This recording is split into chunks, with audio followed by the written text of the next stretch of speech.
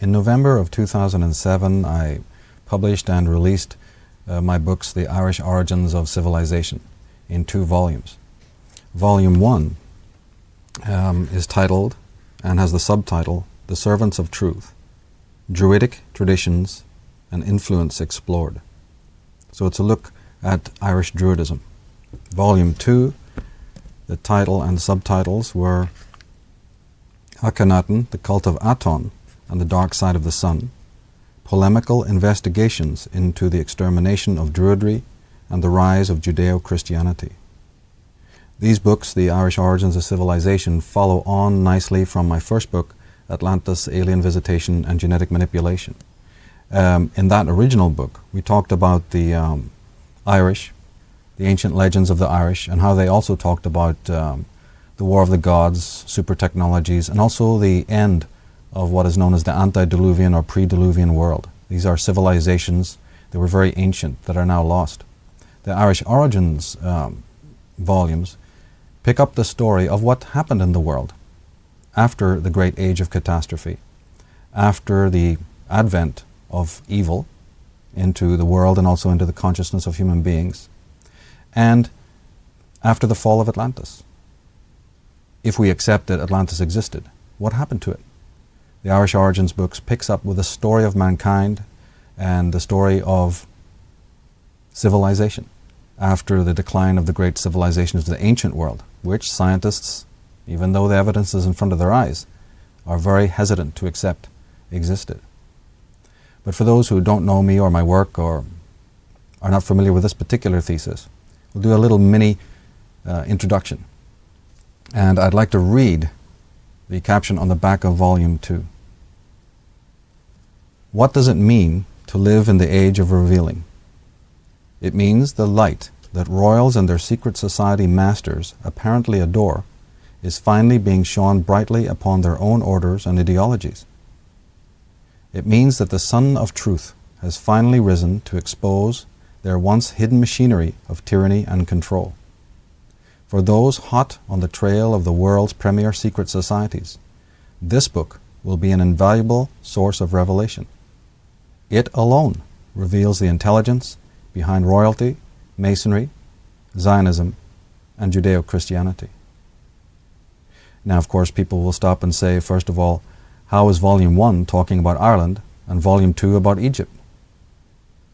Officially, there's not meant to be a connection between Ireland and Egypt. But of course, as we unfold in this presentation, we will see that that is far from the truth. Another question will arise, why are we talking about secret societies? What's that got to do with anything? Again, we have to realize that the history that we have accepted, that comes down from the establishment figures, is largely fabricated and untrue. And that these books are very much controversial. They are not fitting into the normal academic sphere of thought. These books are controversial in the sense that they are alternative. There's an alternative reading of history, which goes against or flies in the face of what we're taught in the schools and colleges. Now, in both books, you'll find dedications to various authors, even some musicians and people that I consider mentors, but the books are also dedicated and addressed to the spirit of humanity. Just as human beings have a spirit that can sometimes be oppressed or occluded, so we can surmise or conjecture that humanity also has a spirit. And we can also conclude that in the age that we find ourselves today, that spirit is oppressed. That spirit is sort of occluded and held down or suppressed, just like a human spirit or a human mind or a human soul can be. And that one day that spirit may rise. We can talk about the countdown to 2012, and perhaps there is already some sort of awakening taking place. But my work and these volumes, these books, are dedicated to that spirit and to the time of its final awakening. Because, as many philosophers have said, you can't suppress a good idea forever. Truth will not be thrown to the ground perpetually. The books are also dedicated and addressed to the beginner. Now, what is a beginner? What am I talking about by beginner? I mean the person who comes to this kind of controversial material for the first time. People who investigate alternative history, or the conspiratorial so-called movement. Those individuals may be lost. They may have a great passion to know the truth. They may be full of the Sturm und Drang, as the Germans would say, and they come with great gusto because they sense that they haven't been told all the truth about the world and about history and about consciousness. But they also may find themselves somewhat lost because there's a welter of information. Not all of it accurate, not all of it true. So I'm very conscious of the mind of the beginner, and that a person doesn't necessarily have the 20, 30 years to work it all out. And that the freshness and the passion that comes with a beginner is very important. And they shouldn't stop or get waylaid or get so confused that the process ends because they're not getting their answers. It's very important that the people who are seasoned in this, they're always concerned not just about the choir and the people who know or think they know about this subject matter, but those who are ever new, coming in with a lot of questions. The books are also dedicated to the insider. What insider? Well, who is it that works in the corporations of the world, in the corporate bodies? Who is it that works inside the religions? Who is it works inside the technical companies and corporations of the world? Who works inside the military? Who works inside the churches? Who works in the government? You do, the people watching this. And you may feel that you are unimportant or insignificant, but in fact, being an insider, as we'll see in a minute, is very, very important because you are actually positioned in an exceptionally a good place to make some vital changes, should those be needed. The message to the insider, in short, is don't be treated as a machine or as machine man. From your position, you can observe, you can record, you can leak information, you can publish information, and ultimately you can expose what you see and what is going on. And you can do that secretly.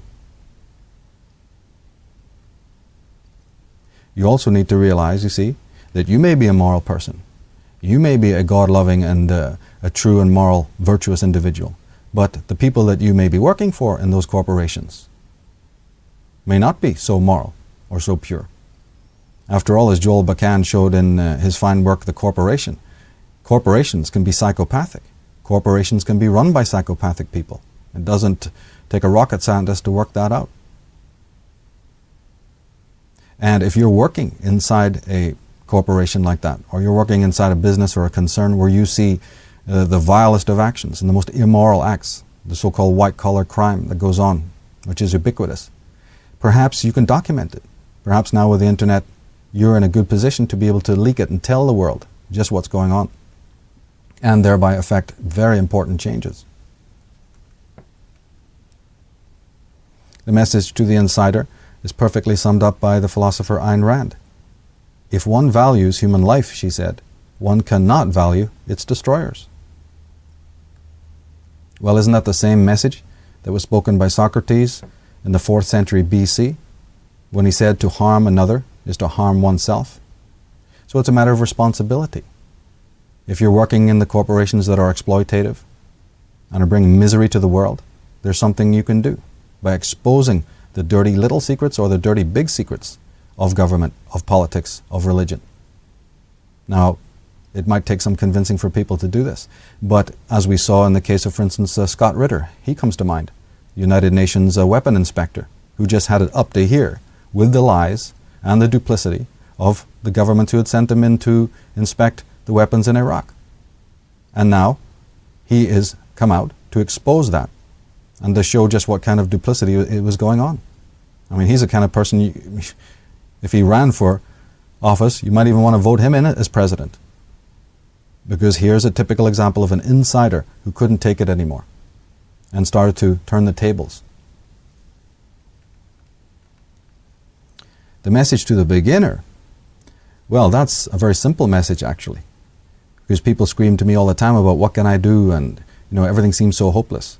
Actually, the answers, the solutions are grassroots, and they're more simple than you'd possibly realize. The message to the beginner is to be mad as hell, as they say. To get so angry with what is going on that you affect change that way. See, anger is there for a reason. We've been told a pack of lies about the emotions. Certain emotions exist for certain reasons. and used correctly and understood correctly in their true psychological context, they can be the spark, they can be the motive to cause great change. But first of all, just like the movie network said, you have to be mad as hell in order to get something done. And so if you see injustices, if you see something that's broken, warped, or rotten, you shouldn't feel all right about it. It's not good to just roll over and go to sleep as if it didn't exist. It's not good to get into all forms of escapism and excuse mechanisms. It's essential to be mad about what you see going on in the world and around you. Jules Henry, the American anthropologist, said to think deeply in our culture is to grow angry and to anger others. And if you cannot tolerate this anger, you are wasting the time you spend thinking deeply. One of the rewards of deep thought is the hot glow of anger at discovering a wrong. But if anger is taboo, then thought will starve to death. The message to the beginner is also summarized by J. Krishnamurti, the Indian philosopher who said, "Till the false is seen as the false, truth is not." He's talking here about apophatic learning. See that which is false. Through your critical abilities, through your judgment, through your doubt, and also using things like pattern recognition. Analyze the situation, analyze what is in front of you, see it as untrue. My work is very much built out of that, of constantly being skeptical and doubting what I've been told from official sources. And when Krishnamurti is saying, when you see this false, as false, perhaps then you will develop the ability to see what is true amid all those lies and falsehoods. But see, to be able to do that requires attitudinal independence. I mean, independence, after all, is about here. Independence is about what you have in the mind. Because it's not some fashion statement, it's not some cosmetic statement, it's not some allegiance, petty allegiance, or affiliation. Some of the freest men have been those who've been locked up in prison or thrown into dungeons. Always remember that true independence, that word is bandied around so much we sometimes forget this, but true independence is attitudinal, it's of the mind. And then later, it's of your behavior and your personality and so on. But today, we have to develop an independence against the collective, the consensus trance. And of course, we know where we need to go if we don't want to have that independence. We go to the normal media, which is happy to tell us what we should do and what we should believe and how we should think. The independent person has what I always describe as psychic immunity. He's unmutual. He doesn't want to go along to get along, and he questions and he doubts. And the work of alternative historians like myself is basically applicable to those individuals. That doesn't mean we're right. That doesn't mean we have all the answers or that we're experts in anything. But it means that we're looking at knowledge, we're looking at the world in a slightly different way. And therefore, that will only be of interest to those who have independent minds. But again, those individuals who've made that choice, subliminally or liminally, to not do that, we know where they go. They go to the circus, the juggling act, the daily, nightly news, the spiel, the spin of all the hucksters whose attitudes and their statements are doctored. So many fine books have been written on this very process. But let's not ever doubt that it does succeed in forcing people into consensus trance and lockstep. So they give us an idea of democracy. They give us an idea of freedom. They bandy words around like independence and individuality. But do we really have those things? Are we not in an oligarchy, a plutocracy? The message to the beginner continues also with a statement from J.F. Kennedy. He said, "Fear not the path of truth for the lack of people walking on it." Again, the essence is independence. I highlighted the word fear there because fear needs to be studied, just like anger needs to be re-understood. So does fear. We have to understand what it is in society that makes us afraid. Is there an entire Leviathan out there?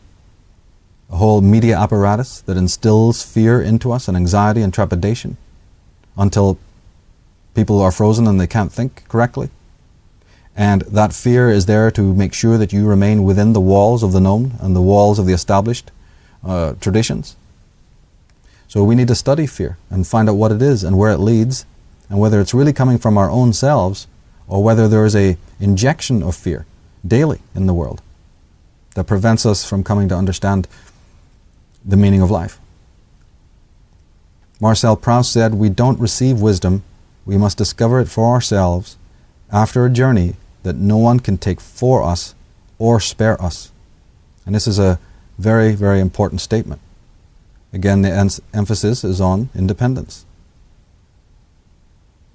Jack Trout, in his book Positioning, The Battle for Your Mind, addressed this concept of breaking the consensus and learning to say no. He says the sane person constantly analyzes the world of reality and then changes what's inside his or her head to fit the facts. That's an awful lot of trouble for most people. Besides, how many people want to constantly change their opinions to fit the facts? It's a whole lot easier to change the facts to fit your opinions. Unsane people make up their minds and they find the facts to verify their opinions. Or, even more commonly, they accept the opinion of the nearest expert, and then they don't have to bother about the facts at all. The main message of Michael Tsarion to the world is to never leave consciousness at the door, so that we always understand, we remain vigilant to understand that no matter how many permutations this great war takes, and how many violations there are, both political or economic or social, let us never leave consciousness at the door. Let us never forget that the real war is a war on consciousness. It's a psychic war, a psychic dictatorship. I constantly emphasize this throughout all my work, and it's the key. Because we think of colonization and colonialization primarily in political terms. When somebody mentions those words, we think of militaristic terms or a political movement. We have to start to learn to think of those terms in mental and spiritual and psychic terms. There's a colonization of the mind, and it's vital for us to be vigilant and aware of that all the time. And there's many tentacles of that kind of colonization. There's many tentacles of this war on consciousness.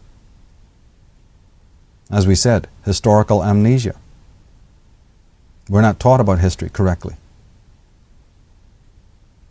There's the groupthink and the consensus trance, which is again born out of fear. Or we have a complete and utter disinterest in anything that's not the most narcissistic and practical areas of life, and we have, especially amongst the young and amongst the teenagers, the vegged out, the boredom, which is so prevalent in our societies today. We also have overstimulated minds. And scientists know, behaviorists know, those who study consciousness know, that if a mind is perpetually and constantly overstimulated with the stimuli of the world, it basically freezes and is incapable of real thought. It's certainly not capable of what we talked about a few minutes ago, the apophatic learning, the deductive reasoning, the critical judgment. In fact, in our society today, you're almost criticized if you're critical. You're criticized if you are skeptical. You're criticized if you have a higher form of judgment. We're living in societies that don't want you to make fine judgments. It doesn't want you to assess the facts and come to your own independent understanding.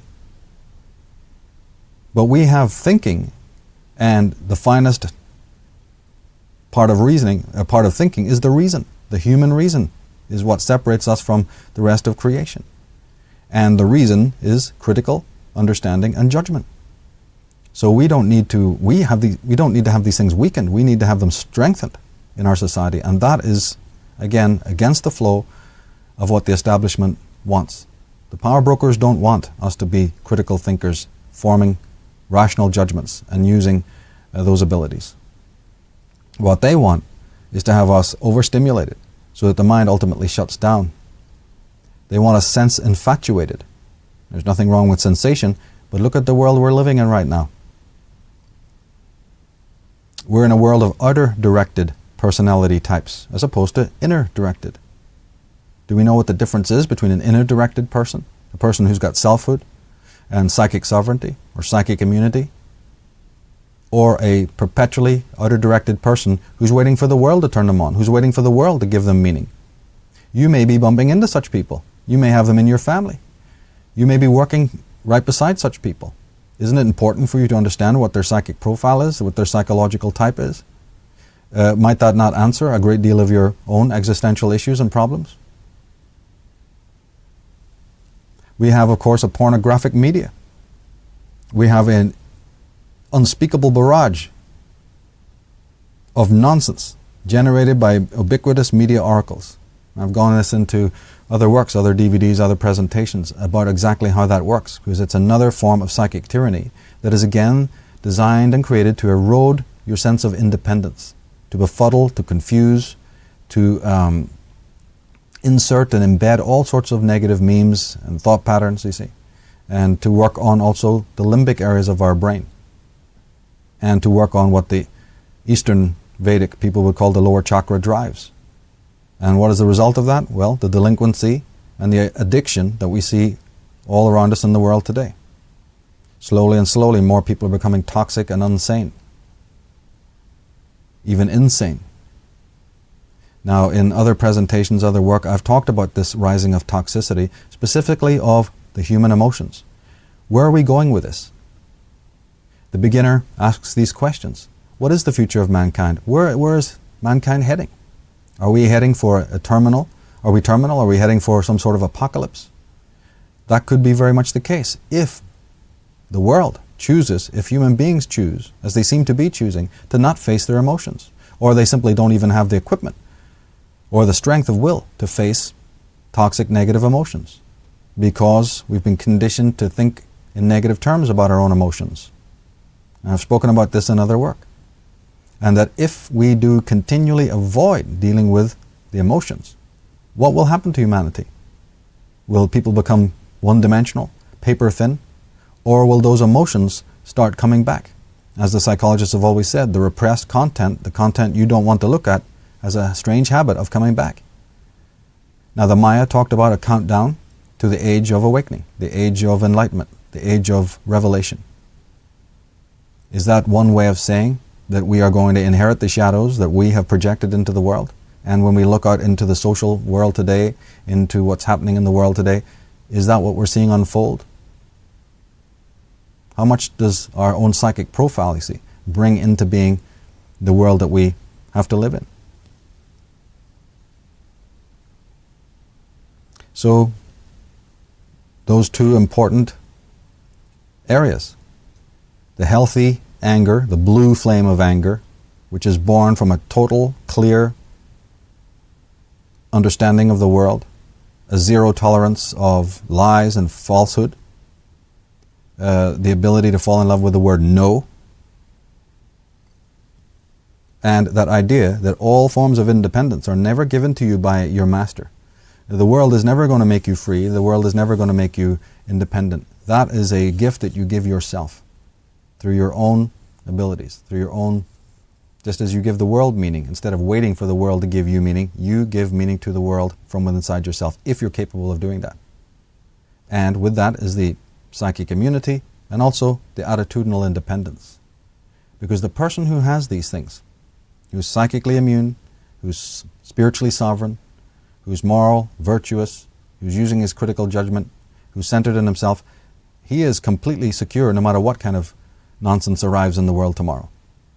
He's also pinpointed where the source of the fear is coming from, and he makes himself immune to that.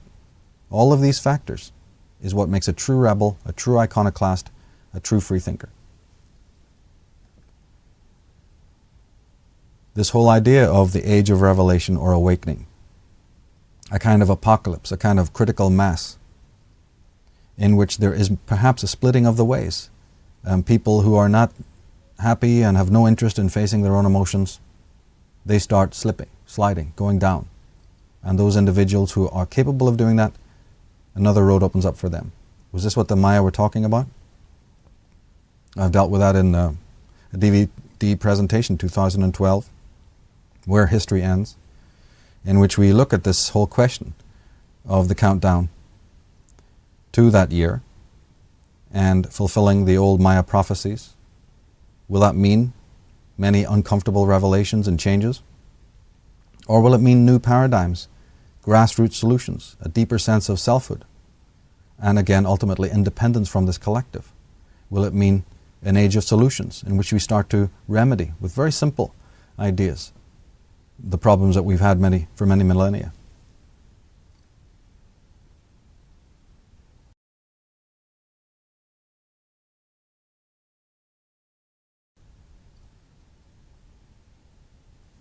Now we can move on from the introduction to look more deeply at what the Irish Origins of Civilization books are really about, and do a bit of a synopsis. In Chapter 1 of Volume 1, we address certain topics that the book addresses, or the volumes address. One of them is this key theme, and that is the west to east movement of the elements of civilization. And the elements of civilization are writing, music, language, basket weaving, pottery making, sailboats, all sorts of elements of civilization, the things we take for granted. Astronomy, astrology, theology, horseback riding, various elements that make up civilization. Of course, we know that we're taught from official sources that basically those elements reach the west from the east. But my work looks into whether the opposite is in fact true. Whether after the fall of Atlantis, the elements of civilization moved into Britain, Scandinavia, through Europe and over to the east. In my mind, there's no reason why we shouldn't look at that question openly and objectively. We look into the Irish, or more properly, the Aryan origins of civilization. We look at the ancient roots of modern tyranny. We look at proofs that the British Isles were part of Atlantis. So rather than being a continent that sank beneath the waves, was actually Atlantis, is Britain, that's Ireland, Wales, Scotland, and England, and maybe even Iceland or Scandinavia. Are these actually remnants of the great continent of Atlantis? We look at the prehistoric age of catastrophe that ruined the world and traumatized consciousness.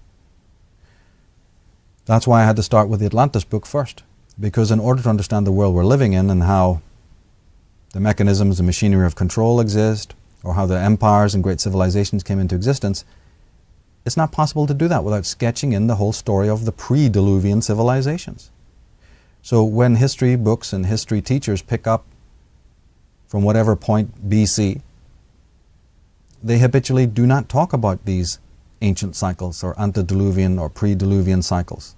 That's often relegated to the realm of mythology. These are mythological cycles. But in my belief, we can never understand the origins of the modern world if we do not fully understand that there were civilizations of great advancement in ancient times. This is fundamental, and the world still has basically to wake up to this, although that is happening slowly.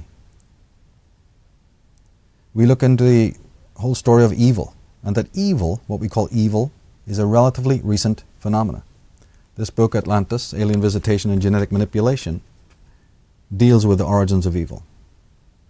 It also says in the introduction of that book that within the next 10 years, and this book was written around about 2000, 2001, or 2002, so it said that within 10 years of the writing of this book, humanity would know a lot more about its origins and its destiny than it has done in the past.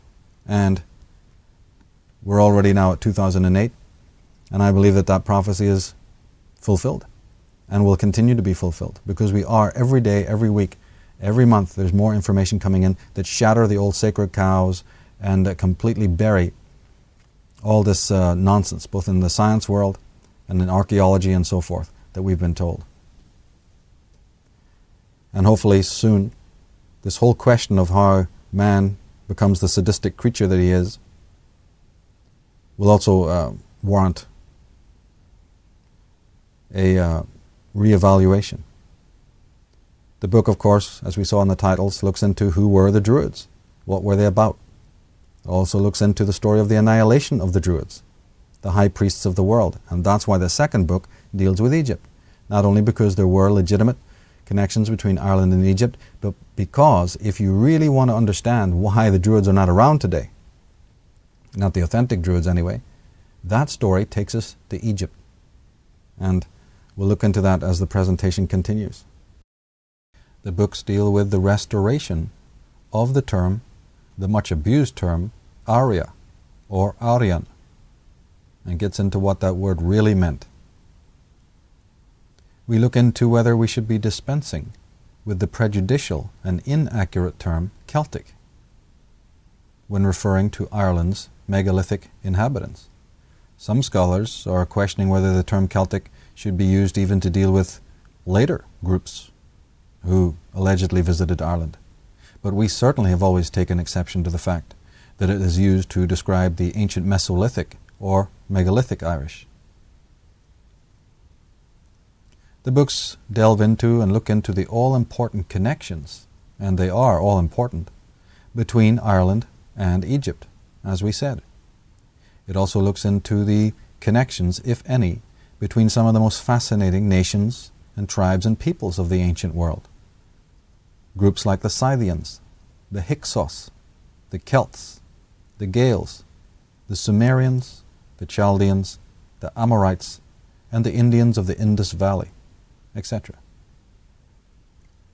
The books investigate the origins of what we call monotheism, and that of course means delving into the origins of Judeo-Christianity, the famous religion of Judeo-Christianity. And my work looks into the Atenist and the British connections, which basically refutes what we've been told commonly about the origins of the religion. We cannot hope to be looking into the Druids and what they believed and what they taught without examining astrotheology, the religion of the stars. In fact, in 2008, I released an entire book on that subject, Astrotheology and Sidereal Mythology, which looks at the connections again, continues to look at the connections between Egypt and Ireland, but delves into what these ancient peoples believed and shows that astrology played an enormous part in the religions of the ancient world, and that the great stellar cults, the teachings and the traditions of the Egyptian and the Irish stellar cult, this is a worldwide global college of adepts, was cannibalized and plagiarized by potentates and priesthoods of later generations. An absolutely fundamental study which delves into symbolism and all sorts of belief systems that we have still today in our world. The book looks at the Irish and Egyptian symbolism that proliferates. Did it go from the east to the west? Did it go from the west to the east? Or a bit of both? We need to clarify that whole question of why certain Egyptian symbols appear frequently in civic architecture of the West, on flags, on heraldry, on coins, on buildings, and even in the commercial world, in advertising. One only needs to look at how common the symbol of the pyramid is, for instance, or the symbol of the sun, or the pentagram. Not that these symbols are negative, but just like people, they have a date of birth and an origin. Where do they come from? What do they mean? And why are they being used? Crucially, as we said in the introduction, my work looks into the origin of the world's premier secret societies, because that is an area in which there is so much bunk talked. That's where there are so many misguided theories, or, shall we say, shallow research. Everyone has their 2 cents about the pyramid and the Egyptian symbolism, you see, and the origin of the Freemasonry or Templars, but that's a trail that can be investigated. And it's marvelously interesting when you find out who these people are, the elites, what they believed, who taught the elites of these secret societies, and how did they gain their control? How did they come to have the power and the control that they have? There's an incredible story there to be told about these Illuminists and Templars, and about the solar cults and the stellar cults of the ancient world. Specifically, the book deals with the Templars, this is the Knights Templar, and their connection to Ireland, which often hasn't been delved into sufficiently. But recently information has been coming out to show about the connection between the ancient land of Ireland and about the connection of Irish monks called the Chaldean monks to the Knights Templar, and also to the Cistercian order and ultimately to the royals who conquered England and Ireland, French royalty. The book delves into these connections. Volume 1 goes deeply into it, and also does Volume 2.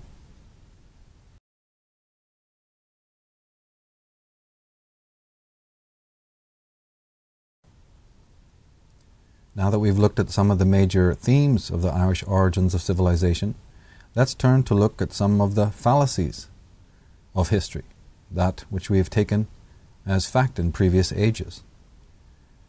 What are man's truths? As the German philosopher Friedrich Nietzsche addressed this and said, "Our truths, are they merely our irrefutable errors?" Well, my work specifically addresses these falsehoods that we've accepted as facts. It addresses who the creators of these falsehoods are, and the reasons why human beings are not told the truth about their origins and about their religions, etc. As the great scholar Conor McDowry wrote, he said, "The generally accepted history of ancient times, such as is found on the shelves of our libraries and taught in our schools, is mostly fiction, made up of fables and myths, cleverly composed into histories so nicely as to lull all suspicion in the mind of the reader or student as to the fraudulent character of it. Some wonderfully clever writers have been led astray by these deceptions of history." We are creatures of historical amnesia. We're not being told the truth about history and where we've come from. And as the Egyptian priests said to Solon, the father of Plato, "In mind you are all young. There is no old opinion handed down among you by ancient tradition, nor any science which is hoary with age." So what are these fictions and fallacies? Well, there's a whole list of them in the first chapter of Volume 1. One of the most common fallacies is the one that states that there were no advanced pre-Diluvian civilizations. Now, the word Diluvian simply means flood. The flood of the biblical tradition, the flood of archaeology.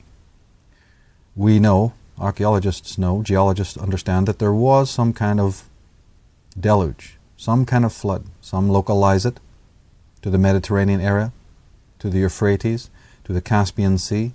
Other scholars like McDowry, Commons Beaumont, Immanuel Velikovsky, my mentors, talk about it being basically universal, a worldwide cataclysm, not localized to one area, although subsequent cataclysms or catastrophes may have been local to certain regions.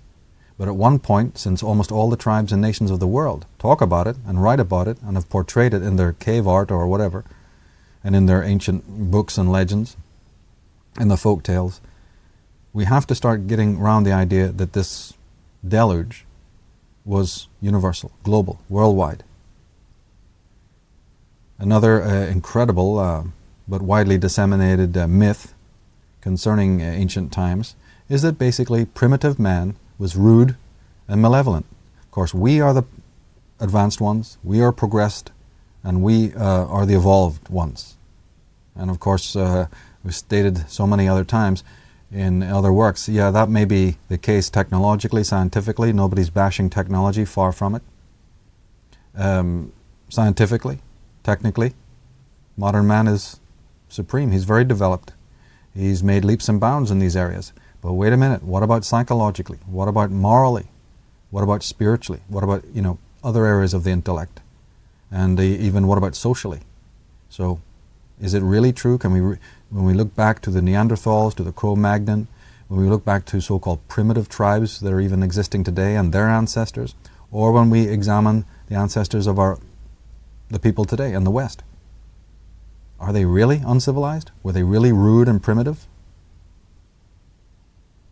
These are philosophies and ideas and ideologies, you see, that every day they're getting less and less credible. And then what about the megalithic ruins throughout the world? Were they constructed by unrelated races? So when you go to France and see the megaliths there, is that a different group than the people who were building them in Britain? If you see some in Cornwall, but you see some in Brittany, or you see some up at the Isle of Skye in Scotland, or you see some in Norway and Sweden, and you can even find them in Armenia. We've even some in North Africa now. Megaliths that you wouldn't have been able to see unless you had the power of flight or satellite imagery. But we have always been told that these were created by basically unrelated groups. Is that in fact true? And also we've been told, of course, that the ambassadors of civilization were the Greeks, the Romans, and the Jews.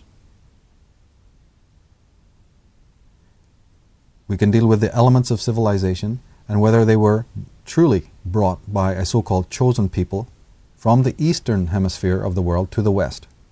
So were the ambassadors of civilization really the Greeks, the Romans, and the Jews, as we've been consistently taught? And these elements of civilization, were they truly brought west by a so-called chosen people, the 10 tribes of Israel, the prophet Jeremiah, and so on, as we've been taught? We've also been taught that these people that go by the name Jews were uniquely distinguished in the world, that they possessed a naturally religious and moral disposition, and were truly a God-inspired, chosen people. Well, we've been taught that the Babylonians were hedonistic, pornographic, sense-infatuated rabble-rousers. We've been told that the Nordics and the Teutons were warlike maniacs. We've been taught that the Druids were sacrificers of human beings and had a penchant for the wicker man and all sorts of things. We were told this about the Native American Indians, about the Aboriginals. Everybody else is rude, crude, and violent, but one small group from the East was uniquely distinguished. We've been told that the Jews were the first monotheists. And of course, as I'm implying, that might be a fallacy. What is monotheism? Were the Jews the first monotheists? We were told, after all, that the Jews were poor slaves in Egypt and hard-pressed to preserve their unique identity and beliefs. But even the top Jewish historians have long refuted that idea. There's no evidence that they were poor, oppressed slaves in the first place. And even the top Jewish historians have long refuted this. Yet the common man, upon questioning, would obviously, many media presentations and movies still cling to this old idea. Crucially, we're also told that the Bible provides accurate accounts of historical occurrences. And maybe that's true. But what happens if, in fact, the Bible really shouldn't be taken as history? What happens if, just like all the other scientists have relegated the myths of Ireland and the myths of Scandinavia to mythology, perhaps the Bible is also mythology, as well as theology? See, archaeologically, the Bible doesn't make good history, despite what we've been told. We've been told that the Jews were Semites. And then linguists and anthropologists have had to let go of that term. It's an unsustainable term, which has very little meaning. Recent scholarship, recent researches shows that the Jews were in fact anything but Semites. The true Jews, that is.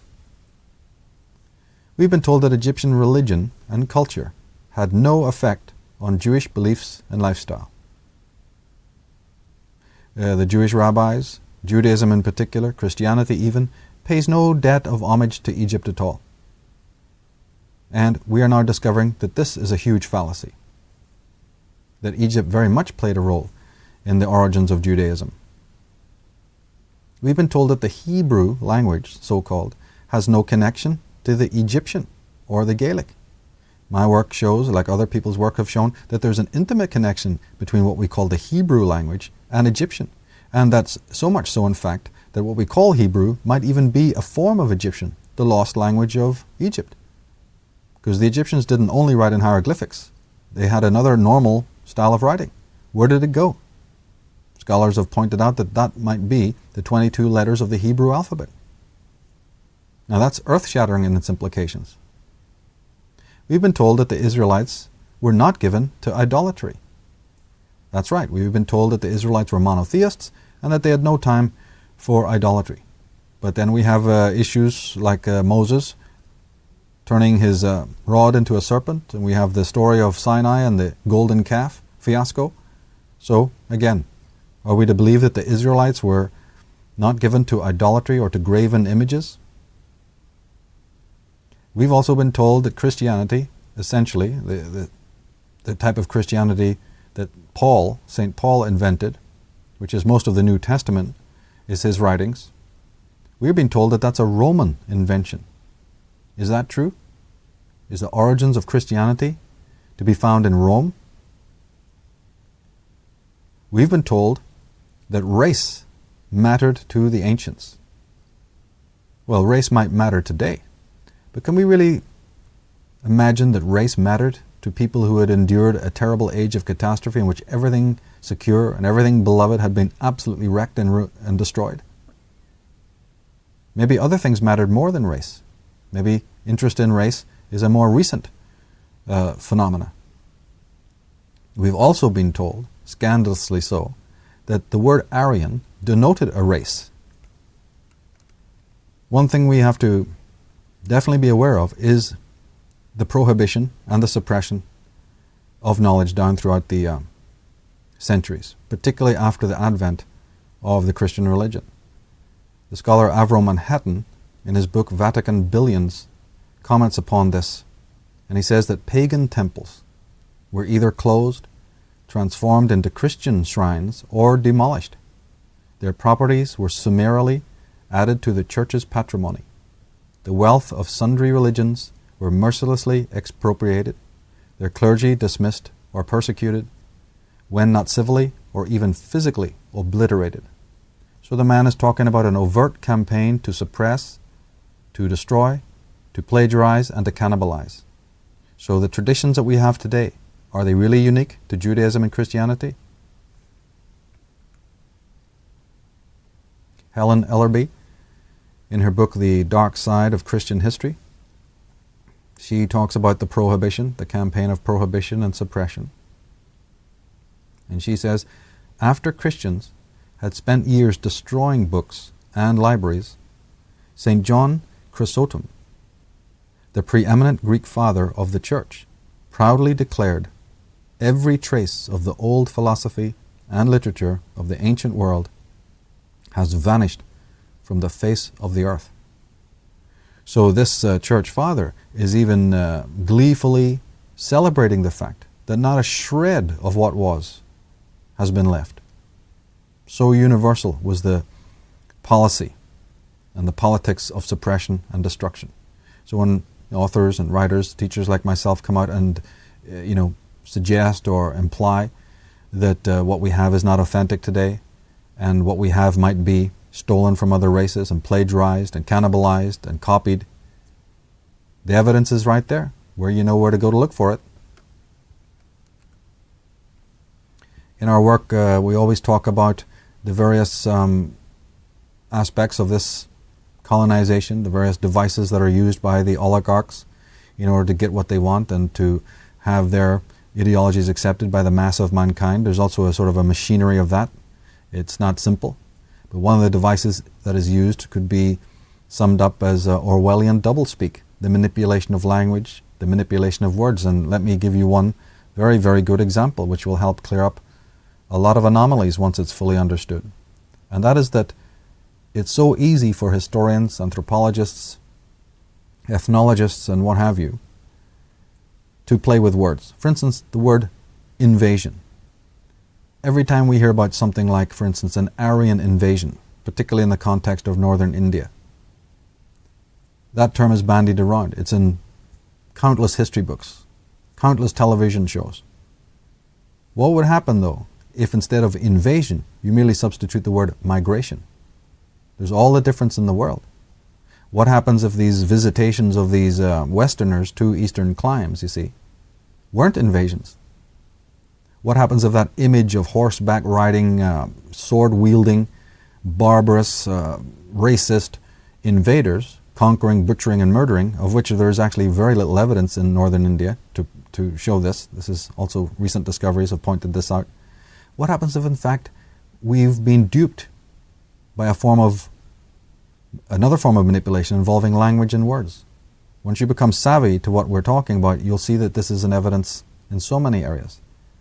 Substitute the word migration, which implies a completely different kind of movement, a completely different kind of situation than invasion of warring hordes.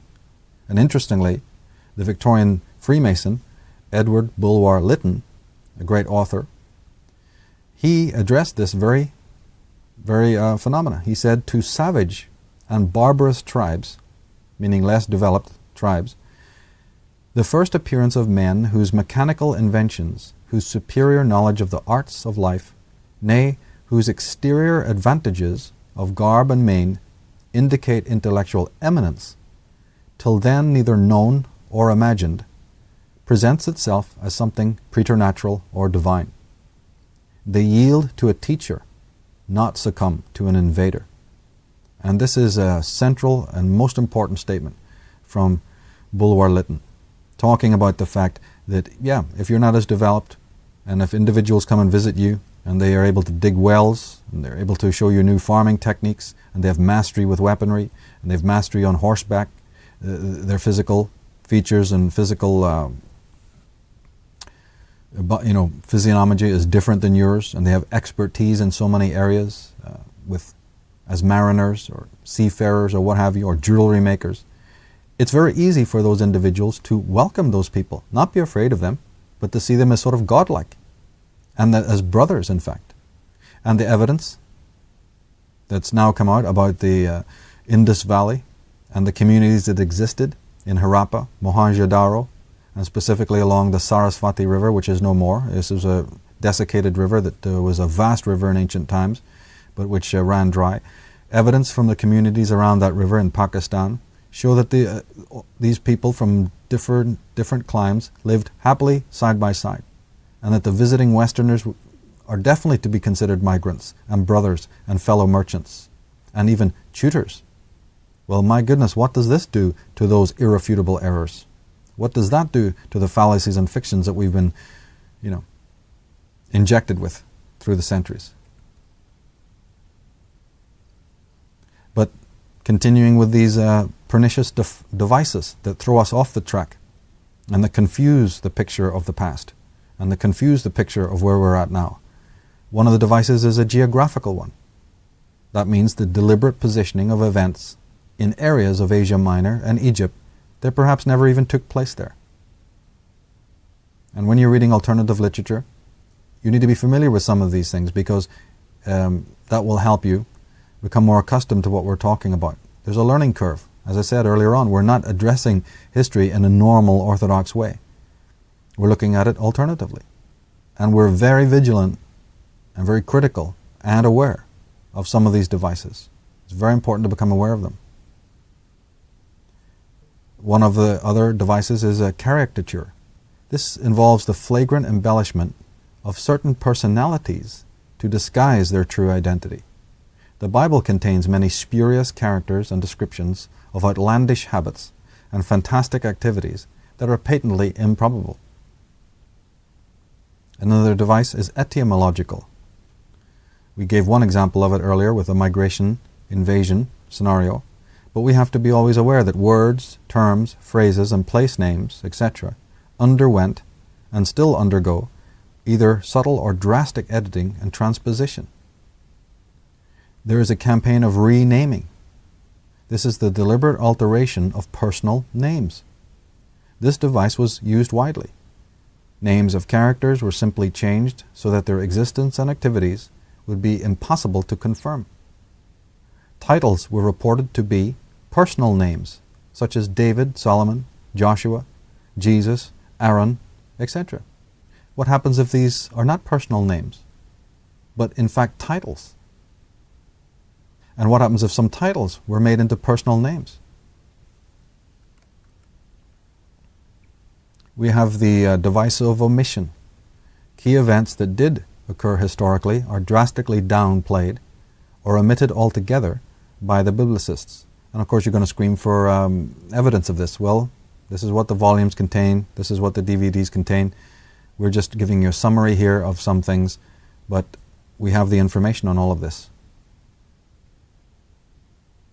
I've just given you an example, in fact.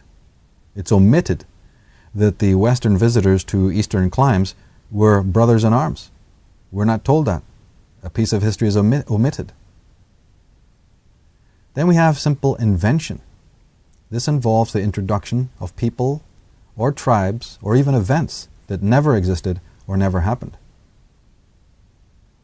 This is what is known in biblical terms or in Christian terms as pious forgery, or the interpolation of things that are completely fantastic. We have tampering with chronology.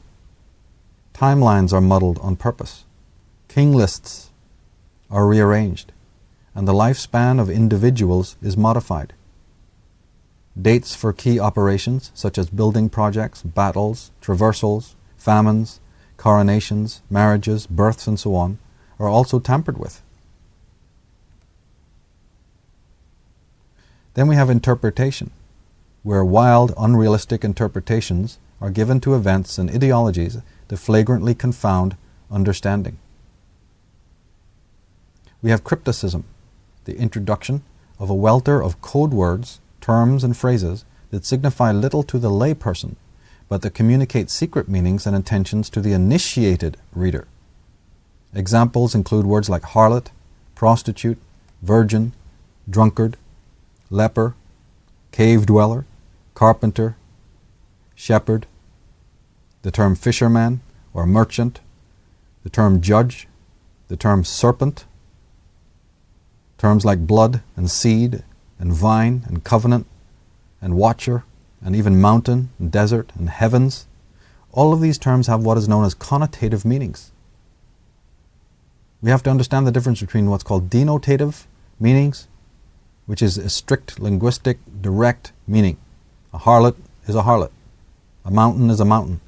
But when we're dealing with alternative history, and when we're dealing with chronicles and scriptures and books that may have many layers and many authors, we have to understand that they may be communicating something quite different than the literal meaning. And this still has to get across to a lot of people. But the alternative or connotative terms, the connotative meanings of these different terms is also very important to examine, because it can give us a much cleaner and clearer picture of what's being communicated. The word carpenter, for instance, that can imply many things. Jesus was a carpenter, or Joseph was a carpenter. Who are the carpenters? Where did that word come from? What's its original translation, and so forth?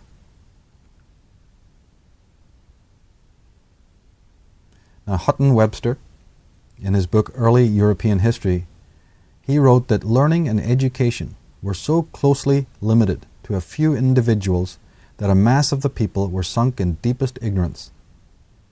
Men could not pursue knowledge for themselves, but had to accept everything on authority.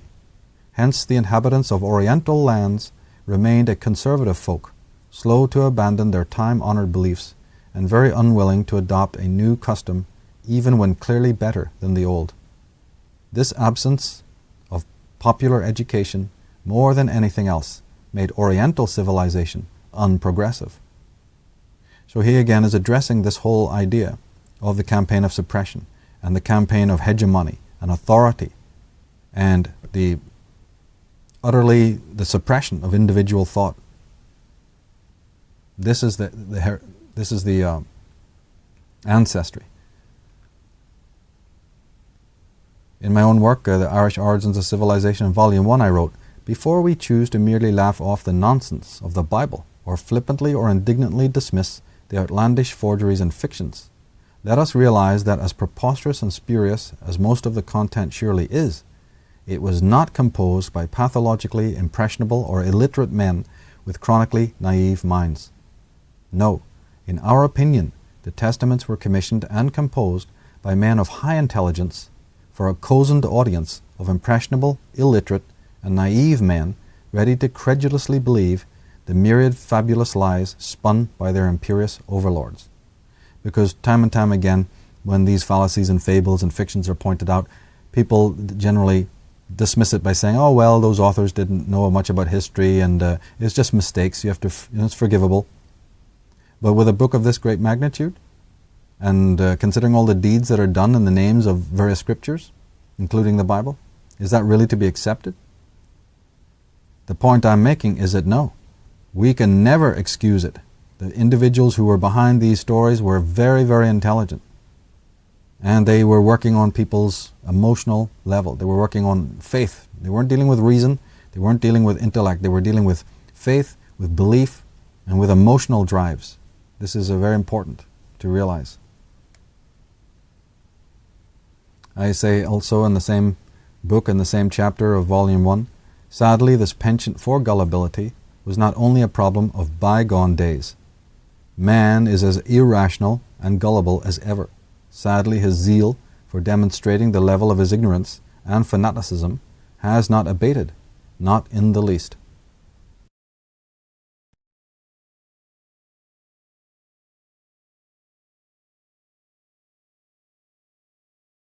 Now that we have looked at fallacies and frauds and fictions a little bit, we can turn to a little preview of Atlantis, which was, of course, the theme of my first book.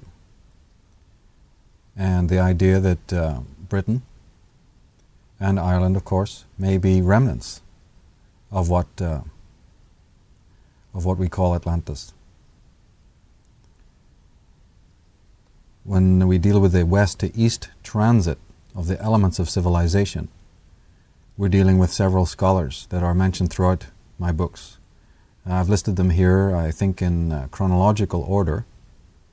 The first was Anna Wilkes, in the late 1800s. Anna Wilkes, who wrote a book called Land of the Chaldees, or of the Chaldees, which went into this whole idea of the west to east migration of the elements of civilization, and contemplating the idea that there were highly advanced civilizations, and that modern civilizations, the great empires of old, didn't just arise in the Neolithic period, like we've always been told by the experts, the so-called experts. So we have Anna Wilkes. Then we have the great American writer and thinker Ignatius Donnelly. We have Madame Helena Petrovna Blavatsky, who had no problem whatsoever in understanding that there was a west to east transit. We have, to a certain extent, L.A. Waddell, another key investigator into these matters.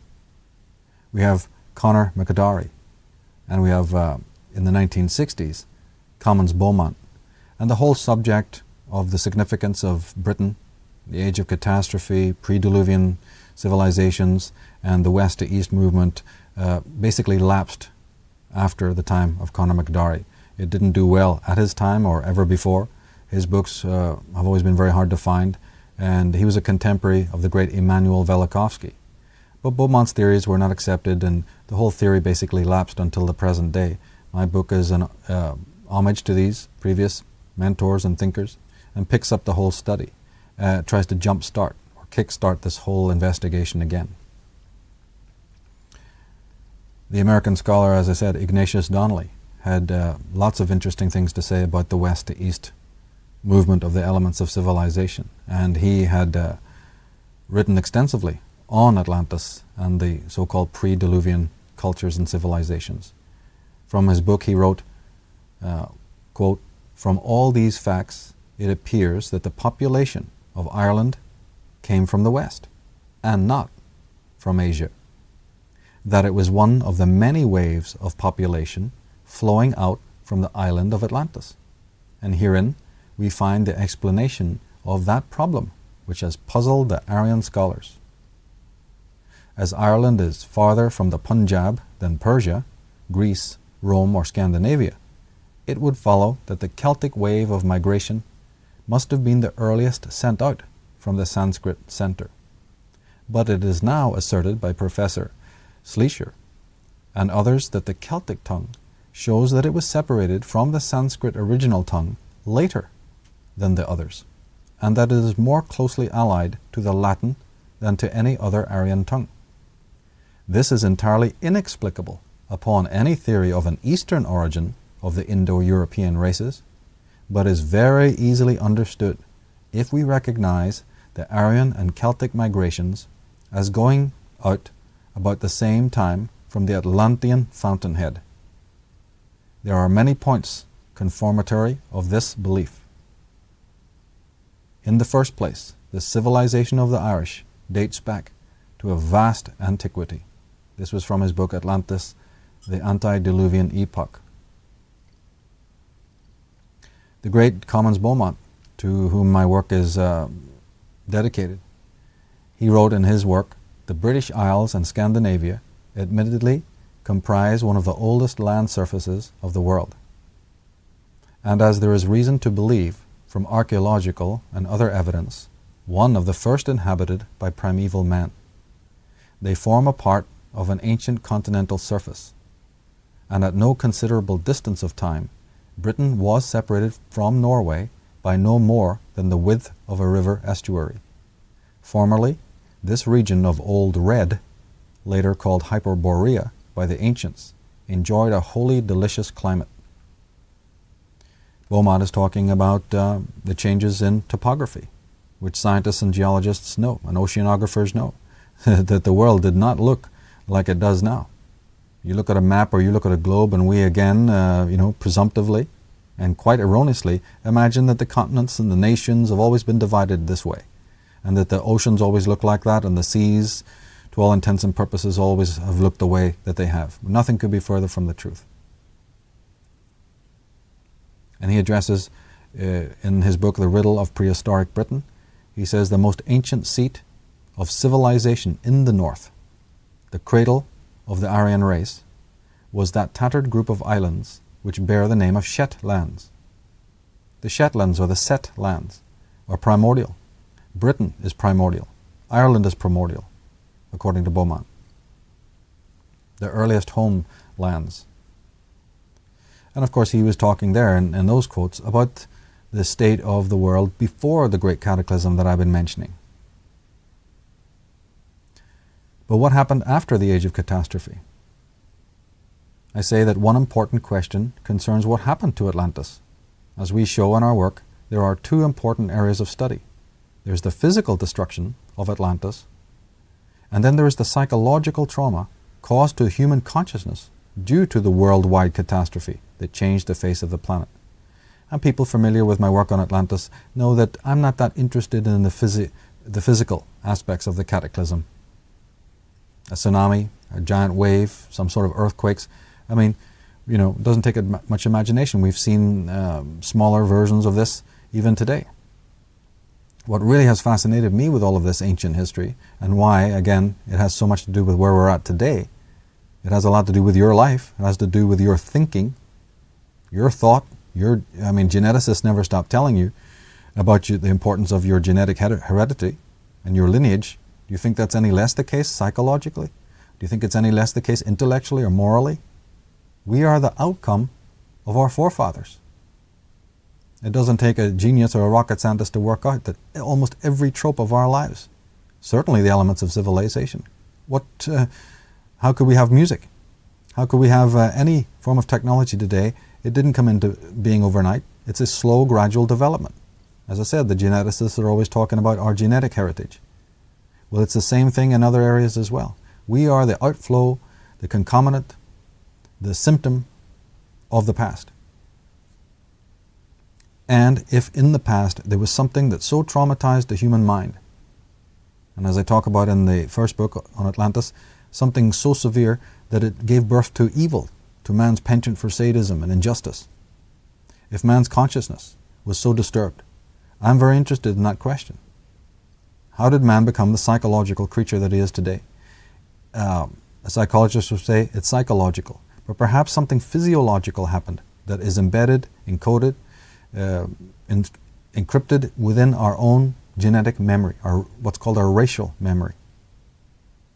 And since this destruction of Atlantis may have happened as recently as 13,500 years ago, that's a very short time, historically speaking, in the phylogenetic timeline. It's a very, very short period of time ago.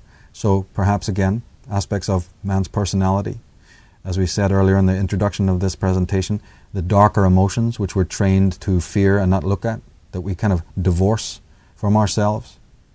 And then again, on a social level, the civilizations, the cultures, the political establishment we give rise to. I, in my work, trace all of this back to a primal trauma that happened in ages past. So your interest could be the physical destruction and seeking out that mystery, or it could be, like myself, more of a focus on what man became after the age of cataclysm. Immanuel Velikovsky, probably one of the most lambasted and despised of all the alternative historians ever to have lived, he wrote in his work, he said, "In the fields of archaeology, geology, and astronomy, the last few years have brought a vast array of facts to corroborate the claims that there were physical upheavals of a global character in historical times, and that these catastrophes were caused by extraterrestrial agents, and that the nature of these agents may be identified.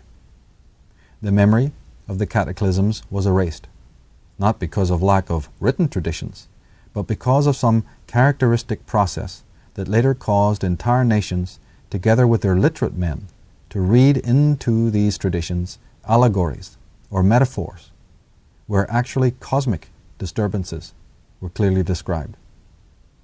And when Velikovsky talks about extraterrestrial agents, he's speaking about cometary action, some sort of upheaval celestially within the solar system.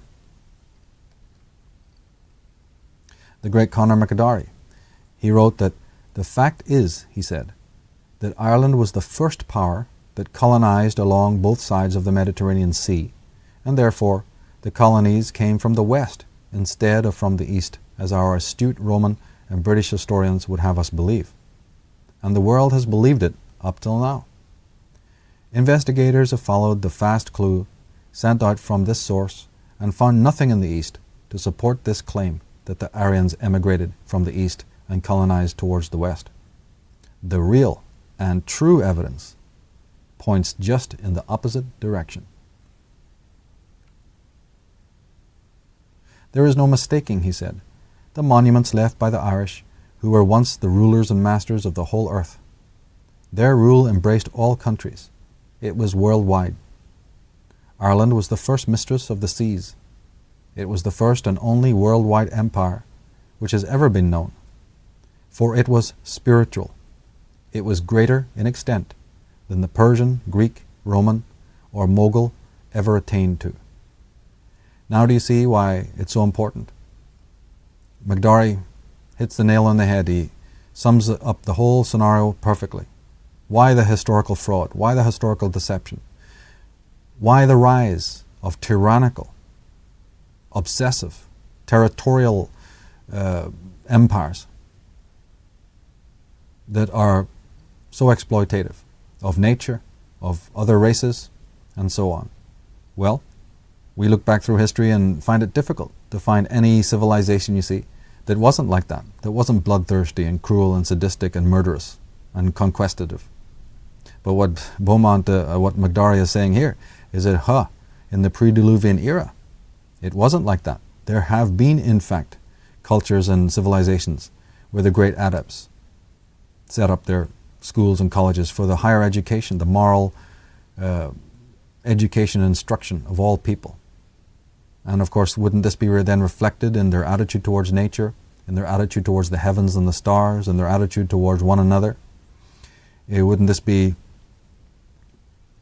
represented in the kind of pantheons that they had, the gods that they worshipped, you see, and their treatment of themselves and anything that was sacred, anything that was alive? So what would happen if there was, in fact, in ancient times, cultures that were spiritually oriented? Perhaps there's a reason why we're not being told about their existence today, and why all trace of is wiped out. Now, of course, speaking specifically of Atlantis, it's gone by many names. The names are endless. People can refer to the book that I've done or the DVD. We go into Atlantis specifically there. But it's been known as Aztlan. Beaumont spoke of Hyperborea, which is just simply a word that means extreme north.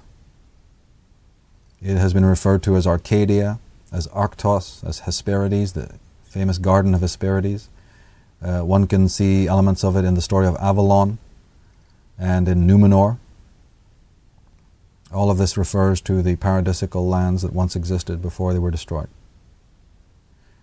Turning to the legends of Ireland, we find that there was not one sunken land or one sunken empire, but there was at least four.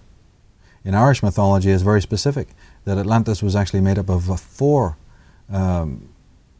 continents, four subcontinents, like sort of archipelagios in a way. And they were known in Gaelic as Phalius, Murius, Phineus, and Gorius. And this is dealt with in the Atlantis book, but for now I just want to draw your attention to the second name there, Murias, because those who are familiar with the story of the antediluvian kingdom will recognize that word.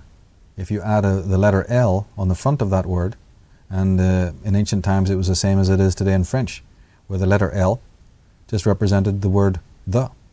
It was like a prefix the, T-H-E. In fact, the letter D was often added onto the beginnings of certain words that meant the, and in some languages the word H, which is often silent in English, also represented the. But certainly in this case, L represented the. So, Le Murias, we find, has been there for thousands and thousands of years in Irish mythology, the story of the sunken land of Le Murias, or the Muria. And a modern, or much later translation of Muria just simply meant homeland or motherland. So La Muria would just mean the land of the mother, or the motherland. That could represent the whole earth, or it could represent, again, a country of enlightened adepts, from which all religion, all culture, all theology, and, as we've been saying, the elements of civilization, was that their fountainhead? Was that the wellspring from which it all came? The ancestral world, the ancestral land.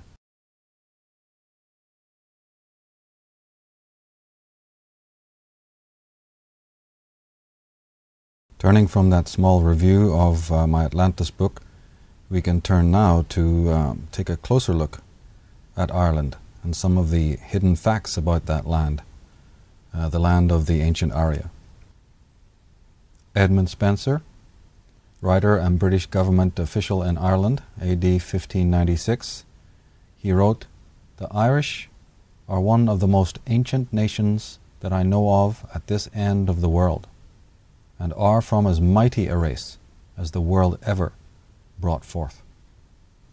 Peter Beresford Ellis, an expert on the Druids, said the Irish system is the oldest surviving complete codified legal system in Europe, with its roots in ancient Indo-European custom and not in Roman law, and is therefore the oldest surviving Celtic system of jurisprudence. Edmund Curtis, A History of Ireland from the Earliest Times to 1922, Curtis wrote, "The traditions of the Irish people are the oldest of any race in Europe, north and west of the Alps, and they themselves are the longest settled on their own soil." Now the word Ireland comes from Ari, or Arya land, meaning the land of the Arya, or the Aryans. In Indo-European languages, the term Alian meant Lord or God. The capital letter A was transposed to E, and so we have Eri, or Ire, or Eirain, and Erin. The ancient Irish, being inherently romantic and spiritual, believed their land to be a living goddess, referred to as Ari or Eri. In various myths, where this goddess and others appear and speak, they do so as personifications of the land itself. We can plainly see that from Eirain or Erin comes the word Aryan. An Aryan was a man under the goddess, a keeper of her mysteries.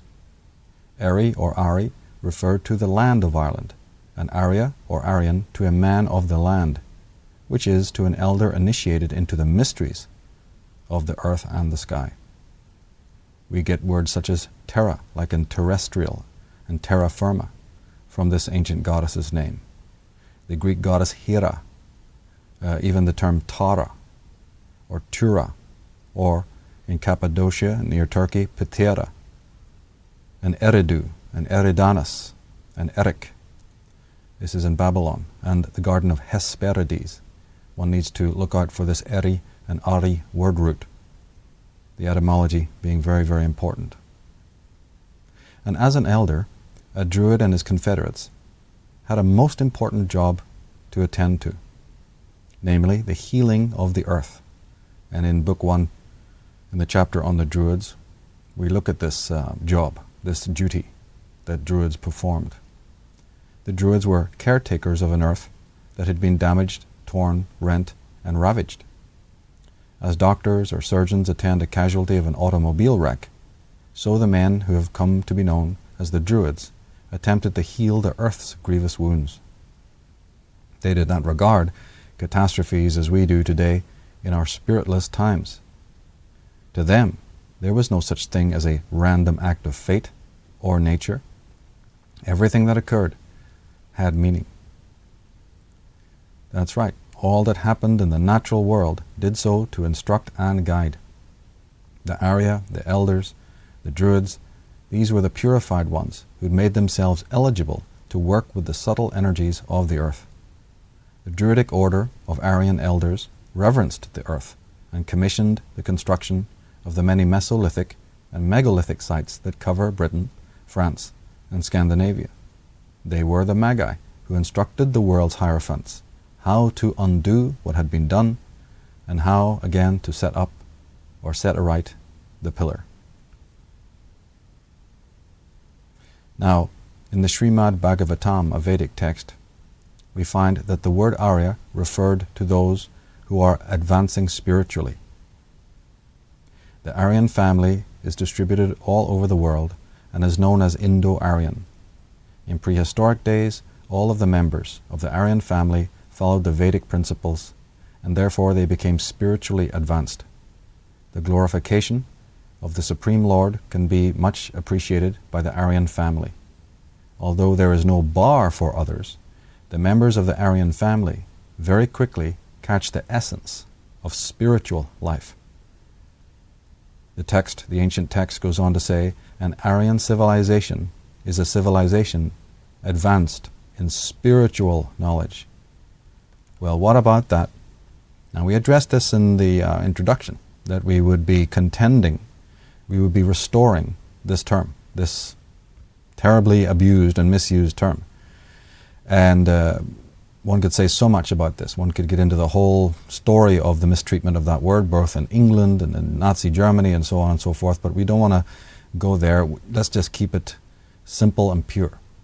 These ancient texts, and one wonders, of course, why these texts were not consulted by the so-called experts, but the whole point of this presentation and so much of my work is to show that when it comes to expertise and things, you know, it's almost like that's right there. When you hear the term expert, when you hear the official statement, a lot of it is doublespeak.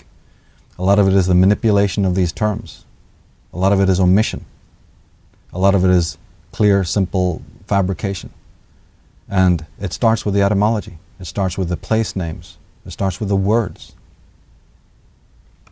Like we said, it involves the arbitrary creation of borders and boundaries, which didn't exist in ancient times, all to distort what we know about ourselves and about truth. But look at this.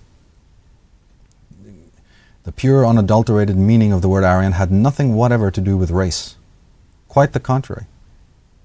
It was a word that had everything to do with caste. Specifically, it was a term that addressed people who were on a spiritual path. And it meant anyone of any country, any background, any nation. Those things, as we said in the introduction, did not mean as much. What mattered to ancient men, particularly after the Great Cataclysm that had seen so much mortality. We're not talking about a tsunami that takes a few thousand lives. We're not talking about a war or battle or disaster, you know, in which there are certain casualties. We're talking about a global catastrophe of unimaginable proportions. Is there any heart and mind looking at the carnage, the death of the animals, which has been recorded by many scientists, and the huge death amongst the genocide, not the genocide, but the mega death that was caused by these, the tumult and the cataclysm of nature? Are you going to then be a prejudiced mind that still harbors some sort of grievance against fellow human beings after such a devastating attack? Such a frenzied and devastating thing that has occurred to the human race? Of course not. Well, what you might be interested in, as you were interested in, as your forefathers were interested in the pre-historical days, and which if only we were still interested in, was moral superiority, spiritual advancement. And this is very fundamental, because now as we delve into these great mysteries, which make so much sense of our time, we find something incredible. That this word Ari was a word that represented the female goddess, and that through her it was implied that you were of reverence to the earth and to the sky, that you were an adept, that you had a duty to perform, an active duty, and of course you had to then, not just any old idiot could do that duty. So you had to be a person who had matriculated and advanced and had purified, and just like certain people, are able to communicate excellently today with animals, well, that's what we're talking about. A highly sensitized, highly advanced individual, a shaman, somebody who gets up at night to watch the stars, the minute movements of the planets and the luminaries, somebody who knows an enormous amount about the herbs of the world. And if you study Irish mythology, it's clear that they had a tremendous knowledge of herbs in the most ancient of days. You had to be an Ari, a noble one. These ancient texts of the Vedas, they may be situated in India, of course, but as we said, on the Saraswati River, on the Ganges, on the Indus River, were giant communities, in which Western men, the great noblemen, the great ambassadors of truth from the far West, whose appearance was very different, but they've left their genes, they've left their racial traditions and so on there. These individuals were revered. They were men of knowledge, men of architecture, men of astronomy, and so on. And their name, start with the word, start with the etymology, and the whole contorted knot, the Gordian knot of lies begins to unravel. Or continue believing what the history books tell you about this term and this word, and about everything else that they put forward. Now, Swami B.V. Giri, in his book The Aryan Invasion, an expert, of course, on the ancient Vedic texts like the Srimad Bhagavatam, he says the Sanskrit word Aryan refers to one who is righteous and noble. It is also used in the context of addressing a gentleman, Arya Putra, Arya Kanya, etc. According to Müller's etymological explanation, and he's talking there about the historian Max Müller, Müller's etymological explanation, the meaning of Arya is given as excellent, best, followed by respectable. It's a noun, like master, lord. It means worthy, honorable, excellent, the upholder of Aryan values, and further, it denotes a teacher, an employer, a master, a father-in-law, a friend, something distinguished, something excellent in life. So again, the lies told to us about the exceptional megalithic ancestors are really without number. The lies disseminated about the Arya specifically are also most pernicious. The very word Aryan has been thoroughly and deliberately misinterpreted. It referred not to race, but as I said, to caste. Specifically, it referred to the intellectual, spiritual, and moral status of any human being, regardless of their racial background. Contemplate it, think about it, read up on it, discover it. We talk about it in the Volume 1. We address it in the introduction. We address it throughout the book. We have a chapter on it in Volume 1 of the Irish Origins of Civilization. Find out how you've been had, how this word has been bandied around and so used and so abused that it's almost like taboo now even to mention this term. This is the kind of level of dumbing down and control that exists in our world. You wanted evidence? We're giving it to you. Check it out. Now, furthermore, more facts, more etymology, more philology, more linguistics. In Proto-Indo-European, this is a very ancient root language, the root of Arya is Aryo. In Iranian, and we'll look at the word Iranian because it's nothing different than the word Aryan, as a matter of fact. These vowels tend to interchange. But in Iranian, the rendition was Asha. In Hindi, the root is Urta, R-T-A. In Greek, the renditions are arete or arete, meaning virtue, Aristos, meaning the best, like Aristotle, the philosopher, and ortho, from which we get words like orthodox, meaning the straight, the right, the correct. In Latin, they drop the A the vowel goes, and you have rectus or erectus, meaning upstanding, right and true. In German, it was recht, meaning right. It also appeared as Reich, or more correctly, Arik or Arak, as in Rick. You see, Richard, Rick, or Arik, or the Nordic Erik, meaning high or rich. This is where we get the English word rich. So an Aryan was a rich man, rich in morality, rich in spiritual understanding. In English, there it is, but it's, again, the vowel disappears from the beginning, and we have the word right, recht and right, and also the terms such as eres, art, aristocracy, arable, the word area, like an area of land, and names such as Haris, Harrison. In Sanskrit, it was Arya, meaning kind, favored, excellent, or devoted. Secondary meanings, as we said, lord, master, noble, respected. The root appears in personal names such as Aryabhata, in Zachariah, or Zacharias, and in Aaron, and in numerous place names such as Benares. And check up on Benares in an encyclopedia. Just go to the Wikipedia. And if you have never heard of the term Benares, the city in India, check out what Benares was, its significance to all Indian people, its significance to theology and religion and writing, and to gods and pantheons and temples. Find out about Benares and then question why it has the term Ari in it. Then we have place names like Ara and Aryavarta, which is an old name for India, which just meant the place of the Arya. Sumeria, Bulgaria, Armenia. Go to Wikipedia. Look up Armens, A-R-M-E-N-S.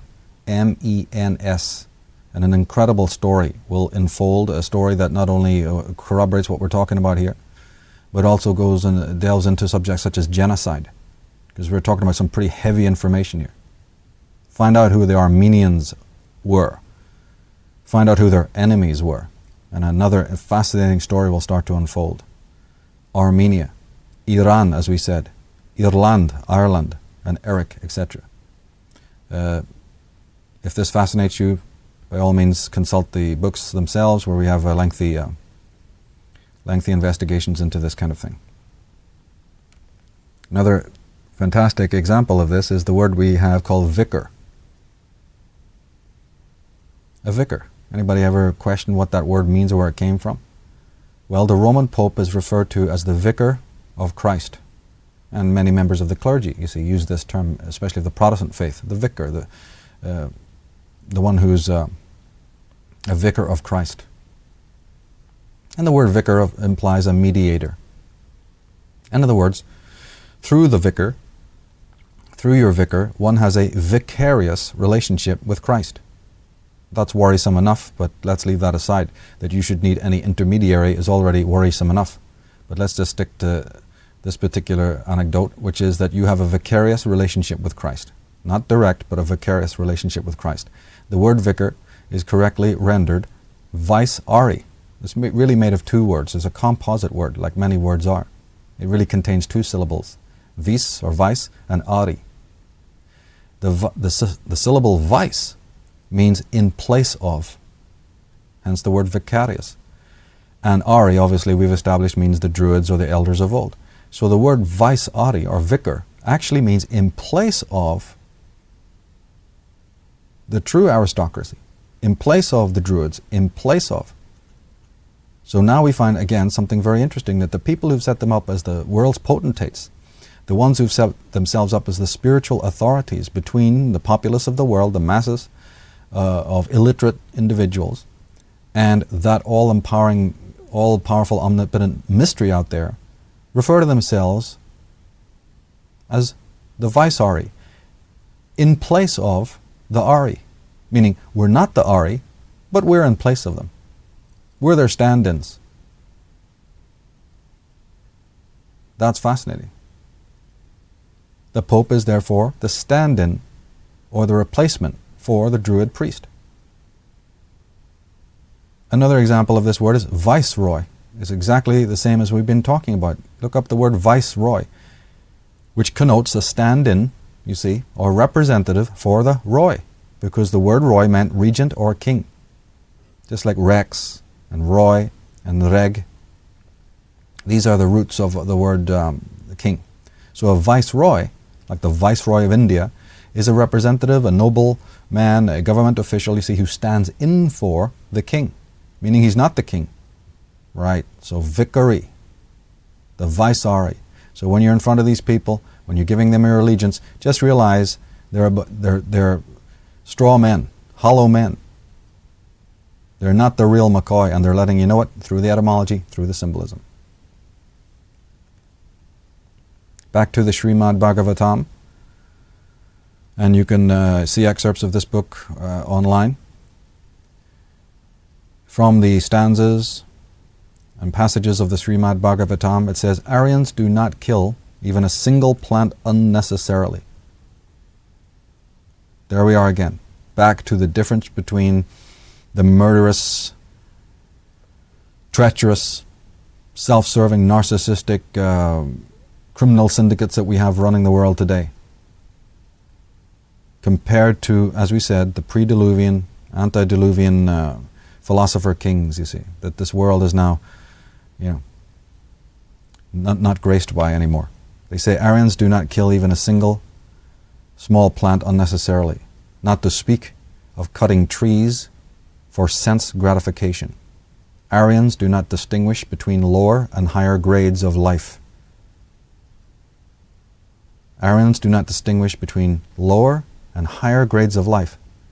Ever think and contemplate the difference between hierarchy and holarchy? Well, we've got evolutionists, we've got hierarchies, we've got you, somebody above you and you below, and then somebody, poor sucker, below you. We're living in hierarchies here.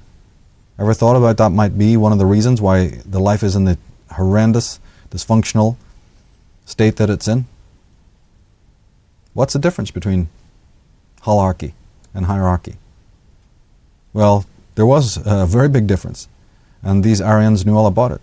All life should be protected. All living beings have a right to live, even the trees and plants. This is the basic principle of the Aryan civilization. Well, we have had a couple of comments here, and we still no reference to racial differences. Wonder where that's going to come up. The great scholar Albert Churchward, in his fine book, The Origin and Evolution of Religion, says something absolutely remarkable about Egypt. The Ari in Egypt. It is stated on a parchment found in a brick wall in the foundations of Dindira at the time of King Pepi. And the quote on the parchment was, "The Great Pyramid was built by the followers of Horus." The stellar cult people were followers of Horus in the same sense as the Christians are followers of Christ, says Churchward. The architect who drew the plans for the Great Pyramid was Nu-Er-Nub-Ari. His name was Nu-Er-Nub-Ari. And his title, that's not the meaning of his name, this is an additional title, was Keeper of the Secrets. And Egyptologists know that the syllables or the letters at the beginning and end of Egyptian names are the key. They're very important. And there we find the Ari word root, because we understand that there were these ancient connections. There was a worldwide global college. The Druids were not just located to Ireland on the west coast of Europe, nor just to Anglesey, you see, not just to Britain and to France. Nothing could be further from the truth. If wandering monks in the post-Christian times could march and walk and wander throughout the world, if the wandering Israelites could manage it, as we're allegedly told they did from Babylon and Assyria, if these guys could manage it to cross Europe eastward, why is it not to be accepted that in much earlier days the same thing happened, but in the other direction, and from a people that we're not meant to know about?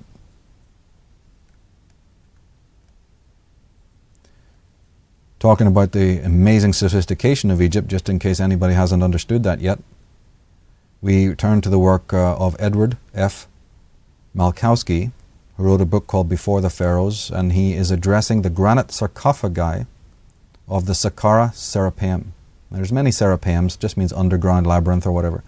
There's one in Alexandria, I think there was one in Greece, and the oldest one, in fact the oldest necropolis known to man, one of the oldest burial sites, containing some of the oldest pyramids that have ever been discovered, and there's about 16 of them at the site, I think, is at Saqqara. Wait a minute, Saqqara. There's that term Ara again, Saqqara. But at Saqqara, there's this famous Serapeum, and underneath it, when they went down into the chambers, they found these granite sarcophagi, these sort of boxes, some of them weighing as much as about 70 tons. I mean, the lids alone are unmovable. So Malkowski has something incredible to say about these. They have been analyzed by independent industrialists and so on, and machinists. He says that inside the Serapeum, chambers with ceilings nearly 25 feet high were carved into both sides of a main corridor. These open rooms are where the massive stone sarcophagi for the Apis bulls once stood. Each sarcophagus was carved from a single block of granite, and each lid weighed many tons. In 1995, Dunn, this is an independent American machinist and expert on design, armed with a 6-inch precision straight edge, inspected the interior surfaces of 2 sarcophagi, the 27-ton lid of one of the sarcophagi, and the inside lid surface of the granite box on which it sat was precisely square to 0.00005 of an inch. He also verified that its corners were precise to 5/32 of an inch. Therefore, according to Dunn, replicating the precision of the granite boxes in the Serapeum would be extremely difficult even today. The granite box found in the Great Pyramid has the same characteristics as the boxes in the Serapeum. So he's saying that that famous, well-known granite box in the center, in the King's Chamber of the Great Pyramid, or is it the Queen's Chamber? I can't remember exactly which, but the famous box that's been so debated is of the same type as found in the Serapeum. The granite box, he said, yet these boxes are assigned to Egypt's 18th dynasty over 1,000 years after Egyptian stoneworking was supposed to be in decline. Since their dating is based on pottery found nearby and not on boxes themselves, Dunn believes it is reasonable to speculate that the boxes are not correctly dated. And I can add that you can be pretty sure that that's true, because this kind of scandalous dating, exactly the same kind of tampering has happened with Egyptian king lists and timelines. So, of course, it takes a rocket scientist, a great genius with some sort of, corporate funding to come along and date a granite box, and does so by some shattered pottery that happens to be lying beside it. They date the pottery and then tell you that that's the date of the granite boxes. That passes for science and archaeology nowadays. He goes on to say that their stonework has left marks of careful and remarkable manufacturing methods. It is unmistakable and irrefutable. He believes that the artifacts he measured in Egypt are the smoking gun that proves without a shadow of a doubt that a higher civilization than what we have been taught existed in ancient Egypt. Malkowski goes on to say, rock art dating from 5000 BCE corroborates what the radar equipment revealed. In Libya, Egypt, and Mali, petroglyphs depict not only grazing animals, but also aquatic life, such as crocodiles. This indicates that the desert was inhabited during the time prior to 4000 BC, and as far back as 8000 BC when the climate was wet. And of course, in the Indus Valley, we know that the dates given, like 700 BC and even 1000 BC for the settlements there of the area, are now known to be, preposterously late. Preposterously late. The recent discoveries show that it goes back to 8 to 10,000. Exactly what Malkowski is saying here about the Egypt and Libya and Mali, that settlements were there 5, 6, 7, 8,000 BC. So it has now been proven in Pakistan at the Indus Valley, you see. 10,000 years BC. They even know from the Vedas that the Vedas record stories about the Saraswati River when it was flowing. How could it have details like that at such an early time? They're eyewitness accounts. The Vedas contain eyewitness accounts of things that happened 6 to 8 to 10,000 years BC.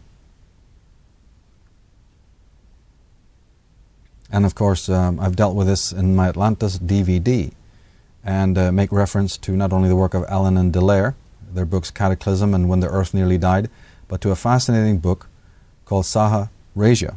Saharasia by James DeMille, who is a follower of Wilhelm Reich. And the subtitle of Saharasia is The 4000 BCE Origins of Child Abuse, Sex Repression, Warfare, and Social Violence in the Deserts of the Old World. He deals with this fact that, again, the planet doesn't look like what it does now. Mountains are higher than they ever were before, where beautiful temperate gardens and fertile crescents existed. Now we have deserts, you see, the desertification and desiccation of the world. And Malachowski says also that around 7,000 years ago, people from Mesopotamia and Palestine also arrived to the Libyan Mali area. This is near Egypt, introducing cattle and goats.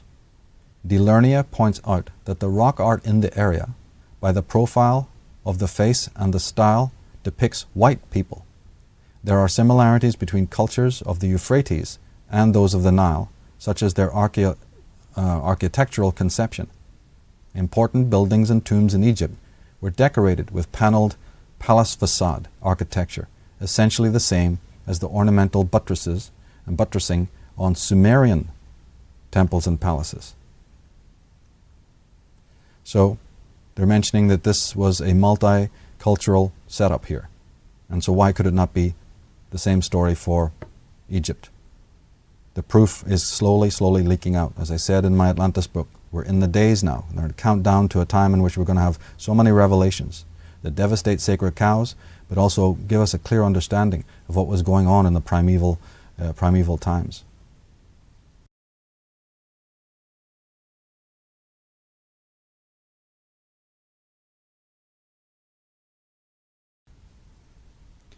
Let's turn now to the meat of Volume 1 and explore the mystery of the Druids and some less known facts about this ancient priestarchy of the West. The Celtic scholar R.J. Stewart, in his book Celtic Bards, Celtic Druids, wrote, "None of the Celtic source literature is by Druids. In Ireland, the amount of poetic or Druidic material in manuscripts is substantial. The bulk of the source material is unpublished and still untranslated." Julius Caesar, this is a rather well-known entry in his memoirs or diaries or writings. In his book, The Gallic Wars, this great destroyer of Druidism, he wrote, "As one of their leading dogmas, they include this, that souls are not annihilated, but pass after death from one body to another. And they hold that by this teaching, men are much encouraged to valor, through disregarding the fear of death. They also discuss and impart to their young, many things concerning the heavenly bodies and their movements, the size of the world and our earth, natural sciences, and the influence and power of the immortal gods." So he's just corroborating what we've already been mentioning several times throughout this presentation. We're talking astrologers here. We're talking astronomers, scientists, architects, teachers, people who had not only schools of learning, but who taught the young the mysteries of nature and the mysteries of the world. I mean, this is the enemy saying this in their own work. And of colossal importance for modern theology, for modern thought, Judeo-Christianity, Caesar is saying, hey, they were into spiritual matters. They taught that the soul was immortal, that you shouldn't fear death, that the soul moves from one form to another. Transmigration of souls, reincarnation, all these concepts. Where have we heard all this before? Hasn't all of this been represented in the corpus of modern religions? Ammianus Marcellus, a historian around 350 AD, he wrote, "The Druids are men of penetrating and subtle spirit, and acquired the highest renown by their speculations, which were at once subtle and profound. Both Caesar and Mela plainly intimate that they were conversant with most sublime speculations in geometry and in measuring the magnitude of the earth."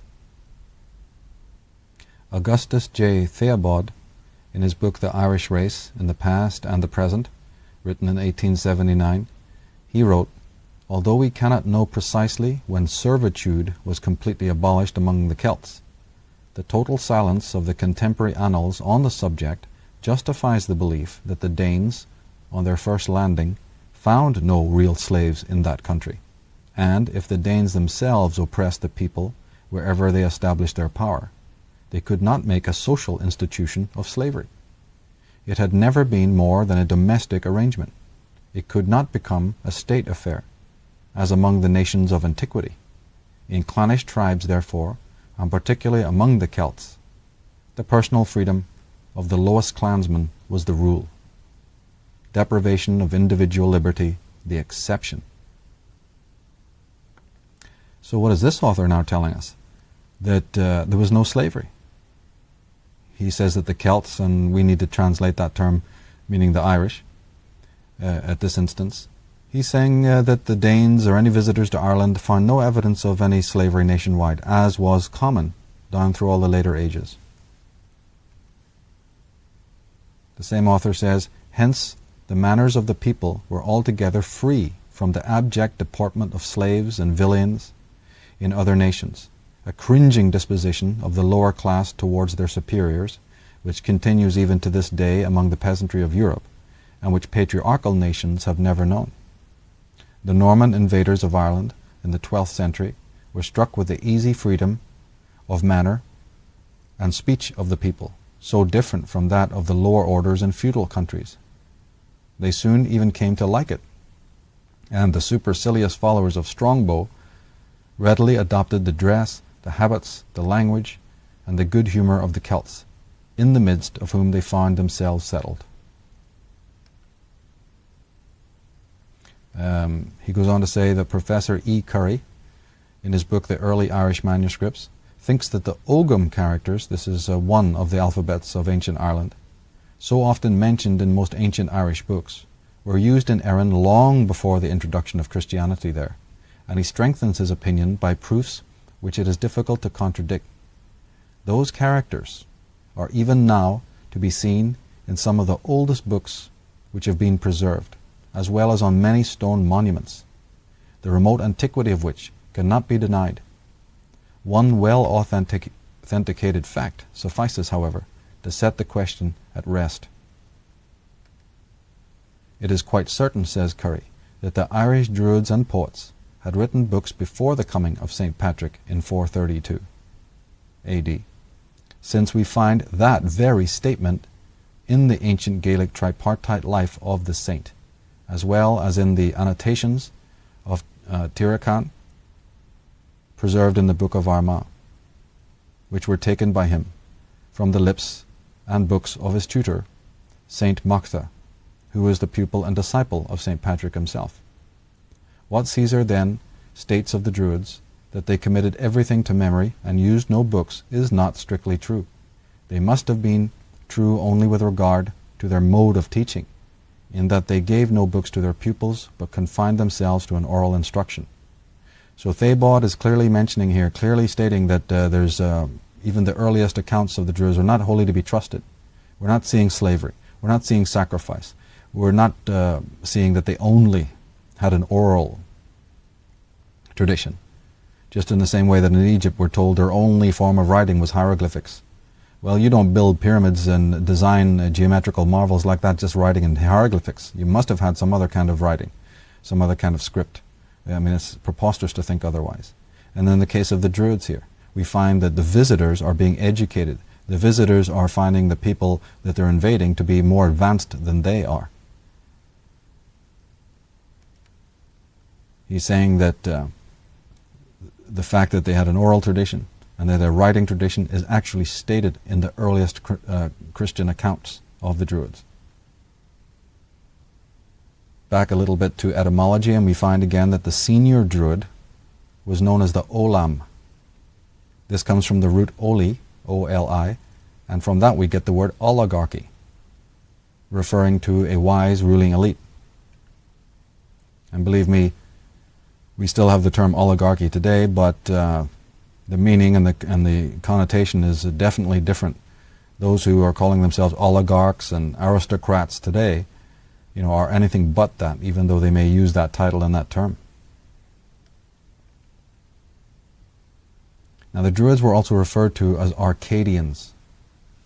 The root arca means bear, which is a reference, of course, to the bear constellations. This implies that they were not only from northern climes, but that they were astrologers and navigators. That's right, Boreas, Arcadia. We're talking about the northern sky here. We're talking about Ursa Major and Ursa Minor. We're talking about people who took their names from the various constellations and heavenly bodies that they venerated. This is also where the word Akkadian comes from. The root Akkad means holy place. And as I pointed out in my works on astrotheology, the holy place was nothing more than the northern sky, the original Camelot, the original Hyperborea, the original Garden of Eden. In India, Britain was referred to as Britistan, meaning the seat of religion. The seat of religion. So thousands of miles away in India, that little country of Ireland and that little country of Britain was known to be the seat of religion. Well, we've been taught that, no, wait a minute, we've been taught that India is the cradle of religion. But when you go to the Indians, the ones in the know, they're saying, oh, no, we received it from the West. Now, J. Lewis, in his book Astronomy of the Ancients, he writes, whether the origin of the zodiac is Aryan or Egyptian, it is still of immense antiquity. Simplicius, the 6th century A.D., writes that he had always heard that the Egyptians had kept astronomical observations and records for at least 630,000 years. Diogenes Laertius carried back the astronomical calculations of the Egyptians to 48,863 years before Alexander the Great. Maritanus Capella corroborates the same by telling posterity that the Egyptians had secretly studied astronomy for over 40,000 years before they imparted their knowledge to the world.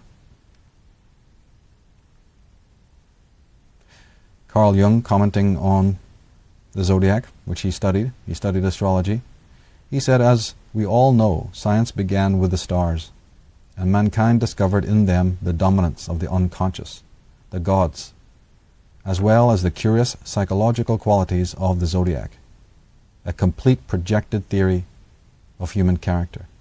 And this is an immense statement from one of the greatest intellects ever to have lived. He studied the divination arts, he studied the hermetic arts, he made a close study of astrology, and basically understood that it's not about rocks floating in space, it's something so much more profound. His comment is talking about the connections between psychic energy and material energy, between the microcosm and the macrocosm. And of course, he's a modern scientist, but are we to understand that the ancients also thought exactly as he did? That when they came up with astrology, I mean, after all, they're the creators of these incredible meta-sciences. Were they ignorant of the fact that the zodiac is a complete projected template and theory of human character? Of course they knew that. Of course they were familiar with what I refer to as the inner zodiac and the 12 divisions of the mind, 12 divisions of thinking, 12 divisions of consciousness that then by way of projection, become what we refer to nowadays as the zodiac and the 12 signs of the zodiac.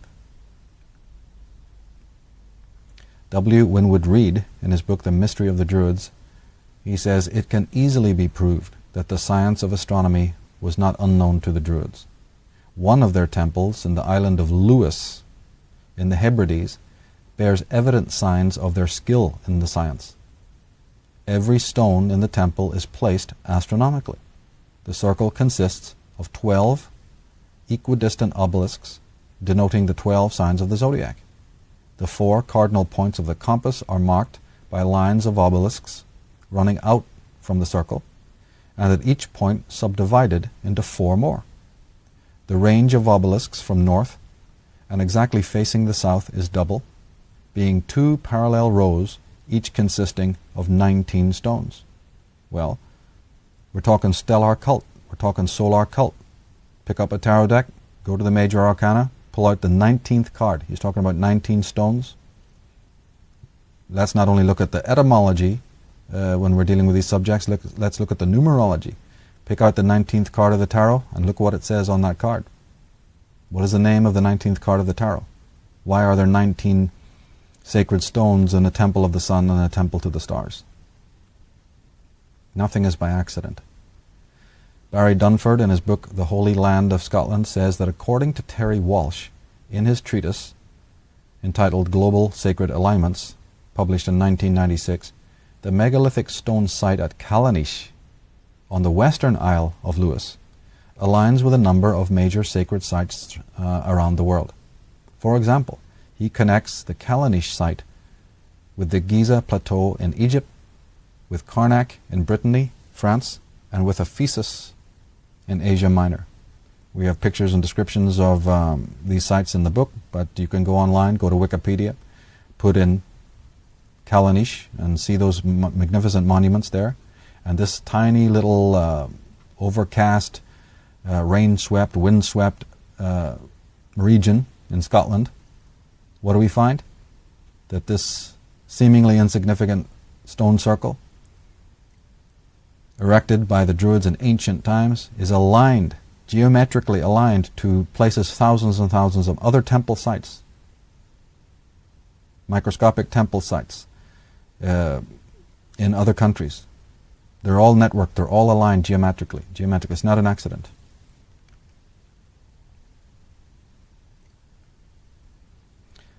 David Pinchbeck, in his book 2012, The Return of Quetzalcoatl, says that historians and archaeologists have biased us to think of prehistoric or pre-modern cultures as societies of scarcity. This was certainly not the case in ancient Britain, as they had at the time, as well as the determination to plan and build their enormous outdoor temples, constructing from 5,000 to 10,000 stone circles over a 1,000-year period. Yeah, so they had the ingenuity, and they had the wherewithal, and they had the skill. Now, Bob Quinn, in a book called The Atlantean Irish, he says that in the summer of 2001, I listened to a young Newgrange guide dismissing a visitor's suggestion that the extraordinary rock designs, and these are most obviously the snake-like coils that represent the 19-year metonic cycle, have astronomical implications. He suggested that they were hallucinogenic doodles. Now let's pause here and analyze this, because this was also my own personal experience when I first started researching this particular subject on Ireland. It was about 1979, and in earnest about 1982. I think in that 1983 or 84, or possibly early 85, I went out into the field and had the misfortune of running into these Trinity University, guides who have their spiel about Newgrange and various other sites, and I was told the same thing. If you're on one of those tours, you have the misfortune to have to listen to the gibberish that these people have been scripted to read out and to say. You'll find that you dare not ask a question, you dare not point out the obvious, you dare not bring sound theories, because they're not going to reciprocate. Just in this case, where this author, who's an expert on the Celts, remarking on these stones and the etchings and the fact that they're astronomically based, or at least this visitor, he's saying that this visitor was pointing this out to the guide, only to be told, oh, no, those are hallucinogenic doodles. Interestingly, that's what Barry Fell was told by very prestigious archaeologist and geologist when he pointed out to them that there was Ogum, this is ancient Irish writing, stone writing, in America. Almost word for word, he was told the same thing. It's just, hey Barry, it's just hallucinogenic doodles, pay it no mind. And, of course, he knew that this was preposterous nonsense. Now the Druidic order was apparently tripartite in nature, that means threefold. There were the Ovates, the Bards, and the elite Druids, like we said, the Olam, the elite Druids who presided over all. The order was not to enforce hierarchy, but to make sure that only the pure had access to sacred knowledge. As we said earlier, very important to be pure of mind when you're doing the Druidic duties, of healing the earth and healing in general. And therefore not anyone can just do that, nor should anyone be allowed to do it. So part of the order of the shamanic peoples of the world, like the Druids, was to make sure also their work was not just anabolic, it was also catabolic in nature. You had to make sure that the pestilential, parasitical, toxic individuals had no chance whatsoever of rising to positions of power. And we could do that with that kind of thing today, because it's exactly what you find in today's world. It's not the cream that rises to the top, it's the scum. Well, that was not happening in ancient days. But back to the etymology. The word ovate, or vate, V-A-T-E, comes from the Irish fed, from which we get the words fate and faith. You see, so the hard V is transmogrified, becomes a soft F sound. So faith and fate. These are words that come from the Irish vate, meaning one of the Druids, a name for a Druid. This is where we get the words Veda and Vedic and Edda, the Norse Edda. And we even get the word Vatican from this. They all derive from this Irish word, the place of faith, the place of the men of faith, and so on. The word bard may derive from Boread, meaning the northern again, because these were men of the northwest. These were people who watched the northern sky. These were people of Arcadia, Hyperborea. The word bard may be the origin of the bar, when lawyers are called to the bar.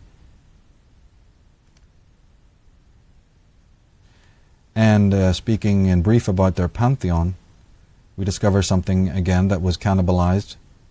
The chief god of the Druids was the stag god known as Cernunnos, or also Herne, H-E-R-N-E. This is then picked up further into Europe, into the east, by the Greeks, and possibly the Etruscans, you see, and we have Herm, or Hermes. The meaning of the word Hermes meaning secret, the secret one, or the keeper of the secrets, the secret tradition. Hermes, we understand that that is the, in Egypt that's Thoth, and also amongst the Romans it's Mercury, the god Mercury.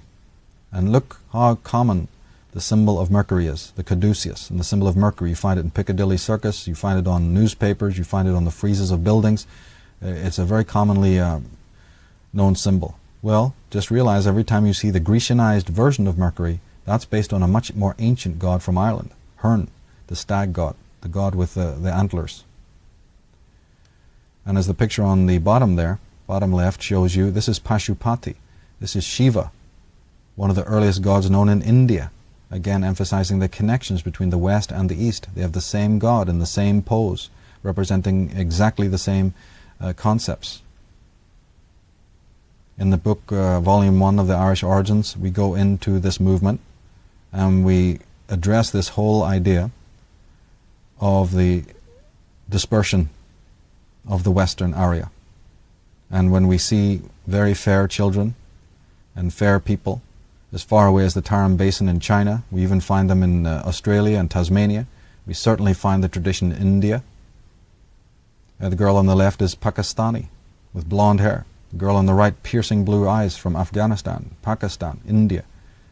When you go over there, you find it's very understood about these ancient traversals and ancient relationships that the modern scholars will do anything to deny. As we said, the Druids are divided.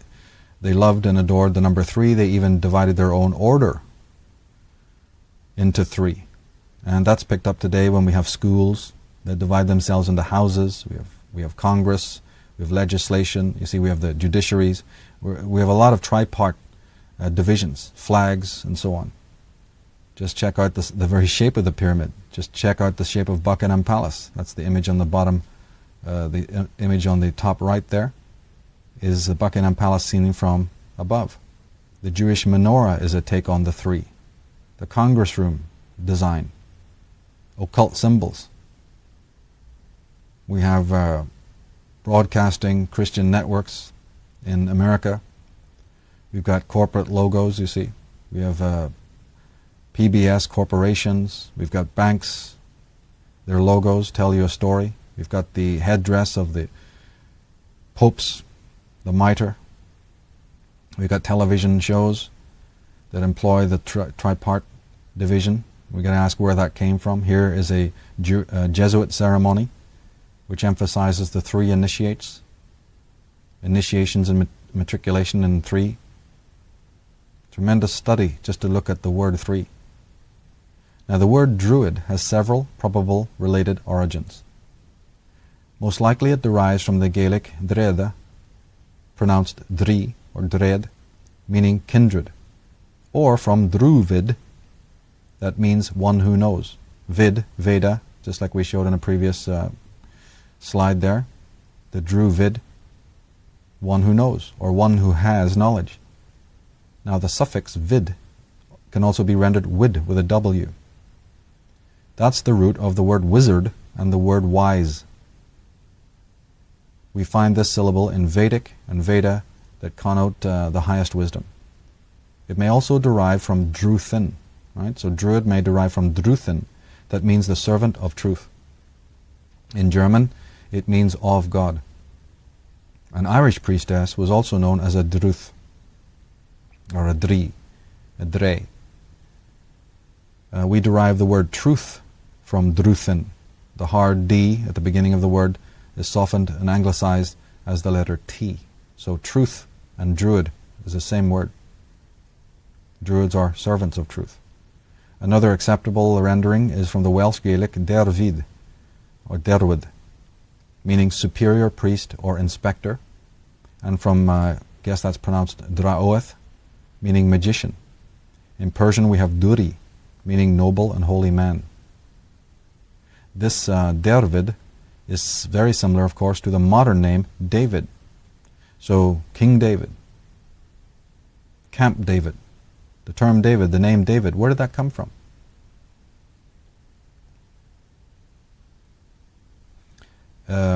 We also see, when we study Druidry, this enormous reverence for trees and the emphasis on the tree of God. In this Babylonian, Sumerian picture, we see the primal couple, a sort of Adam and Eve rendition, with a sacred tree in the center, with astrological symbols at the top, and on the far right we see the serpentine symbol, which has always been used from the darkest ages of antiquity as the hieroglyphic for the female. We see the horned helmet of the bull or goat horns and the central tree. Dudley Wright, he writes that there is a tradition amongst the Jews that the tree of knowledge was named Dar, D-A-R, and that this was supposed to be the oak, whence Dar in Irish means an oak, and also implies wisdom.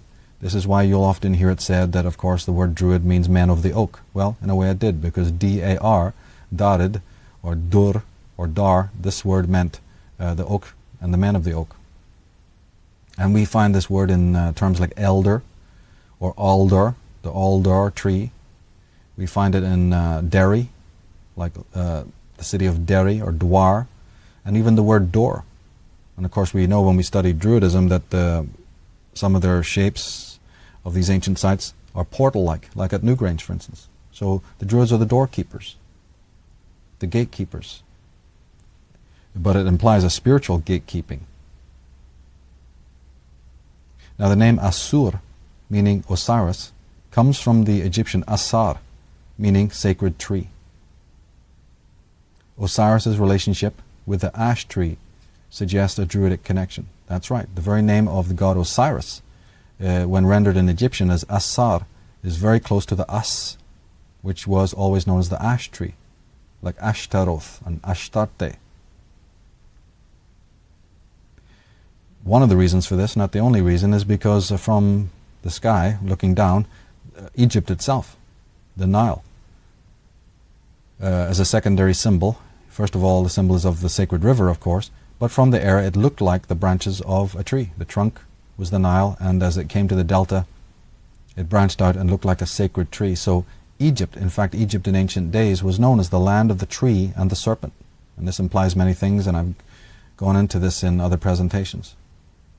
The great goddess was often shown as a tree, or standing inside a tree of nourishment. The chief goddesses of Egypt were always, just like as in Ireland, connected to the sacred tree. In my opinion, this is where the origins of the Kabbalah are, because the land of the tree and the serpent, well, as a symbol, the tree and the serpent, that's the Kabbalah. That's the ancient doctrine, the mystery school teachings, known as the Kabbalah. In my reading of ancient mythology and history and traditions, these sacred traditions, there's no doubt in my mind that the fact that it uses a symbol of a tree, however stylized, and a serpent implies that it's Aryan in origin. But we always see the sacred tree. We always see the sacred tree. The Buddha sat under the tree. Lord Krishna is always seen in proximity to the tree, just as the Scandinavian Odin was seen in connection to the tree. In Grecian images of the Muses, we find the sacred tree. And the Maya, that image on the bottom right there, shows the priest and the initiate sitting under the tree, the sacred tree. And the symbols of the tree can be found all over the media. In my work on Atlantis, of course, I point out that the DNA is a sacred tree. We find in medieval paintings of the Renaissance era, of the great masters and the pre-Renaissance artists, great emphasis on the tree. It's not just decorative, it's actually a message. In the Bible we hear about Moses meeting God at a sacred tree, or as they describe it, a burning bush. Adam and Eve at the famous tree in the Garden of Eden. What's all this tree symbolism? And in fact the cross, the symbol, however plagiarized and corrupted, of the Sun King hanging on the cross is actually an old Druidic motif of the Sun King on the cruciform tree. And one could argue that the tree is also a symbol of enlightenment, or it's a symbol of the polar axis of the earth, and so on. Here we find on the Church of Scotland is that burning bush motif. And on the right, on the flag of the Church of Scotland, you'll notice that the tree is not only blazing or burning or illuminated, but it has 3 roots. Again, the number 3 representing the Druids. On the left, the picture of the Scottish Church incorporates in the design a Vesica Pisces and also the Knights of Malta crosses.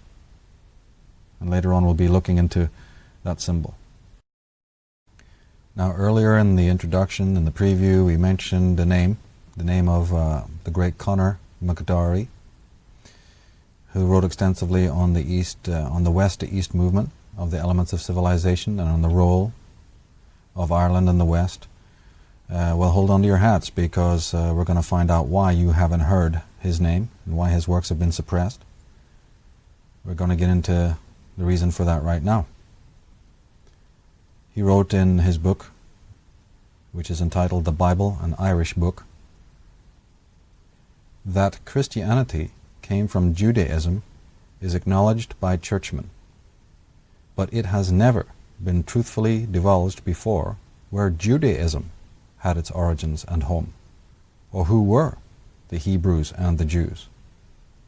The term Hebrew and Jew, for deceptive purposes, has been conferred upon a people of Aramaic race, and it is a misnomer to call this people the modern so-called Jews. Well, where did the word come from?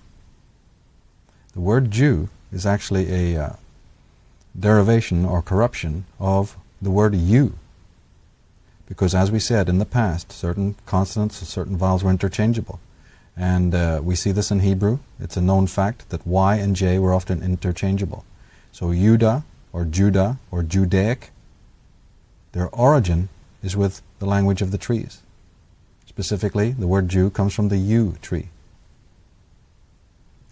One of the most sacred of all trees in Druidism was the yew, the taller and thinner variety of yew, similar to the cypress, known as the Fastia Giata, grew abundantly throughout western Ireland and was sacred to the ancient warrior queen and goddess of the Tuatha De Danann, Banva, after whom Ireland was once named.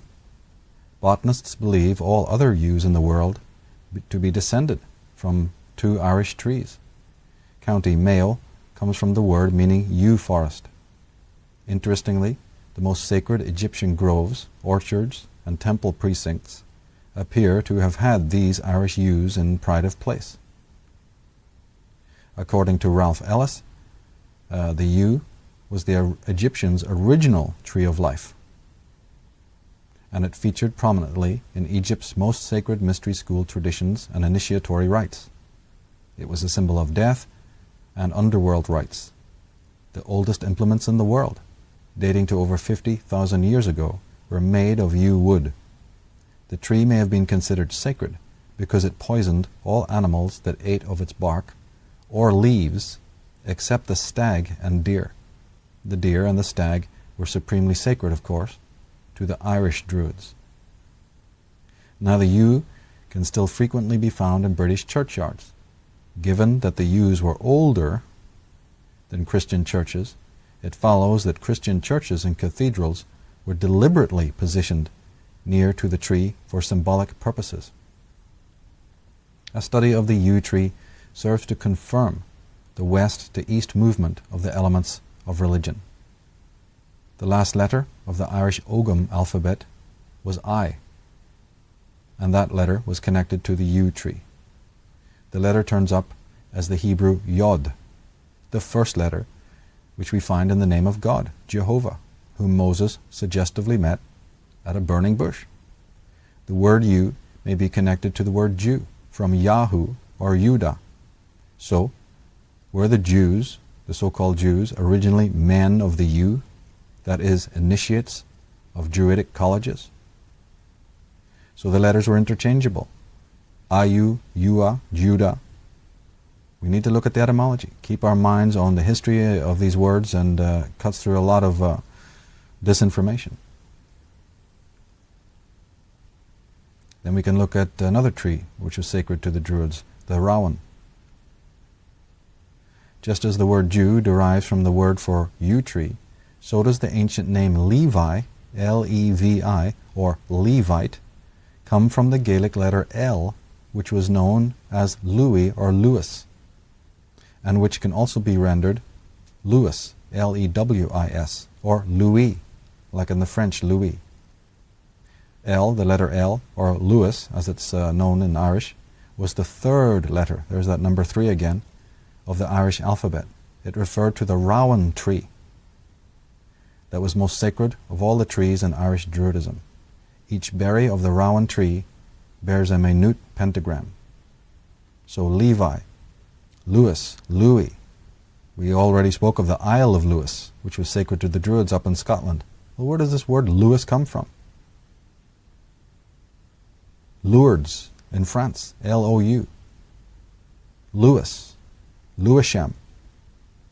It's the third letter in the sacred alphabet of the Druids, and it referred to a tree, the Rowan tree. So what's this connection between the ancient pantheons of the Jews? Is there something, why did Moses meet God in front of a burning tree, a burning bush? Why not at a well, you see, or some other location?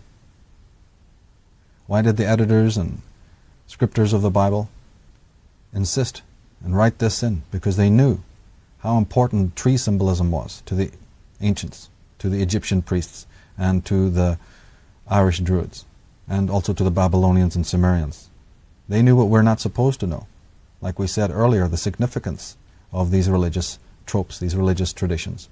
We find them in the Bible, but we don't notice it. There's a tree in the Garden of Eden story. In the very book of Genesis, there's a mention of an oak tree, and the burial of all the gods are buried by the prophet under an oak tree. This is what we said earlier, symbolic language. It's metaphorical, it's mythological, it's sidereal. In the book released this year, Astrotheology, again, there's a whole chapter, in chapter 19, there's a section, a very important section, on the symbolism of the tree, and how the tree was the seminal and cardinal symbol of God, and also of Goddess, It's something that we need to deeply look into, is the significance and symbolism of the tree. The worshippers or keepers of the Rowan were known as the Lewi, L-E-W-I. And this is the origin of Levi, or Levi, L-E-V-I. It's where the word Levite originated. But who were the Levites? They were the priests, teachers, and instructors. The biblical Levites adopted the old Druidic title as their own, either because they had descended from the Western Druids, or because they were initiates and adepts from Druidic, Chaldean, or Ammonist colleges. That's right. Look up the word Levite when you're dealing with the 12 tribes of Israel, and you'll find that they were a tribe set apart. They were very special. They didn't operate like the other tribes. Their banner, their flag, their insignia, and their customs, their duties were very different. They were legalistic. They were the judges of the tribes of Israel. And they were the ones that Jehovah imparted the oral tradition to. Because remember, in the Bible we talk about we hear Moses received the law, the 10 Commandments. But we also hear about an unspoken oral tradition handed down to the priests, to the Levites. And little more is ever said about that. But we find that this then becomes the backbone of Judaism. But we are not told what that law is. That becomes the foundation of the Torah and the foundation of the Talmud and the foundation of Judaic religion. And of course we surmise that it also found a home. It's also key to Christian ideas. But the very presence of a tree, the very fact that we see this, to the educated person, to the one who's done their homework, what you're dealing with here is Druidism. And in the Astrotheology book, chapter 1, we also show this. How many passages, literally we have lists and lists of passages from the Bible, from the New Testament, showing the Druidic tropes and elements and motifs that the average reader is completely unaware of. But of course, the intelligent ones of the world, as I said, they've questioned these things. They know better. They know that there's an untold story. Sigmund Freud, in his very, very important book, Moses and Monotheism, and this is a book that I deal with in Volume 2 of the Irish Origins of Civilization. We deal with Sigmund Freud and his great discoveries. He said, among the greatest riddles of Jewish prehistoric times is that concerning the antecedents of the Levites. They are said to have been derived from one of the 12 tribes of Israel, the tribe of Levi, but no tradition has ever ventured to pronounce on where that tribe originally dwelt, or what portion of the conquered country of Canaan had been allotted to it. They occupied the most important priestly positions, but yet they were distinguished from the priests. A Levite is not necessarily a priest. It is not the name of a caste. Well, we find also the city of Malivi, or Maliwi, or Maliwi, which turns up in the Nile. The great city of Malivi, the city of the Jews, the so-called Jews, was a city on the Nile. So we've got yew trees, we've got the tradition of the trees, we've got temple structure, the pylons are tree-like, and we've got the origin of the Jews and the Levites. And of course, if people are familiar with the work of Ralph Ellis and Mustafa Gadala and Ahmed Osman, they'll know that it's no longer a secret about the origin of the 12 tribes of Israel. The Isle of Lewis in Scotland was a Druidic centre. The place names Lewisham and Lewis derive from this root. Additionally, the supreme sun god of the ancient Irish was Lu. There it is again, L-U-G-H. He appears globally as the English Lud, and Lud, L-L-U-D, is where we get the word London. So the word London was originally Ludunum, and where St. Paul's Cathedral is, that was the ancient temple of the sun god. Now it's got a Christian cathedral on it. It was originally near the Fleet Street. A key position in London, was dedicated to the Irish god Lu, but his name can be spelled L-U-G-H or L-L-E-W, and so forth and so on. In Sumerian we have the Lugal, in Welsh Lu, French Lugos, Italian Logos. A logos is a word that means meaning, means truth and understanding. He appears in the Christian canon as Saint Luke Luke, the patron saint of surgeons and healers. As I said, the word London comes from Ludunum, meaning Lewes Hill. Lewes Temple is now the site of the Christian St. Paul's Cathedral. The rowan tree may have been given its name Lewis due to it being sacred to Lu, who connects to the tree as Odin, the Norse Odin, connected to the great world ash tree, or as Zeus was connected to the great oak tree. The duplicitous historians and clergy know that the real meaning of the title Hebrew had to be obscured. It was noted that the word was similar to Apiru, which referred to thieves, wanderers, and vagabonds, or to simple shepherds seeking refuge in Egypt due to droughts. Such refugees did exist, and were bound to sustain themselves in Egypt by performing menial tasks. With the letter H added, we have Hapiru, making a word that could easily be mistaken for Hebrew or Hebrew. But the Apiru or Hapiru were not the same people as the Hebrew or Ibaru or Abaru, the wise ones and counselors to Pharaoh. Now the Irish or Aryan Magi had journeyed far and wide and had established mystery schools throughout the far-flung corners of the globe, in every empire and major city. The early Egyptians knew them as the Shem Suhor, or disciples of Horus. And a while ago we came across that when we looked at Albert Churchward's discovery of the parchment that talked about the builder and the designer of the Great Pyramid in Egypt, and that this man was of the company of what he called the disciples or the followers of Horus, Horus being the falcon-headed sun god, from which we get terms like hour, hours of the day, the Horus, the horizon, the great sun god of Egypt. Well, the Shem Suhor, here we have them again. The Shem Suhor are the Druids in an Egyptian context. They existed in pre-dynastic times. They were temple builders, they were astronomers and astrologers, they were teachers, and they were the ones who are the primordial Hebrew, not the Apiru, that just simply meant a visitor to your land, a refugee. And it's known by historians that there were great famines, that Egypt was the breadbasket for all people in the surrounding districts and lands, from as far away as Mesopotamia, as far away as Palestine. In times of great famine, they would all descend on Egypt, hoping to be looked after, you see. And there was also on Santorini, the eruption of Mount Thera, which has now come to light, which also caused devastation in that region. And again, Egypt, although Egypt was shaken desperately itself, all the people of the surrounding countries looked to Egypt as the breadbasket, looked there for their survival. So, Egypt had severe immigration problems of its own during that time. But the word Hebrew can also be traced to the Gaelic Heber or Eber, meaning the fire or the sun. A Hebrew or an Iberu was a priest of the sun. We're talking solar cult here. The word did not refer to a race or nation, as we've been told by duplicitous historians. It actually referred to the caste of Druidic elders and to their gnosis. It also referred to their sacred language and alphabet. A Hebrew, then, was one conversant with the sacred knowledge. To be precise, the knowledge of the stars.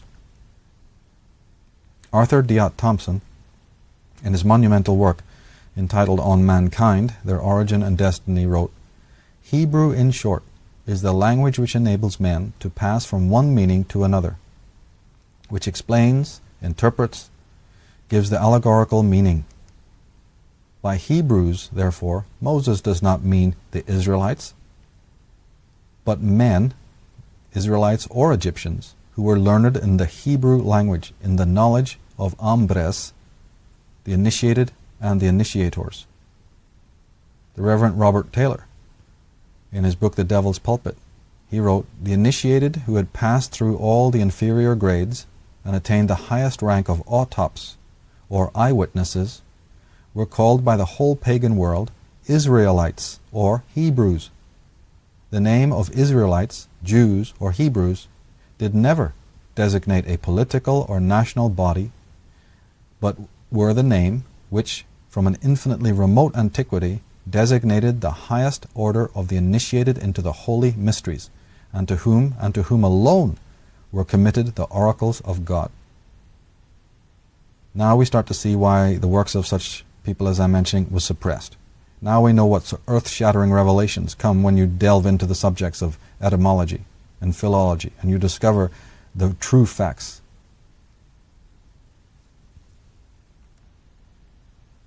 So in short, the ancient name of the land of Ireland was Hibernia. Okay, so the ancient name for the land of Ireland was Hibernia. And the Irish were often known as the Hibernians. This is a Gaelic word, and it also denoted those tribes that inhabited Spain. In fact, Spain's olden name was Iberia, because the letter H is often silent. In short, the original Hebrews were the Irish. So Hebrew turns up as Iberu, Heber, and we find out that the ancient name of Ireland was Hibernia. And this is not because that name was brought by Easterners to the West, as some scholars maintain. No, it's because that term was the word that meant the Iberu, the land of the Iberu. It was taken west. It was known throughout the whole world. And the Egyptian language confirms what we are saying about these intriguing terms. In Egyptian, the word Ibre, meaning, like the Hebrew Eber, refers to rivers and to water. The reference here was most probably to the Nile and to the schools of the Hebrew that existed along that great river. With the letter H added to the beginning of the word, we have the Eber, meaning men of the river. Rivers were always considered sacred to the ancients. The Rhine River, for instance, takes its name from the Germanic word Rhun, meaning sacred knowledge or source of wisdom. Men of the river, therefore, refer to those of the underground stream of hermetic knowledge. In the papyrus of Hunefer, of the Egyptian Book of the Dead, we see Osiris enthroned upon the sacred river or pool of water from which arises the papyrus plant with the 4 sons of Horus. So whether you're talking about the Indus or the Ganges or the Saraswati, you're talking about the Nile, or you're talking about the Rhine or any other river, river was always sacred. This is where a lot of communities developed. This is where the mystery schools are. This is where the temples were built. This is why the symbol of the river is found in Washington, D.C., with the obelisk and the Washington Capitol. This is why you see the river running past the Houses of Parliament.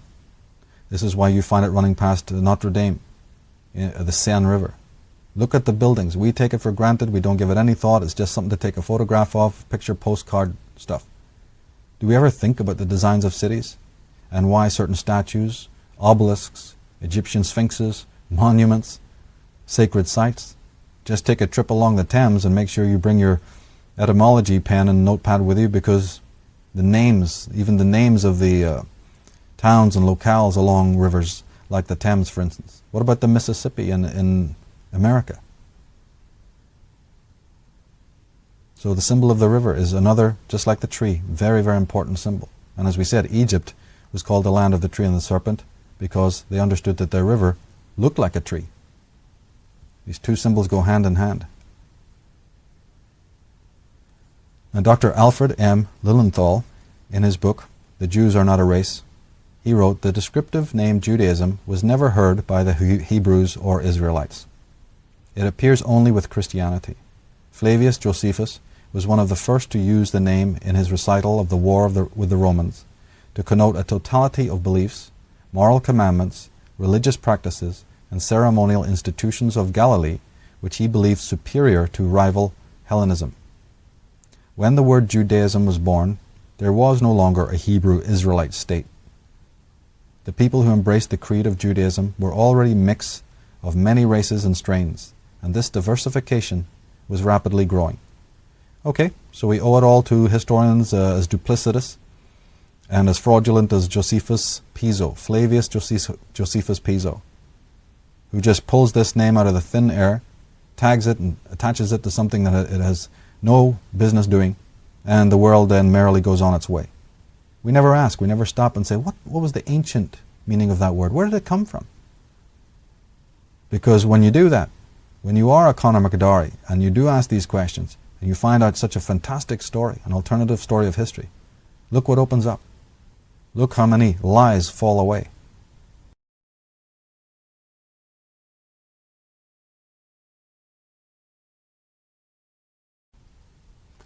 Earlier we mentioned that one of the most important questions regarding Atlantis, Lemuria, and the pre-Diluvian civilizations that are mentioned in the world's cultures, and specifically in the mythologies and folk traditions, is what happened to them.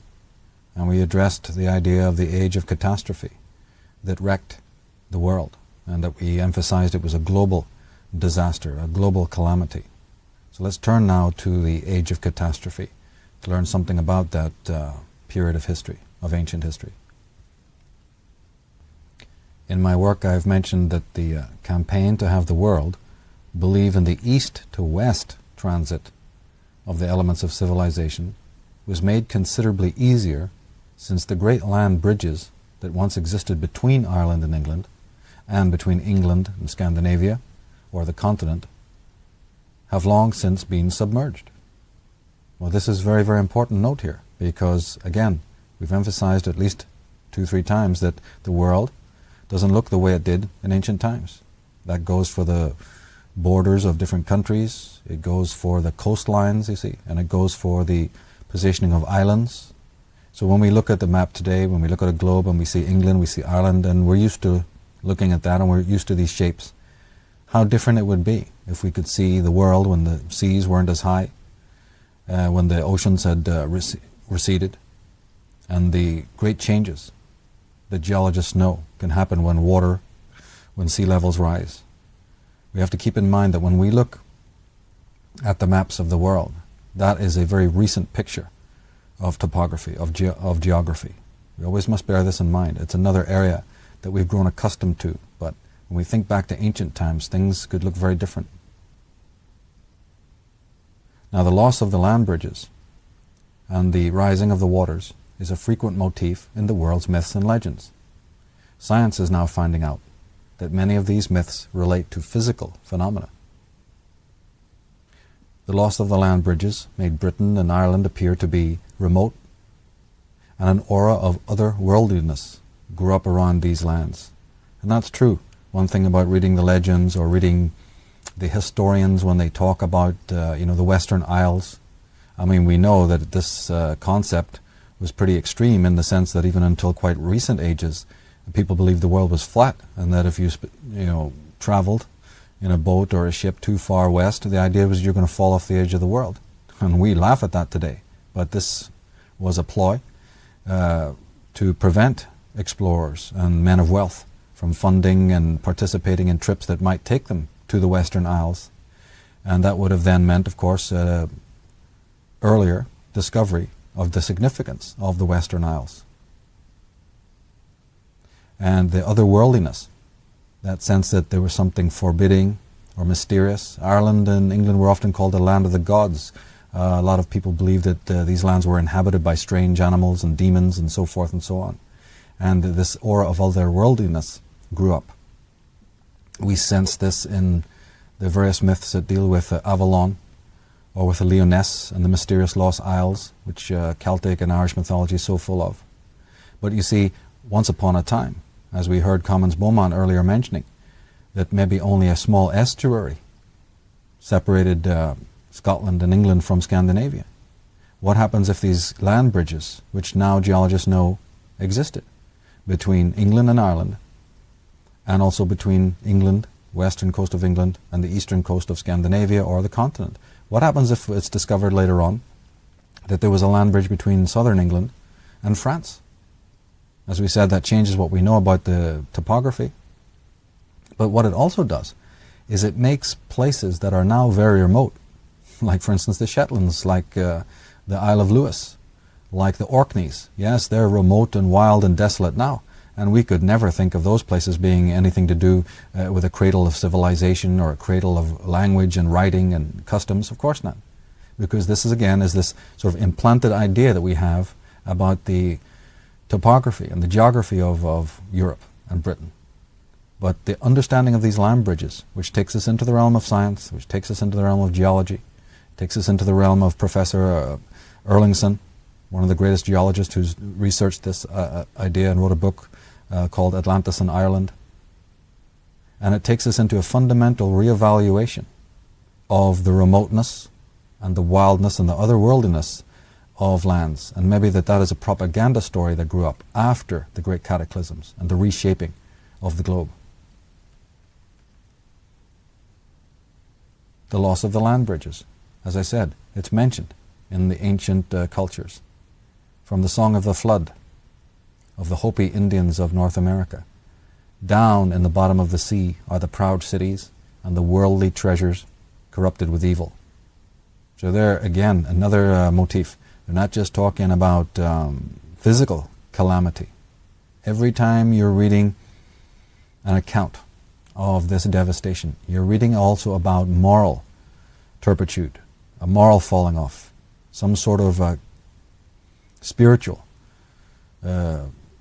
unraveling. Dudley Wright, in his book Druidism, The Ancient Faith of Britain, he says that traditions of the submersion of cities beneath the various lakes of the country are still current throughout the whole of Wales.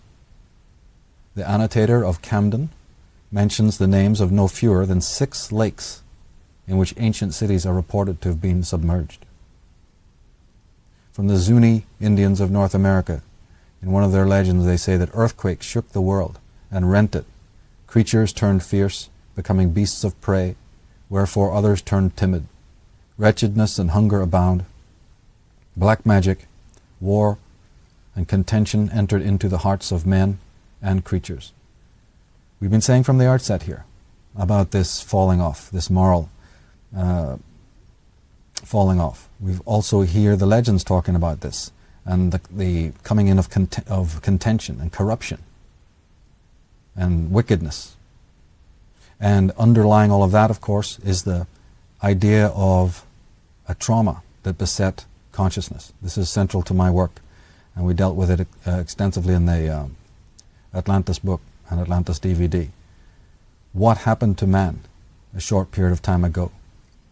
And if, in fact, some of the nightmare fears and phobias that we have, some of the what apparently appear to be psychological syndromes and complexes, fear of water, fear of dark places, fear of foreigners and strangers, fear of certain insects, all of that, all the stuff we covered in the Atlantis work, could that be physiological? And more importantly, it's recent. It's a recent trauma. What would that do to consciousness? Has anybody ever asked this question? In the introduction of the Atlantis book, we asked that. Is anybody interested in the origins of evil? I mean, here we are, running amok. There's ecocide, there's genocide, there's megadeath, there's sadism in our own lives. The world is wall to wall with injustice, criminality, all sorts of stuff. And then we have masochism, man's sadism to himself. Possibly it's arguable that some of the worst crimes that man does is to his own being, a relatively uninvestigated area. Well, where did all this come from? The evolutionists are going to tell us that's natural. We're working it out as we go along. Let nature take over evolution and we'll reach some sort of a, plateau of normalcy. The Christian world, the religious world always tell you that it's to do with original sin and sinning against God and all of this stuff. But can we look at it in a different way? That this earth cataclysm, this trauma, is caused by watching the earth around you dissolve and all sense of stability gone. Unimaginable horrors, unimaginable devastation. And if one goes around Britain, especially northern Scotland, to the Highlands of Scotland, to Argyllshire, if one has open eyes when they go around the Boyne Valley, or the Shannon Valley, or you go to the Aran Islands, you see, and go there with educated eyes, you will see the remnants. You'll see the evidence of the horror and the destruction that nature once rent.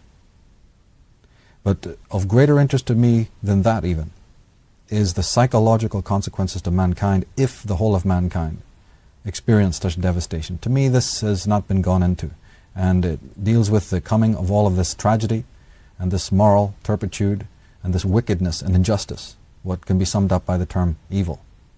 It's a fact that exists. Where did it come from? Contention entered into the hearts and minds of men and creatures, say the Zunis. A Chinese legend says the pillars supporting the sky crumbled, and the chains from which the earth was suspended shivered to pieces. Sun, moon, and stars poured down into the northwest, where the sky became low. Rivers, seas, and oceans rushed down to the southeast, where the earth sank. James Churchward, in his book The Lost Continent of Mu, this is a book that deals with the pre-Diluvian cultures and civilizations that were lost. He wrote, "The whole continent heaved and rolled like the ocean's waves. The land trembled and shook like the leaves of a tree in a storm. Temples and palaces came crashing to the ground, and monuments and statues were overturned. The cities became heaps of ruins. As the land rose and fell, quivered and shook, the fires of the underneath burst forth, piercing the clouds in roaring flames, 3 miles in diameter. There they were, met by lightning shafts which filled the heavens. A thick black pall of smoke overshadowed the land." It goes on to say that huge cataclysmic waves rolled in over the shores and extended themselves over the plains. Cities and all living things went down to destruction before them. Agonizing cries of the multitude filled the air. The people sought refuge in their temples and citadels, only to be driven out by fire and smoke, and the women and the men in their shining garments and precious stones cried, "Mu, save us." During the night the land was torn asunder and rent to pieces. With thunderous roarings, the doomed land sank. They cried, "Mu," they cried, "Mother, Mother Earth, what's happening?" Backing up what I was saying later on, that after this cataclysm, I mean, if a bomb drops on your street, as has happened in many cities of the world during wartime, what is it automatically that people do? Almost by compulsion, almost without being told what to do. Well, they go amongst the rubble and they try to salvage anything they can. They take one brick and they put another one on top of it. It's a slow, agonizing process of restoration. Well, in ancient days, this was done. Many of the monuments and the great ancient sites that you will go to in Scandinavia or in Britain or in Scotland or whatever, you'll see that these are made up of small stones, like Maeve's tomb in Northern Ireland. You'll see that they're made up of small stones, hundreds of thousands of small stones. And it's befuddled, the science community. What on earth would have been the purpose of this? Well, if you see your mother beaten and scarred and bruised and with rubble in every direction, wouldn't the shaman perhaps say, "Hey, let's pick up these stones and bring them to a central place"? And by doing that, wouldn't you also galvanize a fractured and fragmented people that need to be held together because they're screaming mad now, going out of their minds? That ritual of lifting the stones and bringing them to a central location and putting them there. And then, of course, what's the philosophy of that? What's the after effect? That in times afterwards, that monument would be a symbol, would it not, of the cataclysm that was, as a reminder that such things can happen. And more than that, just like the pyramid in Egypt, it would be there forever, as a symbol to say, and we were able to gain restoration. Those monuments were erect, and they were saying this is order returned. In Egyptian mythology, there's tremendous emphasis on the raising of what's known as the Djed pillar. And Freemasons have picked up on this idea of a pillar that is broken. If you look into medieval art, you'll see this. If you look into Masonic iconography, you'll see this. A pillar that is broken or smashed, a curtain that has been rent, a temple that has been hit by lightning. In the tarot cards, we have a card called a tower struck with lightning. We have pyramids with doors that are many feet up. Could that be to prevent water from coming in? That ancient man had learned from these cataclysms to build correctly, to build pyramidically, to build towers like round towers and obelisks, towers of Babel. In fact, there's even passages in ancient work that talks about that the function of the Tower of Babel was to keep the water out. Did man learn to suspect that the earth could do this again? We even hear in the book of Genesis about God promising that great cataclysms and floods would not come again. But ancient man may have been practical enough to realize, what are we going to do with our important manuscripts? What will we do with the gods, the images of the gods? What will we do with some of the sacred relics that we have should the earth again teeter? So some of the buildings, if we look at them in that light, particularly the pyramid in Egypt, we start to realize that they had a dual function. They were to be hermetically sealed so that the great symbols of the culture and the civilization could be interred there just in case colossal devastation revisited the earth. Now I wrote that the catastrophes forced the Northwesterners to flee their ancestral habitats and to cross the land bridges to the continent. Moving south and east in search of shelter and food, they were welcomed as elders by every race they encountered. They were responsible for the cave paintings at Lascaux in France, and in Egypt also, and it is their descendants that are falsely believed to have been the first invaders to ancient Ireland. These descendants were, however, merely returning to the land of their forefathers after a semblance of normalcy had returned to their wrecked homelands. So this is basically what we're talking about here, is a rewriting of almost everything that's been written about anyone invading Ireland. Because invariably, the invader, the historians talk about the invasions and the comings of this group and that group to a naked land. And therefore you're bound to believe that whoever invaded came for the first time. And this is pretty much 9 out of 10 of the books written on Irish history. The land is barren, the land is naked, it's uninhabited, and it's conquered by various waves, groups that come in waves. Well, nothing could be further from the truth. First of all, it was very easy to be able to migrate from the lands of Britain because of these land bridges. Secondly, people who would not normally have migrated in such numbers were forced to do so because of the cataclysm, the age of catastrophe, forcing them out of their homes. These are very advanced people, as we saw earlier, technically advanced, spiritually, theologically advanced. They're welcomed, they influence, they live temporarily in caves. So this whole story about our ancestors being permanent cave dwellers is utter nonsense. But a cave is a place that you would take temporary refuge in while the world around you was in tumult. And while you're there, you might even paint on the walls. And then you might also move on, which is what we know happened. The exact same type or style of paintings that were found in Lascaux in France have also been found in Egypt. This was last year discovered, 2007. And what was more, the paintings in Egypt are dated to over 15,000 years ago, and this approximates the time of the Great Cataclysm. But most importantly, again, the rewriting of Irish history, of British history. Let us understand, put it in neon lights, put it in neon sign on Times Square. Return. Let us never entertain the idea that Ireland in primordial times was a naked land. It was inhabited from the most remotest periods. It probably was a remnant of the ancient lands, the pre-Diluvian lands of the gods.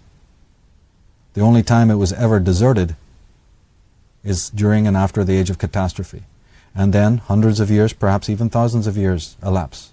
And when we start hearing of the historical and prehistorical migrations to Ireland of various groups, we have to understand one thing that is never mentioned in the ancient books and the accounts of these invasions and migrations. We have to understand that they were returns of the indigenous inhabitants of those lands.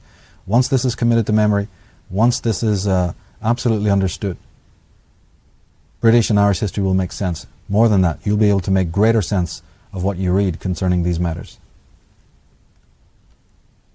Of course, the story has been preserved, but it's been preserved in the minstrel tradition, which of course is very much part of Irish culture. Music, poetry, the bardic tradition.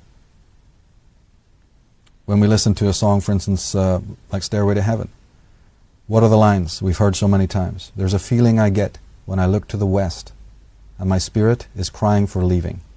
In my thoughts I have seen rings of smoke through the trees, and I've heard the voices of those who stand looking. Oh, it makes me wonder. It really makes me wonder. And it's whispered that soon, if we all call the tune, then the piper will lead us to reason, and a new day will dawn for those who stand long, and the forests will echo with laughter. Within lines like that, within other songs, within other poems, within other sagas, the story is being told, the story of the forest god, and the story of the ancient ways, and of the harpist, and of the piper, and of moral rectitude, and of connection to nature, closeness to nature, respect for nature. The guide, the supreme guide, instead of being lost in our shadow play and our heavens and hells and our adoration of nonsense. and of an elect group who stand watching and waiting, and the spirit of these guides and adepts, you see, still exists within the land somewhere. This is very much close to the Gaelic and Irish tradition.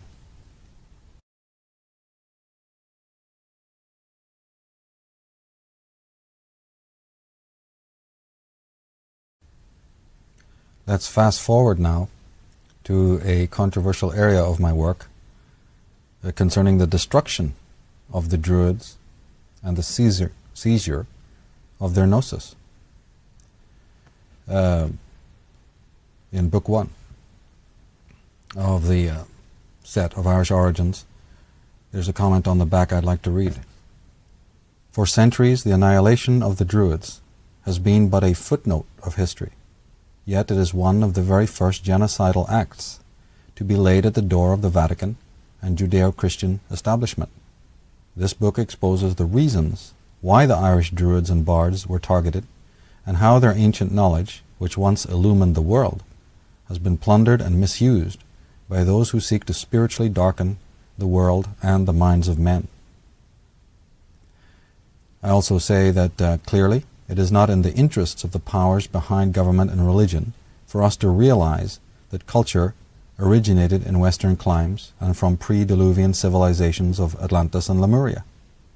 The desire of the Vatican mythmongers and mythographers was to falsely situate the seat of culture in the Middle East, as far away from the Atlantic zone as possible. These mythographers knew full well that Ireland was a remnant of Atlantis, and that its primordial megalithic inhabitants had been evacuated to the continent en masse. If we therefore find, as we do, apparently Semitic symbols all over the lands of Europe, we do so because they came there due to earlier traversals of Western peoples. What this means is that we're not ruling out that there were east to west movements, like the historians love to tell us. We know that there were. Of course there were. In fact, in the last segment we've already addressed the fact that there were movements from the eastern lands and the southern lands to the west. We emphasized that by and large, though, those movements were returns. The descendants were returning to the ancestral home after a semblance of normality returned. But those historians who never deal with the age of cataclysm aren't going to tell you that. No, in their work, it's a naked land being visited for the first time. So we are not talking about later periods, starting, say, 600 BC and moving up to about 1,000 year AD. We're talking about 10,000 BC. We're talking about 6,000 BC. We're talking about the tsunamis and the cataclysms that forced people to flee these destroyed lands. And then we're talking about the return of their descendants. But we emphasize, you see, that the spread of the cultural elements happened in primordial times, years before official history opens its chapters. Because the people who are writing the histories are pathologically in avoidance of this. And this is why you see biblicists, for instance, preposterously stated that all creation began a mere 4,000 years BC. And Christians labored under that misapprehension for centuries. In fact, some people still believe it. It's also why in academic circles they are little better when they insist that everything starts rolling around about 10, 11,000 years BC. Of course, truth doesn't need a maintenance, but a lie mechanism certainly does. So if you keep your eyes open, you'll find out that these archaeologists and these ethnologists and geologists and whatnot and scientists are forever revamping what they say they know. There's nothing consistent because everything they know flies in the face of the actual facts about what has been going on in this world. But as I mentioned in the introduction, in order to track and understand the destruction of the Druids, this phenomena that's just been a footnote of most history books, we actually have to go to Egypt, because the roots of the destruction of the Druids and of the great priesthood of the West, the roots of that lie in a period of history about 1400 BC, and specifically with a very famous pharaoh, a very famous character in Egyptian history, no less the pharaoh Akhenaten. So our journey, our trail, takes us to Egypt of 1400 BC. This section is entitled Akhenaten, the Cult of Aton, and the Dark Side of the Sun. It's the title of the second book. Who was this Akhenaten? Well, he was really known as Amenhotep IV, his father being Amenhotep III. The Greek rendition of Amenhotep was Amenophis IV. His name is often spelt with an I, Iknaten. As we said, the consonants and the vowels often interchange. He's commonly known as Akhenaton or Akhenaten, and he was the pharaoh of the 18th dynasty, the latter part of the 18th dynasty, from about 1353 to 1336 BC approximately. And these dates are forever being modified by Egyptologists. Akhenaten was referred to as the leper or broken king, and he was subsequently exiled from Egypt during approximately the 17th year of his regency. He was the head of what is known as the Atonists, after the god that he worshipped, Aton. And Akhenaten, his family, his ministers, their gang, so to speak, the Atonists, they were rivals of another very important group that we need to know about. It's essential to study this when we're looking at Egypt. A group known as the Amonists, who worshipped the god Amen, or Amen-Ra. And my work always emphasizes that the Ammonists of Egypt were in league with, were confederates of, were colleagues with the Shamsu-Hor, the disciples of Horus, who are nothing more than the Druids, the Irish Druids situated in the east. And we heard about their presence earlier on in Libya, Mali, Egypt, in pre-dynastic Egypt, in Nubia, in Sudan. All of this information has been suppressed, and you need to know about it. And what you need to know about is that there was a factionalism, there was rival dynasties. There was the Pharaoh of the north and there was the Pharaoh of the south. There were those who worshipped Aton and there was those who worshipped Amen-Ra. We have these schisms and they're important to know about. It's also important to understand that an Atonist is ultimately a member of the solar cult. It's also important to understand that the Ammonists were members of the solar cult, because there's nothing negative about sun worship or solarism or solar cultism or the stellar cult. What I address in my work is a specific corrupted version of solar cultism. But again, what we find when we turn to books and to the internet and to other writers and so-called experts is we find a wholesale damning, a wholesale indictment of solar cultism. But Christianity and Judaism is a form of solar cultism. Solar cultism is quite a large tree. And just because one branch or one twig turns out to be rotten, one shouldn't implicate the whole of solar cultism with that. Again, we have to be specific. We have to be specific when we're looking at the symbols. And we'll deal with that a little bit later. But it all originates with these ancient cults of the world. Those are dealt with in my book on astrotheology and also in the DVD of the same name. We talk about the four cults: solar, stellar, lunar, Saturnian, and some other cults like the volcano cult and the fire cult and the Dionysian cult and the cult of Venus and so on. Now, when we talk about the Dionysian cult, we're talking drugs there. We're talking pharmacopoeia. And this plays a large role in the modern religions. One only has to look, again, with eyes that are trained in pattern recognition and symbolic literacy.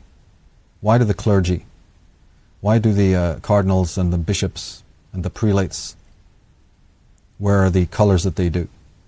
Is there a story being told there? What is the origin of the cross? What is the origin of the mitre and the headgear?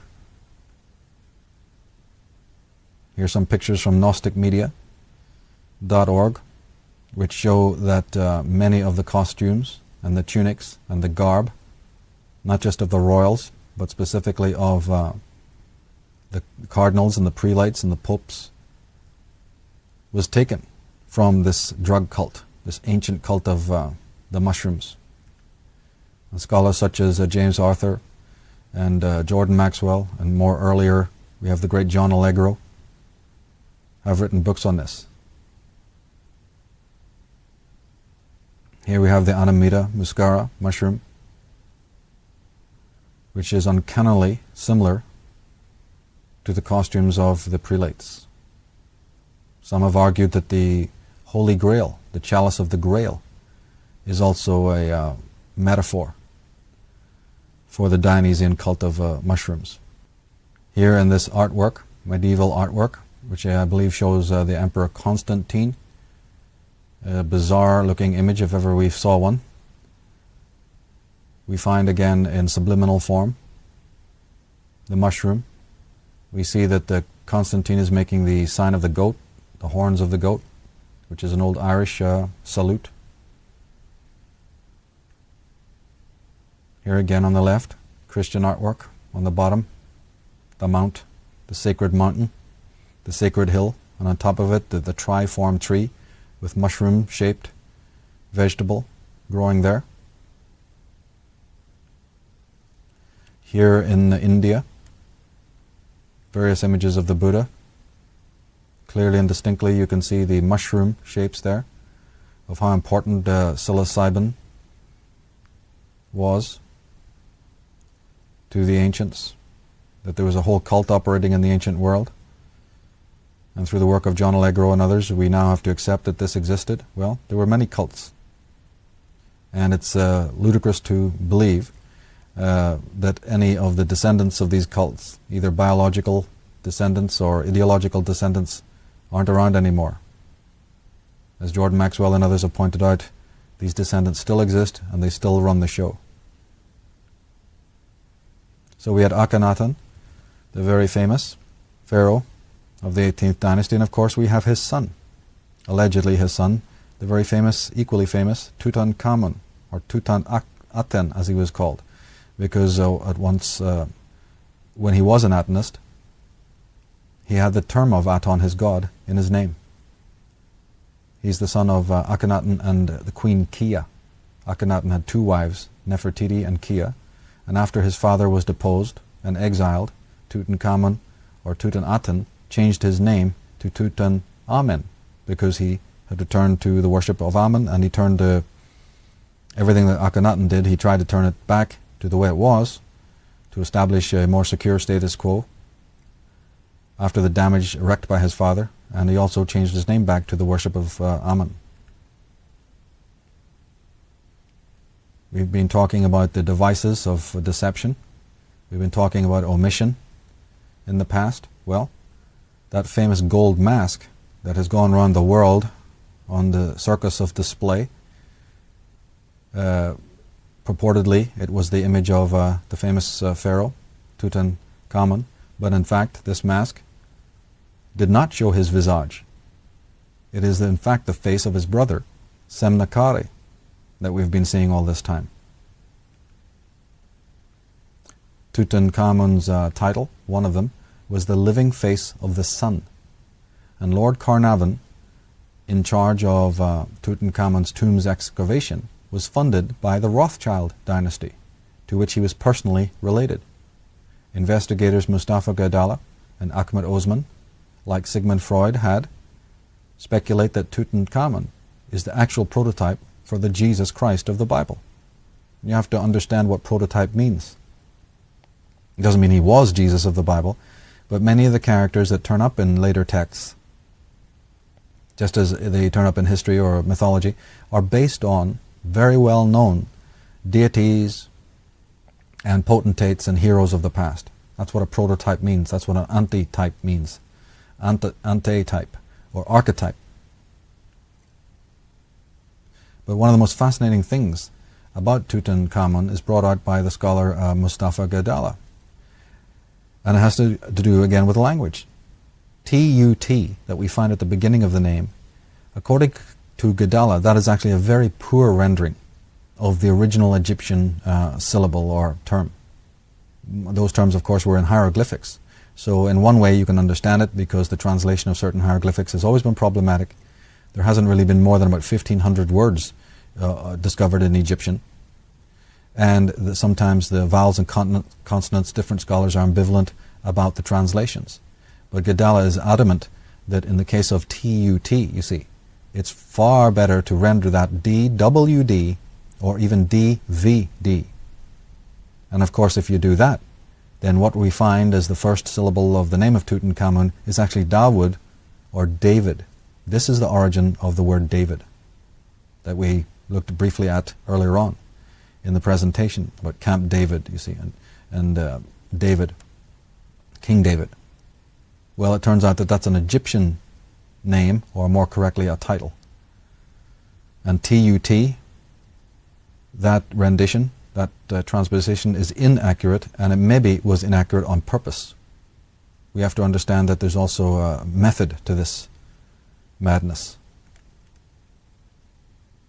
The title David has been found to refer to the kings of the Egyptian 18th dynasty, that is, to the cult of Aton.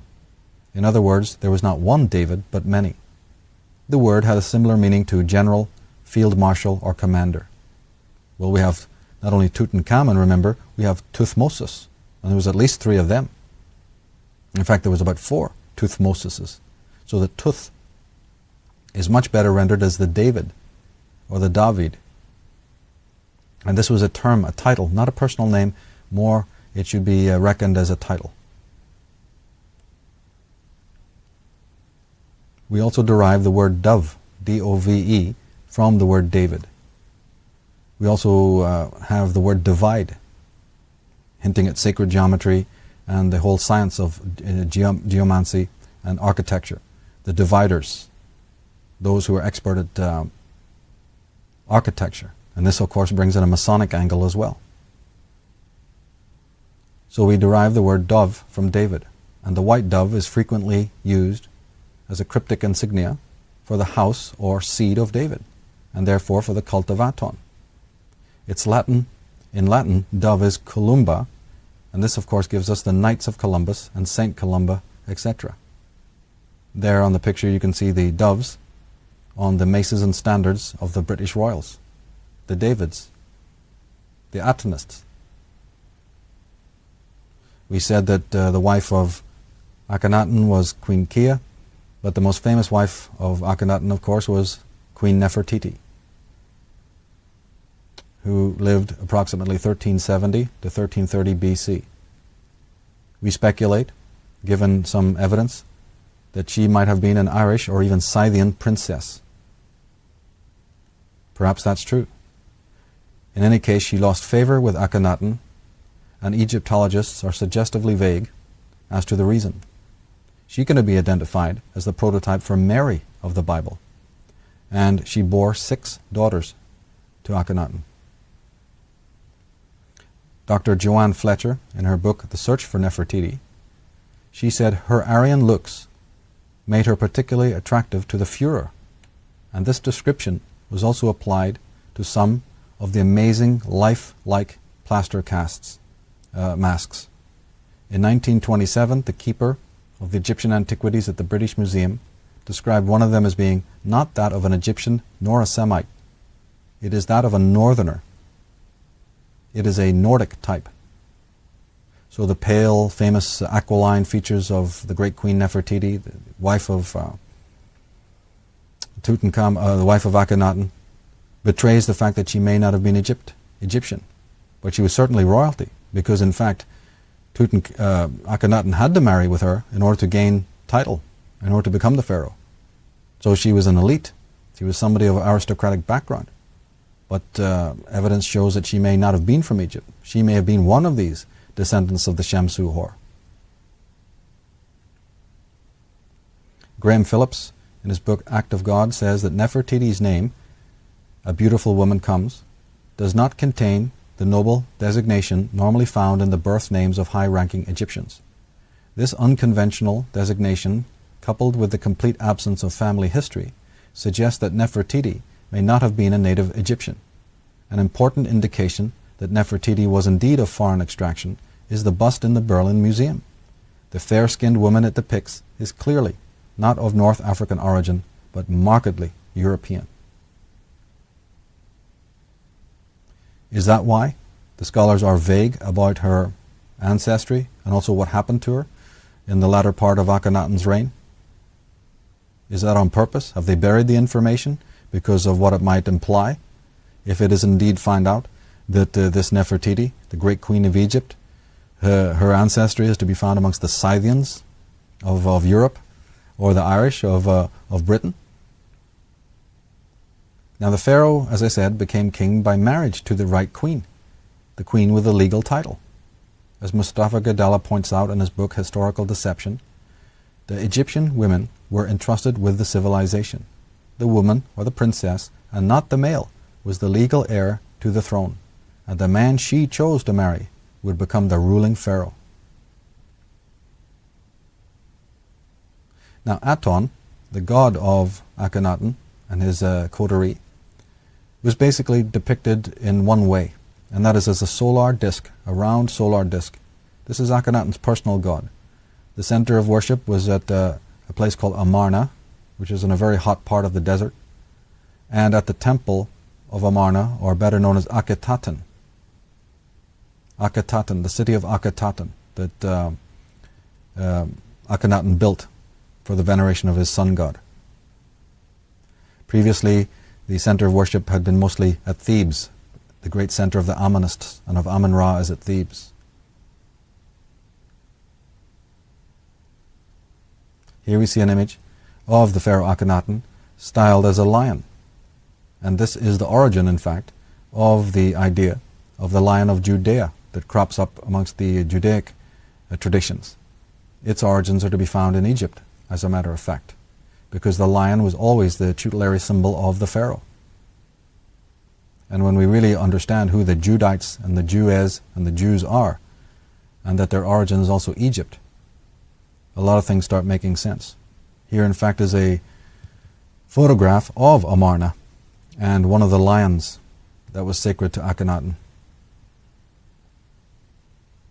Akhenaten referred to himself also as the architect, which again, of course, brings in the Masonic rites and rituals. And the symbol of the lion, of course, is ubiquitous. It's another one that we see without observing. We see it not only on Judaic symbolism, but we see it in Britain, we see it in media corporations, and we see it on heraldry. It also turns up on the coronation chair of the kings and queens of England. This chair, of course, was originally in Ireland. It went by way of Scotland, I believe, and then it's finally, at the time of the Stuarts, turned up in England. But the central point of interest is that it is sitting on, it is propped up upon 4 lions, the symbol of the Atonists, the solar cult. And the back of the chair is again suggestively shaped like a pyramid. Now, one of the greatest controversies, one of the greatest questions surrounding the Pharaoh Akhenaten, which has been posed by people as eminent as Sigmund Freud, but which has also been a study of Ahmed Osman and Ralph Ellis and Mustafa Gadala and a few other scholars, is the whole question of whether the Pharaoh Akhenaten was in fact Moses of the Bible. Osman says, an examination of their respective religious beliefs makes it clear that Moses and Akhenaten should not be looked upon, as has largely been the case, as rivals, but as the same person. The great scholar Godfrey Higgins said that Manetho, the historian Manetho, states that Moses received his priestly education and learned all the wisdom of the Egyptians in the city of Heliopolis, in the Delta, the biblical city of On, the house of the sun. This is just one of the many intriguing anecdotes that has led scholars to believe that there's a connection between these two. We talked about Nefertiti being the prototype of Mary. We talked about Tutankhamun being a very likely prototype for the Jesus of the Bible. And this has been an ongoing question, an ongoing search to discover if there's legitimate connections between the Moses of the Old Testament, the leader of the Judites, and this Pharaoh Akhenaten. Emanuel Velikovsky has looked into this. As I said, Sigmund Freud and many other scholars have sort of dabbled with this idea. And there's strong evidence to believe that, in fact, the two were one and the same man. As I said, Dr. Sigmund Freud, along with many other men, he was murdered by Rothschild agents for his discoveries regarding the tomb of Tutankhamun. and the documents that had been discovered therein. This story, he set his findings, Freud set his findings down in his last book, written about 1939, Moses and Monotheism. This book, we believe, cost him his life. And you can pick up Gerald O'Farrell's book, The Tutankhamun Deception, which will lay out the whole case of this, that Sigmund Freud did not die of natural causes, but like many people who succumbed to the so-called curse of the pharaohs, they were murdered. They were taken out by agents of the Rothschild dynasty because of the excavations, because of documents that were discovered, because of statements like what I've just made. The documents were discovered showing that the story of Jesus, the story of his birth, the story of his crucifixion, paralleled events in the life of Tutankhamun. And in those years, the early part of the 20th century, this kind of information was highly taboo, and concerns did not want this to become widely known. But what about Sigmund Freud? What about this man's courage and bravery? No consideration, he said, will move me to set aside truth in favor of supposed national interests. Well, Freud was a Jew. He was warned by his Jewish friends to shut up. Rabbis, close friends of his, begged him to never publish Moses and Monotheism. In fact, as Gerald O'Farrell shows in his book, Freud's writings, his archive, which is New York, is almost impenetrable. It's in a lockdown situation, very hard to access. And on the question of monotheism, Lorraine Evans in her book Kingdom of the Ark says that Akhenaten frequently emphasized that he, and he alone, was the go-between for this new divine life of Egypt. The sole god of Egypt was now mediated through Akhenaten. At the close of the great hymn to the Aten, it says, "There is no one who knows you except your son Akhenaten." And this is just to emphasize the fact that Akhenaten made some revolutionary and radical and quite perverse changes to the pantheons and to the religions and to the theologies that were known in Egypt for thousands and thousands of years. It turns out that these Amonists were pantheists, polytheists. They worshipped Amun-Ra, but they were very egalitarian. They were very tolerant of any other kind of belief systems, and theology to them was not a matter of prejudice or any kind of dominance. This changed in the 18th dynasty with Akhenaten, who became very fanatical. Temples were closed, and the worship of other gods was forbidden. And the people took this very hard. For about 17 years they had to endure this man's personal tyranny and the usurpation of other gods in favor of only one god. So as soon as we hear about monotheism entering the world, we also hear about cruelty and bloodshed and suppression. Is it any accident that the same thing has been going on down through the centuries? Sigmund Freud wrote, "The Aton religion had not appealed to the people. It had probably been limited to a small circle around Akhenaten's person."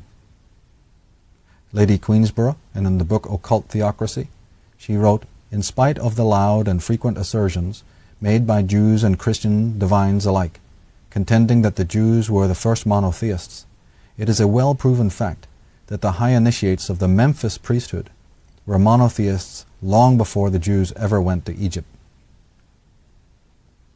Douglas Reed, in Controversy of Zion, the one God, he says, was mentioned in Egypt 2,600 years prior to Judaic monotheism.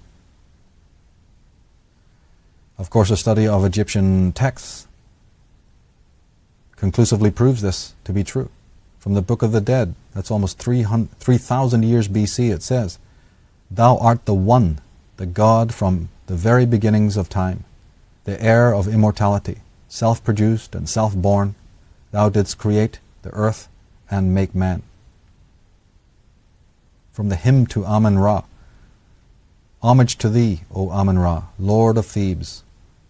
Thou joy, the ornament of the gods. All men lift up their faces to gaze upon him. Thou art the Lord, inspiring awe, crushing those who would revolt against thee. Thou art the King of all the gods. Thou art the great God, the living one.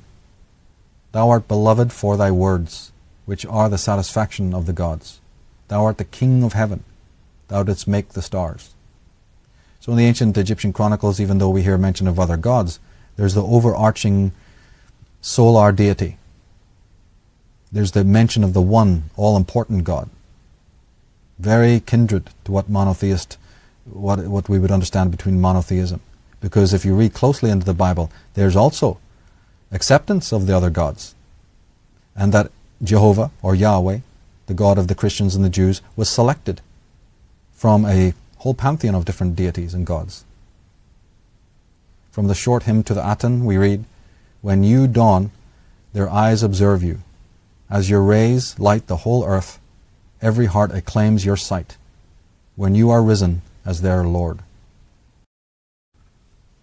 Leonard Slane, in his fine book entitled The Alphabet versus the Goddess, speaks of Akhenaten. He says, Akhenaten inherited the throne on a fluke of genetic roulette. Sickly as a child and disfigured as an adult, he held court with his beautiful wife Nefertiti. His two passions were reforming Egypt's religion and its writing system. Immanuel Velikovsky, in his book on Akhenaten, entitled Oedipus and Akhenaten, wrote, Akhenaten was a stranger to Thebes and Egypt when he assumed royal power there. He had spent his childhood and youth abroad, either in Syria or in wandering from country to country and from court to court in the lands of the Middle East. His name is never mentioned in the many inscriptions of Amenhotep III, although of the prince heir to the throne such mention would be expected. He and his father are never pictured together. Amenhotep had himself depicted together with his wife and daughters in enormously oversized figures, but no son was ever represented in this or any other family portrait. In the tomb of Yuya and Tuya, parents of Queen Tai, there were mortuary gifts from the king and queen and their daughters, but none from Akhenaten. Even the mere existence of Akhenaten is nowhere hinted at during the reign of his father. The Egyptologist E. A. Wallace Budge wrote, "The religious revolution, inaugurated by Amenhotep III at the insistence of his wife, Queen Tai, and was certainly carried on with increasing vigor by their son, Amenhotep IV, who believed that he was an incarnation of Aton, the god of the solar disk. Their discussions gave many people an entirely false idea of the character of Amenhotep IV and of the nature of the cult of Aten. This king was described as a reformer, an individualist, as an idealist and a pacifist. But he was a reformer who initiated no permanent reform, an individualist who diverted the revenues of the gods of his country to his own uses, an idealist who followed the cult of the material, and a pacifist who lost Egypt's Asiatic empire." Budge goes on to say, "In recent years, he has been described by such names as the great idealist, the great reformer, the world's first revolutionist, the first individual in human history, etc. But in view of the known facts of history, and Dr. Elliot Smith's remarks quoted above on the distortion of the skull of Amenhotep IV, we are fully justified in wondering whether Dr. Hall, if the king was, quote, not really half insane, close quotes." Nicholas Reeves, in his book Akhenaten, Egypt's False Prophet, wrote, "It was an era which, though starting off well enough, had degenerated rapidly into mayhem and widespread religious persecution, an orgy of wanton destruction, and almost total economic collapse. For the events he set in train, Akhenaten could never be forgiven. With a ruthlessness not seen in Egypt before or since, Amarna, both as a city and a concept, was razed, and all trace of the pharaoh's existence systematically expunged." So Reeves is saying that the mania, the craze, the perversity, the dogmatism of the pharaoh basically incited the people to erase his identity. But before the 17th year of his reign, before he was finally exiled and dealt with, he unleashed a reign of terror never seen in the history of Egypt, before or after his time. Lorraine Evans again, in Kingdom of the Ark, she wrote, "So Akhenaten drifted from the position of great charismatic leader into one of despotic dictator, as many leaders have both before and since. It was to cause great strife within his people later, but for now he lived in an ideal never-never land of his own construction, isolated from the population and surrounded by family and courtiers. Now Aaron drifted into fantasies of the perfect world in which he lived and the perfect kingdom over which he ruled. Little by little, he ordered the palace artists to display him in divine form. Here was Akhenaten in the form of a divine being, the form of a messenger from the cosmos. Lorraine Evans speculates not that Akhenaten was Moses, but that Akhenaten was Aaron, who of course was an aide, a close associate of the biblical Moses. But leaving that aside, she also points out that the man was completely crazed, may have been mentally disturbed in some way.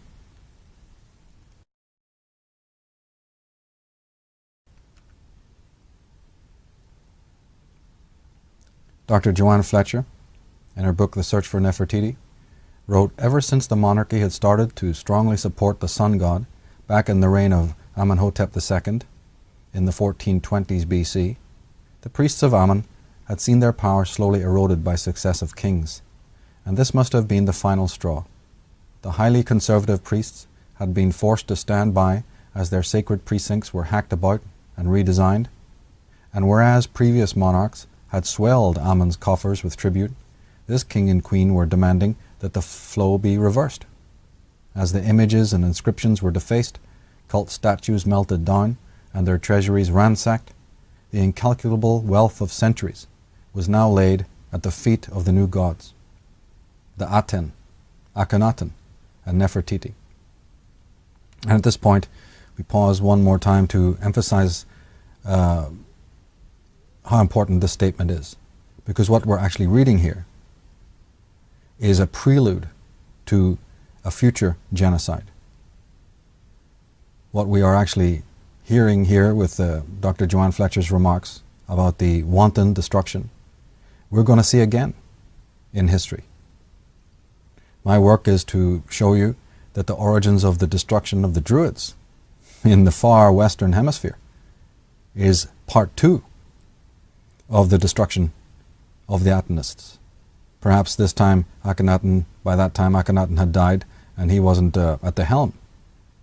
But in my thesis, this is only part 1 of a campaign of destruction. So that when we see the apparently isolated story of Ireland, which has always been treated as a very isolated thing, when we often hear about the destruction of the Druids, the question of Egypt never enters our mind. We think of Romans, you see, we think of the coming of Christianity perhaps, we think of Norman invasions, and we think of internecine fightings amongst the Britons, and the question of Egypt never arises. So my work delves into this area, controversial area, that links the destruction. And we can see that Egypt was ransacked, Egypt was destroyed, Egypt was eviscerated in exactly the same way that we find a little bit later in history. Is there a connection? I think there most definitely is a connection. Now from the Stele of Cairo, we read that from Abu, that's Elephantine, to the swamps of the Delta, the properties of the temples of the gods and goddesses had been destroyed. Their shrines were in a state of ruin, and their estates had become a desert. Weeds grew in the courts of the temples. The sanctuaries were overthrown, and the sacred sites had become thoroughfares for the people. The land had perished. The gods were sick unto death, and the country was set behind their backs.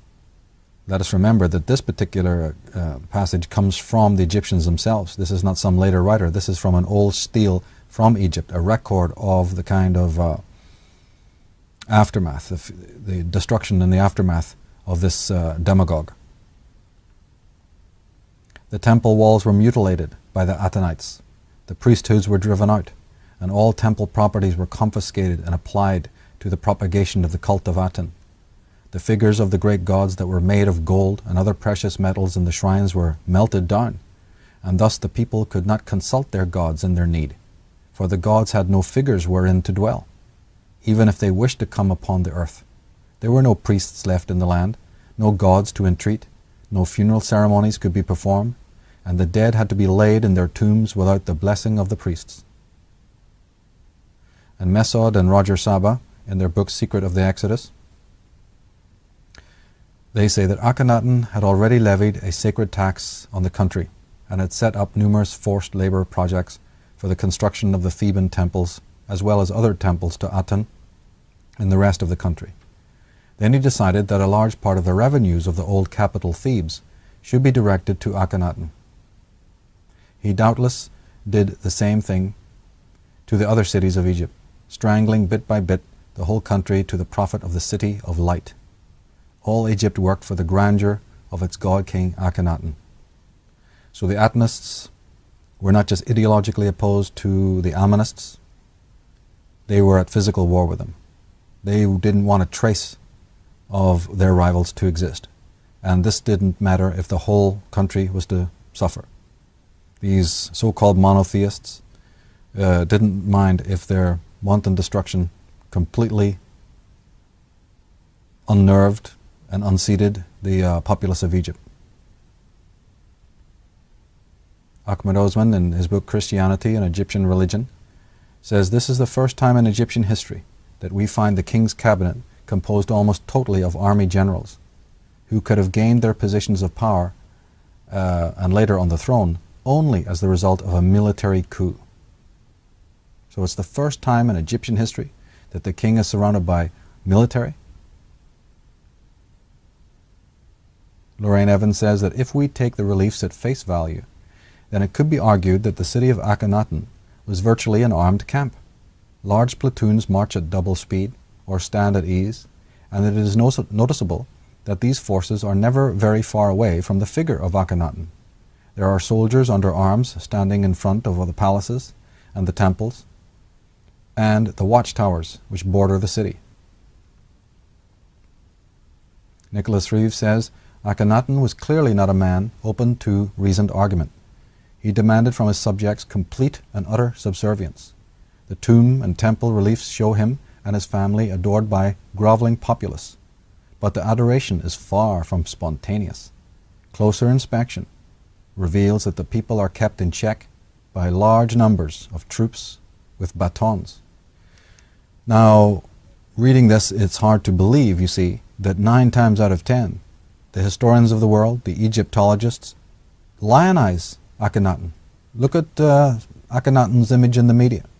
Go to the academic works, and you'll find that almost every Egyptologist, every archaeologist, even though they may say a few sentences that show that maybe he wasn't completely normal, basically lionize the man as the Christ before the Christ, the great enlightener, the first monotheist.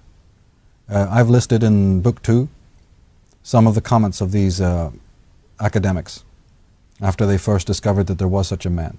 And it was remarkable that these individuals would do this. And that alone raises certain questions. Who are these Egyptologists? Why do they think that this Atenist tyrant, this demagogue, this ransacker and looter and pillager and desecrator was so wonderful? Where does the dementia end in all of this? Ahmed Osman, in his book Moses and Akhenaten, writes, the persecution of first Amun and then the other gods, which must have been exceedingly hateful to the majority of the Egyptians, would certainly also be hateful to the individual members of the army. This persecution, which entailed the closing of temples, the dispatch of artisans who entered everywhere to hack out his name from inscriptions, the presumed banishment, the excommunication of his very name, could not have been carried out without the army's active support. Each time a squad of workmen entered a temple to destroy the name of Amun, it must have been supported by a squad of soldiers who came to see that the royal decree was carried out without opposition. And now we come to a very, very important passage. It's Graham Phillips' Act of God. And he writes, there are almost no soldiers in native Egyptian dress depicted anywhere near Akhenaten. Among foreigners, quite obviously of African origin, are a large number of figures who appear to be officers in Asiatic dress, identical to that worn by the Hyksos in scenes discovered at Avaris. Avaris is the capital of the Hyksos. Who the Hyksos are, we will deal with in a moment. But first, what is Philip saying here? That Akhenaten was so loathed. Akhenaten, as we read earlier, was basically so foreign to Egypt, so out of touch, that he decided that the god Aton, who was a minor god, would suddenly become the supreme god, so out of touch with his people that their cares and their needs, he could heed not. We find that then, when his despotism began, he had to have mercenaries. He had to hire foreign soldiers. I mean, this sounds familiar, does it not? That he had to bring in oppressors from outside, mercenaries who would serve him to oppress his own people, if indeed we're to believe that the Egyptians were his own people. But more to the point, the term has now been introduced in this particular slide, the Hyksos. And from now on we get into some very, very controversial but fascinating areas. The Hyksos pharaohs of Egypt. In the past, I wrote, the historians Manetho, Josephus, and Strabo proclaimed the wandering Israelite tribes to be intimately connected with the pharaonic dynasties of Egypt. Nowadays, a few researchers carry on the revisionist work of Karl Abrahams, Sigmund Freud, Immanuel Velikovsky, and Commons Beaumont, and they help us to understand where the mysterious people of the Bible came from. Most importantly, we discover that the Israelites, so-called, were certainly not impoverished, oppressed slaves, as most of the world has been expertly conditioned to believe. The chiefs of the so-called Israelites had been pharaohs themselves, and were related to and descended from the Hyksos pharaohs of the 13th dynasty. Their great capitals were Memphis and Avaris. Avaris was later renamed Pi-Ramesses, but had been known as Zaru or Zion. It was situated in the Goshen area of the Bible, that is, in the eastern zone of the Nile Delta. Suggestively, it was the city where Akhenaten had grown up and been educated. The Atnas coterie, who were expelled along with Akhenaten, were, like the pharaoh himself, members of this Hyksos dynasty of wealthy and powerful kings and priests. So the Hyksos dynasty, who appear in Egypt about the 13th dynasty. We've been talking about Akhenaten in the 18th dynasty. But the Hyksos kings, the Hyksos pharaohs, were a despotic, unloved, and possibly foreign invading group. And these Atanists may, in fact, according to the evidence, be descended from this Hyksos strain of pharaohs and from their dynasty. Certainly, we find out that Akhenaten grew up in the Delta area, in the area that was controlled by the Hyksos. Specifically of importance is the city of Avaris. This is where we get the term avarice, meaning greed, from the ancient city of Avaris, which was the capital of these so-called Hyksos kings. Ralph Ellis takes on the job and demolishes a great lie. In his book, Jesus, Last of the Pharaohs, he says, Abraham, Isaac, and Jacob were not a family of poor, captive, downtrodden shepherds at all. They were nothing less than the Hyksos, the shepherd king pharaohs of Egypt.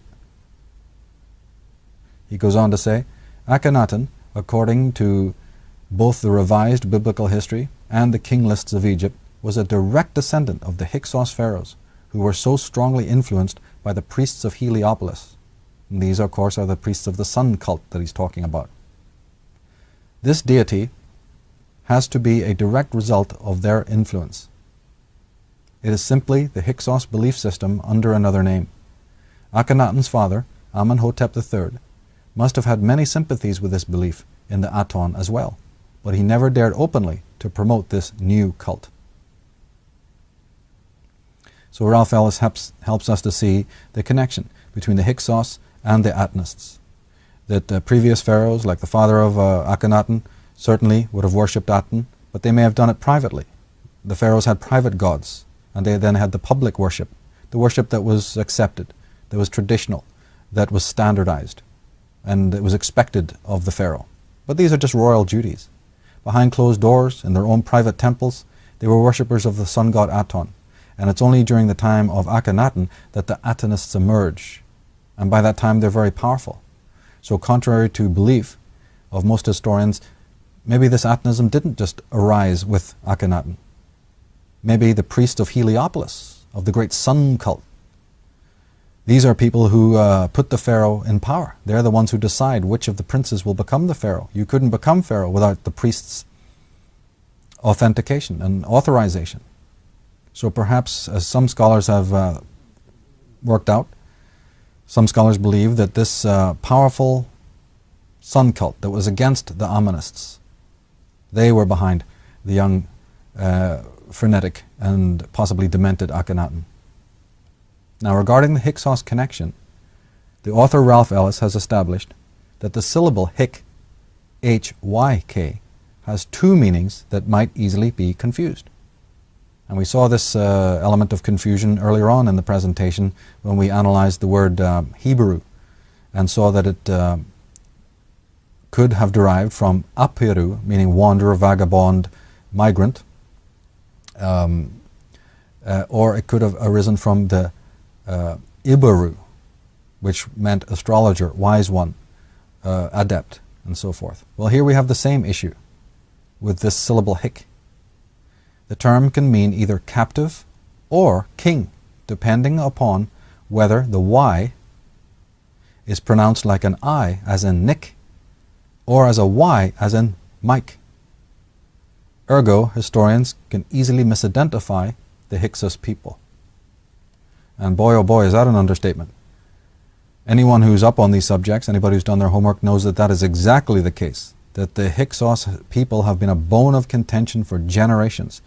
Every scholar has a different idea of who they were, where they came from.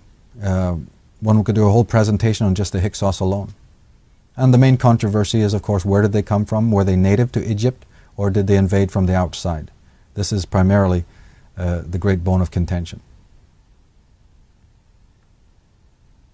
But the great Commons Beaumont was miles ahead of everybody, and years before he wrote of the connection between the Israelites and the Hyksos.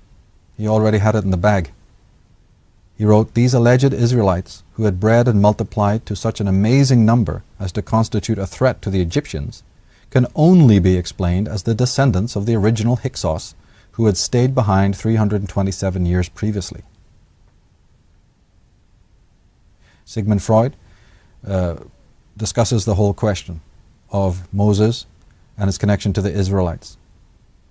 He says, "Tradition maintains that Moses was a Levite. This seems a transparent distortion of the actual state of affairs. The Levites were Moses' people. In later times we find Egyptian names only among the Levites."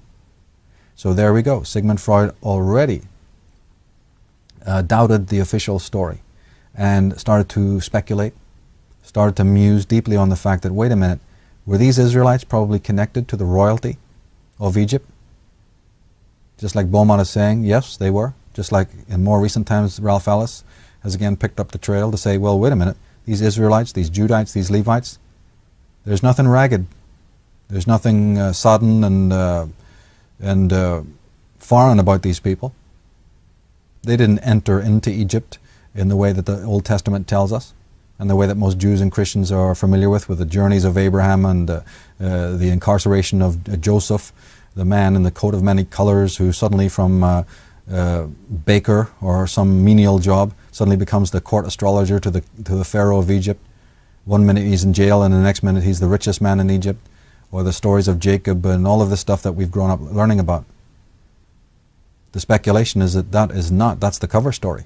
That these individuals knew Egypt. They were elites within Egypt. What does that do to official history?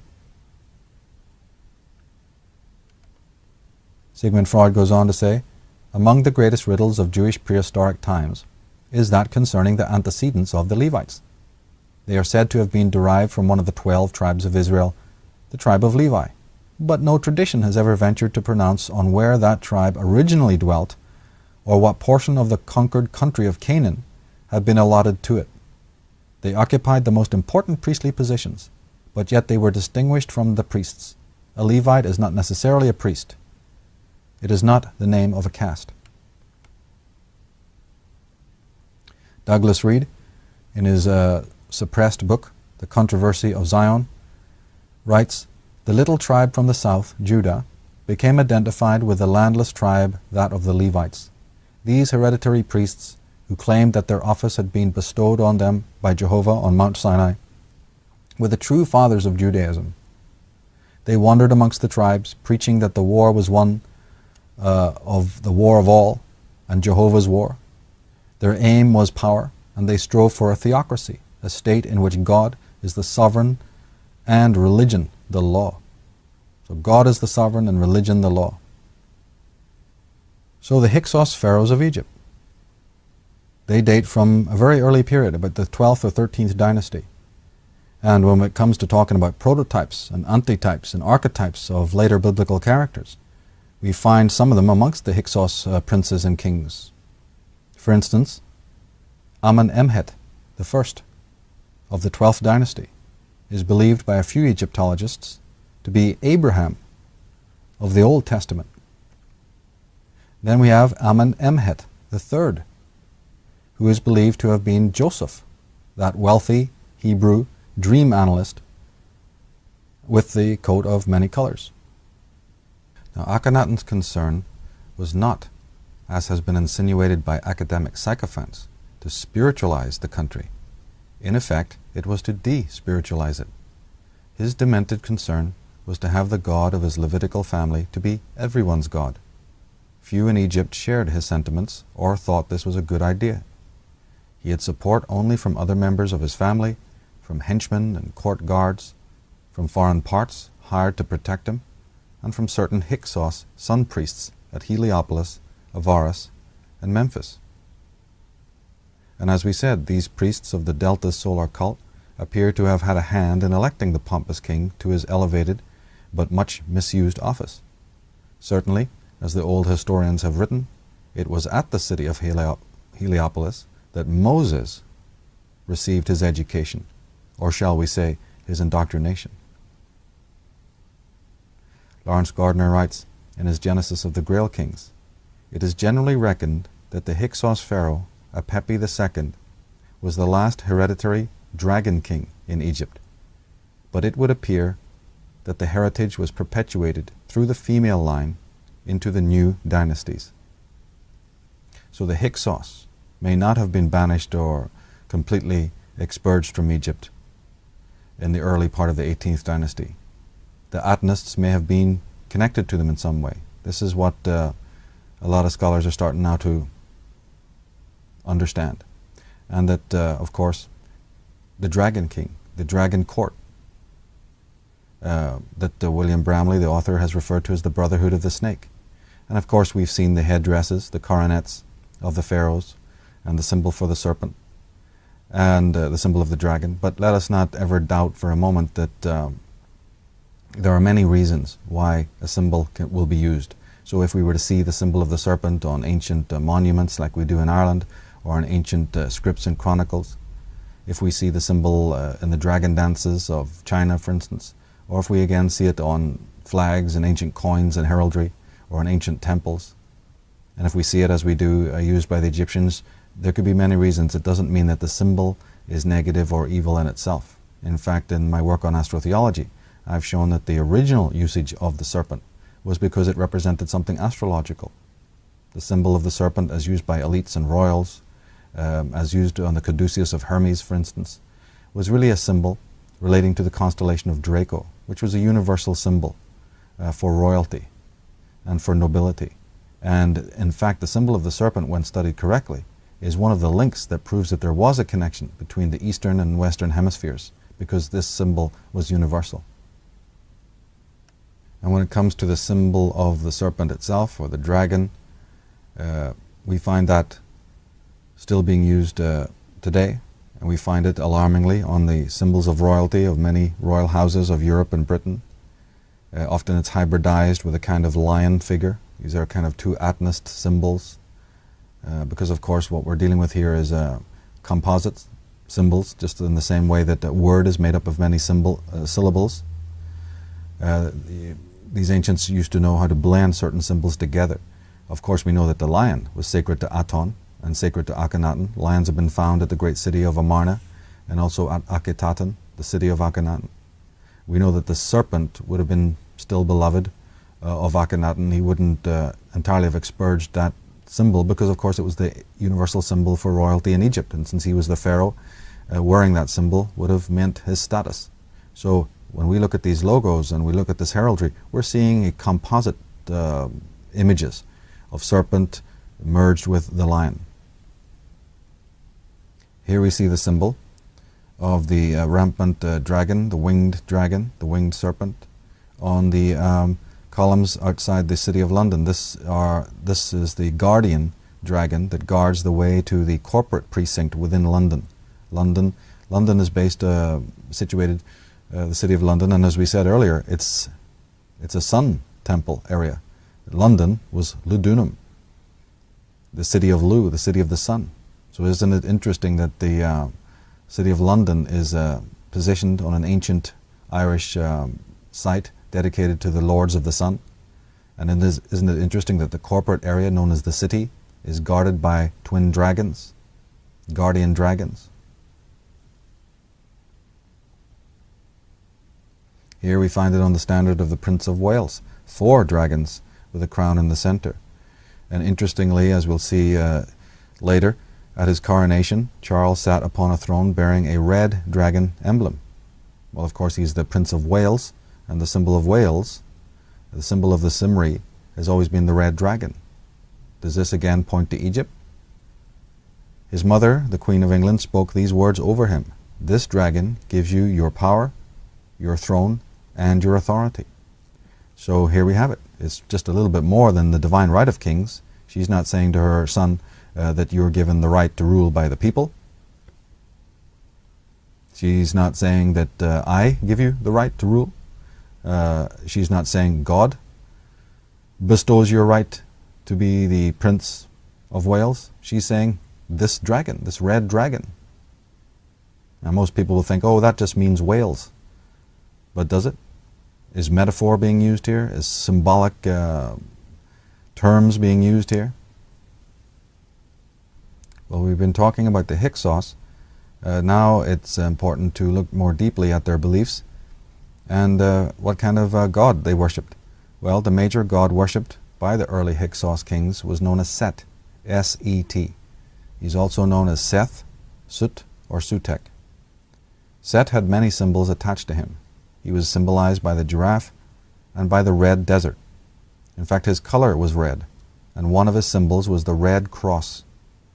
In the myth of Set and Horus, this mirrors the conflict between the Atonists and the Ammonists. Satam means hated. And look where we find that symbol of the red cross, not only on the bishops and the popes, but on many flags. In fact, the red cross is to be found as the very symbol, the very flag of England, known as St. George's Cross. We find it on the flag of Northern Ireland. We find it on the charities like the Red Cross. Now in Egyptian, a title for Set was the Juji, pronounced something like Juji. This is the probable origin of the name adopted by so many British kings, Georgie or George. The name refers directly to the god Set.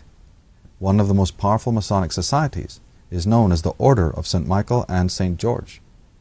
And both St. Michael and St. George we see in depictions of these saints and knights the symbol of the Red Cross, and we also see the symbol of the dragon.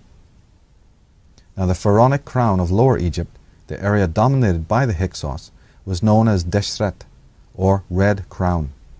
Ergo, it is not St. George who is the patron saint of England, but Set of the Hyksos. Hargrave Jennings, in his book The Masculine Cross and Ancient Sex Worship, published in 1874, wrote, "The rabbis say that when Aaron was made high priest, he was marked in the forehead by Moses with the figure X or with a cross. We see the red cross in Christian artwork, and we see, as these pictures show, that the Pope wears the symbol of the red cross, and the prelates and bishops also. Turning to Masonry and its connection with Egypt and its connection with the Serpent Lodge or the Dragon Court, author J.S.M. Ward, in his masterpiece on Freemasonry, discussed high-degree rituals and symbols. His description of the 25th degree, entitled Knight of the Brazen Serpent, reveals that the lodge is referred to by Masons as the Court of Sinai. So Freemasonry is very connected with these ancient Judaic people that we're now exposing as really the Hyksos dynasties, the Dragon Court. Masonry is directly connected to these times and to these cults and sects and castes. In his book Freemasonry and the Ancient Gods, Churchward writes, "The most powerful Grand Master represents Moses. The wardens, who are called ministers, represent Aaron and Joshua. The orator is called Pontiff. The secretary is called the Grand Graver.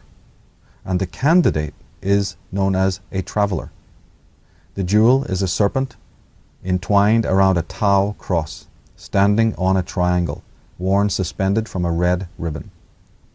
So, from the Masonic books themselves, from J.S.M. Ward and from Churchward, we learn that in Masonic ritual there's the use of the old Egyptian serpent, there's the use of the symbol of the crown, there's the use of the symbol of the Tau cross and the red ribbon.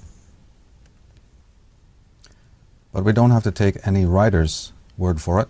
We can trust to our own eyes by a study of the Masonic, Freemasonic and Templar symbolism.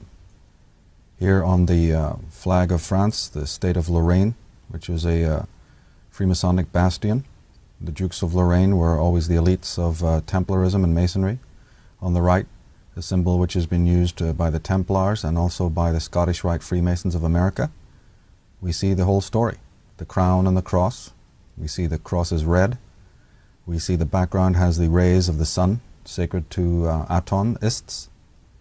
We see the black Malta cross, and we see the twin swords representing again the idea of conflict and rivalry, a primal rivalry. And it's picked up in corporate logos such as the Alfa Romeo symbol, which not only incorporates the red cross but also the serpent, the dragon. We see it here on the Knights Templar emblems, a symbol of the red cross.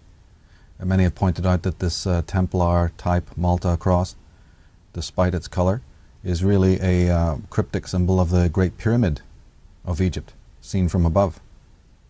But on the right, you can draw your attention to the most important symbol of the Knights Templar, which is two riders on a single mount. The horse is pointed towards the west.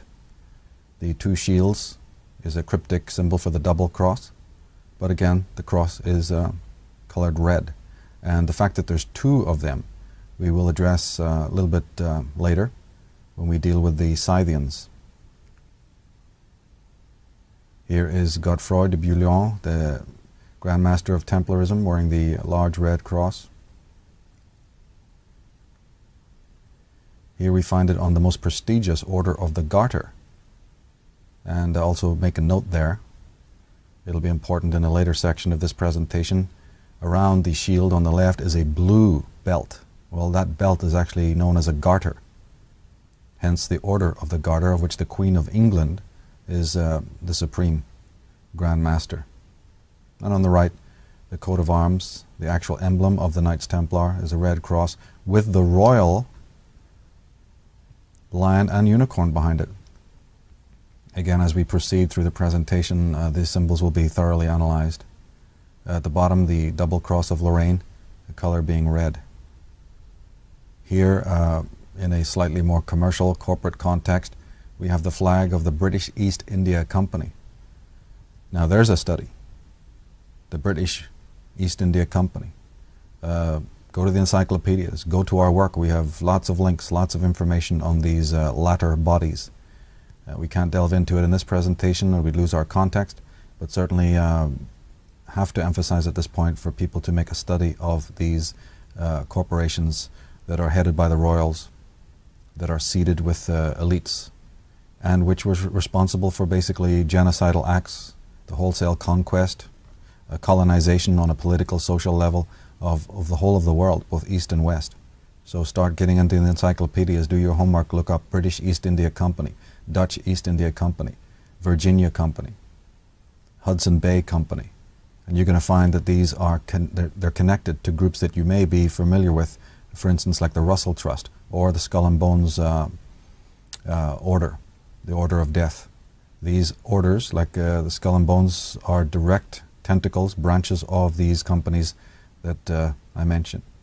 And find out how they monopolized sugar, tobacco, caffeine, mercury, opium, the whole dumbing down of people through these foodstuffs, through these stimulants. Well, who monopolized the trade of sugar and caffeine and tobacco? In the book Atlantis, Alien Visitation and Genetic Manipulation, there's an extensive appendices section. And that appendices, that large appendices section, was put in the book absolutely deliberately. It was the result of many years of research, because my own work I knew would be very controversial when the time that it was published, for the time that it was published and put out, and it was. And therefore, a good deal of the book was these appendices with verifiable source materials. In other words, not from me, so that if anyone was to read my thesis and say, well, this just is, you know, too fringe, too way out, I presented a lot of appendices for people to look at all these divergent subject matter and come to the conclusion for themselves about whether my original thesis has any merit at all. But Appendix F needs to be mentioned at this point because it contains Valdemar Valerian's Master Chronology. And this is one of the most important documents probably that's ever been penned, ever been written. There are others like it, but this is just something really stupendous that in a most objective way helps you connect the dots and see what we're talking about when we're dealing with these royal-backed dynastic concerns like the Hudson Bay Company and the Virginia Company and the British East India Company. Just go to that Master Chronology and begin reading from when it starts, from the early centuries all the way down to the modern age. And just with the evidence of your own eyes and your own intelligence, you'll see something remarkable unfold. The history, the chronology of mass control. Here is a picture of Cross Hall at the White House. Not only is it the red carpet, which is alarming enough, since that should only be, that has historically only been used for royals. Why do we find it in a country that is meant to have fought against these dynastic concerns is worrisome enough. But the very fact that it's also called Cross Hall. Let's remember, symbol literacy, pattern recognition. Back to the Hyksos again. Their legacy in Egypt. Well, the Hyksos did not have a good reputation among the Egyptians, whose national traditions depicted them as plunderers of cities and temples, cruel and impious barbarians, faithful only to their god Seth, that variable incarnation of evil in the Osiris legend. So says Joseph Modrestewski in his book The Jews of Egypt, from Ramesses II to Emperor Hadrian. Ralph Ellis tells us that about the Exodus, the true Exodus. It's mentioned in the Bible, but what's the true historical data on that? He says, thus began an orgy of looting and violence as the departing Hyksos Israelites stripped the land bare. It was destruction on an unprecedented scale, and it prompted the Theban pharaoh, when he saw the ruins of Avaris, to declare that this was not just greed, but avarice. What happened after the Hyksos and the Atenists were cast out of Egypt? In the days of Akhenaten, the sun had moved from the sign of Taurus, the bull, into the sign or house of Aries, the lamb or the ram. And the priesthoods of Egypt were not all in agreement as to this movement or this position of the sun. The Hyksos kings and their people honored the astrological procession and began reverencing the traits and proclivities associated with the sign of Aries, whereas the priests of Thebes in southern or upper Egypt decided the time was not right for this and for new gods to be venerated. They wished to remain loyal to the quote-unquote Tsarion principles, and we can't blame them. After the legacy, the ruin, the machinations, the insinuating treachery of the Atenists and what they had seen, after the depravity and mania of Akhenaten, we can hardly accept them to be sitting around the table, discussing the finer points of astrology and of the zodiac. So they wanted to return the land to a semblance of normality. One way to do that was to go back to the worship of the old gods and to establish patterns. Akhenaten, because he had invented and come up and conceived a new god, he had promoted a minor god to a higher status.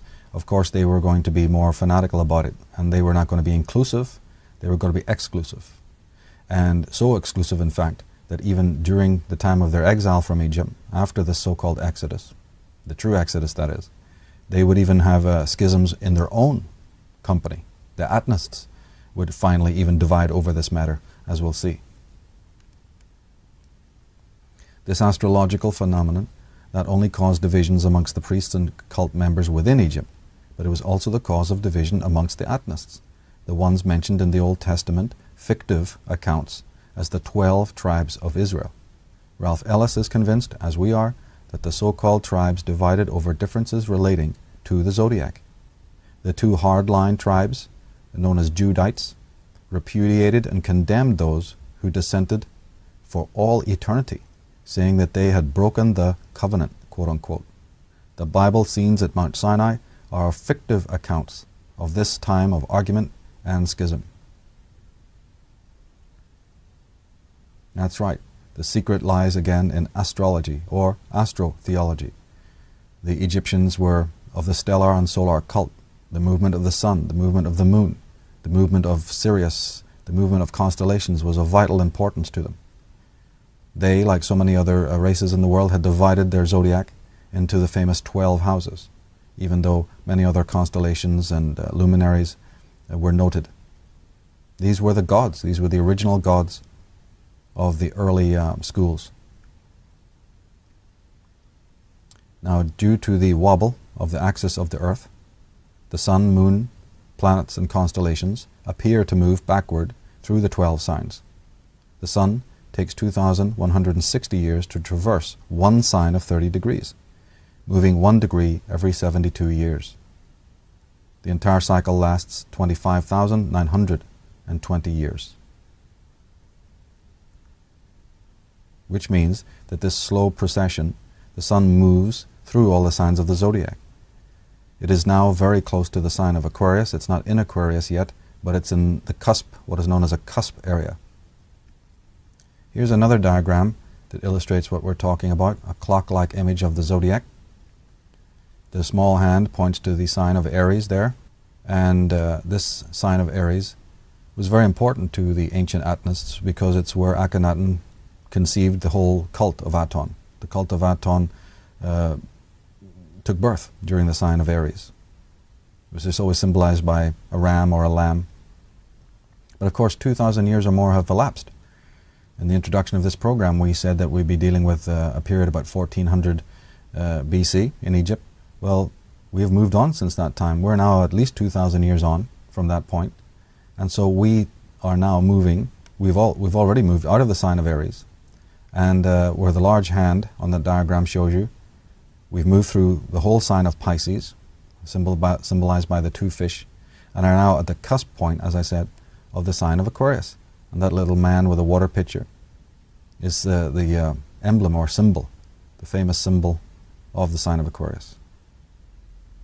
But let us never forget that Christianity, Judaism, Atonism was conceived in the sign of Aries. This is a very important historical and mythological anecdote. It is one of the reasons why we see the lamb being used as a symbol of Christ, Agnus Dei. It's one of the symbols for the red cross of Set, because let us never doubt for a moment that that red cross is an astrological symbol, of course. It represents the crossing of the celestial equator and the ecliptic. But it is the tutelary emblem of the Atenists, the worshippers of the god Set. The ram, the lamb, where does that come from? As we said, it is the symbol of the sign of Aries. This all has to do with Egypt and what was happening in the stars and in the sky at the time of the reign of the Akhenaten.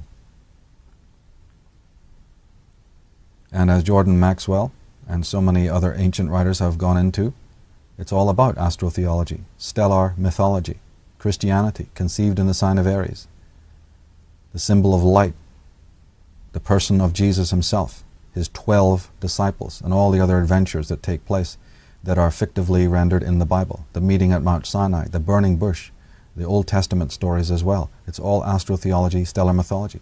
It's dealt with in great depth in this book that we did on the subject of astrotheology and sidereal mythology. A close look at the Bible, a close look at all the Christian stories, the metaphors and their origins, going back to the famous cults of old, the cults of antiquity. Here again in Christian art, we see the solar Christ. The artist has emphasized that. He's emphasized the astro-theological, astro-mythological element here by having his figure hold the red cross. We see the trees, the old Druidic cult of the trees. We see the sleeping members in the foreground. These represent the 4 seasons. This is an astrological rendering. We have to understand that the whole Bible is an astrological rendering. The movement of the sun, and the emphasis has always been that Jesus, in exactly the same way as Mithras or Orpheus or Zoroaster, so many other mythological characters, Horus, Isis, Bacchus.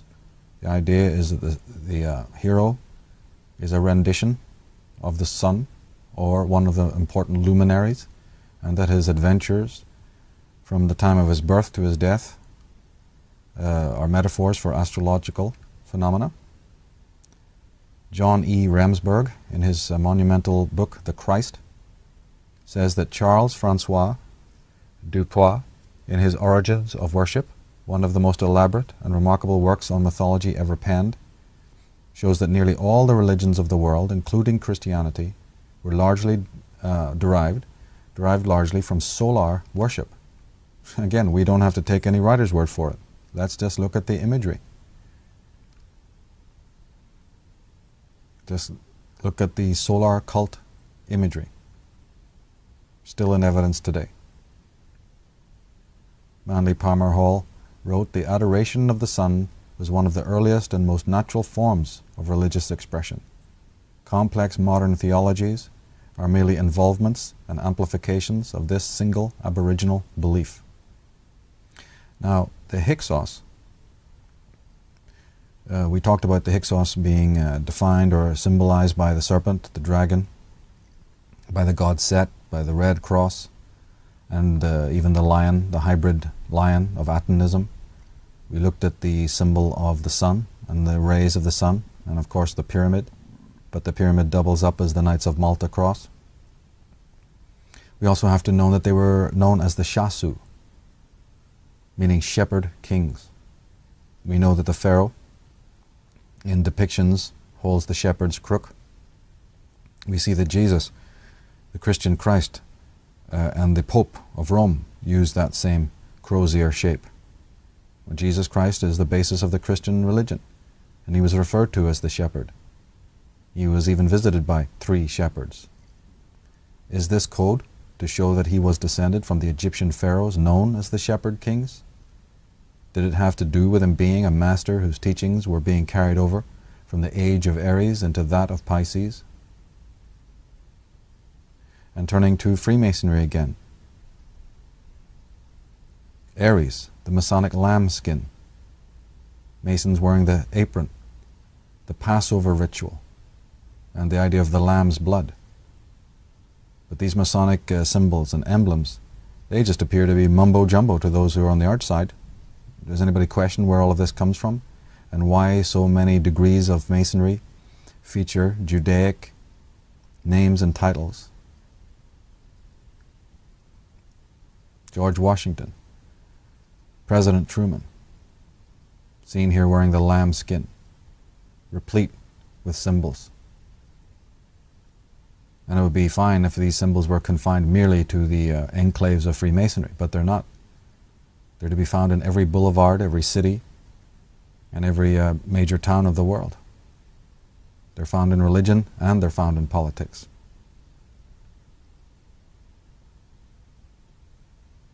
Now, losing his mighty empire was no small upset. The humiliation and indignity was undoubtedly felt very poignantly by the Atenist king, who could not fathom why he had been so maligned and misunderstood. We know this about psychopaths and maniacs.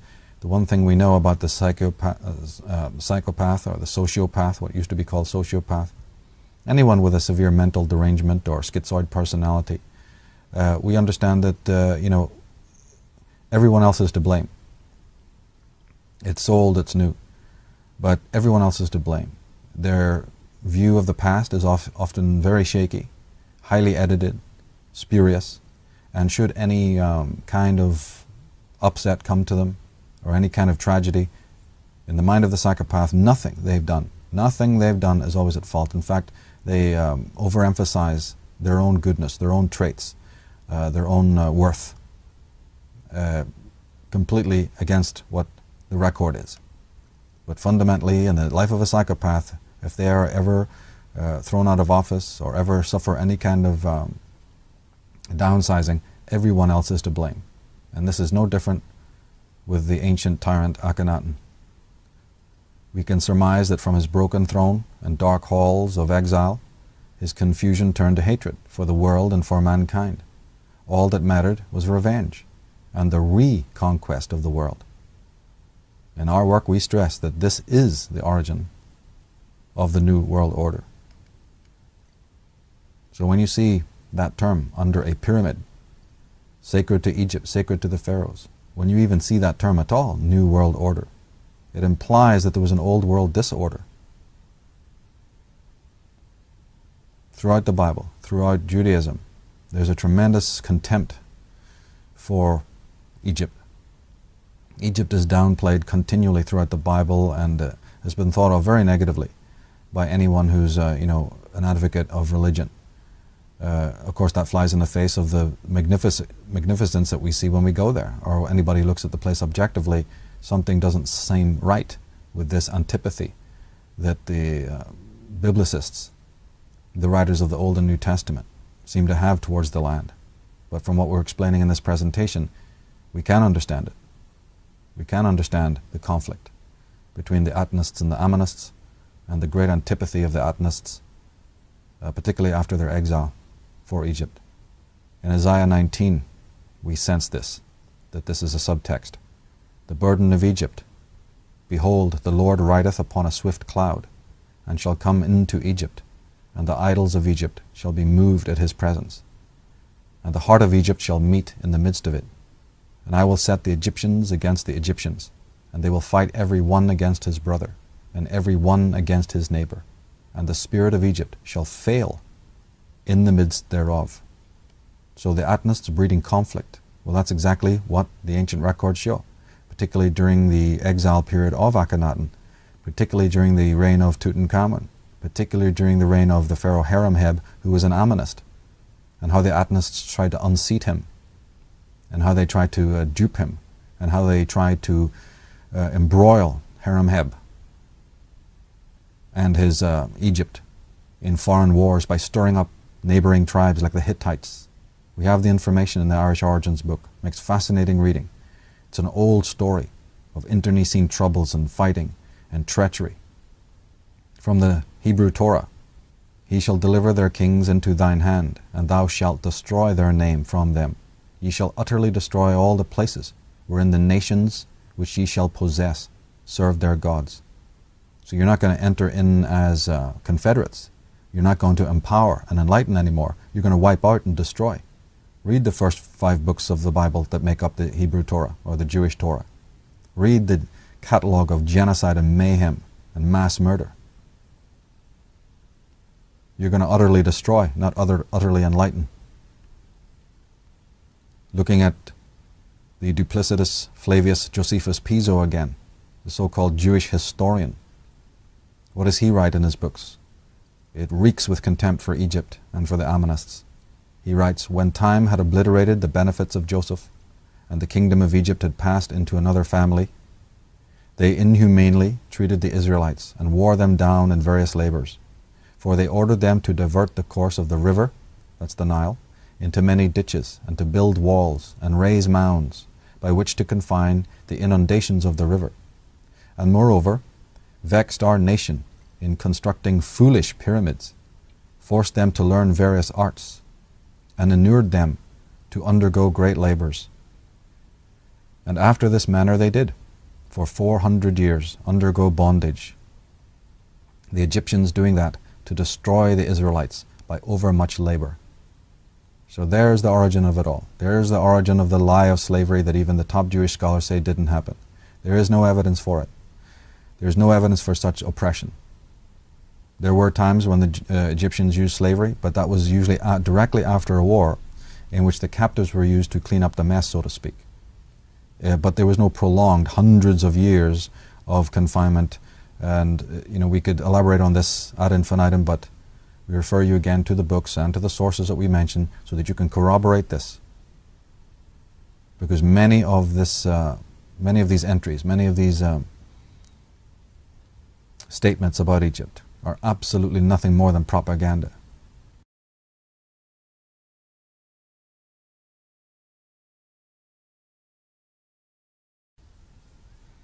Let's continue with our look at the destruction of the Druids. Continue with that into the story of the Scythians and my theories regarding this group of people from Europe, the Scythians. The traditions of Irish Druidism, as I point out in the books, had spread to Egypt with the Iberu, that's the original Hebrew, of course, in primordial times. And we stated that the Iberu or the Aberu were the original men of the river, the men of fire, the great adepts from Hibernia, from Iberia. The Druids were collaborators, we pointed out, with the Egyptian Ammonists. And the civilizations of Syria, Greece, Egypt, and India may have been situated topographically in the eastern hemisphere of the globe, but this means little. What matters is where the inhabitants of these climes received their cultural and spiritual elements. This is the truth that must never be revealed to the world. So if we read about Irish culture, we're bound to read of its eastern origins. Over and over again, authors persist in rehashing this falsehood. They emphasize later migrations that occurred a long time after the rise of the original Irish empires of knowledge. And Commons Beaumont, in his book The Riddle of Prehistoric Britain, deals with this whole question. He says, "The ancient civilization of the land we call Egypt has been pronounced by archaeologists as flawless of its type from the very first. It reveals none of the painful steps from primeval beginnings passing through the Paleolithic, Neolithic, and Bronze Age to that of iron. It apparently burst upon the scene into exotic radiance, its perfected civilization accordingly having been described as a miracle. Science cannot admit any such miracle, and another explanation must be forthcoming." And Sir J. Maspero, in his book The Dawn of Civilization, wrote, "What were the people by whom it, that is Egyptian civilization, was developed? The country whence they came, the race to which they belonged, is today unknown." And I wrote, "A major area of our work concerns the connections between Ireland and Egypt. There were connections between these two lands from the remotest periods. At a later date, Celts from Europe, known in Irish mythology and in history as the Gaels, also frequented Egypt. This group that had traveled as far as the Indus Valley have gone by the name Scythians. They were the ancestors of the Sarmatians. They have other names, one of which was Messa Getae. The Scythians were, in our estimation, displaced to Europe after the Age of Catastrophe. After their sojourn in Egypt, and after teaming up with the Atenists, some of their horde made their way back west. The Scythians re-enter Irish history as the so-called Milesians." Now, this is why we dealt with the whole age of catastrophe earlier on in this presentation, because it's fundamental to understand that there was a displacement. So therefore, when you hear about Amorites, and when you hear about Babylonians, and when you hear about Sumerians, or the Scythians, or the Sarmatians, or the Mesogete, and for that matter even of the Cretans and the Philistines, and certainly when you hear about the Hyksos, when you hear about any of these groups, the Hittites, the Hurrians, you have to realize that when history starts speaking of them, some groups are portrayed as nomadic, and others are ensconced in a particular area. But we have to understand that there was an age of catastrophe, a worldwide cataclysm. You don't stay put when that happened. We've already emphasized that the lands of Britain were pretty much deserted, evacuated. Same thing went for Europe. So where an official history says that a certain group had their territory, how do we know that that's true? They may have had multiple territories. They may have intermixed. It's not necessarily so easy to identify their actual homelands and their actual natural habitats. And this is very much the case with the Scythians, who technically are said to have existed in Russia, north of Anatolia, which is Turkey, but that they also had many communities elsewhere, as far away as Galilee and into Egypt. The Sarmatians, the Scythians, would have found it easy, and we have to find it understandable, that these horseback riding Scythians could easily have found their way, as they did, into Asia Minor, and from there it's a step away to Egypt.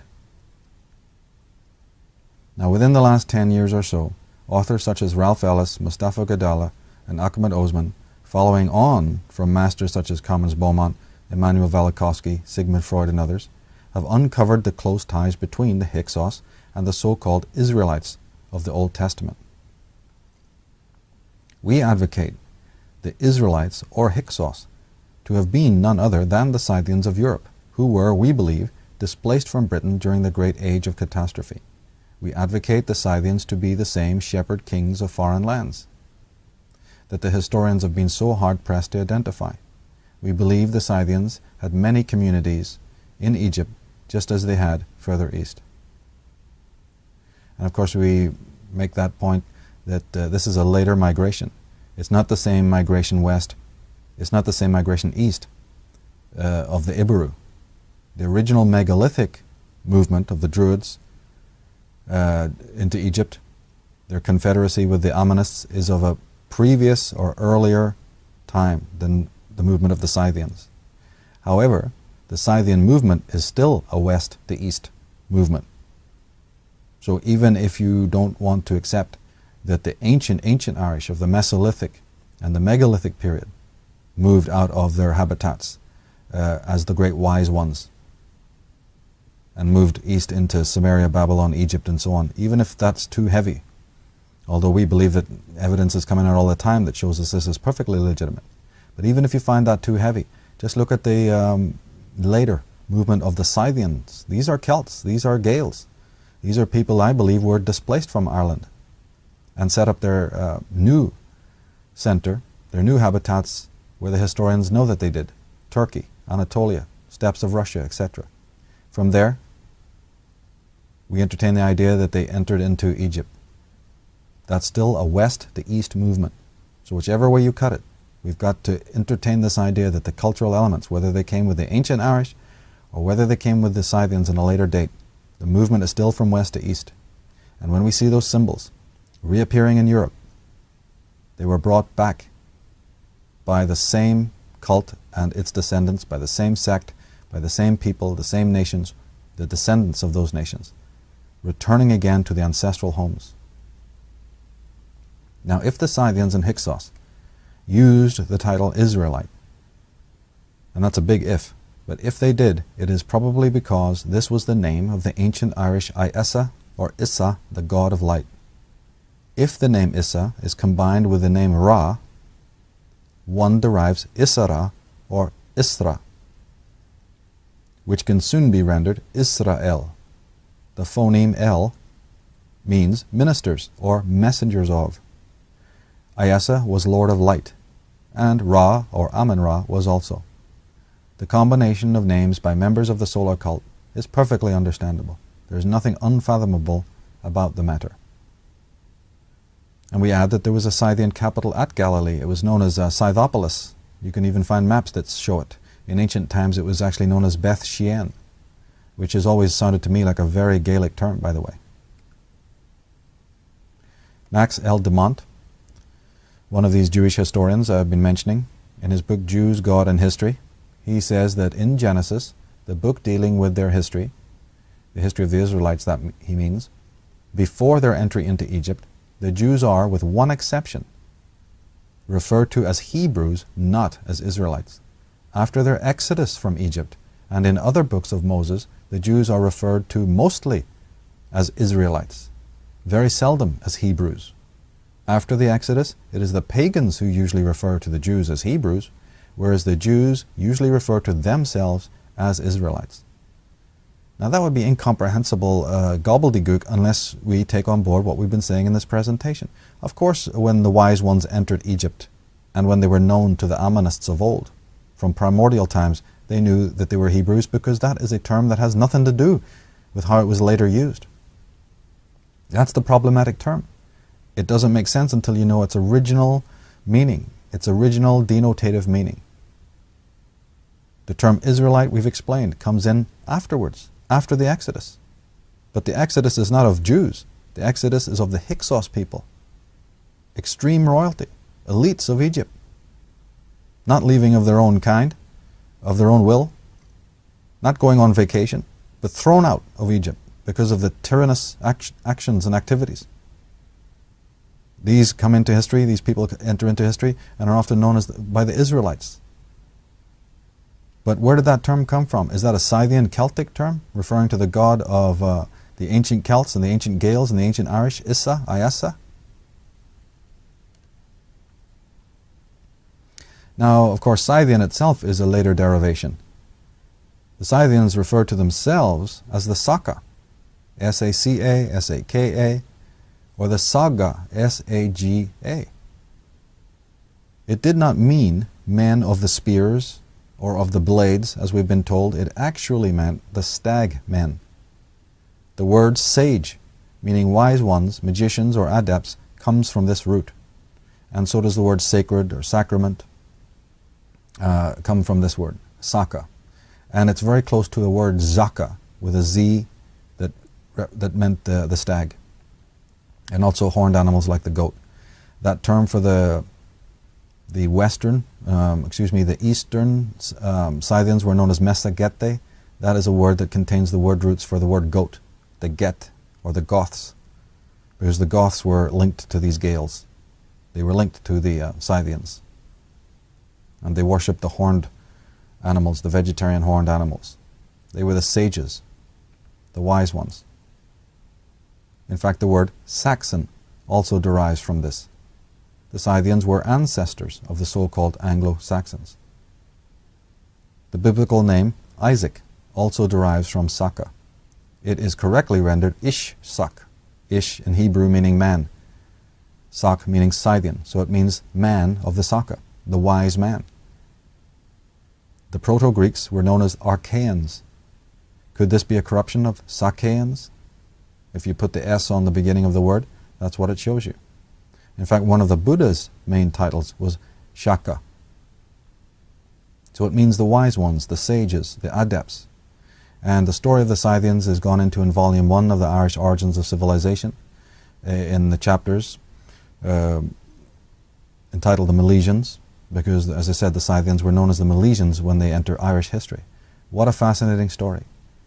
It shows the incredible story of the Scythians, how they got displaced from Ireland, which is unique to my work, and shows how they returned.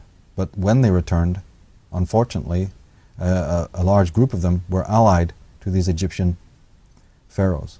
And the story in the book shows you how they first went to Egypt, what prompted them to go there, a little bit of what happened when they were there, how they got tied in with Akhenaten's group, and how, again, they were exiled, finally. They took the side of the Atenists, and their confederation or collaboration is essential.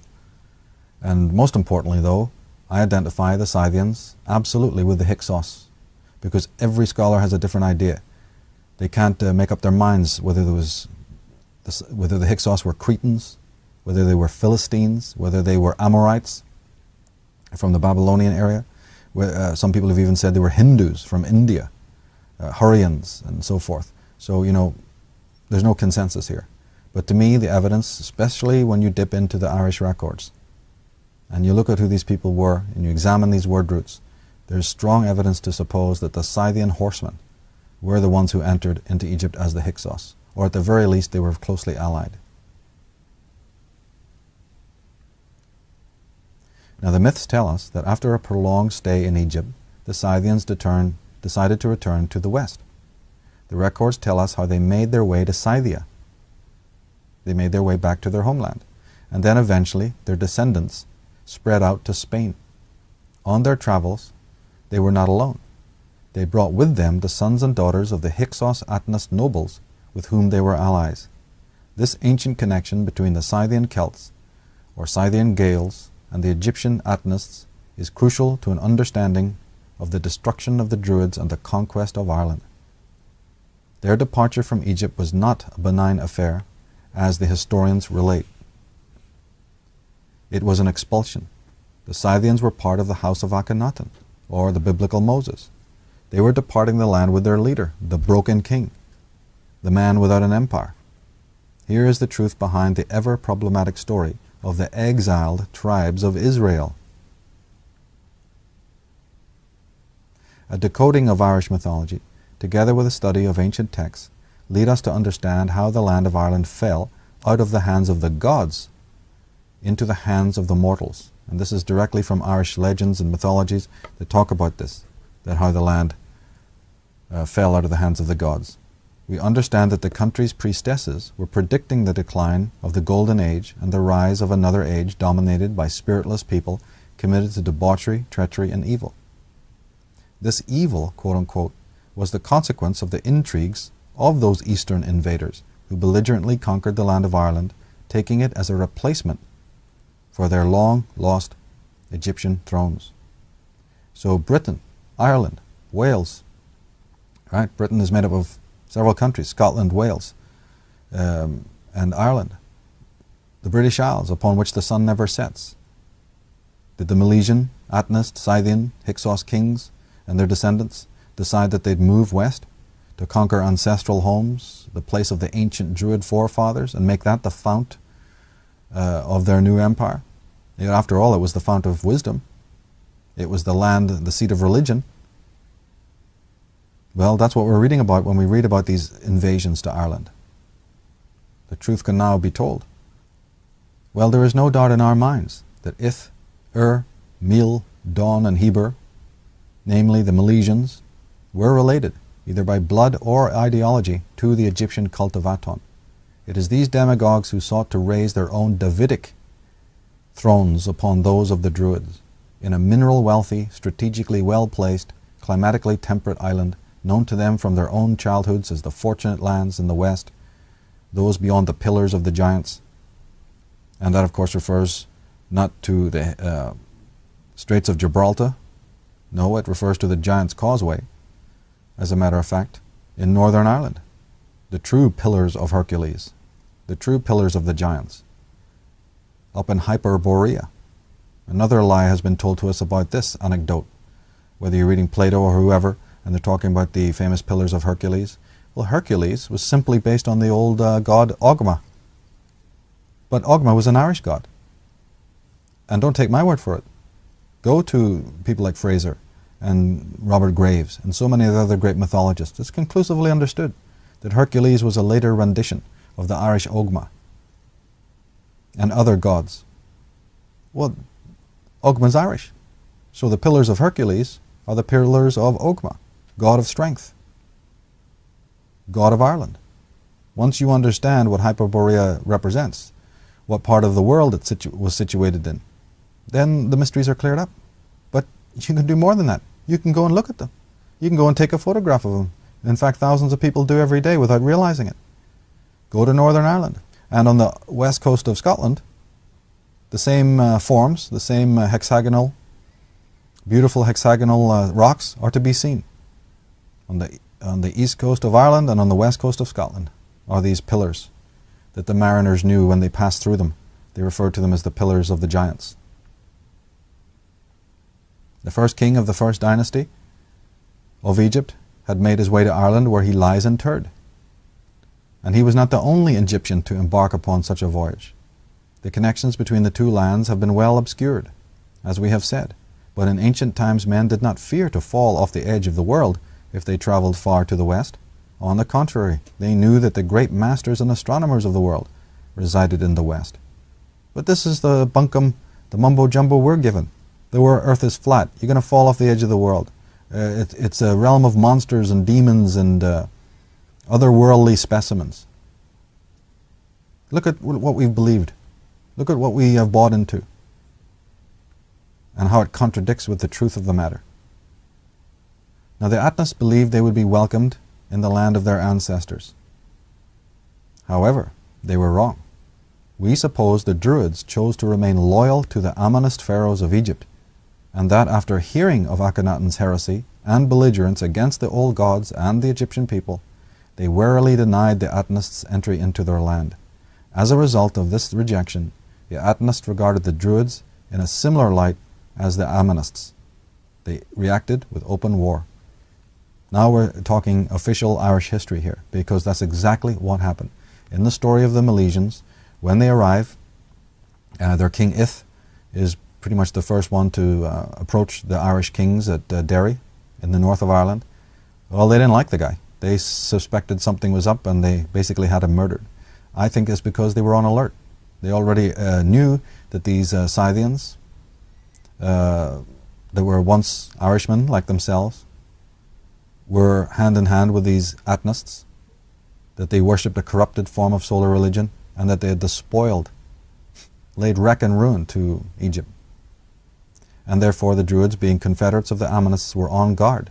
And this is exactly corroborated in the story of the Milesian approach, their approach of the Irish kings, and immediately that they were in a state of rivalry and conflict. Now an important king of the Scythians, who ruled during the time when people crossed, when the Scythians crossed from Scythia into Spain and then from Spain to Ireland, was known as Mile, M-I-L-E, King Mile. His people have been referred to by historians as the Milesians. This may be the origin of the word militia, meaning armed man. Mile's wife, Mile is a very interesting character, and Mile's wife is one of the most important figures in Irish and Scottish history, because she was none other than Meritaten, the lost daughter of Akhenaten and Nefertiti. Her name meant the beloved one of Aton. The word Mary, M-E-R-I or M-E-R-Y, depending on which scholar is translating the hieroglyphics, can even be rendered M-A-R-Y, Mary. It can even be rendered M-E-R-R-Y, merry, like having a merry old time, or Robin Hood and his merry men and all of that. Mary is an Egyptian word, and it meant beloved one, favored one. Aten, in Meri Aten, it's obvious, it's Aton, the sun.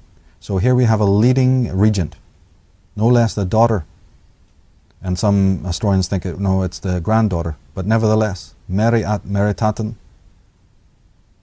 beloved of Aton, married to the king of the Scythians, descend upon Ireland.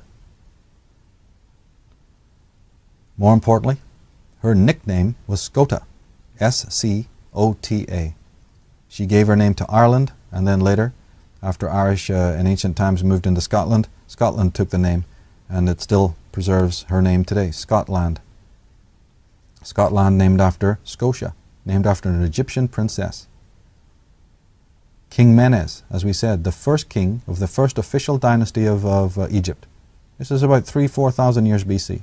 King Menes. Is he buried in Egypt? No. Where is he buried? Knockmany in Ireland. What's that all about? The story is to be told. The story, we have the information that the Egyptians, whether it's the baboon that have been discovered at Navan Fort, these are Barbary apes, Barbary apes known only in the East turn up in Ireland, and so forth and so on. The connections are there. But this is a very specific connection regarding Scota. Ralph Ellis, in his book Scota, the Queen of the Scots, says that Ireland was originally called Scota before the 3rd century AD, and that is fairly well known. Amongst others, Claudian, Orosius, Marianus, Scotus, Isidore, and Bede all mention that Ireland was called Scota. So the question arises as to whether she was making a return to the homeland of her own mother, Nefertiti. As we said in an earlier part of this presentation, the pale features, the aquiline features, the dearth of information about Nefertiti's ancestry, and also what happened to her after the reign of the Atenists, because she fell away.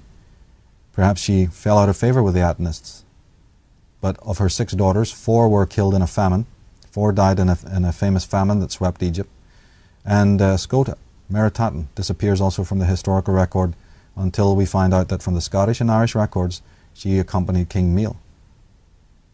So the question arises, was she making a return to the homeland of her mother? In any case, since Scota was a direct descendant of the chief Atenists of Egypt and one of their highest dignitaries, it follows that her husband, Miel, regardless of what country he actually came from, was certainly a member of the solar cult. Now the Milesians are better known to historians as the Gaels, and that word comes from Goidels or Goidelics. In Latin, Anglo-Saxon, Welsh, German, and Irish, Gael, G-A-L, meant foreigner or stranger. The Gaels were therefore considered, by those they supplanted, to be unrelated, strange, and different. As we will see, it was these Atenists who were responsible for the conquest of Ireland and the gradual appropriation of the sacred traditions. Their descendants were also responsible for the economic rape of Britain. As we approach the Christian era, we pick up the trail of the Milesian Atenists in the guise of the so-called Chaldees, or Chaldean monks, that historians are wont to believe were ostensibly Christians. Christian lore tells that the Chaldeans were persecuted and eradicated because they were apparently contaminated by pagan ways. The leaders of the Chaldeans were the educators of Europe's nobility. The Chaldeans were closely associated with the Knights Templars and the Cistercians. We've had to fast forward a bit there for time and brevity. Of course, we tell the story of the Milesians in greater depth in the Volume 1 of the Irish Origins of Civilization. But isn't it interesting that after they arrive in Ireland, about 600 BC, 500 BC, and when we fast forward to the time of Christianity, 33 AD, moving up to about 600 AD, we come across a group of people called the Chaldeans, who historians believe are a blend between the old pagan Druidism and the Christianity that came later. This is what British Israelites, for instance, are wont to believe. When we read official historical accounts, we're told this. In fact, we're told that the blending of the Christians with the Druids was a pretty much amicable affair. Of course, nothing could be further from the truth. The word Chaldee can still be seen in many, many word roots throughout Ireland and England. For instance, Kirk, Chaldee in Scotland. Kirk is church, and Chaldee means the Chaldees. The Chaldees were a large group of monks. After the age of the Gaels, that's the Milesians, the official history books tell us that there were at least 4 other important waves of visitation. We are told that there was a group known as the Picts, who finally ended up in Scotland, but whose relics can be found all over Ireland and Britain. We have the famous Britons, another wave that came after the Gaels. More correctly, they're known as Brythonic Celts, probably or possibly related to these Gaels. And they arrived about 500 BC to England. We have the Belgae. Ostensibly, allegedly, they're Belgian Celts who crossed over during the time of Julius Caesar. And we have the Caledonians. This is a Roman term for tall, red-haired Germans related to the Belgae and the Picts. They gave their name, Caledonia, to ancient Scotland. Now, after the alleged arrival of the Belgae, Britain was to become a province of the Roman Empire. The Romans, brutal and cruel as they were, made expert use of complicit, sycophantic British puppet chieftains to rule the tribes in their name. Some of these vassals were loyal to the Roman emperors and were subsequently awarded power and riches for services rendered. After the Roman Empire collapsed, due to the spread of quote-unquote barbaric tribes, Britain was conquered by Norwegian Vikings, by Danish Jutes, and Germanic Saxons. It was during and after this wave of invasion and settlement that Britain became known as Anglo-Saxons, or the English from Angleland. The Anglo-Saxon settlement occurred in the 5th century AD, about 200 years after the arrival of Christianity. H.R. Ellis Davidson, in his book Myths and Symbols in Pagan Europe, he wrote, "In the 5th century, a mixture of tribes generally known as the Angles and Saxons came to England and settled in the south and east, driving much of the Celtic population westward into Wales and Cornwall." Robert Siblurard, in Keepers of the Secrets, says the Saxon invasion of Celtic lands eliminated the memory of the Druids. So when we're talking about the destruction of the megalithic Irish, the original aboriginal ancestral peoples and their priestarchy, the Druids, we're talking about waves, successive waves of attack and annihilation. It did not all happen in one phase. There were several levels to this, several moments in history in which this primeval race came under threat. Geoffrey Keating, in his book The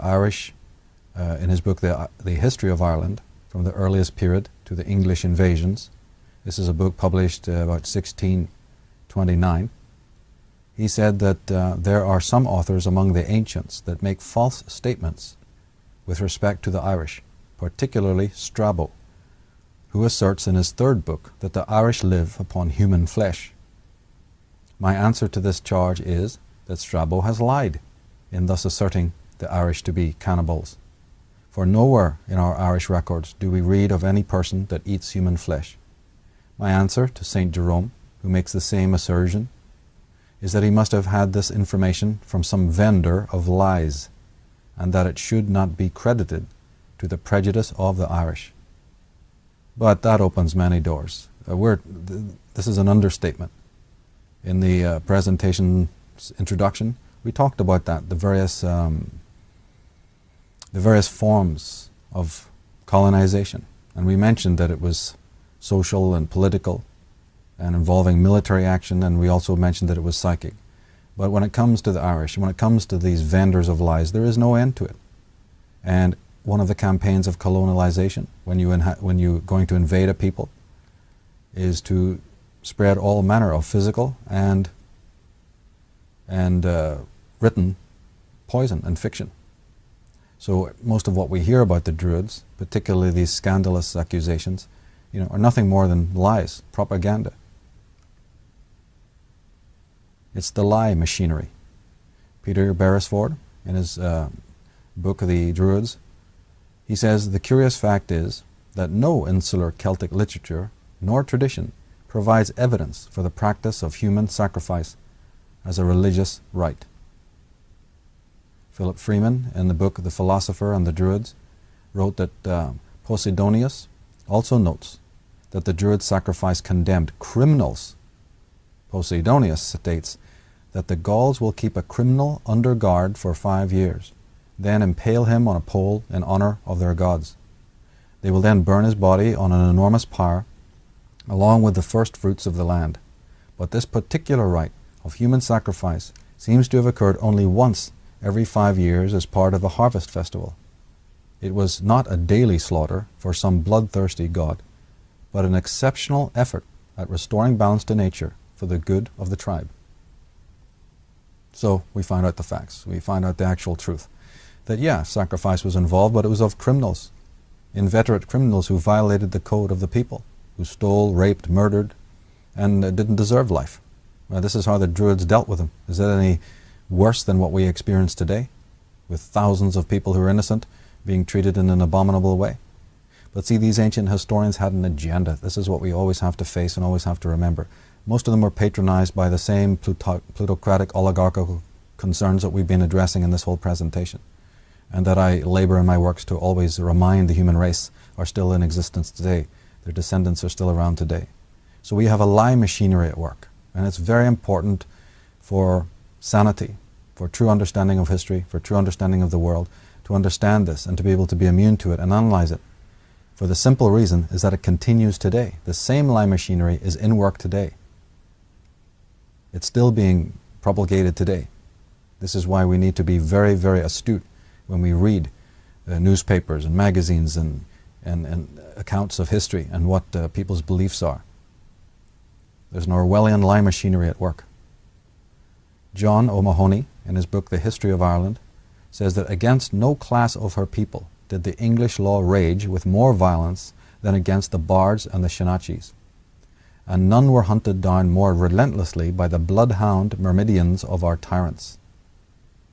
In fact, it was necessary for the perpetration of their wholesale plunder and for the imposition of feudal landlordism in the place of the tribe's ownership of the Gaels, that the members of the free clans could not be reminded of their pedigree, recited by the professional historians.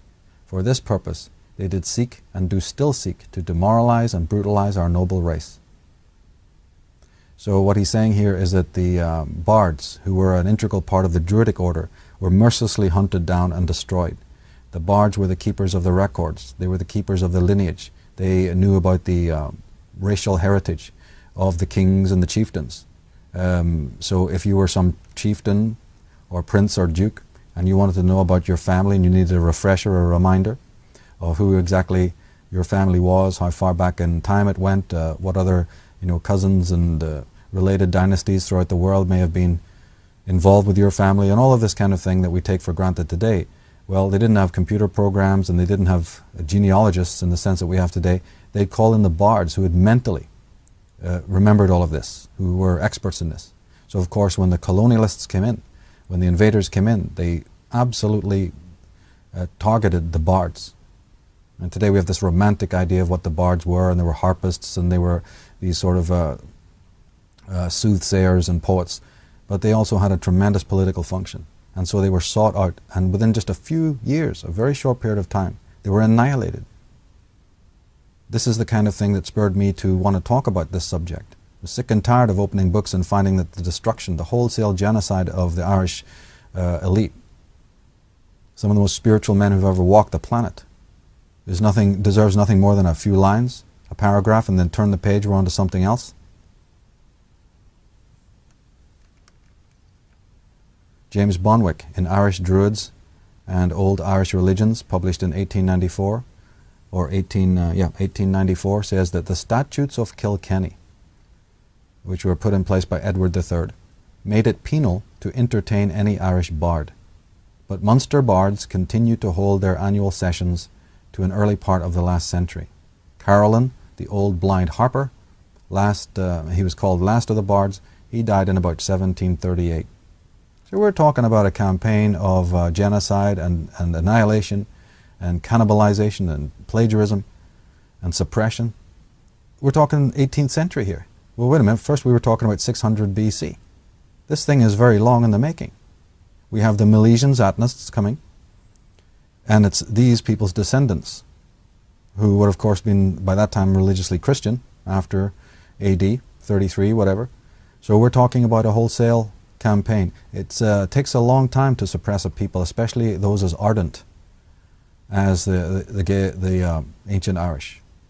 And sometimes when you hear the term being used Celtic or you hear Gaelic, sometimes scholars use those wrongly, because the Gaels are officially the Milesians. They're officially the oppressors. We're identifying these people and their descendants as the oppressors of the original megalithic Irish. So when you're looking into the timelines and when you're looking into the chronology and when you're looking into the identity of these different Irish groups, whether it's the Caledonians or the Belgae, you see, or the Britons, or the Gaels or the Celts, one has to sort of get a profile on who we're talking about here. And that's what the books go into. Volume 1 will clearly profile, as best as we can anyway, who these people were. And if you're up on this subject and you've tracked it long enough, you'll find out that very few of these so-called Celtic scholars can find a consensus. Every few years they're changing their definition of what a Celt is, or where the Celts lived, or where the Celts stayed, or what kind of blood type they have, or what kind of language they spoke. So it appears to be a welter of information. Now, St. Patrick burned whole libraries upon his arrival in Ireland. He was an agent, like St. Columba, sent to eliminate the Druids so that few would trace the origins of the world's educators. We saw in the last slide also that the eradication had also intentionality behind it, meaning that as long as the pure, pristine, unadulterated church or college of the Druids and the bards, the Shinachis, the minstrels, as long as that existed, there was no chance for the other thing, that other monstrosity, out of Egypt, out of Atanism, out of Rome. There's no chance of that ever getting seated and rooted. So the order of business was to eradicate everything that was there before. Not eradicate it so much that you couldn't plagiarize it, but as I said, that campaign of plagiarization and of appropriation is not done overnight. It actually takes hundreds of years to do that, to sift through the plunder, to arrange it, and to finally hybridize it, repackage it, and make it your own. So we're talking in the region of about 600 years here, 600 to 1,000 years.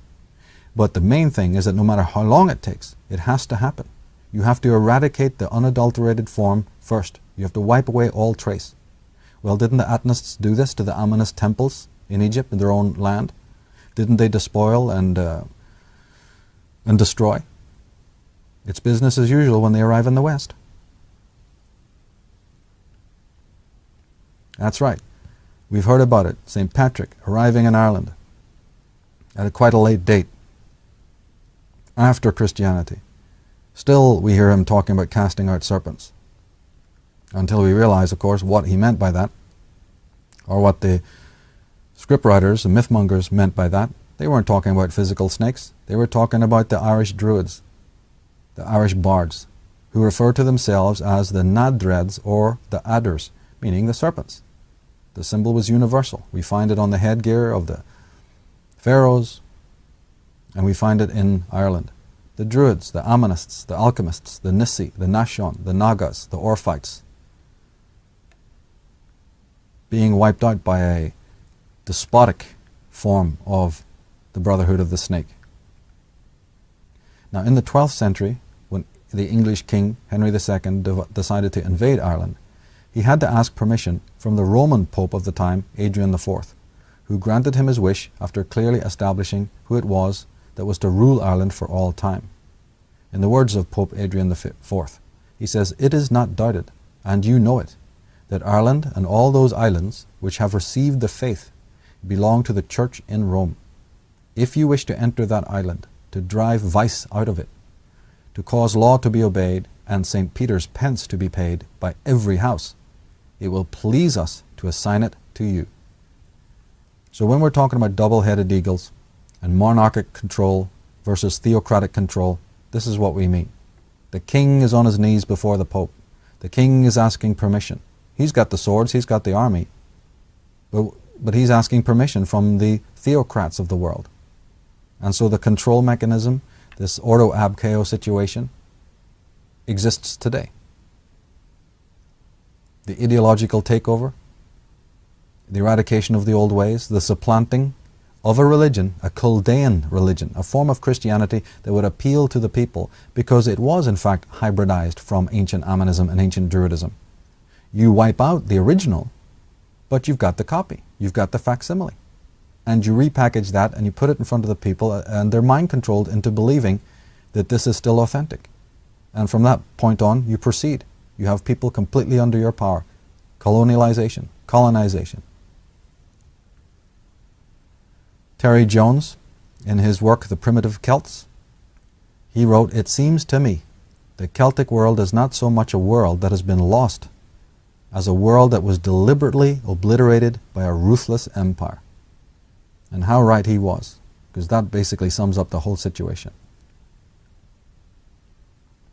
Look at the Bible's passages. Let's reread them with an understanding of what we're talking about. For instance, Ezekiel 17. I, the Lord, have brought down the high tree, which I believe means the Druids and the Egyptian Magi of old. Have exalted the low tree, which I believe refers to the Atenists. I have dried up the green tree, that again refers to the Druids, and have made the dry tree to flourish. I, the Lord, and I believe that means Aton, the Lord of Judaism and Christianity, I, the Lord, have spoken and have done it. The historian, Roman historian Tacitus says, if you want to rule the world, the whole world, does it follow that everyone else welcomes enslavement? To robbery, slaughter, plunder, they give the lying name freedom. They make a wilderness and call it peace. While recounting the story of the children of Meal, a few historians remind us that having defeated the Tuatha De Danann, that's the High Druids of Ireland, the brothers Eber and Eramon, each desiring to be kings over Ireland, fell to quarrelling and fighting. They admit that the so-called historical cycle of Ireland opened with divisiveness and conflict. Humans had defeated the gods, Atonism had defeated paganism, and the rivers ran with blood. Here's a little timeline, again to keep us aware of the historical process. Akhenaten's reign is thought to have ended about 1336 BC. Allegedly he attempted to return and seize power again under the reign of the Amonist king Seti I, around about 1290 to 1279 BC. There's even a record of this time saying that the Shasu, or the exiles, were busy making trouble for the king.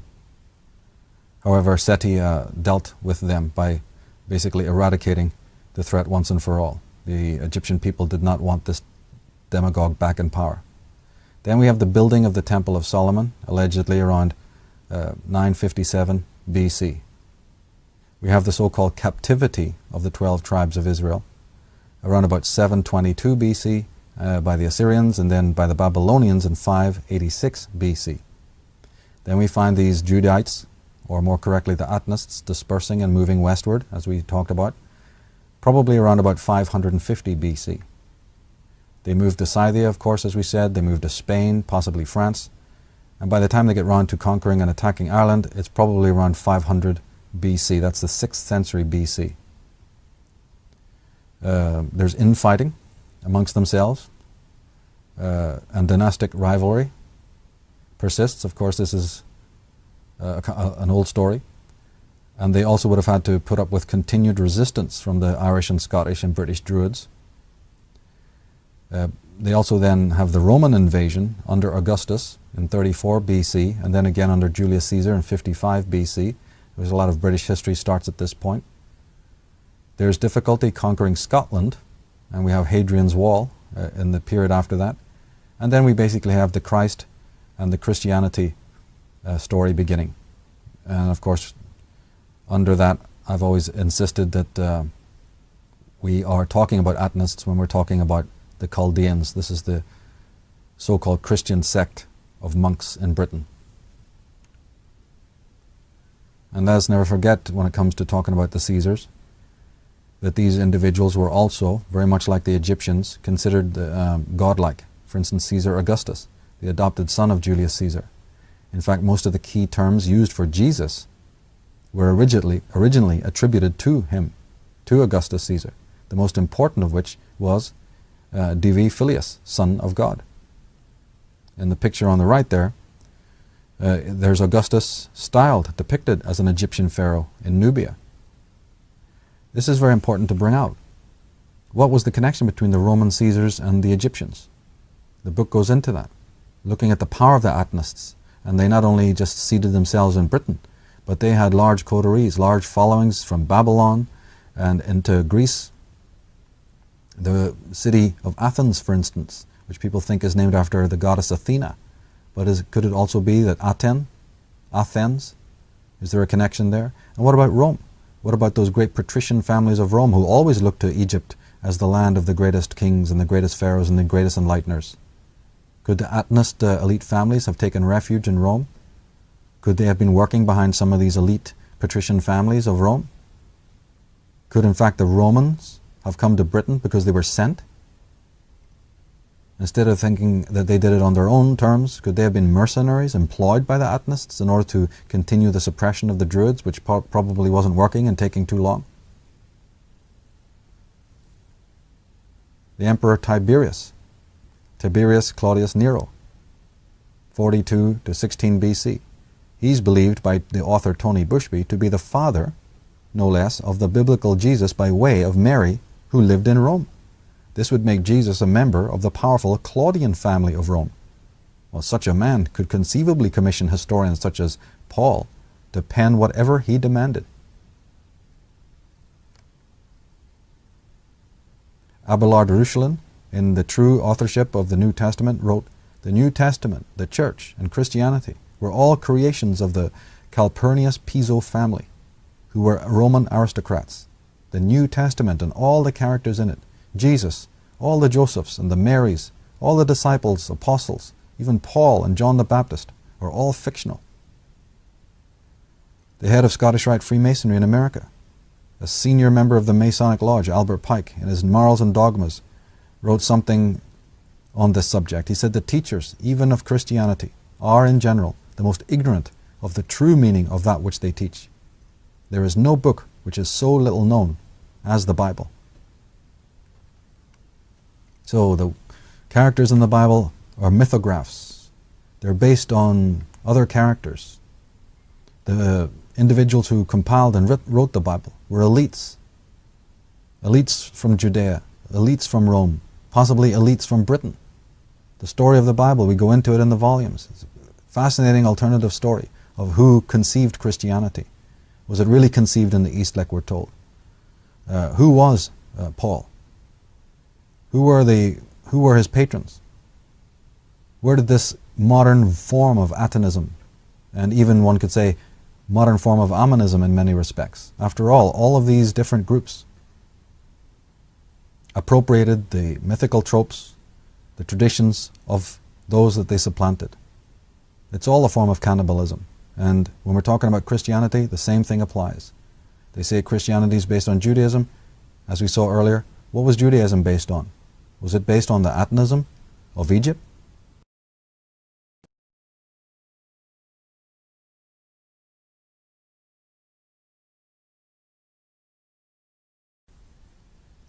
Now that we've established the connections between Christianity and Judaism and Ammonism, and showed also where the Irish aspect comes in, with the plagiarization of the corpus and archives of the Druids, we can move on.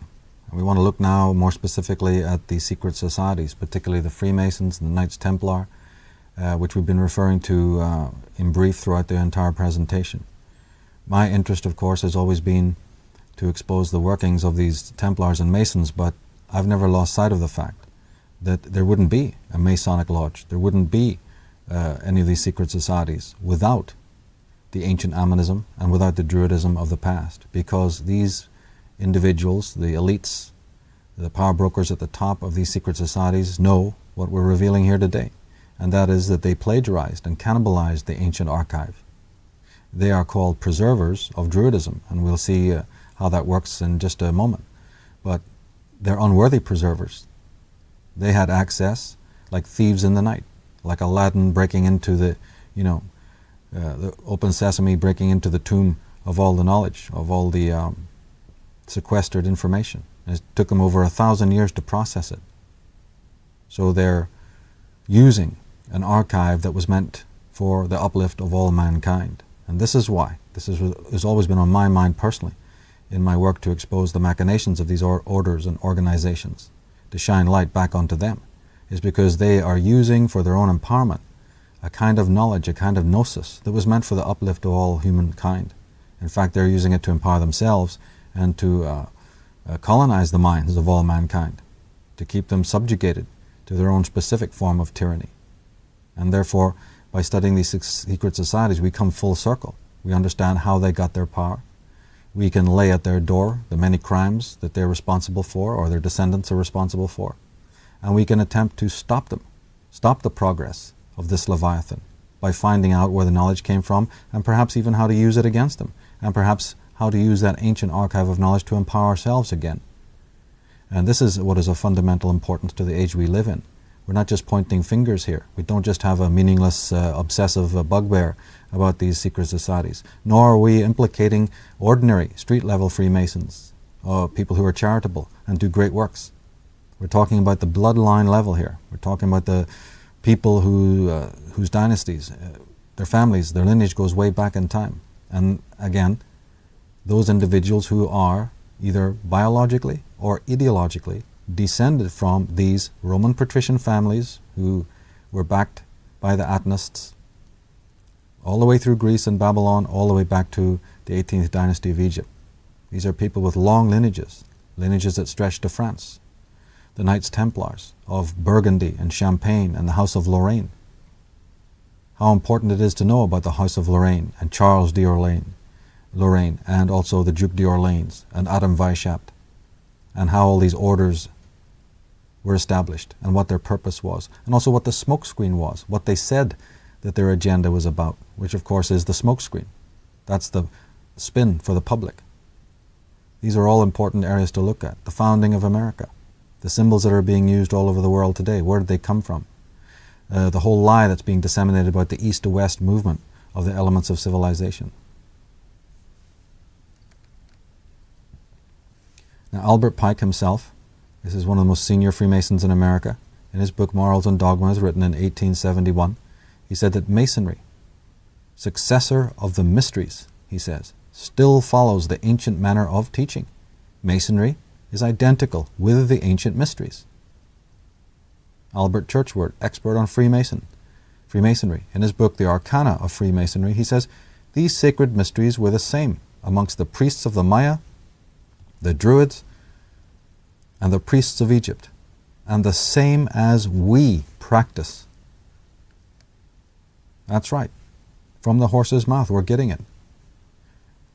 Here, the symbol of the skull and bones, Lodge 322 of the Illuminati. 322 also being a reference to what? Well, it's the symbol, it's a number that relates actually cryptically to the sign of Aries. And we saw how important the sign of Aries was to the Atenists and to the proto-Christians. Christianity is nothing but a branch of Atonism that is as plain as the nose on your face when you know what you're into, what you're studying. So 322 of the skull and bones. The lodge is a form of the Russell Trust. The key members of the original members of the Skull and Bones were appointees of the Russell Trust, which is a British organization. 322 is a Germanic lodge. So we have German royalty involved here. So the people who come from Yale University, who sit in the positions of power in every conceivable area of American politics and corporate business, do they serve America? They may have the stars and stripes behind them, but are they servants of America, the people of America? 322 is March 22nd. Happens to be the first day of the sign of Aries, which begins around about March 21st. The sign of Aries opens from Pisces into Aries on March 21st and 22nd. The sun is just moving into Aries at that time.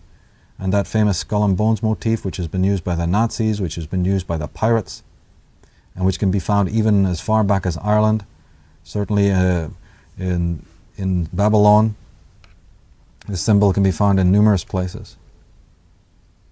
Now, Thomas Paine, in his book The Origin of Freemasonry, published in 1818, says, in Masonry, many of the ceremonies of the Druids are preserved in their original state, at least without any parody. With them, the sun is still the sun, and his image, in the form of the sun, is the great emblematical ornament of Masonic lodges and Masonic dresses. It is the central figure on their aprons, and they wear it also pendant on their breasts in the lodges and in their processions. It is the figure of a man, as at the head of the sun, as Christ is always represented. He goes on to say, in the same book, Masonry, from the customs, ceremonies, hieroglyphics, and chronology of Masonry is derived and is the remains of the religion of the ancient Druids, who, like the Magi of Persia and the priests of Heliopolis in Egypt, were priests of the sun.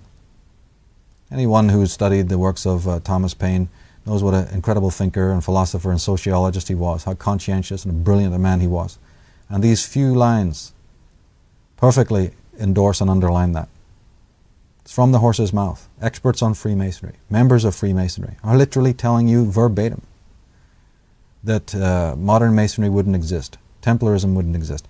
Now, of course, you can come along and say, oh, well, that's because these people are the same as those ancient pagans. We're dealing with paganism here.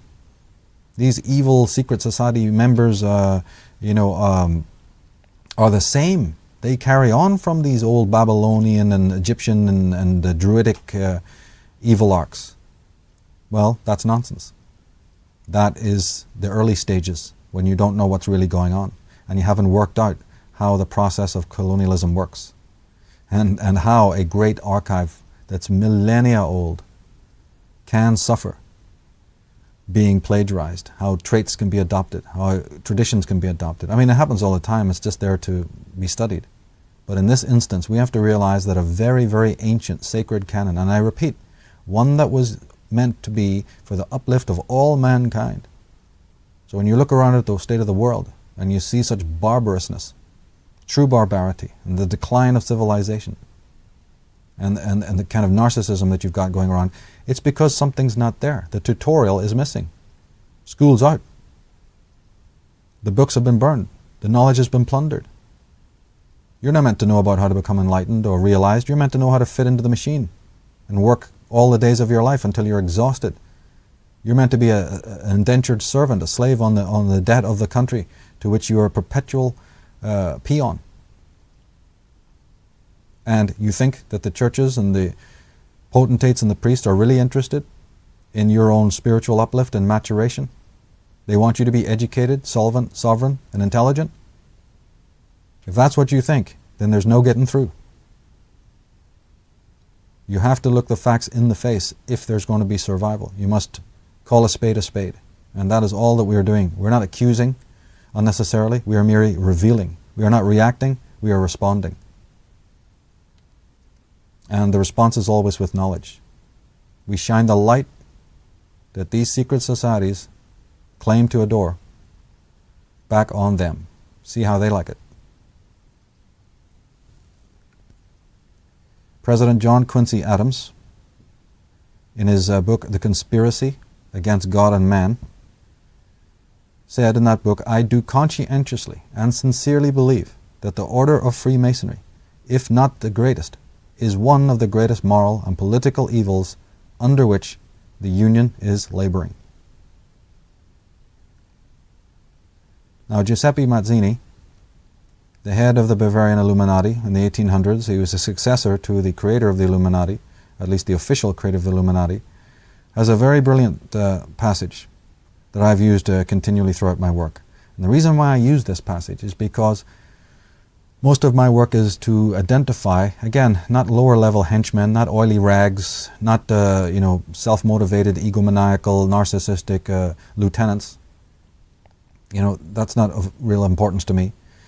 We're looking at who rules from the top of the pyramid. And this whole presentation has been dedicated to that, to show you the story of how the secret societies began, where they got their knowledge and what they're doing with it, to expose the Atanism, that warped branch of solar tradition, solar cultism, that warped branch of the great dragon brotherhood who became corrupted, the Hyksos, who have never served anybody but themselves, who despoiled Egypt and laid ruin to Ireland and to so many other cultures and nations. Now Mazzini says, we form an association of brothers in all points of the globe. Yet there is one unseen that can hardly be felt.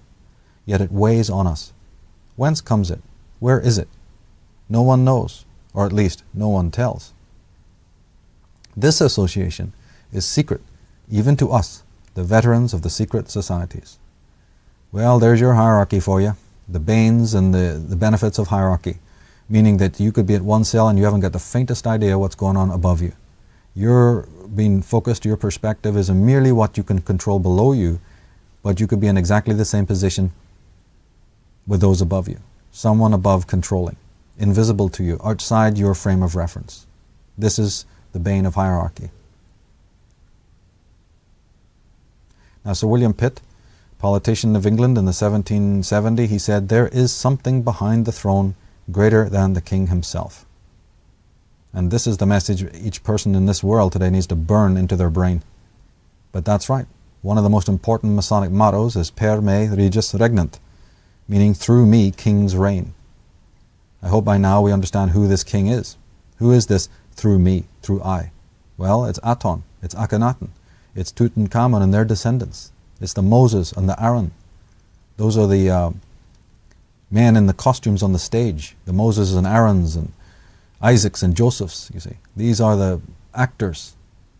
These are the names they go by. But who's behind that play of masks? What a fascinating discovery to find out who lies behind the mask of all of these biblical and scriptural, personalities. What an amazing discovery to find out who is really at the top of the great power pyramid. And that these kings can even say that behind me is something greater. And that the Masons are telling you that through their king, kings reign.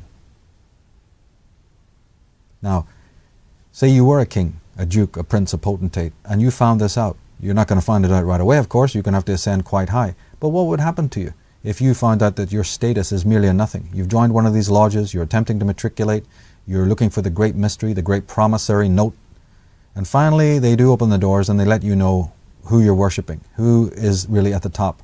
And you find out, my goodness, it's the pharaohs that make the Caesars and the generals and the kings of the rest of the countries of the world look insignificant, like barbarians shivering in their castles and their forts. We're talking pharaohs here. Find out what that means. We're talking the nobles of the nobles, the emperors of the world, the most enlightened people. Well, if this is who you're really serving in Masonry and suddenly you find out and you're a Winston Churchill or whoever off the street, some politician of which we know so many have given their lives for these kinds of orders and movements, and then you suddenly find out it's the Sun King. You're talking beyond the Bourbons, beyond any conceivable understanding of royalty. This is who you're serving. Would you not too bend your knee? Would you not too get in lockstep with the whole agenda, the whole gig? Well, millions have. Now, it can now be revealed that the architects of control that rule this world from behind the obvious thrones of royalty, Masonry, Zionism, Judeo-Christianity, etc., because these are just the branches, they are the descendants of the dragon court of old that eventually morphed into Atonism. The Atonists have been ensconced in Britain from the time of the Milesian conquests, approximately 500 BC. Their absorption of the Druidic traditions and their acquisition of the mineral-rich deposits all over Britain was a labor of centuries. From their new empire, upon which the sun never sets, they have spread out to regain conquest over the world lost to them in ages past. They have also reached out to seize America, and we find their solar cult symbolism everywhere in that land.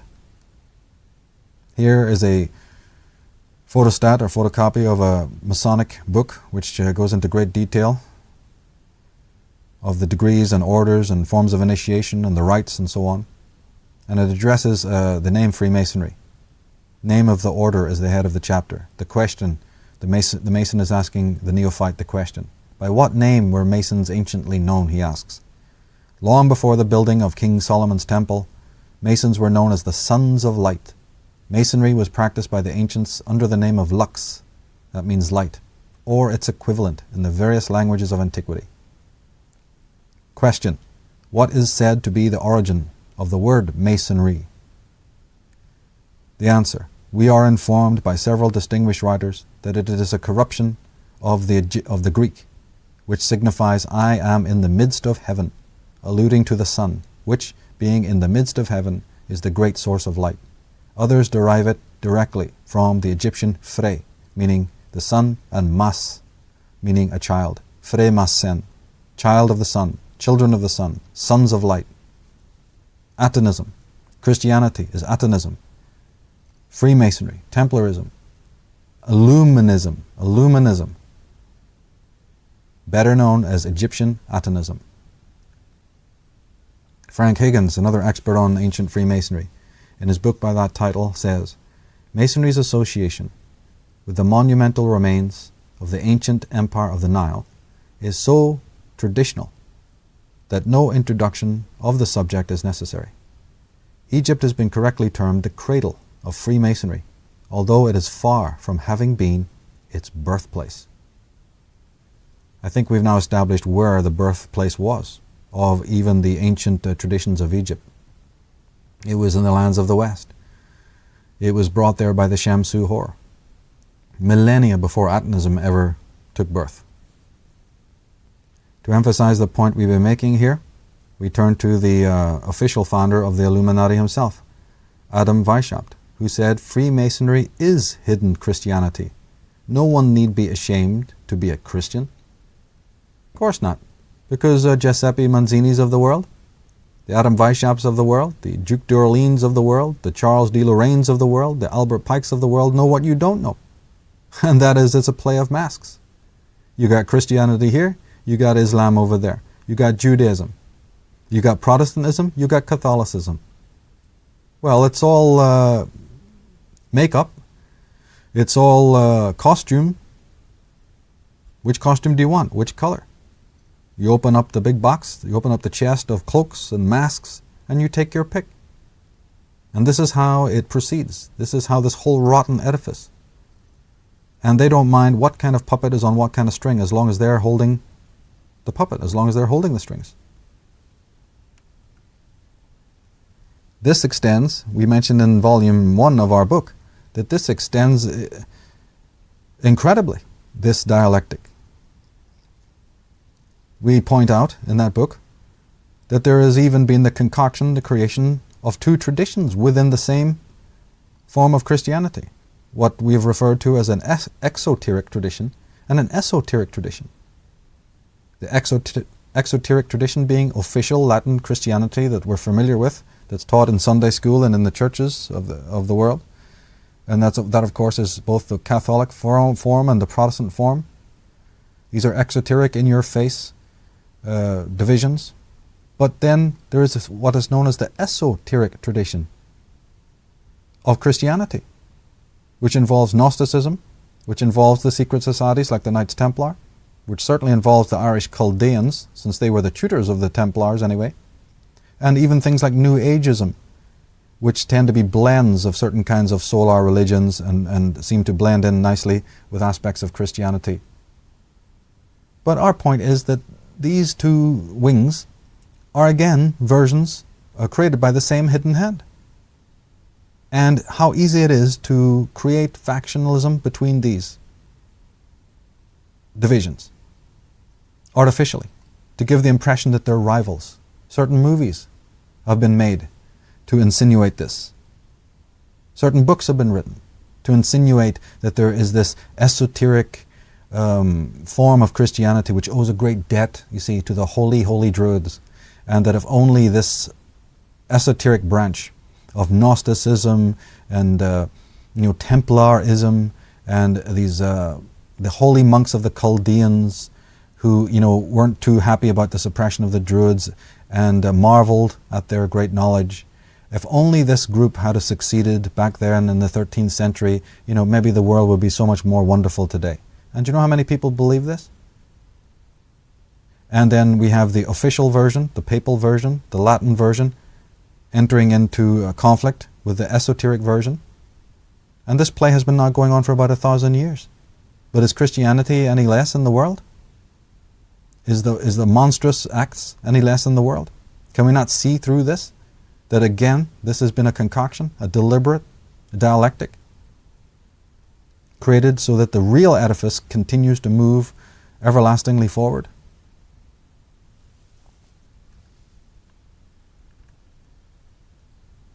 As I said, we don't have to take anyone's word for it. As my mentor Jordan Maxwell has said so many times, symbolism, chump. The evidence of your own eyes. The cardinals, the bishops, the prelates, here wearing the Malta cross, the Knights Templar cross. appointing members of the Knights Templar. Many cardinals, originally the popes, the very first popes were even put into the throne of Rome, were made bishops of Rome by the French Templars. So close has been the connection. I've referred to them in my work as the Luciferians. In fact, interestingly, concerning this number 666, we find that on the Pope's mitre is the Latin term Vicarius Filii, Dei, which means vicar for the Son of God. Again, when we decode that, we find that in numerology, this phrase totals 666, with Vicarius being 112, Filii being 53, and Dea for God meaning 501. Right on the Pope's helmet then, on his very mitre, we have the number of the famous beast. Christianity's own number for the beast is on the head of the Christian movement. Martin Luther, the head of Protestantism, tied in with the Rosicrucians, no less than was founding fathers of America, no less than was Adam Weishaupt, and so many other regal people, regents, at the beginning of the formation of the Illuminati.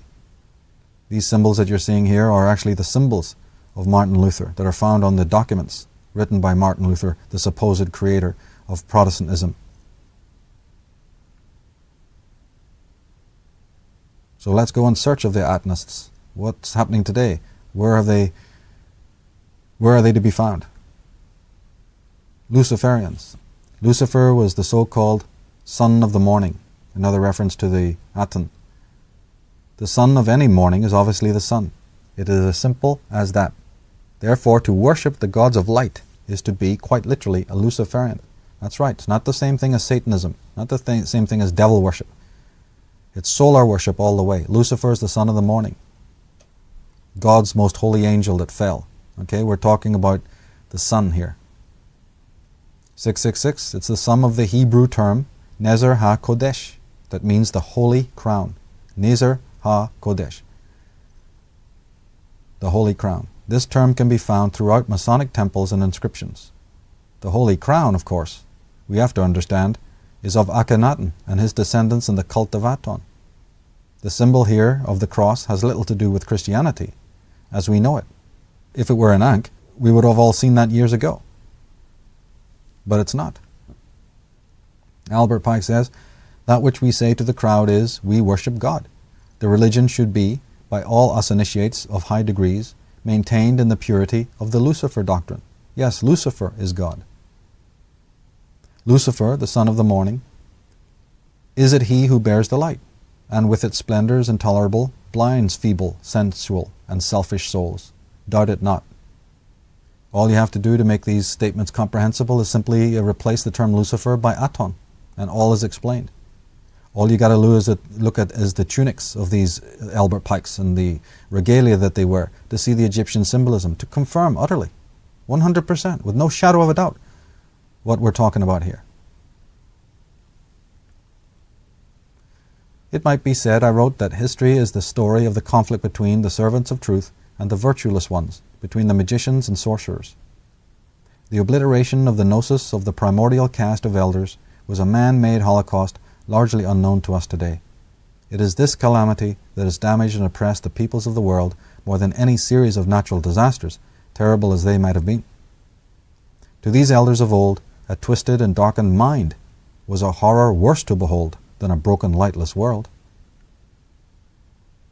So what are the sorcerers?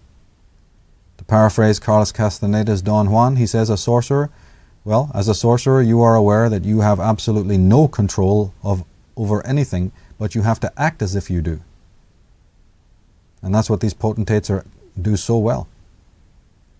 William S. Burroughs, the American writer, said we must all face the fact that our leaders are certifiably insane, or worse. Well, that insanity goes back to Akhenaten. He was insane and worse.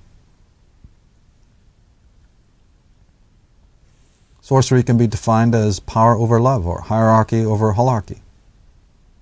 In the book of Peter, they tell us all about it. Peter 2, 18-21 says, slaves, submit yourself to your masters with all respect, not only to those who are good and considerate, but also to those who are harsh. For it is commendable if a man bears up under pain of unjust suffering, because he is conscious of God.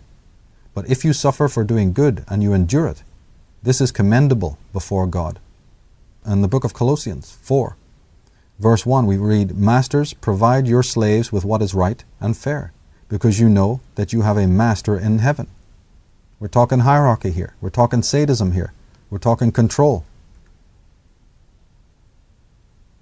In an early description of the Messiah from the Dead Sea Scrolls, we read, How lovely is this King Messiah, who is to rise from the house of Judah. He girds his loins and goes out to wage war on those who hate him, killing kings and rulers, and reddening the mountains with the blood of the slain. With his garments dripping in blood, he is like one who treads grapes in the winepress. Gerald Massey, in his book Ancient Egypt, Light of the World, says that the Egyptians had no vicarious atonement, no imputed righteousness, no second-hand salvation. No initiate in the Osirian mysteries could possibly have rested his hope of reaching heaven on the Galilean line of glory. His was the more crucial way of amenta, to tread with the guidance of the Word, that step by step and act by act he must himself make true. In the story of Odin, when Odin, the Norse god, hung himself on the tree in order to gain all knowledge, he says, I sacrifice myself to myself. We hear from the Grecian Orphites and Gnostics that know thyself.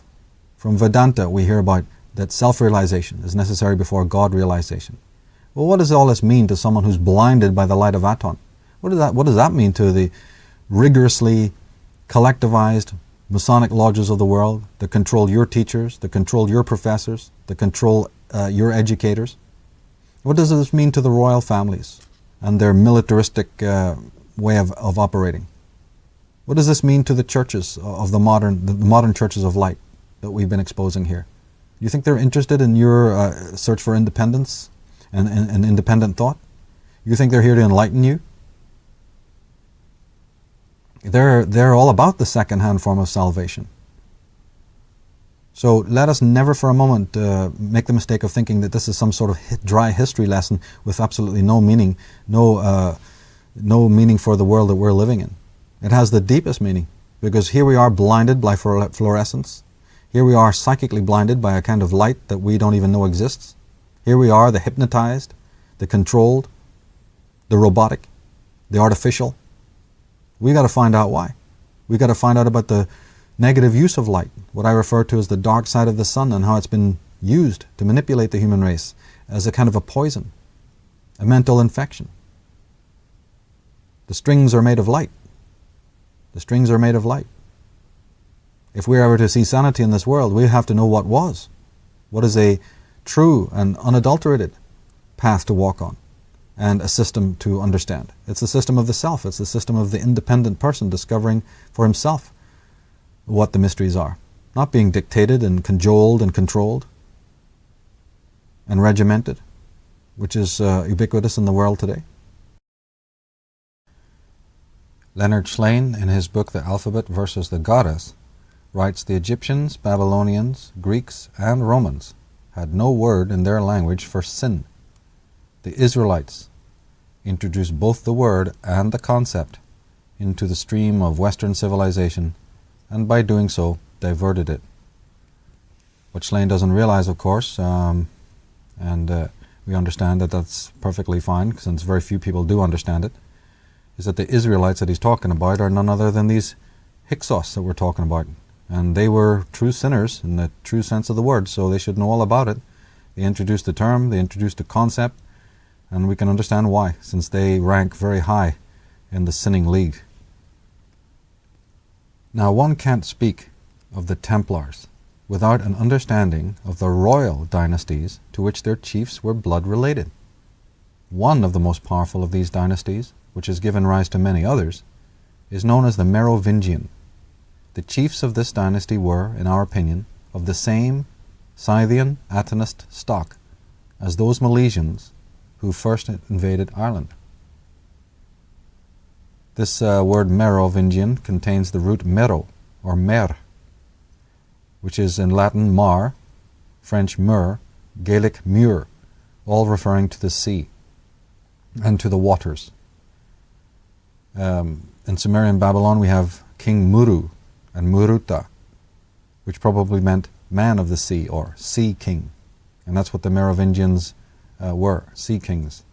We have Marduk, which comes from Merodach, the supreme god of the Babylonians. We have Meru, one of the oldest cities on the Nile. In Egyptian, Mer, M-E-R, referred to the Great Pyramid, as well as to the man who kept its secrets. The Hyksos governed the Giza Plateau area, as well as Heliopolis, Avaris, Amarna, Memphis, and Tanis. The word appears to mean men of the pyramids.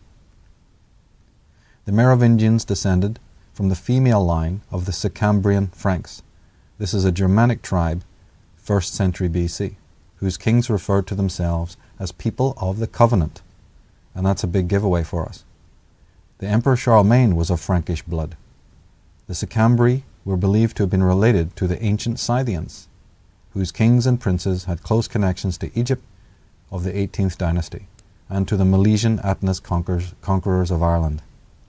One of the main symbols of the Merovingians was the fish that Christians used to signify Jesus. Now the word for fish is Lusa, and that connotes Lucifer. That is Aton.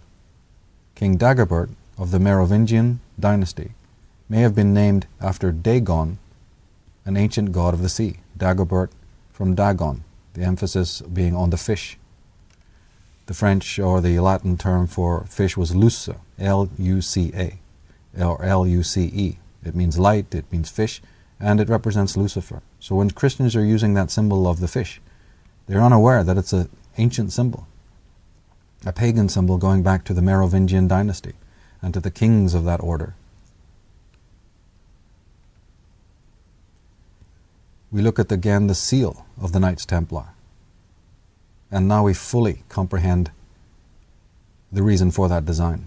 Because does this seal of the Knights Templar serve as a cryptic symbol of the Scythian horsemen of old, who may have been both the warlike Hyksos of Egypt and the allies of Akhenaten and his Atnists? Does this horse, the Scythians were known for their horsemanship, so we see a single horse but with two riders. Why two? It's always been a point of mystery that. Well, could it not be a symbol of the confederacy between the Atnists of Egypt and the Scythian Hyksos? Two different groups that joined up at a point in history and then made their way westward to the ancestral homelands. Lawrence Gardner, he says the kings of the Merovingian dynasty were believed to have been born with birthmarks in the form of a red cross. Graham Phillips in his Act of God says the first of the Hyksos in the Egyptian records appears shortly after the collapse of the Mari or Amorite kingdom. That word root Mar or Mer turns up as the Amorites. So were the Amorites the ancestors of the Merovingians? Some scholars think the Amorites are connected to the Hyksos. That may be. We of course think that it was the Scythians that were connected to the Hyksos, but it could have been the Amorites, and that word root is very interesting. Mer-ites, the men of the pyramid, the men of the ocean, the Merovingian dynasty, that then become key to the rise of the Knights Templars later on. Because when Mil and his descendants left Egypt, we know that they went back to Scythia, their homeland, but as I tell in the books, they weren't welcomed, possibly again because they've been corrupted by Ammonism. So even the Irish records talk about the conflict that the Atenist Scythians had when they returned back to Scythia. That's part of the reason why at a later date they moved on to Spain, because they weren't ultimately welcomed back into the fold. So they went and conquered Spain. Then they went over and moved into Ireland. This is the Milesian invasion of Ireland. So can we not speculate that they also set up in Germany with the Teutons, that they may have been the Sicambri Franks? Can we not assume that they also went into France, into the territories of Alsace-Lorraine and into Burgundy, and that the Merovingians are descended from the same Hyksos, the same Scythians? We understand that they went to Spain and Ireland. Why could they not have also passed through Germany and France? They all end up in Britain anyway. The symbolism shows you. The French symbolism all over the English heraldry tells you that the British royals are connected to the Scottish Templars by way of the French. Now in 1601, James VI of Scotland, the son of Mary Stuart Tudor, became a Freemason at the Lodge of Perth and Scone. He became the supreme patron of Freemasonry. James VI had blood ties to the Merovingian family of Guise. Since Mary Stuart's maternal grandmother was Mary de Guise, in 1603 he was renamed James I of England. Thus the Merovingian power came to power in England through the Stuart family. Their coat of arms depicted, among many things, a trowel and a sword, which symbolize Freemasonry, and the Order of the Knights Templar. And we can speculate also, probably with some credibility, that the word Stuart is a kind of corruption or a rendering of the word steward. Stuart, steward. And look up the word steward. It means a stand-in. It means someone who, again, stands in for a monarch, pretty much like a viceroy. So were the Stuarts Perime Regnus Regent? Were they merely stand-ins, lieutenants of a much more illustrious power that ruled from behind the thrones? Now this Merovingian dynasty is obviously the same dragon court. Their symbols, confirm this. Now the Templars and high-ranking Masons are dependent upon the patronage of the descendants of the Atnists, the great royal black nobility, as they've been called, dynasties of Europe. And we're talking about the Fondi of Venice, the Merovingians, the Carolingian, the Habsburg dynasty, the Hanoverian, the Saxe-Coburg-Gotha, the Guise family, the Angevins, the Stuarts, the Savoys, the Battenbergs, the Beauce-Lyon. The elites of these families are unquestionably the descendants of Akhenaten's cult of Aton and the Brotherhood of the Snake. As said, their symbolism betrays this if nothing else does. Childeric I, fourth king of the Merovingian dynasty of Europe, note the lion headdress, the Atonist headdress with solar rays on his crown. Alan Butler and Stephen Defoe, who are experts on the Knights Templar, and have also helped to expose the connection between the Chaldean monks of Ireland and the Knights Templar. In their book, The Knights Templar Revealed, they write, "We are entitled to ask, from where did the financial impetus to even commence the Templar Empire come from? The 9 knights who attended the Troyes gathering of 1128 were, according to Orthodox accounts, poor. In fact, this is reflected in the name chosen for their order, because they were the poor knights of Christ and the Temple of Solomon. Nothing could be further from the truth, for even if the founder knights themselves were not of middle-ranking aristocratic stock, they had extremely rich backers, not the least of whom was the fabulously rich Hugh Count de Champagne. But all the money of Champagne could not have financed the exploits of the Templars on the field of battle alone. Where did the money come from? It's been said, follow the checks. And when we do it, we find out that even the richest monarchs in France could not possibly have funded the Templars and made them as wealthy as they are known to be. Now, Michael Howard, in his book Occult Conspiracy, says, because it used the symbol of the Rosy Cross in its symbolism, the Order of the Garter has been linked with the Rosicrucians. The order was founded in 1348 by King Edward III of England and dedicated to the Virgin Mary, the Christianized version of the pagan Great Mother Goddess. Many famous men who were either Rosicrucians or Masons have over the centuries been knighted as members of the Order of the Garter.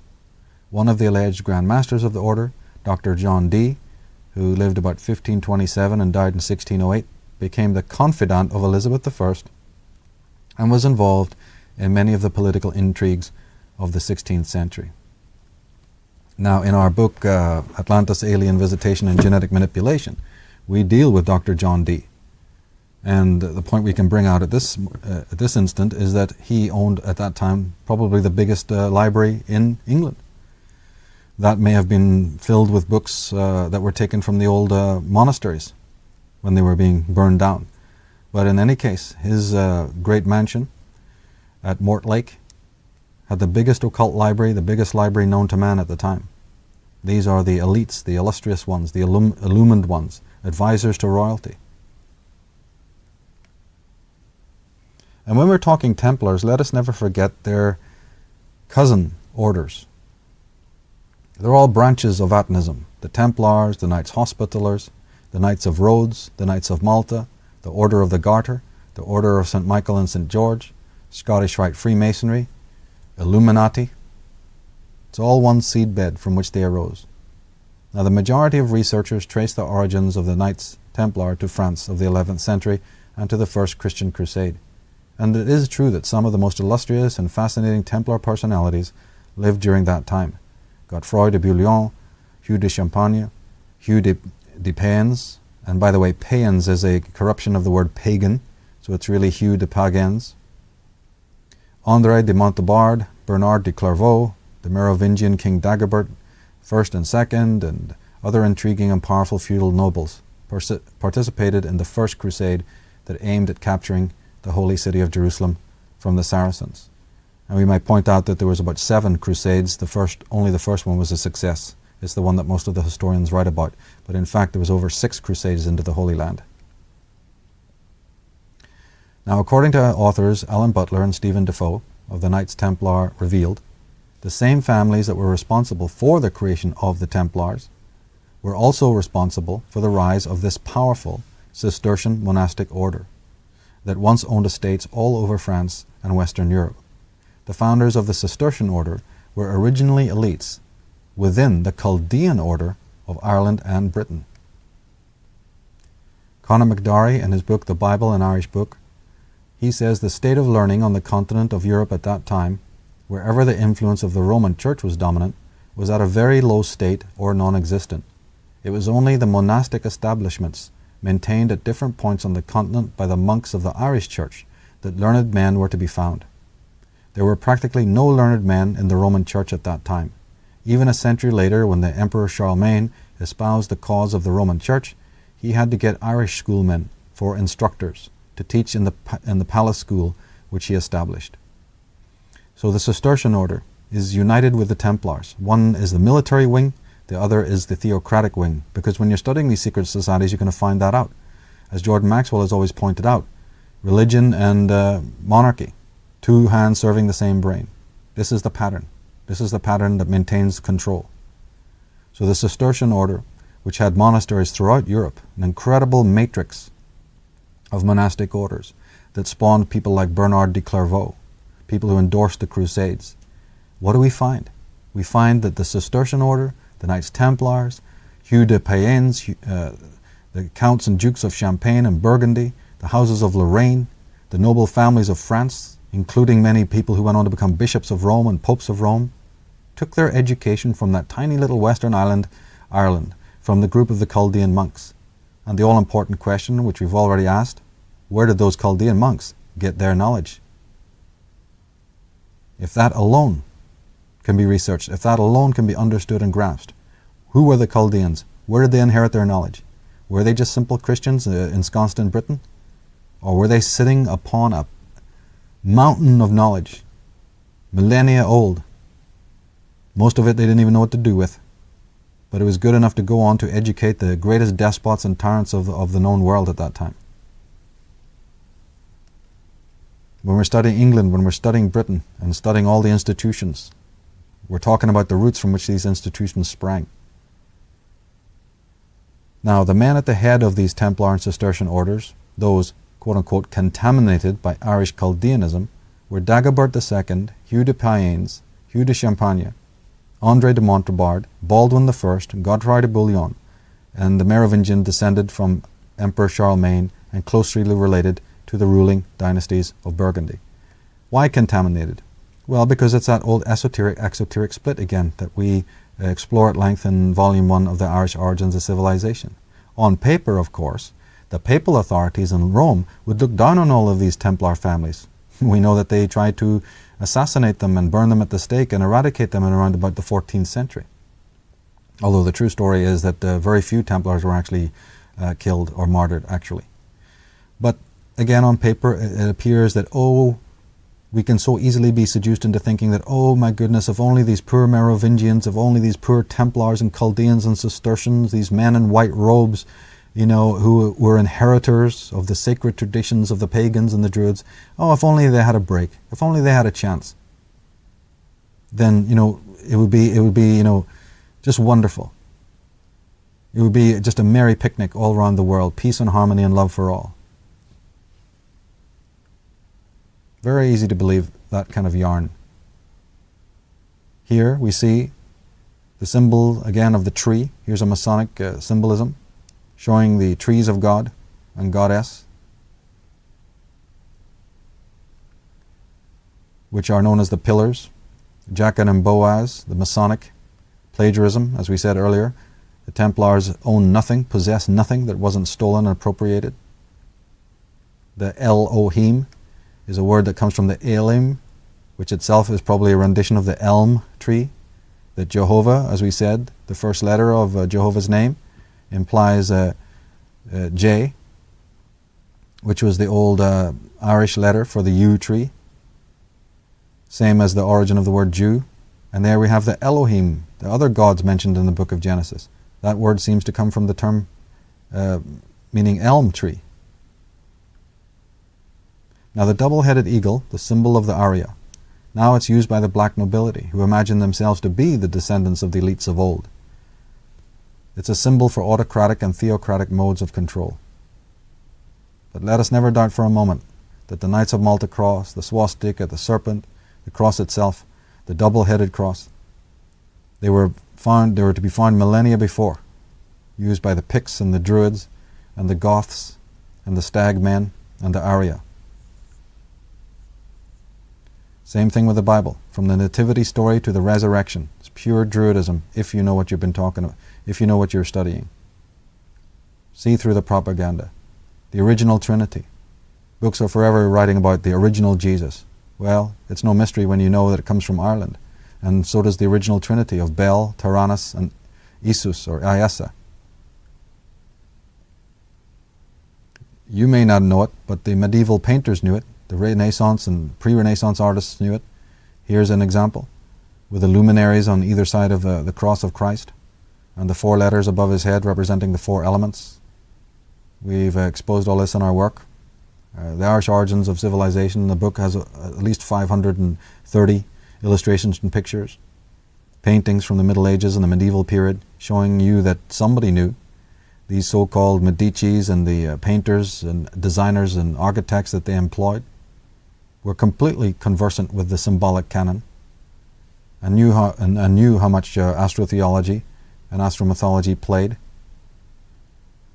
And it's time we start learning about it. We have to find out how the Bible's 4 Gospels represent the 4 cardinal points, the 4 seasons, the 4 directions of the zodiac, how Jesus rising from the tomb, as we said, from the nativity to the resurrection. So much to do with astrotheology and the movement of the luminaries. The Eucharist. So many rites within Christianity, both the Protestant form and the Catholic form. We understand that Protestant clergymen, Protestant religious clerics and so on have done their best to expurge these so-called pagan elements from their religion. How successful can they be? To erase the pagan elements from your religion is to erase the religion. It only suffices up to a point. But of course, there's the sanctimonious bollocks. We're not even dealing with original Christianity today. We had a corruption of Druidism and Ammonism, and now we've got a corruption of a corruption. We've got tele-evangelism, where 80% of what is spouted by these narcissistic criminals is not even to be found in the Bible. But as Carl Jung so eloquently and brilliantly said, people will do anything, no matter how absurd, to stop from facing their souls. You don't have the real thing, you've got the false McCoy. You don't have the real McCoy, you've got the false. And that comes in many sizes and shapes. But let us again never forget, let us always re-emphasize the fact that when we're talking sacred traditions, when we're talking Freemasons and talking Knights Templars or Illuminati, When you're talking about divination, you're talking about an inheritance. You're talking about an inheritance from the days of old. It shows in the regalia the symbolism that they're using. The tarot cards, for instance, their origin is Ireland. We talk about this in the book as well. Now, Graham Hancock and Robert Boval, in their book Talisman, they have something really fascinating to say. They say that for reasons and motives not yet too clear, the ceremonies, festivities, and city monuments associated with the sister American and French revolutions display Masonic ideas and imagery and are heavily tinged with Egyptian connotations and symbols.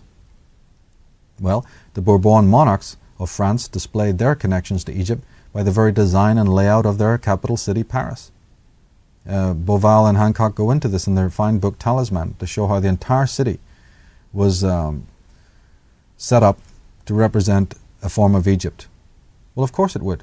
If, as we're saying, these Merovingians and Carolingians and Guises and Savoys are in fact the descendants of the old Atnists, and then they, as I said, they set up the institutions of learning in England, like at London, at Cambridge, Oxford, these regions that were dedicated to ancient pagan gods. Paris, the very name.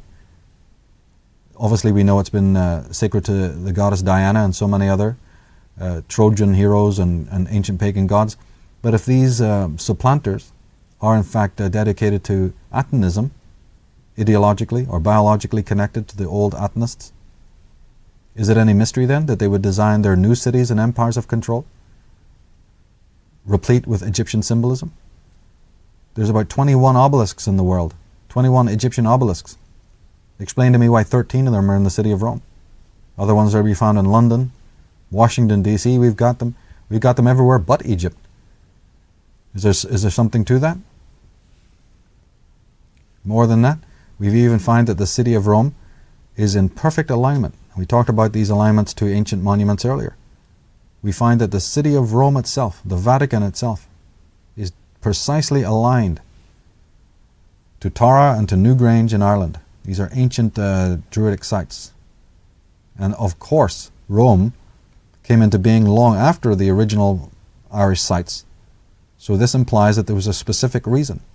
The Christians, the Atonists, knowing full well, and as we've said throughout our books, the Christianity that we know today was conceived in Britain, not in Rome and not in the Middle East. It's the conception of these Knights Templars and these Atonists after they arrived in Ireland about 600 BC. It's just that the executive suite for control and to be near the markets was positioned in Rome. And they symbolically let you know that, where the cities and the structures of Rome are actually aligned directly to the most sacred sites of the ancient Druids in Ireland. St. Peter's Square, for instance. First of all, it's not a square. It's a round. And this goes into the whole question of sacred geometry, a phenomenon known as squaring the circle. We're talking magic here. We're talking ancient arts. Well, first of all, it's not a square. Secondly, Peter is based on the old Egyptian god Ptah, about which many volumes could be written. The father god Ptah, one of the most ancient gods connected to astrology, very much like the Jehovah of the Christians. The picture on the right analyzes the St. Peter's Square and shows you that right in the center of it is the design of the British flag. But we're not supposed to think there was a connection between the Pope, which is Catholic, right, a Catholic setup, so-called, on paper, and the British royals are meant to be Protestant on paper. Well, once you know what the worth of that paper is, of course then you know what we're saying, and that these connections go much deeper. It's in the designs. People have pointed out that the very temple on the right, you can see Vatican, is designed like a rose cross. Oh, but we've been told by 101 scholars, and we've been told by 101 highly budget, highly financed TV programs, that there's absolutely no connection between the Vatican and the secret societies such as the Rosicrucians. Except for the fact that the temple of the Vatican is designed like a rose cross, or that the St. Peter's Square is shaped like a thistle from Scotland, sacred to the Templars of Scotland. No connection whatsoever. Pure coincidence. And speaking of Scotland, the land of the Templar elite, Obviously, on paper, after they were expurged from France, we're told they went to Scotland. We're talking about families such as the Stuarts, the Sinclairs, the Menzies, Duncan, Rosemont, Beaumont, Ramsay, Bailey, Maxwell, Grey, Carnegie.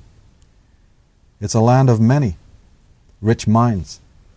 It was, in fact, the original Arcadia. The French Templar fleur-de-lis, for instance, can be found on numerous British state emblems, as well as on the insignias of many popes and noble families. The number 3 is a prime Druidic ideograph. People can refer to chapter 16 of volume 2 for that. People can refer to chapter 41. Watch the symbolism and see how replete this fleur-de-lis, a French symbol of the Templars, a symbol that actually goes back to Egypt also, how common it is to be found on the state heraldry and also on the flags and emblems of all the royals of Britain and Scotland. So nothing has been hidden from us. Everything has been admitted and explained. It's just that it's been in a symbolic form. This particular form of symbolic communication is also to be found in television. What about shows like The Saint and The Persuaders, where we've got characters named Simon Templar and Brett Sinclair, and the colors that are used, and the subtext? We're not talking about the circus drama on the front that's designed for the conscious mind. We're talking about subtextual information, subliminally encoded information, right there on these ubiquitous media oracles to imply something to you about the true state of the world. So if we trace the Atonists, and if we look to USA, can we find their hiding place there? Is there an Atonism USA? Now, the main thing to realize when it comes to the Masons is that the Masons can be referred to as the keepers of the royal secret. It's in their own iconography. And we emphasize that this has to do with the survival and agenda of the renegade cult of Aton. A look at the Masonic symbolism. The very symbolism they themselves employ serves to confirm this point that we're making.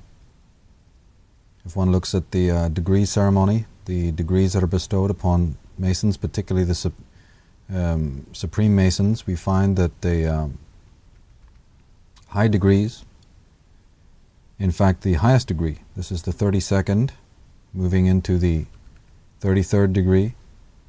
The name, these degrees have names, and that degree is known as the Sublime Prince of the Royal Secret. And this implies that these people have secrets, even at the highest level of the ladder, and a small amount of research into these matters confirms that they do indeed have secrets. And these are the kinds of secrets we've been trying to expose and elucidate in this presentation.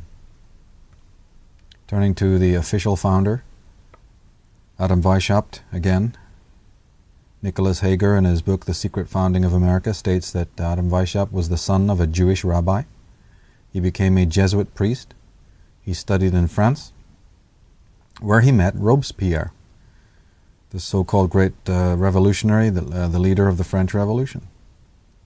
He graduated in law in 1768 at the Bavarian University of Ingolstadt, and then served as a tutor there for 4 years, during which time he met Charles de Lorraine. And we've also already mentioned this infamous Charles de Lorraine, the royal figure from France, who was instrumental in the creation of the Illuminati, and also a key member of the Knights Templars and Rosicrucians. Most Americans have never heard the name Adam Weishaupt. Most Americans have never heard the name Charles de Lorraine. Most Americans probably don't even know where Lorraine is. Well, sadly, most Americans don't know about secret societies controlling their government. You say that to them and they think you're ready for the funny farm. They need to wake up and find out what's been going on. Charles de Lorraine was the younger brother of Francois de Lorraine, the Merovingian king of Jerusalem, who married the Austrian Merovingian Empress Maria Theresa von Habsburg in 1735. The period of Frankish rule under the Merovingian dynasty included a bloodline of a king of Jerusalem, whose descendants reigned in Jerusalem from 1099 to 1187. In 1755, Charles de Lorraine married Marie Therese's sister, Marie Antoinette, and became the commander-in-chief of the Austrian armed forces. We're talking Austria, we're talking France, we're talking the royal families that connect here, we're talking Medicis, we're talking Savoys, the incredible network of royal dynasties that are all interrelated. You may know them as Plantagenets and Stuarts and Tudors, but they all have, behind the large door, so to speak, kindredness. We're talking Merovingians and kings of Jerusalem, people with ancient bloodlines intermarrying with one another. Nicholas Hager tells us more about Charles de Lorraine. He says in 1746, following the death of Charles Radcliffe, Francois appointed Charles de Lorraine Grand Master of the Prairie de Zion, or the Prairie of Sion. This was originally the Order of Sion that was based in a priory in Jerusalem in the 1090s. It founded the Templars to protect the Kingdom of Jerusalem in 1113 to 15 and became a secret society under the Grand Master. Following Charles de Lorraine's appointment as Grand Master, the court at Vienna became the capital of English Zionist and Rosicrucian Freemasonry. So now we're hearing about an Order of Sion, a Prairie de Zion that so many experts, so-called, claim never existed. Now, in our book of Volume 2, we have a chapter close to the end of the book that deals with this Order of Sion and shows that the order absolutely exists and has antiquity, and the importance of that order and how it's one of the steering orders behind Templarism and Freemasonry. A very important study of Zionism. And as we saw back in the days of the Atenists, there was a city called Sion, or Zion, but it was in Egypt on the Nile. It was one of the Hyksos cities. That word crops up in the secret societies because it's, again, the root of the tree is Atonism. And there on the map on the left, bottom left, you can see where Lorraine is positioned in France. Hager goes on to say that Charles de Lorraine may have met Adam Weishaupt in 1771. In that year, Weishaupt was known to have met a Jutland merchant named Colmer, who initiated him into Egyptian Rose Cross, Rosicrucianism. This Colmer may have been Charles de Lorraine, traveling under an assumed name. Charles de Lorraine selected Weishaupt to found a secret society that would penetrate Templarism and in turn turn its lodges into revolutionary cells. In 1773, Weishaupt held a meeting with Mayor Amschel Rothschild. The Rothschilds were Freemasons. Amschel was open to offers that might advance his wealth. He seems to have been in league with Charles de Lorraine. Certainly after 1773, there are reports that he funded Weishaupt from 1770 to 1776. This is a very important statement because throughout our work we've always maintained that the Rothschilds were not the architects of control. They were themselves controlled by royalty. Most history books that are written on the Rothschilds state the opposite, that the Rothschilds were able to manipulate the various monarchs and the kings that they worked for, and they controlled their money and their funds, and did all kinds of investments, you see, for the House of Hesse and the House of the Swedish nobles and whatnot. This is again spin. In fact, from day one, the Rothschild dynasty, exactly in the same way as the Bauers, the Bayers, the Oppenheimers, and so many other families of the same ilk, these are people who are henchmen, lieutenants of royalty, and it's only the propaganda and the spin that makes it appear the reverse situation. Now, Weishaupt's order was funded by the Zionist House of Rothschild and 4 other Jews. It combined the traditions of the Prairie de Zion, that's the Merovingians. So all the way through, we have the Illuminati being funded by the Rothschilds, the bank, the money men. I wrote that the Illuminati infiltrator, this is Benjamin Franklin, he took his orders from the same British and European royal figures he was inspiring to rebel against. He was suggestively known in occult circles as Moses. Like Francis Bacon and other occultists, he was an Atenist agent, securing America for his cabal. He was first recruited and sent to London by the Scottish Templar and Governor of Pennsylvania, Sir William Keith. Franklin officially became a Mason in 1731 in Philadelphia. So now the whole can of worms regarding America and the Illuminati and the Freemasons is explained. People that you have Americans know well, that are taught about in school, who dabbled in the occult, people who seem to be of genius type, people like Benjamin Franklin. What do we really know about their allegiances? Do we know that they were tied up with secret societies? Do we know that they preferred to live in France and in England? And do we know that when they were there in those countries, who they were hobnobbing with? Isn't it time we found out? Nicholas Hager goes on to say, on the 4th of July, 1766, the day the Declaration of Independence was adopted, Benjamin Franklin, Thomas Jefferson, and John Adams were appointed by the Continental Congress to design the Great Seal of the United States of America. Franklin proposed showing Moses, the Pharaoh, and a pillar of fire. So this Benjamin Franklin's code name was Moses, and his design for the seal of the United States of America was right out of Akhenaten's own diary. The chosen people crossing, at the time of their exodus. And of course we've unraveled the mystery of the exodus and said it was the Hyksos people. It was this tyrant Akhenaten and his coterie being thrown out of Egypt. And this is so important to the Freemason Franklin that he wanted this for a design. Why? Because Britain and America are meant to be the new empire. Because Franklin, who is nothing more than an agent of his British royals, came up with that idea one night and said that we should have a symbol of Moses and the holy chosen people crossing. What on earth has that got to do with America? It has everything to do with it when you understand who's ruling the shop and what kind of criminal syndicates are empowered. And as a matter of fact, we see an eagle now on the seal, but originally, for the longest time, it was actually a phoenix, not an eagle, a tufted phoenix. This is crucially important because in my reading of these symbols, the phoenix, which is meant to have risen from the ashes after dying, after being sacrificed or being burned up in the flames, resurrects. I always consider the phoenix to be a seminal symbol of Akhenaten. It symbolizes and typifies his life and the life of his cult. And so when we see people like Hillary Clinton wearing the symbol of the phoenix, or some other, Hollywood personality or dignitary or whatever, when we see that symbol, we have Phoenix, Arizona. We've got cities named by this. We've got newspapers named after this particular animal, this strange mythical bird. What's behind that? The eagle, of course, represents the letter A, the first letter of the Egyptian alphabet. It's a very powerful symbol representing the pharaohs. The Romans used it. Maybe some of the Roman families, as we said, was in league with the Atenists. These Atenists conquered France, they conquered England, they make a move through Templarism to America. We find the eagle. We find the Star of David above the eagle's head, and so on. We find the olive leaves. We find the arrows.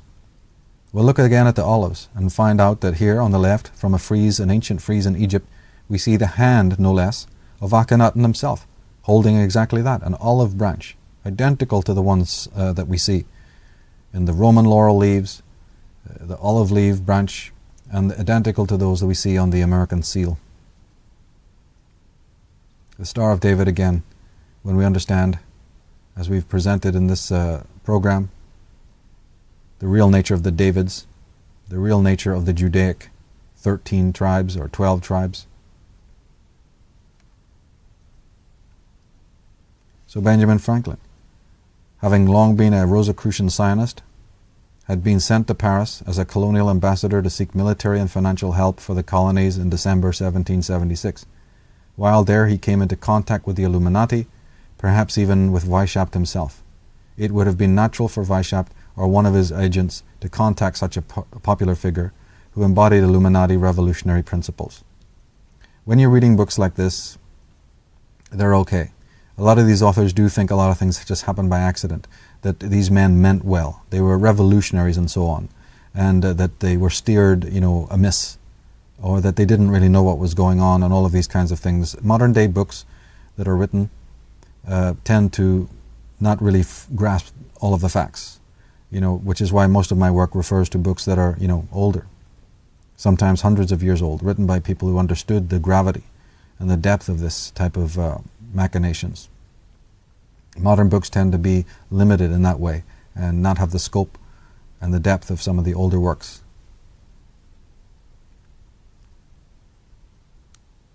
Hager goes on to say that so the Illuminati's attitudes were taken back to America by two ambassadors to France.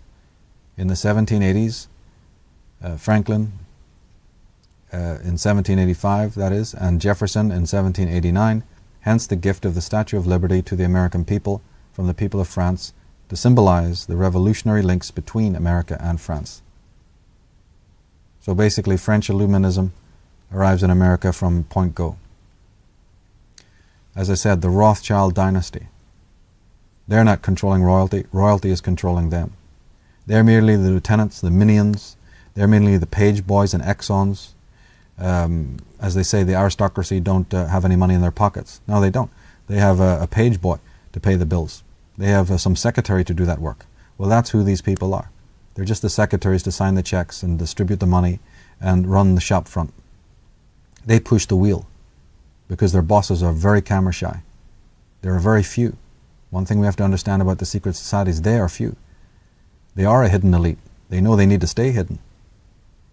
They have been ousted from the greatest empires that you can possibly imagine, and they don't make the same mistake twice. So let's make absolutely sure that we understand that these Rothschilds and other agents of the Merovingian royals and the funders of the Illuminati funded both sides during the American Civil War. The American Civil War was an experiment. It was a way to weaken the country, to pit two forces against each other, but all the time, as has now come out in the works of Edward Eustace Mullins and so many other great writers, the same family. Just like you have venture capitalists today who fund and control businesses. Well, the Rothschilds is nothing more than a bank of monies with no actual power themselves, that's not given to them by elites, more elusive elites higher up.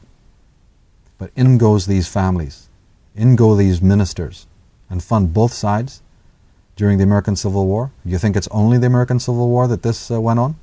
Every war known to man in modern history has been funded by one hand or ruling the two sides. We saw the American seal with the arrows, the 13 arrows. The group of Rothschild, they have the same arrows, the 5 arrows and the eagle. These are of the tribe of Manasseh that the Rothschilds obviously imagine themselves descended from. We know, of course, who they're really descended from and who they really serve. But interestingly, on the left you see the coat of arms of the Rothschild dynasty. And in this presentation later we'll show you the royal arms of the Queen of England. We'll come back to this image later and check them out and see the similarity between this coat of arms of the Rothschilds and the coat of arms of England.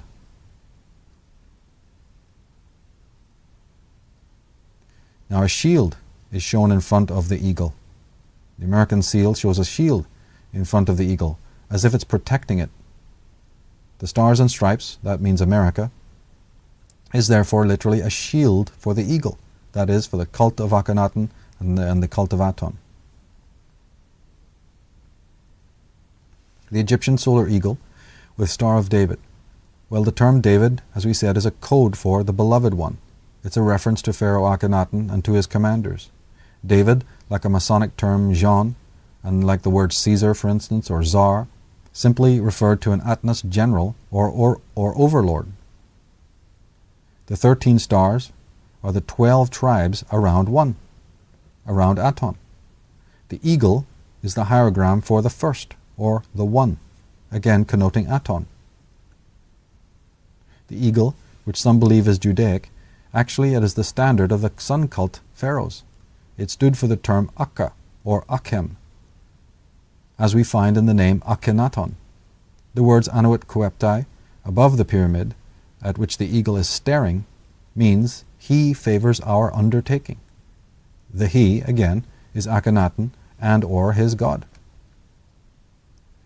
The Latin inscription seen on the banner around the Judaic eagle's head, below the Star of David, is E pluribus unum, from the many the one. This refers to the god of the henotheistic Judites, who was, quite literally, chosen from the many gods of antiquity. The star is the emblem of the Davids, the Egyptian Atnists, and their descendants. The 14th star corresponds to the 14th and highest cornerstone of the pyramid, also seen on the American $1 bill. The arrows represent the militaristic faction of the cult, while the olive branch represents the theocratic or religious faction. The eagle faces to the left, which represents the past, or the history that has been before. The 9 tail feathers represent the 9 degrees of the Illuminati or Atonist lodges. As we said, history, very important to these people.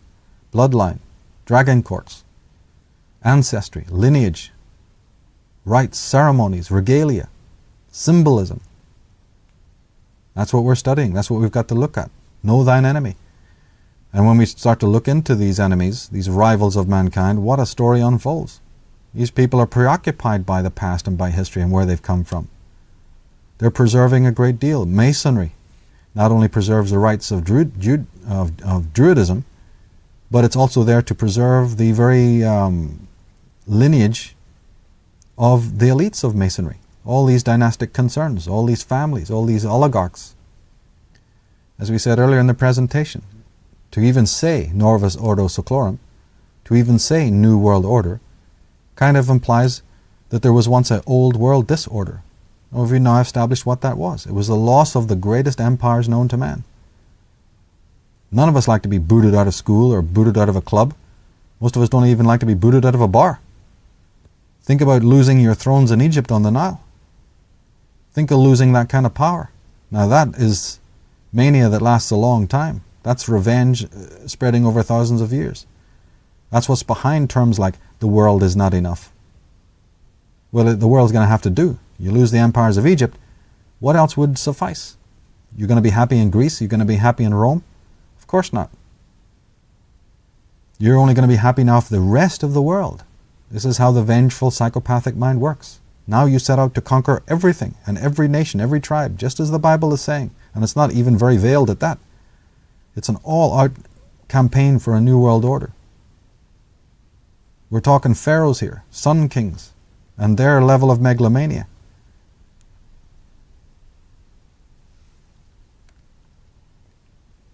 As people have noticed, a close look at the other side of the seal, the pyramid. You draw a triangle around the eye and extend it to make a hexagram, and sooner you find out that the apex of the points of the hexagram, the famous Star of Aton, Star of David, and we have the word inscribed Mason, M-A-S-O-N. Nothing has been hidden from us.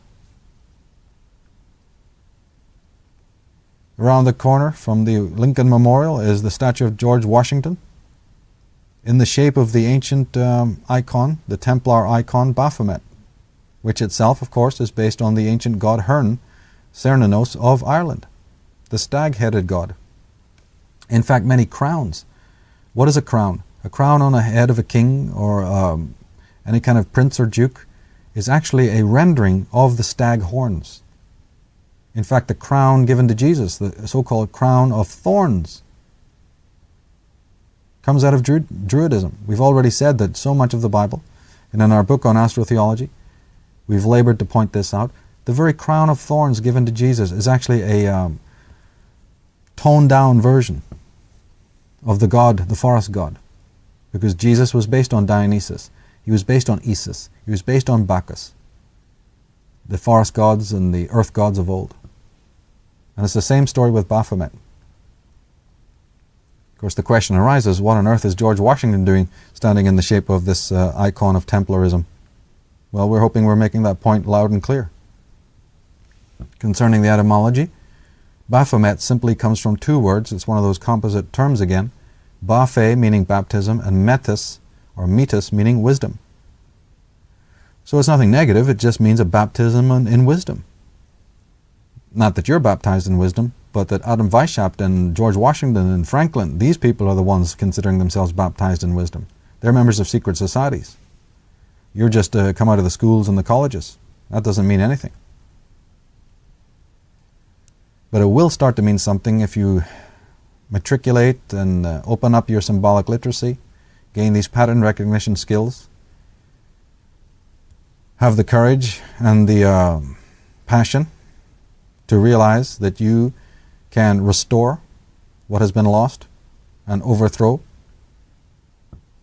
these kinds of individuals who have allegiances not to humanity but to their own forefathers and their own strange gods. You can expose, like I do, shine light onto the secret societies to which these individuals belong. Find out, track back, study the lineages, the dynastic concerns, the bloodline connections. Find out who's really pulling the strings and who controls who. Find out why, for instance, in a country that's meant to be utterly sovereign and against all monarchy, why it is that the seal of California is identical to the British seal, showing Britannia. Britannia, of course, with her Poseidon trident, which you also see on the carriage of the Queen of England, the coach used at her coronation. You see the lion, which is a patently Atenist symbol from Egypt. But alarmingly, we find these symbols on American seals. Buckingham Palace, seen from the air, designed like a pyramid with an eye in the center. We have fasces. We have fasci. We have the lion's head. We have sun discs. 10 Downing Street window above the door. The number 10 is alarming enough since it stands for Aten. The house of Aten, number 10. And we have the arrow of Mars. And we have 8 panes which represent the sun. And we even have little solar rays on the sun window on the House of Government in Britain. And we have a lion's head door knocker right on the door. The Lion of Aton. So when we see these people's champions in plain view and their strutting, arrogant hubris, let us understand that they don't work alone. These individuals are their pomposity, their arrogance is for a reason. It's because they know that they're who's pulling the strings. They know who's paying the bills. We think of them as cold, heartless, misguided Napoleons. We got to find out the whole story. They're the pawns on the board just as much as we are. Of course, in their minds, they don't think they're pawns. And when the media get done with their subliminal, subtextual versions of communication, very few people can resist it. Especially those people who are so psychologically arrested, they're looking for Big Daddy around every corner. But it is now leaking out that these individuals are in fact controlled, just as it has become evident that the so-called white pope is controlled by a black pope. Well, we only needed to ask them, ask the bishops, because they've always referred to themselves as servus servorum Dei, servants of the servant of God. Servant of the servants of God. That's right. They serve the servants of God. Again, stand-ins, vicarious stand-ins. Alice Bailey, a leading occultist in Fabian, she wrote that behind the division of humanity stand those enlightened ones, whose right and privilege it is to watch over human evolution and to guide the destinies of men. They train the members of the new group of world servers, thus forming the basis of the new world order. The implication is its hierarchy. When we look at the symbols of the Judaic symbols, we find the lion. We find the olive leaves that we looked at a moment ago, the Lion of Judah. We turn to the political world and we find the symbol for the United Nations, bearing those same symbols. Watch the symbolism, the uncanny connections. Here we have a Jewish rabbi, but he's also a leading Freemason. Look at the apron that he's wearing. Compare that to the United Nations symbol. Compare that to the House of Judah symbol. See the connections. That's because behind Judaism, behind Christianity, as these initiated ones know, lies something deeper. As we said, the hand of Akhenaten holds the olive branch.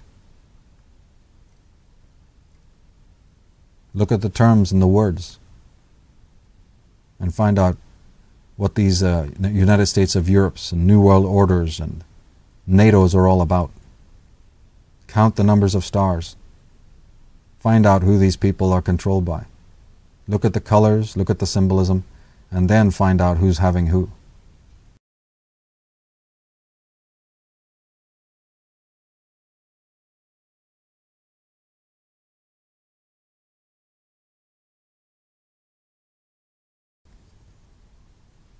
And so, in conclusion, we come full circle to emphasize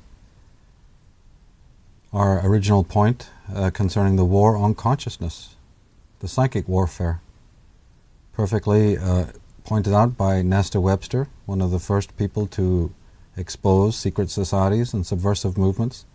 She wrote, "The final goal of world revolution is not socialism or even communism. It is not a change in the existing economic system. It is not the destruction of civilization in a material sense. The revolution desired by the leaders is a moral and spiritual revolution, an anarchy of ideas by which all standards set up throughout 19 centuries shall be reversed." I've emphasized in other work this whole idea of social control, of psychic and social manipulation, pointing out that even the word government, its connotative meaning, governance of the mind, menta, mentality, mentation, and govern, to control the mind, control the thinking. We understand that that control involves the use of words. It involves the use of a dialectic, which we see when we observe it in action in the political milieu. It's a one-party system, appearing to be a two-party system or a tripart system. But we find, just as we find in the olden days, that these parties are funded by the same hidden hand. It's not just a question, as Nesta Webster is saying, it's not just a question of topical, superficial changes. We have many of those. But what is the underlying form of manipulation? It's the manipulation of consciousness. And therefore, the war against that kind of tyranny is a form of immunity to it. So in our work, we emphasize this constantly, that no matter what other permutations and forms this attack upon humanity takes, we should never forget that the ultimate goal, the ultimate agenda, is the changing of one's intellectual basis, one's moral purity, one's spiritual constitution. They should never ever be forgotten. Another tactic to achieve that state is the daily and continual and perpetual and insidious injection of fear, of trauma, of trepidation. This is the act of sorcery, to keep people in fear. The person in fear is easily controlled, like Frank Herbert, the writer, said. Fear is the mind killer. Theocracy. Let us never forget about the whole theocratic wing of this, appealing to man's beliefs, appealing to his limbic centers. You have the anxiety, you have the toxicity, the infusion and injection of the fear, and then you have the subsequent anxiety of humankind, the inability to cope. And then from that point, man's dependency, his delinquency, his addiction. In my work, I always describe it as a war between the sorcerers and the magicians, between sorcery and magic.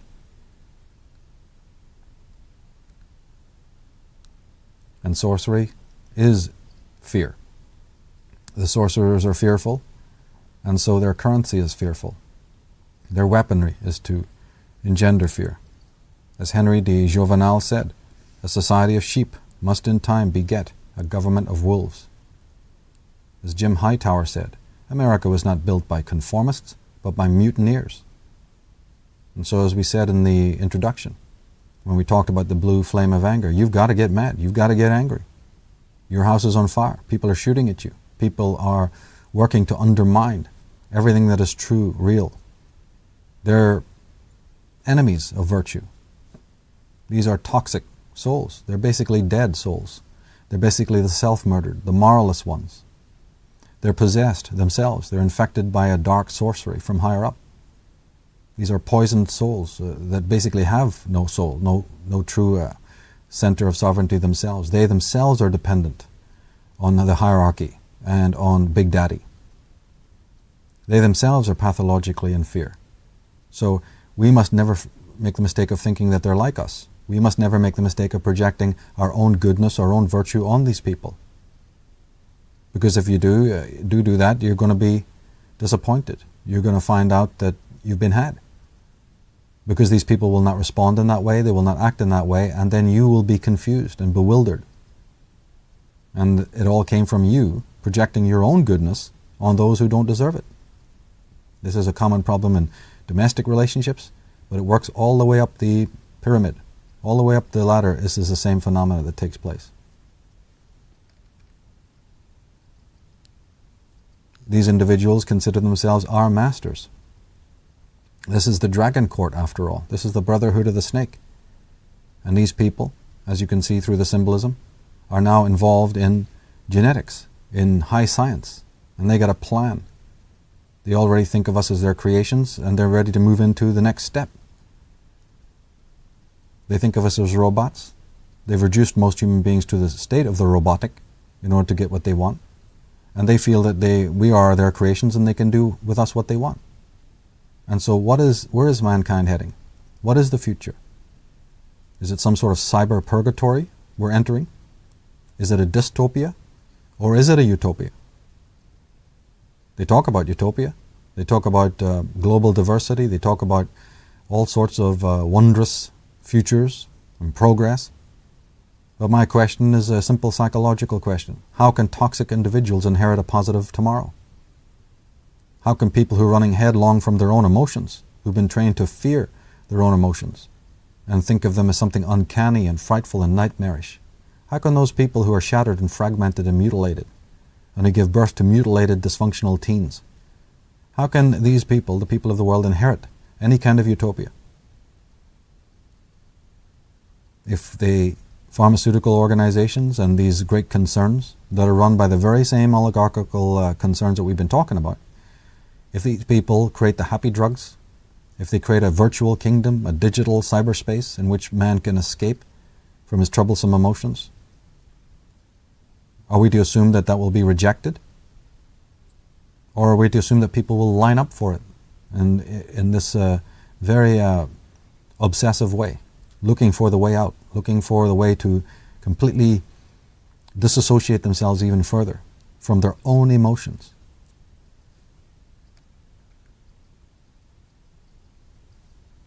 In the Atlantis book, we pointed out several meanings of the term Nephilim or fallen angels. We're talking Nephilim because, you see, the dragon court of old can also be traced back to the Anunnaki, the so-called fallen angels of the Bible. In fact, one of the secondary meanings of Anunnaki, Nephilim, Anakim, etc., is king, the kingly ones. So, or the rulers. In fact, one of the interpretations of the word is just ruler. So to the rulers of the world, is that what this bloodline is all about? That they can track it all the way back to the original fallen angels? But again, one of the other connotations of the word Nephilim is those who fell, or those who make man to fall, those who cause a fall. Most scholars understand the word Nephilim to mean those who fell, meaning those who fell from heaven. But one of the other meanings of the word is those who cause a falling off to occur. Those who lower standards of other people, those who deny spirit, those who want to create a world so full of gadgets, knickknacks, and gimmicks to pull man out into the sphere of narcissism, into the world of sensation. The French philosopher Jean Baudrillard said that, look, if man lives his whole life surrounded by artificial products, plastic items, in other words, if his entire living space becomes artificial, how can man retain his authenticity as a real living organic form? Won't he too become artificial? In Revelation 9 we read, "The rest of mankind that were not killed by these plagues still did not repent of the work of their hands. They did not stop worshipping demons, nor did they repent of their murders, their magical arts, their sexual immorality, or their thefts. The implication is of the immoral ones. The implication is that even after the age of catastrophe, even after the world was visited by terrible turmoil and disaster, it's business as usual again, from the advent of the more historical empires. Tyranny, corruption, mass murder, territorialism, conquest. The Marquis de Luchet, who was an expert on secret societies, wrote in 1798 of the problem that we've been addressing. Deluded people, he says, learn that there exists a conspiracy in favor of despotism against liberty, of incapacity against talent, of vice against virtue, of ignorance against enlightenment. This society aims at governing the world. Its object is universal domination. No such calamity has ever yet afflicted the world. And those who read my Atlantis book, look through the DVD, will remember the captions that I included there from 5,000 years BC. I mean, Luchet is writing in 1789. What about the comments of the great magicians and priestesses of ancient Ireland, of the Tuatha De Danann? Millennia-old predictions of exactly what Luchet is saying. What about Wolfgang von Goethe? Or so many of the other prophets who prophesied the falling off and the incredible climate of narcissism and the incredible climate of debauch. Many people say we're in the state we're in because we're actually in a kind of a Kal age, as the Vedic sages have described it. A Kal age of iron and tears. It's also been described as the Saturnalian period or the Saturnalian era. Other people call it the age of Dionysus, of just debauchery, narcissism, forgetfulness of meaning and spirit, in which anyone who tries to be sane, tries to be normal, tries to be virtuous, is basically an outsider. And we've covered the concept of the outsider thoroughly in other works. Divide and rule. It works perfectly. That's why it's done so often. Again and again, they wheel out the same strategies. Divide and rule. Ordo ab chaos. One-party systems. The Colonel James Bogue Grites described it as a one-party system. Heckle or Jekyll, the lesser of two evils. Or even put it, the evil of two lessers is what you're faced with. And people are satisfied with this. They're satisfied with the fact that you cannot select the people that you vote for. They pop up like a jack-in-the-boxes and do their merry dance, and we blithely go along and imagine that, something's going to be different. We respond in exactly the same way to the same problem and imagine that the outcome is going to be different. Some people have defined that as insanity.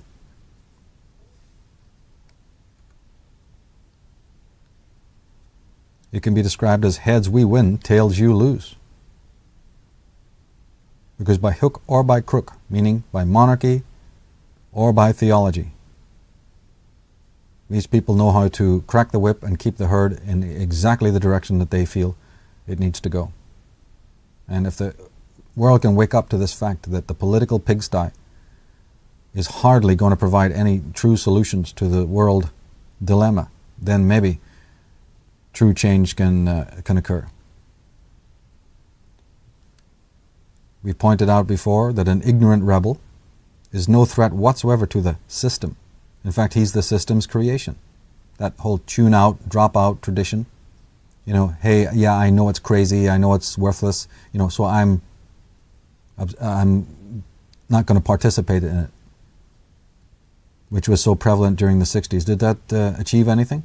War still go on, people still starve, giant corporate edifices still, get stronger and stronger in the world. Injustice is everywhere. So you may have realized that, for some reason you don't buy into the lie. You've awakened that far. You may even have realized what it is you don't want to do in the world, what you don't want to participate in. But that's only 50% of the process. You have to realize that the other 50%, the real work, the proactive work, is to do something about it. Through developing, as we said in the beginning, your rational faculty, your creative judgment, you see, your eloquence in these matters. Gather the facts, gather the information, investigate, get your arms around as much of the information as you can.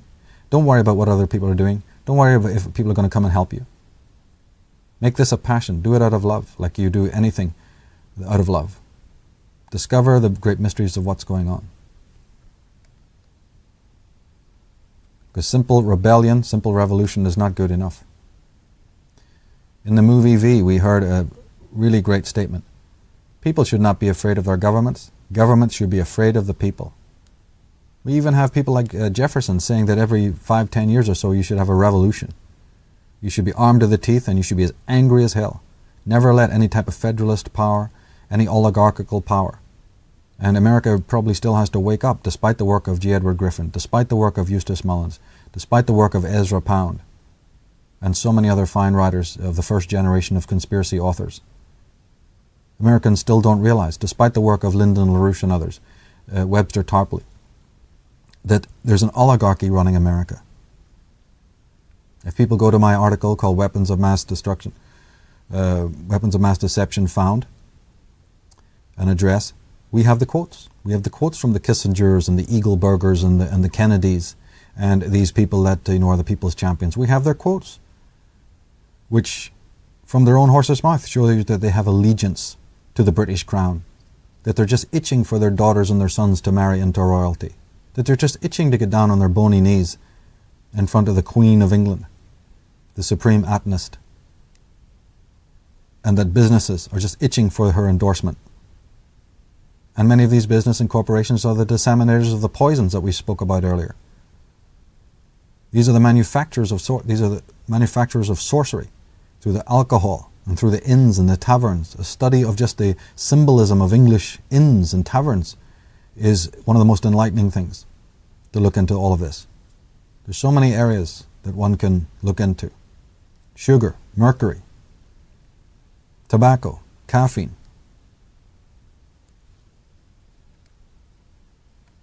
And now I want to lay on you something very heavy, but very important. And it has to do with the term superiority. Wow, that's a taboo word, isn't it? That's a word you're not meant to bandy around or use anymore. Superiority. Well, we don't want to talk about that, right?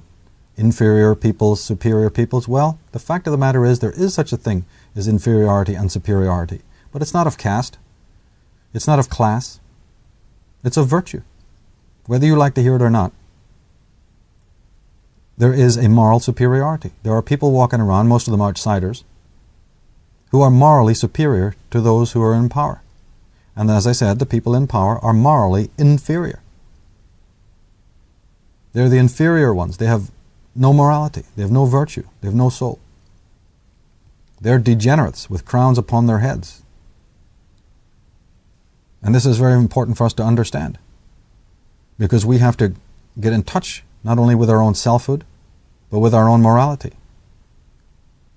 and realize who really is the superior. We look up to these people as masters, as great overlords, and we project our own goodness onto them. And this is absolutely lethal. Bill Clinton said in November 1992, "Mine will be the most ethical administration in the history of the Republic." Is that true? Think back. Was his administration the most ethical known? If you're in any doubt about it, call the Serbs and ask them. Ever heard of Waco? This man is getting standing ovations on Oprah Winfrey's show. The chumps in the crowd have tears rolling down their cheeks. His biography is selling out. He's on the primetime TV shows. And not one sucker in the whole audience ever stood up and said, "Hey, do you remember Waco?" Of children who were bent backwards, whose spines broke because they were so convulsed, died in agony with their spines broken backwards because of the poisonous gas that this wonderful champion, this ethical man, sent and unleashed onto those people who had done nothing, had broken no rules whatsoever, broken no laws. And you think that's the only? Of course we know it's not the only instance of this kind of thing. We're dealing with barbarians with crowns upon their heads. Brock Chisholm, the director of the World Health Organization, has this to say. He says, "To achieve world government, it is necessary to remove from the minds of men their individualism, their loyalty to family traditions, and national identification." Esther Webster said it at the turn of the 20th century. Brock Chisholm was happy to tell you it right now. The same refrain. Unearth a man. Divide him. Get him so he doesn't know if he's coming or going. Get him outwardly in rivalry with every other group, every other sect and splinter group. Pull him by the legs, pull him by the arms. Inwardly divide him. Make sure he's an emotional wreck.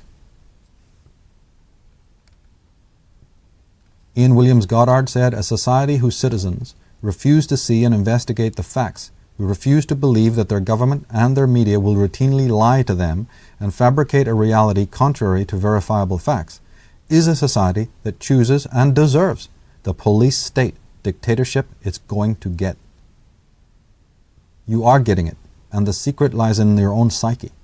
So until you take... nobody's going to, as I said, give you independence. Nobody comes and bestows freedom upon you. You must struggle for it.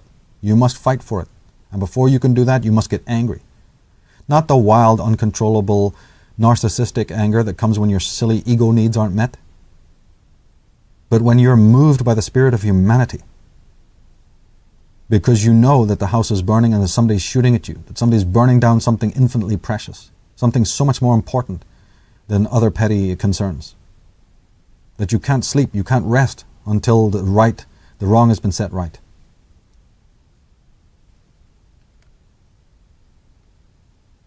The answer is to be unmutual, because the soulless man requires the handrails provided by society. He is the perfect citizen of the global village, and it is on its way. He happily exchanges his name for a number. He happily exchanges sovereignty for security. He's mutual.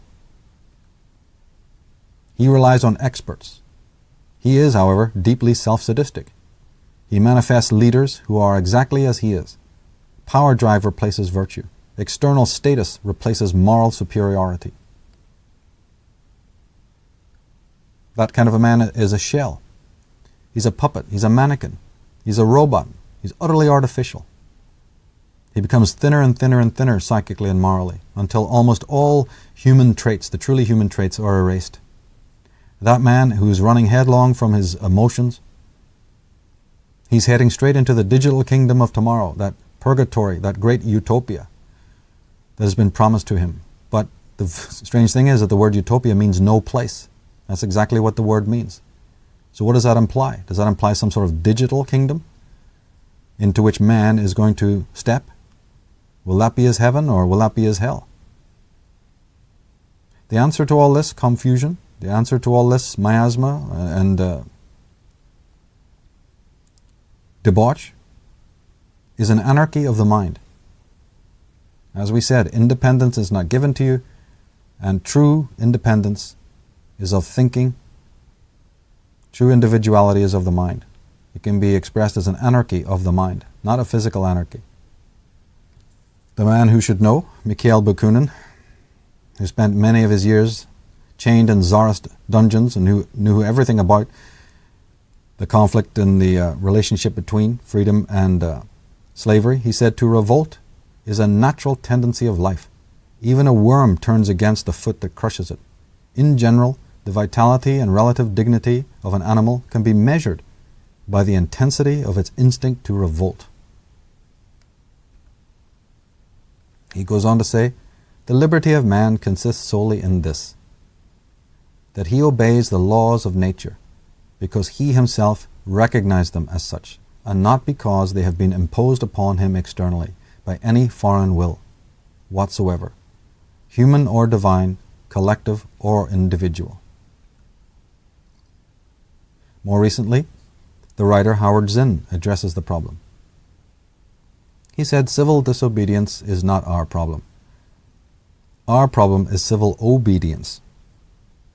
Our problem is that numbers of people all over the world have obeyed the dictates of their leaders, of their government, and have gone to war. And millions have been killed because of this obedience. Our problem is that people are obedient all over the world in the face of poverty and starvation and stupidity and war and cruelty. Our problem is that people are obedient while the jails are full of petty thieves, and all the while the grand thieves are running the country. That's our problem. The rebel, the outsider, the one who becomes infused with, possessed by, if you will, the spirit of rebellion. And this concept of the outsider, and also the countdown to 2012, and the bringing in not only of an age of awakening, of revelation, a period when the masks start coming down, but of something I've referred to as the spirit of rebellion. This is possessing people today. It's awakening people today, and it's moving in the world. The spirit of rebellion to me is identical with the Holy Spirit, and on psychological terms, the Holy Spirit is nothing more than the self. And that is why I address this as a war on consciousness, because the self of a man, his individuality, his true sense of independence, is being constantly eroded, and it has been that way now for a long, long time. All these institutions, that's what they're about. The erasure of a man's own sense of selfhood, so that he's not in touch with himself. And this makes, of course, the perfect slave, the perfect person, non-person, the person who can be controlled.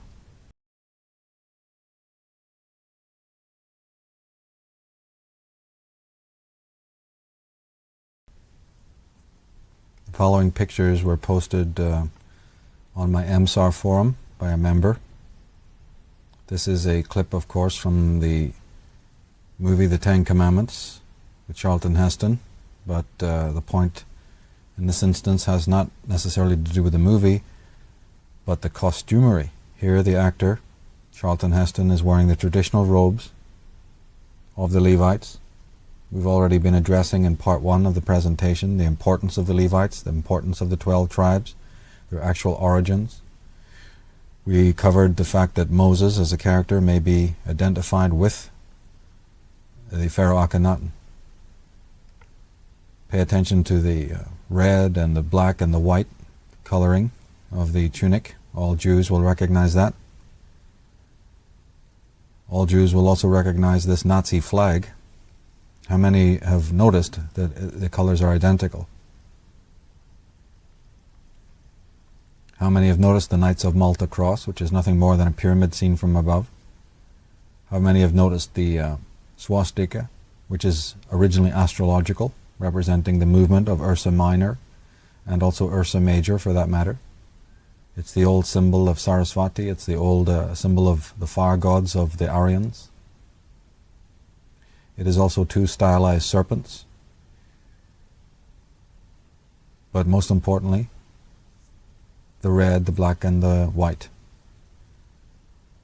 On paper, we think the Jews and the Nazis are disconnected. Here we have a Nazi propaganda poster. Notice the pose of the male figure in the poster, undoubtedly carrying a red. Even though this image is black and white, we can surmise that he's holding the red flag with the Nazi swastika. All very common imagery we've seen in programs that deal with the Nazis. But here we have a commercial poster for American Meat Roundup during the war. How come it contains exactly the same kind of male figure and exactly the same pose holding the American flag? Why is the imagery the same? What are we being told here? I'm putting these in front of you because they make a perfect case for the subtextual, subliminal style of communication. These are in fact quite blatant examples, but they serve to illustrate the point of how important it is to be symbol literate. In part 1 we showed that the real king of the Jews, or Judites, or Jewess, was Akhenaten, the king of Amarna, here styled himself as the great lion of Judah with the Aten disc above his head. He is the root of all the various forms of corrupted solar worship that came out of Egypt and which infected Britain and other countries. We see the lion is also shown in the Indian Vedic tradition It's the tutelary symbol of the goddess. And that goddess turns up as Britannia, not because the idiom or the trope moved from the east to the west, but the reverse. From the book of Numbers, chapter 2, verse 3, we read, "And on the east side, towards the rising of the sun, shall they of the standard of the camp of Judah pitch throughout their armies." And in the strange garbled language of the Bible, we basically are hearing in that passage of the rising of the sun, and that the Judites are facing the sun. This, of course, again identifies, and albeit cryptically, that the Judites are Atonists, turning to the horizon, turning to where Aton rises. Genesis 49 emphasizes that Judah, the tribe of Judah, is a lion's whelp. All is explained when we understand what a whelp is. A whelp is the offspring, the young of a lion. So Judah is the lion. Judah is the servant of the lion. But Romans 2 gives us a new perspective. He is not a Jew who is one outwardly, but he is a Jew who is circumcised of heart. Now in part 1 we emphasize this, about what a true Aryan is, what a true Jew is, a man of the trees, an elder, an astrologer, a man fit to heal the earth, the original Judites, that is. And here we find it in the Bible, Romans, that a Jew is not somebody who wears garments or robes or a yarmulke or goes to synagogue. A Jew is a man pure of heart. It's as simple as that. In Revelation 2:9, it says, "I know your tribulation and your poverty, but you are rich, and the blasphemy of those who say they are Jews and are not, but are the synagogue of Satan." So the obelisk doubles as a symbol for Lucifer. The lion is the symbol of these Atonists. And in the true meaning of the terms that they've adopted, that they've cannibalized and that they've appropriated, of course, they're not the original. They are most definitely the fake, regardless of what song they sing, regardless of what dance they do, regardless of what palaver they create and write, regardless of the edifices they put out and the statues that they erect. These are moral degenerates. Now, Jacob Prasch, in a book called Jesus in the Talmud, writes, "One way to understand modern Judaism is to compare it to Roman Catholicism or Eastern Orthodoxy. Those churches claim to be Christian, but if one reads the New Testament, it is quickly obvious that they are not at all Christian.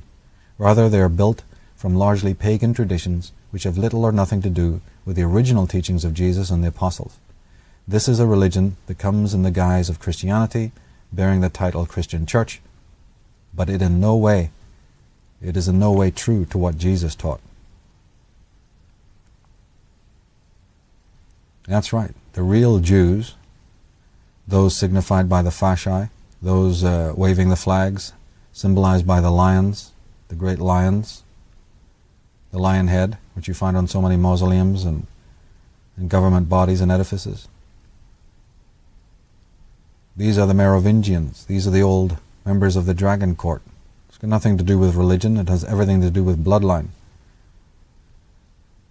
and the control of the human race. The lion, of course, is a symbol of Mark, which is also the symbol of Vatican City. The lion is the symbol of Vatican City. We find, as we point out in part 1, that the lion is used in the British heraldry and appears even on the famous door of 10 Downing Street. The symbol of the Jesuits. These are ostensibly a Catholic order, but there's so much more than that for those who've really done their homework. Look at their logo. The IHS was sacred to Bacchus, who is a form of Dionysus. Dionysus being a form of the Celtic, or more correctly the Irish, Isus. So the Christian Jesus is nothing unique. But the symbol of the Jesuits, it just happens to be a sun disk. Many images of the Christ, of Jesus, show him with the rays, the solar rays, emphasizing again Christianity, Catholicism, Protestantism. These are all branches of Atonism, just in the same way that Atonism is a branch of Ammonism, and just in the same way that Ammonism is a branch of Druidism. The previous quotes, they spoke of the synagogue of Satan. They addressed the false Jews. On the left we see a symbol of the British portcullis. It's actually a symbol for the Revenue Department of England, and it's designed with 12 squares like a Cohen or serpent breastplate. Now the term Cohen means serpent priest. And for those who have never seen a Cohen breastplate before, the figure in the center there is wearing one. That breastplate there is of 12 gems. It's mentioned in the book of Revelation. He's the Jewish high priest, and that breastplate is often referred to as the Urim and the Thummim, with 12 diadems. The Levites, of course, were originally Irish Druids, as we saw in part 1, and not Jews as we know them today. Here's the Masonic version. Here's the Masonic compass and rule with the diadem, the Urim and Thummim, with 12 compartments. Exactly the same as the British symbol for the Revenue Department. Frederick Haberman, in his book Tracing Our Ancestors, says the Druids were dressed in white robes, the bard in blue. The Archdruid wore a golden breastplate set with 12 jewels, similar to the breastplate of the High Priest of Israel. Such a breastplate has been found on a skeleton in one of the Stonehenge tombs. In part 1 we talked about these connections between East and West. We talked about the kings Menez and Skota and Tia Tefi and Jeremiah and other Eastern peoples. L.A. Waddell, the author, pointed out in his work about Brutus, the Trojan, moving west from the east, of course, albeit in later times. And here we have again clear and distinct evidence written by a leading British Israelite who's happy to tell you that the Jews got their breastplate, this very, very important piece of regalia, from the Druids. In fact, the very robes that these rabbis and priests of the East wear were original to Irish Druidism.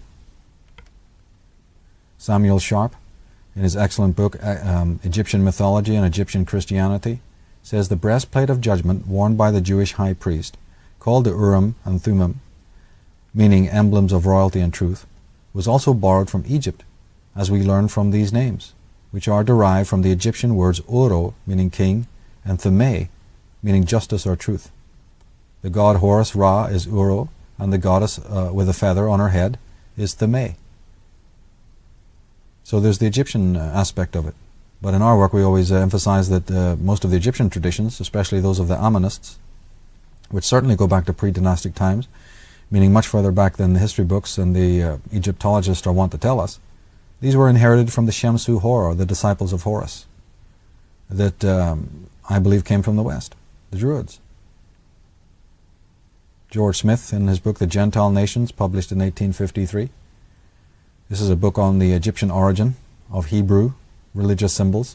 He says, when engaged in judicial duties, the archjudge wore, suspended by a chain from his neck, a small figure ornamented with precious stones. This was a representation of the goddess worshipped under the twofold character of truth and justice, and was called Thumé. It has been supposed, with good reason, that this was a corruption of the same patriarchal element afterward developed in the Hebrew religion as the Thummim of the high priest. The picture at the bottom right is of Sir Thomas More wearing what is known as the chain of the Essen, or the Esses. It has little S's all the way around it. With the in the center, it's the Triskelion of the Irish. But the S's collar is obviously a rendition of the god, the sun god Essa. Here we see Pope Paul VI wearing the Jewish Cohen breastplate that we've been talking about. So it turns up in Catholicism now. The popes are wearing it. Well, we've always been mentioning that the popes are the descendants, ideological descendants of the cult of Aton from Egypt. The Vatican is a front for the all-powerful cult of Aton, which also funds the Illuminati and the Masonic orders. The chief Jesuit is referred to as the General, which just happens to be a term that Akhenaten used for himself. The skull cap that is also worn by Jewish rabbis was originally worn by the sun priests of Egypt. Heraldry, British heraldry, European heraldry, German heraldry, Austrian heraldry, French heraldry, Belgian heraldry, Scottish heraldry. What do we see? We see the eagle, we see the phoenix-type bird, and we see the lion and the dragon images combined. Sometimes we see 3 claws or 3 crowns representing Druidism. On the picture on the top right, the tail of the lion is very serpentine-like, representing the dragon bloodline. The flag of Wales. Wales was known as the place of the strangers or the foreigners, signifying those who invaded and settled from abroad, probably from France. Here's the standard of Scotland. An early Habsburg dynasty crest is behind it, strikingly similar to that of King William I in the 12th century, whose red lion became the standard of Scotland. It also resembles the arms of King Richard, the famous lion-hearted, and many other heraldic devices of English kings and nobles. Now, regardless of the ages that pass and of the dynasties which come and go, the symbols remain conspicuously similar. Here we have the cultivaton red lion on the flag of Scotland. A symbol of the sign of Leo, it refers to the royal dynasties of Egypt. The fleurs-de-lis are incorporated probably to commemorate the arrival of the Knights Templar from France. They may also connote visitations much earlier in history. Here we have the standard of the Prince of Wales. We showed it in part 1, and we emphasized that at his coronation, Charles sat upon a throne bearing a red dragon emblem. His mother spoke these words over him: "This dragon gives you your power, your throne, and your authority." Well, he certainly took it to his head, because in 1992, Charles petitioned the European Union to be made king of all Europe. These guys really are legends in their own minds, and they might be ruling over you if they get their way. Here we have the flag of the Church of Scotland, bearing a mosaic burning bush. The picture on the right shows you the 3 roots.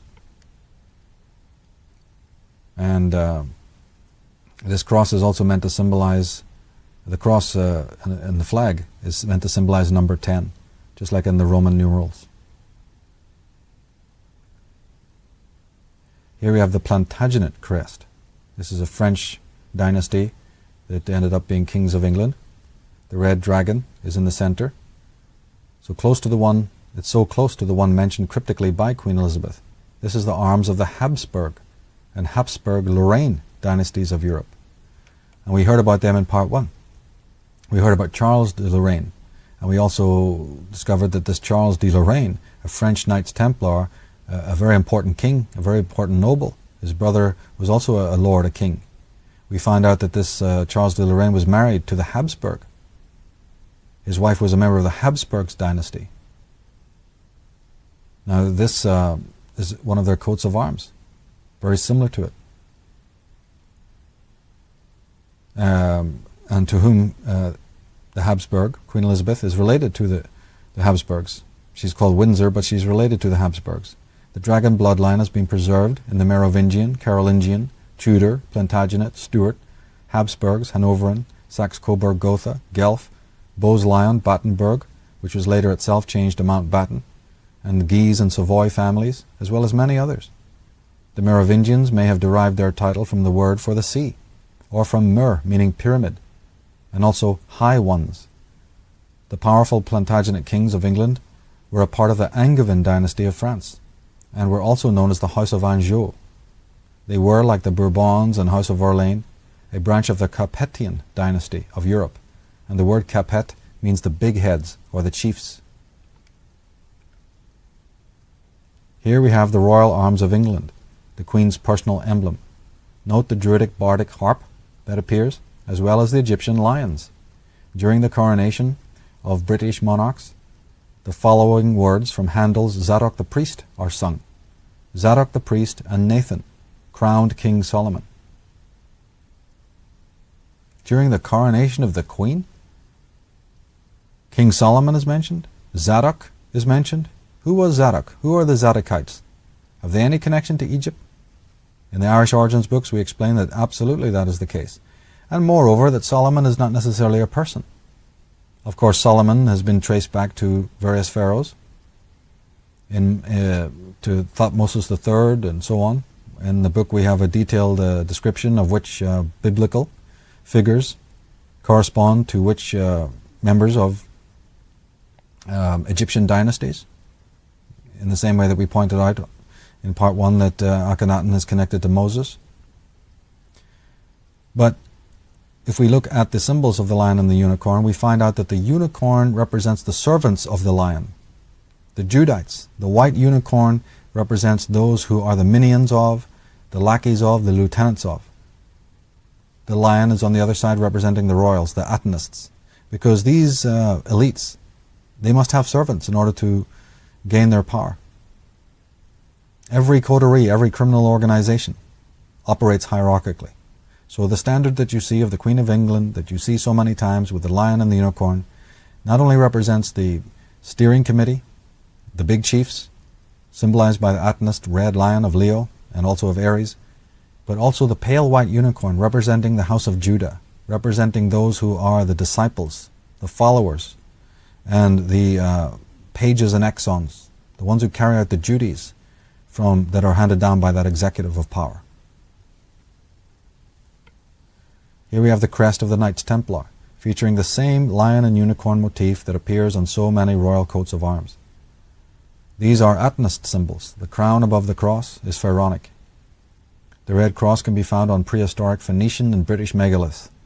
The cross and the crown are also employed by American Scottish Rite Freemasons, who work in secret to undermine the sovereignty of America on behalf of their Atenist chiefs in London and Rome. The kings of the Merovingian dynasty were believed to have been born with birthmarks in the form of a cross.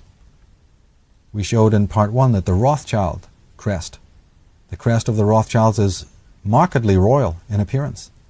Of course, the Rothschilds weren't royal. Official history, biographies even that they have commissioned, clearly point out that they were penniless people that lived in the ghetto in Frankfurt on Main. But their symbol is practically identical to those used by the British royals. Here we have 3 interesting pictures. One of Albert Pike, the famous Freemason, one of Al Gore, and one of the tele-evangelist, Pat Robertson. And their hand is clenched in the form of what's known in Masonry as the lion's paw. Again, stressing the whole idea to be symbolically literate. This Pat Robertson puts himself forward as an evangelist, as a Christian, but check out his lineage. Check out how he's funded, where his money goes. Follow the checks. And the same thing applies to so many other people in the media and in positions of government and so on. Now in 1 Peter 5, verse 8 we read, "Be sober, be vigilant, because your adversary the devil walks about like a roaring lion, seeking whom he may devour." Is this a reference to the Atenists? Tony Bushby, in his Secret in the Bible, says, "The lion was a symbol for the first degrees of initiation, the sign which allowed the opening of a book, so to speak. It possibly represented the royalty of initiation, the status that comes with being aware of what is concealed." Here we have a crest from Europe showing everything. Druidic oak leaves, 13 on each side, a Masonic checkerboard motif, lions' heads, a trinity of Druidic bars, the double cross of Lorraine, a phoenix, and an Atenist crown with pyramids. The double cross of Lorraine is, in our estimation, a composite symbol indicating Jesus, the Christ, and the Christ before him, namely Akhenaten, who is symbolized by the lions and the crown at the top. Akhenaten is also the phoenix who rose from the ashes after the banishment from Egypt. The fact that the design is embraced by Irish oak leaves is also most suggestive. Here we have the logo for Trinity Broadcasting Network. Again, we see the lion, the unicorn, the dove. The dove stands for the Davids, and the Irish zodiacal sun cross. Now, Christian anti-Masons cannot understand why Masons employ what appears to be Christian symbolism. They have to discover that the Christ referenced in Masonic works is not their Jesus, but a previous monotheist, namely Akhenaten of Egypt, This is the reason why the cross is used alongside the rose and or the crown. Here we see the doves on the standards of the British Royals. It's a cryptogram for the Davids, the commanders of the cult of Aton. It also appears on Visa credit cards and on corporations like Greenpeace and in political organizations like Sinn Féin. Also, we can note the Malta crosses. These Malta crosses have been used by the Nazis, but they can be found on Babylonian and Sumerian and Hittite and Gothic and Phoenician symbols, stonework, friezes and murals and so on. Here's the standard of the Belgian kings, showing 3 lions. Belgium is important because at the Bank of Belgium, the so-called rivals, the Stuarts and the House of Orange, kept their accounts. The Windsor family have dynastic ties to this important Masonic Atlas country. And my colleague Andrew Power pointed out that the whole Battle of the Boyne, which was ostensibly fought between these rival groups of Protestants and Catholics, Stuarts and the Orange men, the House of Orange, King William I. He pointed out that you can take as many metal detectors down there to the Battle of Boyne as you like, and you're not going to find even so much as a button or a belt buckle or a bullet or a musket or anything.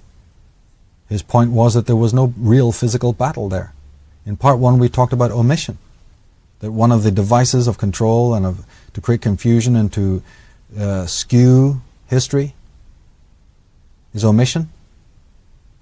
Well, there's certainly a big omission in Irish history, that at the place where a colossal historical battle was meant to be fought, with hundreds of dead, not a single metal piece has been discovered to show that any kind of battle took place there.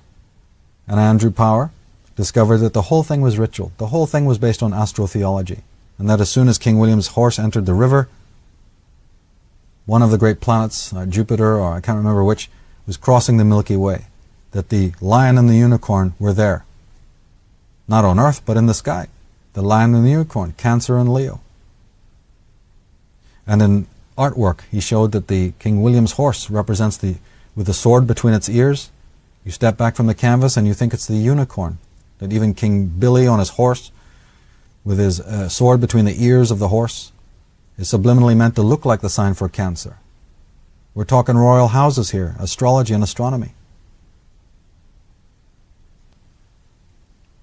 Here's the coat of arms of the House of Hesse. This house is related to the House of Orange. They were funders and promoters of the Rothschild dynasty. The colors red, white, blue and black are of the Temple of Solomon. And let us reiterate that Solomon need not be a human being. When the Masons are talking Solomon or Sol Aton, they're referring to Aton the sun. They're referring to mystery school traditions and teachings. It's a title, not of one man, but of many chieftains, many commanders, just like David. In fact, many could say that even Joshua or Jesus are titles, not personal names. Here's the standard, the coat of arms of the Rothschild dynasty. They're not of royal blood, but they've served the Venetian and Hanoverian royals, from whom their power derives.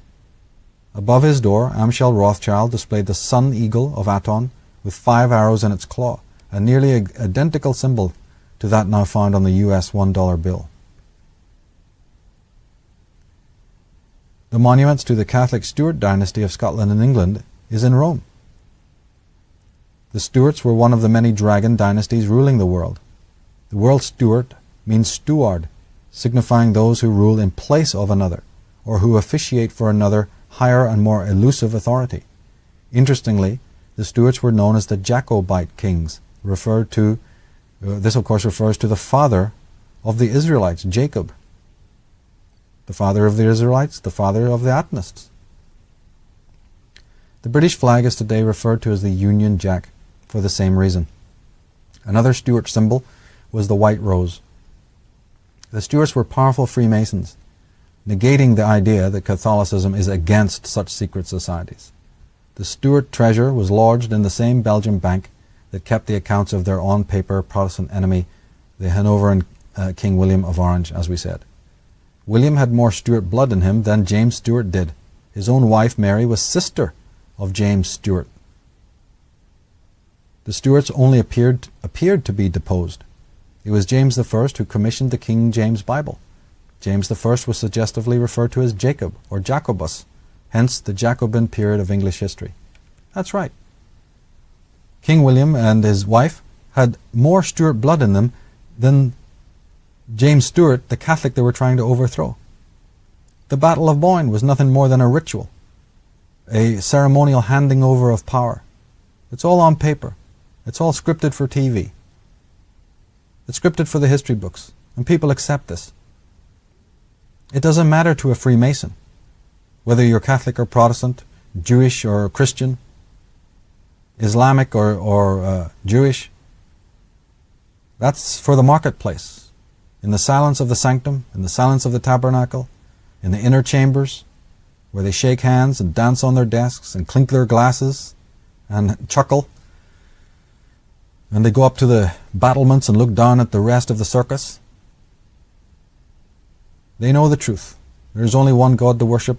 There's only one law, one world order. The Stuarts, like their close relatives, the Tudors, had close connections to the French Templars.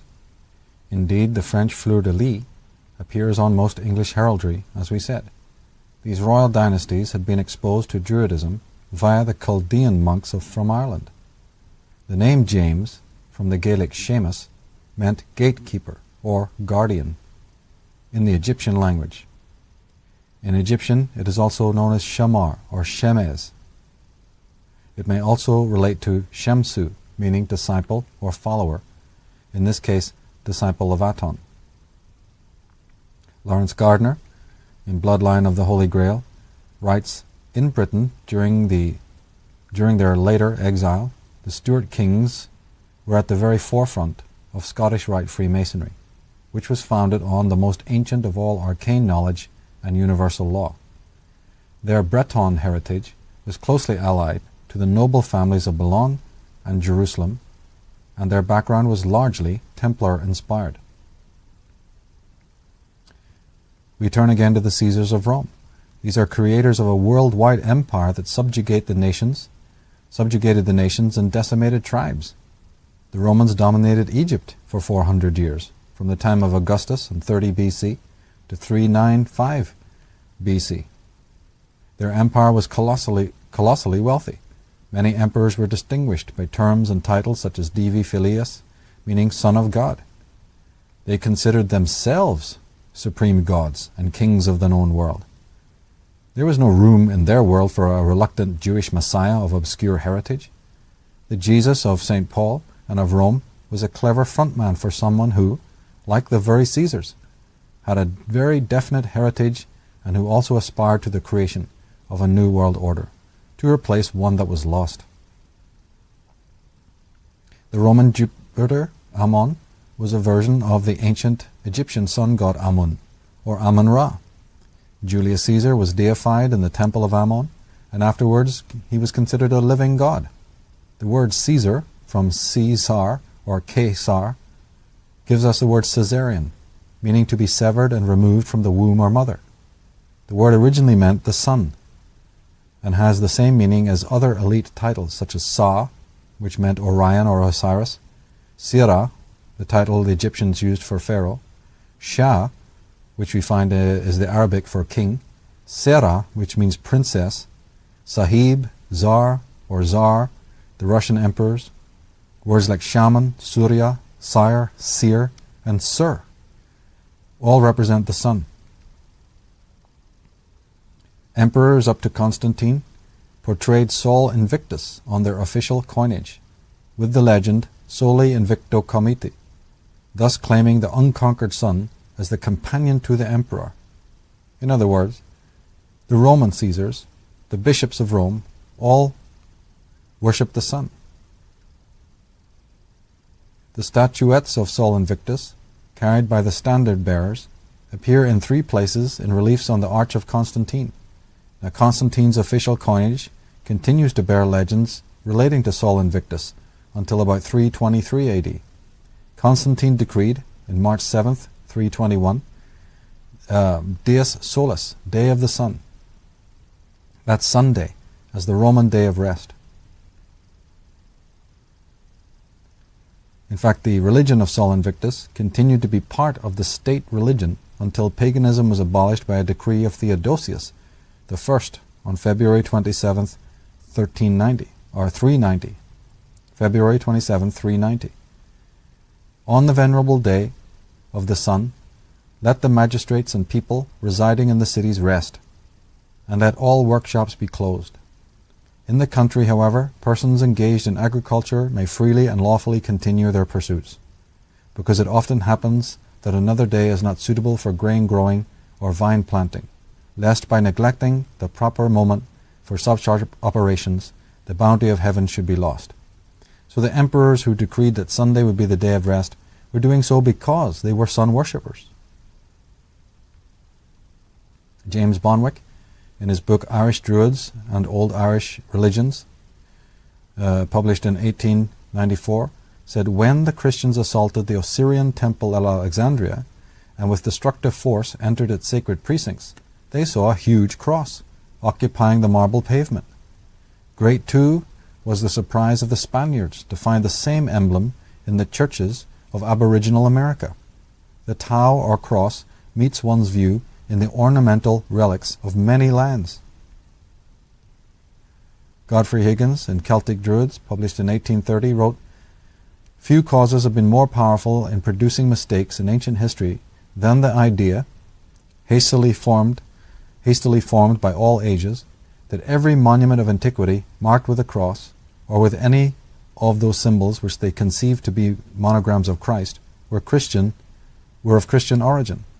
The cross is as common in India as in Egypt or Europe. Hargrave Jennings, in a book called The Masculine Cross and Ancient Sex Worship, 1874, said that the rabbis say that when Aaron was made high priest, he was marked on the forehead by Moses with the figure of an X.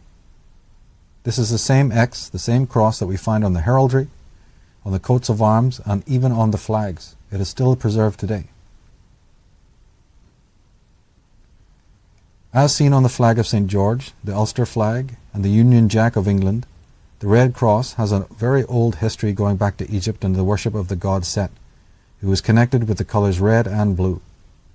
An ancient name for Egypt was Morai, and the hieroglyphic for this word featured a circle and cross identical to those seen on many flags and emblems of the world, particularly those of Britain. The word Mor, or Mer, also referred directly to the Giza pyramid and to the keepers of the knowledge of the pyramid. And we saw in part 1 that the Mor, or Mer, gives rise to the Merovingians, a very powerful dynasty. And of course, wouldn't those Merovingians then be using the symbol of the Egyptian serpent? Wouldn't they be using the symbol of the sun? Wouldn't they be using the symbol of the pyramid? So today when we find massive corporations, not only the architecture of the buildings of these corporations shaped with pyramidical designs, but when we find these pyramids on the symbols of banks and of insurance agencies and powerful corporations, when we find it in the technical world and the technical corporations, and symbols of the serpent, and symbols of ancient symbols out of the Bible, out of the scriptures, are these the insignias and emblems of the elites who've bought and paid for these corporations and who secretly run them from behind closed doors? The Red Cross, therefore, it is a word, Merovingian, connects two secret societies in their knowledge. Expert on Egypt, Ralph Ellis, has discovered that there may be good reason why the Craft Lodge of Freemasonry is known as the Blue Lodge, and why Freemasonry have blue degrees, and why it is that blue is used by the super elite order known as the Knights of the Garter, founded by King Edward III in 1348. And presently headed by the Queen of England. Ellis has shown that there is a connection between the legendary St. George, the dragon slayer, and the god Set, who also entered into combat with the serpent Apophis, using a spear to overcome his serpentine adversary. One of the meanings of the Egyptian word Set is garter. The name also means secret. Like the ancient worshippers of Set, and like the Egyptian nobility, the Knights of the Garter wear a blue-colored band upon their person. It is usually hidden from view or kept secret. but a look at the symbolism of various corporations and government bodies reveals much use of this blue ribbon or blue band or tie. A master mason is bestowed a jewel upon a blue ribbon. St. Michael is a variation of St. George. In Egyptian, the name Michael is Makel, meaning blue. The knightly connection is made sensible when it is realized that the god Set was often the tutelary deity for commanders in the Egyptian military. He was considered a god of war and conflict. He presided over the hot red deserts and over storms and natural disasters. In Egyptian, a title for Set was Djuji. This is the probable origin of the name adopted by so many British kings, George. The name refers directly to the god Set, and Set had been the original god of the Hyksos dynasty, who later became followers of Akhenaten and his Atenists. It appears that the flag of England that contains the Setian red cross and blue background is nothing less than an Atenist flag, pure and simple.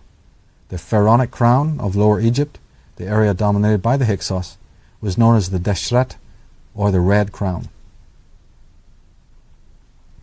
Of course, Egyptologists know all about Set, and Set is in fact often considered a god of evil. Probably we can interpret it a little bit better than that. Probably we can say that it's not that Set himself, the god, actually represented evil, but that he was the god of the evil ones. When we understand the nature of the Hyksos people, we might find that it's because those people were so despised and so hated that the god that they worshipped is not so much the god of evil, but the god of the evil ones. Now, ergo, it is not St. George who is the patron saint of England then, but Set of the Hyksos. In general terms, whenever the code term red is used in the Old Testament, it denotes the Hyksos dynasty. Connected to the Order of the Garter is the most distinguished order of St. Michael and St. George, formed in 1818. Additionally, legend has it that the senior members of the Merovingian dynasty of France, and these are founders of the Knights Templar order, had birthmarks in the shape of a red cross. Madame Helena Blavatsky, in her Isis Unveiled, says, archaeological explorations have indicated him, that's St. Michael, as identical with Anubis, whose effigy was lately discovered upon an Egyptian monument, with a cuirass and holding a spear, like St. Michael and St. George. He is also represented as slaying a dragon that has the head of a serpent. Here we have the Nazis, and we notice that the Nazis and their Masonic Atenist solar eagle. Hitler, Himmler, and the other Nazi agents of the British Crown never ceased to refer to themselves as the New Templars. Appropriating and misusing the sacred title of Arian, they distorted and obscured the true meaning of this term that signified the Druids, or the elders, the wise and perfected men of any race. Adolf Hitler, a British Atenist agent, is here seen with King Edward VII of the Windsor family.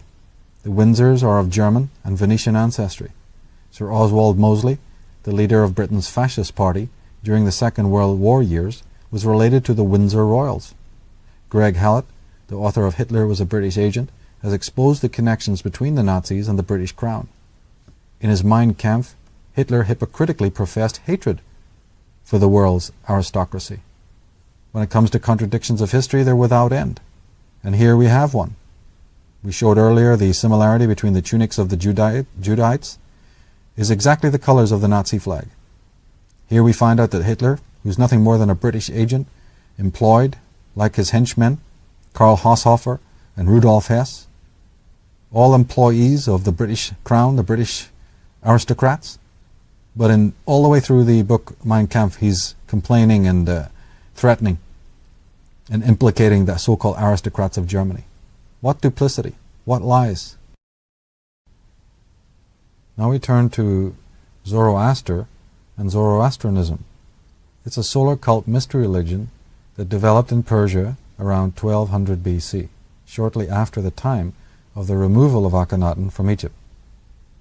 This solar-based religion is uncannily similar to Atonism. It preceded Christianity. Zoroaster may have been the prototype for Paul's Jesus. Zoroastrianism was important under the Sassanid Empire of Persia, or modern Iran. It is not known whether Zoroaster was a historical figure. Dates for his existence vary widely, anything from 2000 BC to 458 BC. Now the term Zoro means golden, and it's close to Sura or Surya, meaning the sun. Zoroaster is taken to mean golden star. He is considered the creator of the Magi, who really go back much further, and who had Western origins. Zoroastrianism plays a role in the Masonic tradition. The god Zoroaster was known as Ormuzd or Ormuzd, or as Ahura Mazda, the god of light. Apparently he was a version of Horus, Amun-Ra, and Aton. In Mozart's Masonic opera, The Magic Flute, the character Sarstro was portrayed as the fount of all wisdom. Then we turn to the cult of Mithras. This is a Hellenistic solar cult that thrived in the 2nd century BC during the time of the Roman Empire. It particularly attracted men from the Roman military and was very popular among Romans in general. The sun god Mithras, or Mithra, overcomes the bull of Taurus. Mithras represents the sun moving from the sign of Taurus into Aries. This astrological phase shift had obsessed Akhenaten and his Atenists. Their god was the sun, and the sun's relative position in the heavens mattered greatly to his watchers. We can refer you to the Irish Origins Appendix number 9 and to the book Terror and the Illuminati by David Livingstone that explores these other sun cults. Of course, in part 1, we noted that after the expulsion of Akhenaten, he simply didn't disappear, nor did the Atenists disappear, as most historians believe.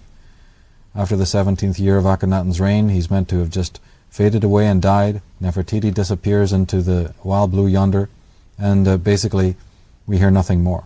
Of course, the trail didn't end there. The trail moved west. The story is that the Hyksos, they have been rewritten as the Israelites and the Judites of biblical history. But it's also interesting that after the time of Akhenaten's expulsion, various other very similar cults of the sun, solar cult type groups and belief systems start appearing. And we need to bear these in mind because they could be Atenism under different forms. The Atenists are royals, nobles. They'd be welcomed into Babylon by people there. They would have colleagues from the very first Exodus at the beginning of the 18th dynasty. The Exodus we were addressing in part 1 was a later Exodus during the latter part of the 18th dynasty at the time of Akhenaten. But hundreds of years before this, at the beginning of the 18th dynasty, was another mass exodus of Hyksos. And we go into that in our work. So these original Hyksos people who had already been removed from Egypt would have been welcoming Akhenaten and his coterie with open arms. And they may have found homes in Syria, in nearby Babylon, in Greece and Rome. We can be assured of this. So Akhenaten and his Hyksos, these so-called Judites and Israelites of the Bible, would not have been wandering in any desert for 40 years. They would have been immediately greeted and warmly welcomed by their colleagues, by their family members, and by other colleagues that they had throughout the world. We have estimated that they were connected to the Scythian race. They may have been connected to the Amorites and the Cretans and the Minoans. So these people would have found homes. And therefore, not wanting to lose their empire again, we find various Roman cults of the sun appearing. In fact, we find Christianity appearing and Judaism appearing. But could not also Zoroastrianism and Mithraism be part of this trunk? Could they not be branches of the trunk of Atenism? We've already established that Christianity is, that Judaism is, that Irish Chaldeanism is, that Templarism is, that Freemasonry is. So we have the main trunk and we have all the little branches and twigs to bear in mind also. During the time when the sun made its transit from Taurus into Aries, Egyptian priests were at odds. Some wished to continue with the old paradigm, while others hailed the change. The scene at Mount Sinai, in which the chosen people build a golden calf, cryptically refers to the schism in the ranks. The cult of Mithras was not so much different from Sol Invicti cult, to which the Emperor Constantine belonged, and both cults were, in our mind, variants of Egyptian Atonism. Here is a photograph of Washington, Aton, D.C. Because Washington, D.C.'s White House is nothing more than a new capital for Atonism. The Egyptian symbolism in the city design should leave us in no doubt of this. However, the symbolism is not, as most researchers estimate, merely Masonic or Zionist, but Atonist. The White House. Now it shares the same name as the new government center in Moscow. The name originally comes from Egypt. The white and red houses of the late First Dynasty were departments that officiated for the will of Pharaoh. The second most important state building in Egypt was the treasury. It was known as the Per Hetch, meaning the White House. Michael Rice, in his book Who's Who in Ancient Egypt, wrote, "The office rendered as Chamberlain was responsible for all public functions undertaken by the king and for the management of his affairs. The Chancellor attested from the First Dynasty directed all the concerns of government with Egypt's wealth, the collection of taxes, and the control of the treasuries of the two lands. Theoretically, and sometimes in fact, there were two treasuries, one for each of the kingdoms, known as the White House and the Red House, for Upper and Lower Egypt respectively. Each had its dependent bureaucracy under officials who reported to the Chancellor, who in turn reported to the Vizier." That's right, the White House and the Red House. They're Egyptian. Here's the picture of the so-called Laurel Room at Camp David. The leaders, or more correctly misleaders, go up on the hill to plot and plan. The hill is fundamental Egyptian symbol of power. It is an Atonist symbol, not a Jewish one, although it was co-opted by the Zionists. References to the pyramidical hill appear in the Old Testament. For instance, Micah 4, verse 2-3. "And many nations shall come, and say, Come, let us go up to the mountain of the Lord, Zion, to the house of the God of Jacob," that's Israel, "and he may teach us his ways, and we will walk, we may walk in his paths. For out of Zion shall go forth the law and the word of the Lord from Jerusalem, and he shall judge between many people, and shall decide for nations far off."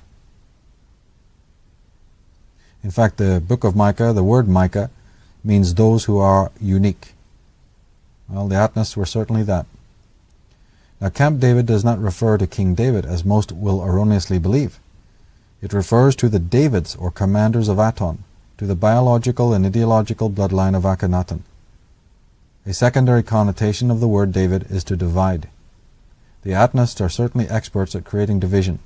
Divide and rule has been both an apt motto and a method for them in their interminable war for global domination. In Leviticus 25, verse 44-46, "Your male and female slaves are to come from the nations around you. From them you may buy slaves, and you may also buy some of the temporary residents living among you and members of their clans born in your country, and they will become your property. You can will them to your children as inherited property, and you can make them slaves for life, but you must not rule over your fellow Israelites ruthlessly." Well, it's a manifesto. It's a political document to show how you conquer nations, how you rape their women, murder their cattle, enslave the men. This is the manifesto of the Atonists. This is what the Bible is, nothing more than the Chronicle or the Book of the Pharaohs. It's a manual for building a perfect new world order. Isaiah 62, verse 1, "For Zion's sake I will not keep silent.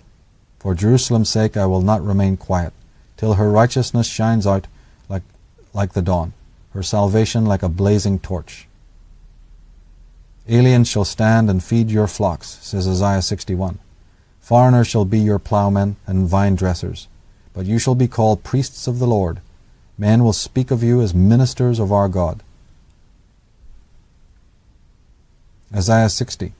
Foreigners will build your walls, and their kings will serve you. Your gates will always stand open. They will never be shut, day or night, so that men may bring you the wealth of the nations. This is Akhenaten's new kingdom. This is the new world order. This is the new Israel, the new Zion. What was lost in ages past, in the old world disorder, will be rebuilt again in the new world order. Those words appear on the American dollar bill. The Judaic Atenist eagle and the Egyptian pyramid of Aton appear on the $1 bill.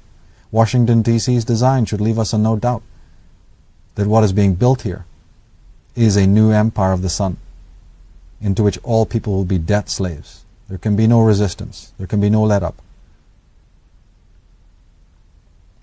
The image of Paramount Pictures here is interesting. This logo cryptically depicts Mount Sinai and the 22 arcana, or stars, of the stellar cult. It was at Sinai that the cult of Aton recuperated after their expulsion from Egypt. Para is a word meaning beyond. Paramount simply means beyond the mountain, and is symbolic reference to our times, our historical times, the times beyond or after, the time of Sinai. The symbol above is also a cryptic reference to the three great pyramids of Giza. Here we have the image for Columbia Pictures. This is an astrological image connoting the sign of Virgo. The word Columbia means dove and refers surreptitiously to the Davids, that is, to the elites of the cult of Aton. The U.S. Statue of Liberty is an Egyptian symbol that also connotes this cult of Aton, the true owners and rulers of America. The star that the statue is erected upon symbolizes Sirius. At The Hague, in Holland, the previous seat of the EU government, stands a huge black widow-like spider. Spider webs are seen on the US dollar bill, on Mormon architecture, at the so-called Nazca lines in Peru, and on obelisks and civic buildings. It represents the force of darkness that spins the webs of deceit to entrap minds and souls. In the web of the spider, the trapped victim strangles itself through its very attempt to be free. Of course, the point is well made that if you don't know what you're doing, and your rival, your enemy, is smarter than you are, and you don't know how the game works, you could end up trying to get free and imprison yourself all the more. This is what has been happening to the brothers and sisters in the past, who have little knowledge. As the poet Alexander Pope said so wisely, "Drink it or touch it not, the Pyrenean spring. A little knowledge is a dangerous thing." We're dealing with people who have great knowledge. We're dealing with adepts, corrupt as they may be, but slimy and intelligent and ruthless. So it takes a certain kind of knowledge, as we've been saying all throughout this presentation. It takes a certain kind of understanding of the way the world works. It takes us to go up to the high windows, to the high balcony, and look over the whole of creation, the whole of the world. We have to start seeing, instead of one square on the board, try and get a glimpse of the whole board game. Try to get that sense of clairvoyance and understanding. Develop it slowly through pattern recognition and symbolic literacy.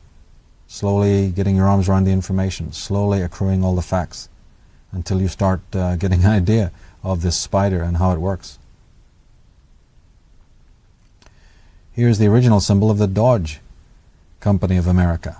We've been talking about the takeover America and how the various corporations are employing this Masonic symbolism and Atenist symbolism. Well, the car company's original logo prominently featured Judaic or Atenist star of the Davids. Now that's been replaced with the Martian ram's head in blood red colors. And we emphasize, of course, that the ram is the symbol of Aries, which was sacred to the god Aton and to the Atenists.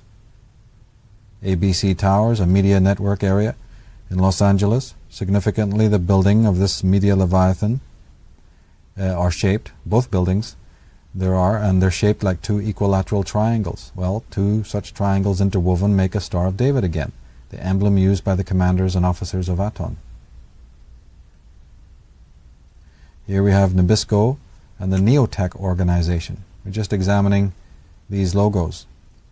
Like so many corporations and institutions of the world, these company logos prominently feature Masonic emblems and symbols. The Cross of Lorraine and the pyramid have been incorporated into both designs. And this symbol can be found throughout the corporate world. And of course the Nabisco symbol there also incorporates the pyramid. We talked about Lorraine. We talked about Charles de Lorraine and how instrumental he was, a figure in the Knights Templar, the Rosicrucians and the Freemasons, and also the Illuminati. And that how instrumental he was influencing Adam Weishaupt, who went on to influence the founding fathers of America. And of course, in homage almost, these dignitaries, these elevated ones, begin using these symbols of these ancient dynasties and these ancient royal houses of Europe. Here's a couple of other examples. Philip Morris, with a very royal style coat of arms featuring lion and unicorn. The Marlborough Corporation, using the pyramid and even the removable capstone. Their packs feature the Egyptian pyramid, but if you open the lid of the box, it's like removing the capstone of the pyramid. Is this just coincidence? We would do well to question the identity of these dynastic concerns who've made fortunes importing and purveying tobacco, sugar, caffeine, opium, and mercury. We mentioned in part 1 about the Atlantis book and the appendices, Appendix F, which contains a thorough look at the purveyors of these stimulants. Valdemar Valerian, his master chronology, taking you through the centuries, taking you through the years, to paint a picture that is absolutely incredible. But you can look at it and see the objective proof. Don't take anybody's word for it. The chronology, the purveyance, the East India Company, the Hudson Bay Company, the Virginia Company. These concerns, these dynastic concerns, even in the corporate world, who've made fortunes out of suffering and misery, and the advertising concerns that made it all possible. Aton in your face. That's right. We've seen it. It's in plain sight. Nothing is hidden.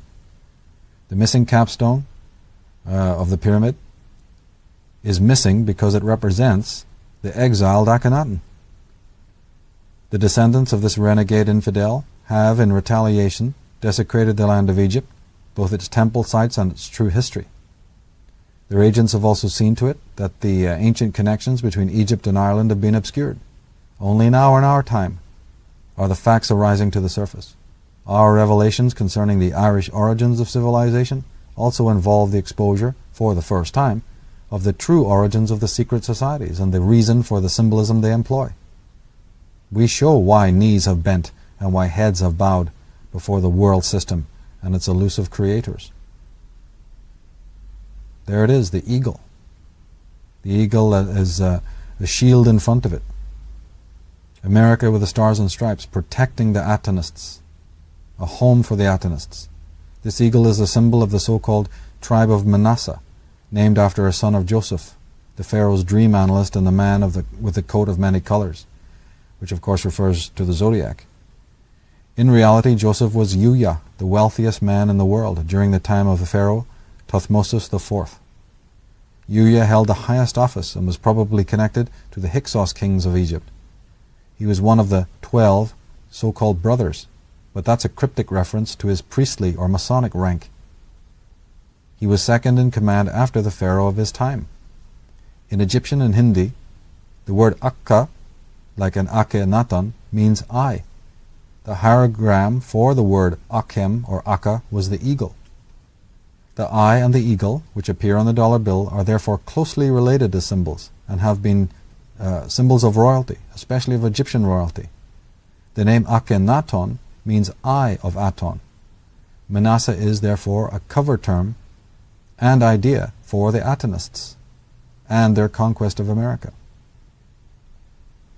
From a book called Tracing the Ancestors of Great Britain and America, by the Gospel of the Kingdom Ministry, we read, Manasseh would become a great nation. The greatest nation in the history of the world is the United States of America. So these Atonists and those they've controlled and also those they've confused, which makes up for a good deal of the Christian movement, especially these right-wing evangelist types, who are either in the pay of the Zionists or the pay of the Sionists, the pay of the Templars and secret societies. As we've shown throughout this whole presentation, all these surface movements and charities and organizations all link back. Well, they are convinced that America is, of course, the new empire. Akhenaten wanted to replace an empire that was lost. Britain, the empire upon which the sun never sets.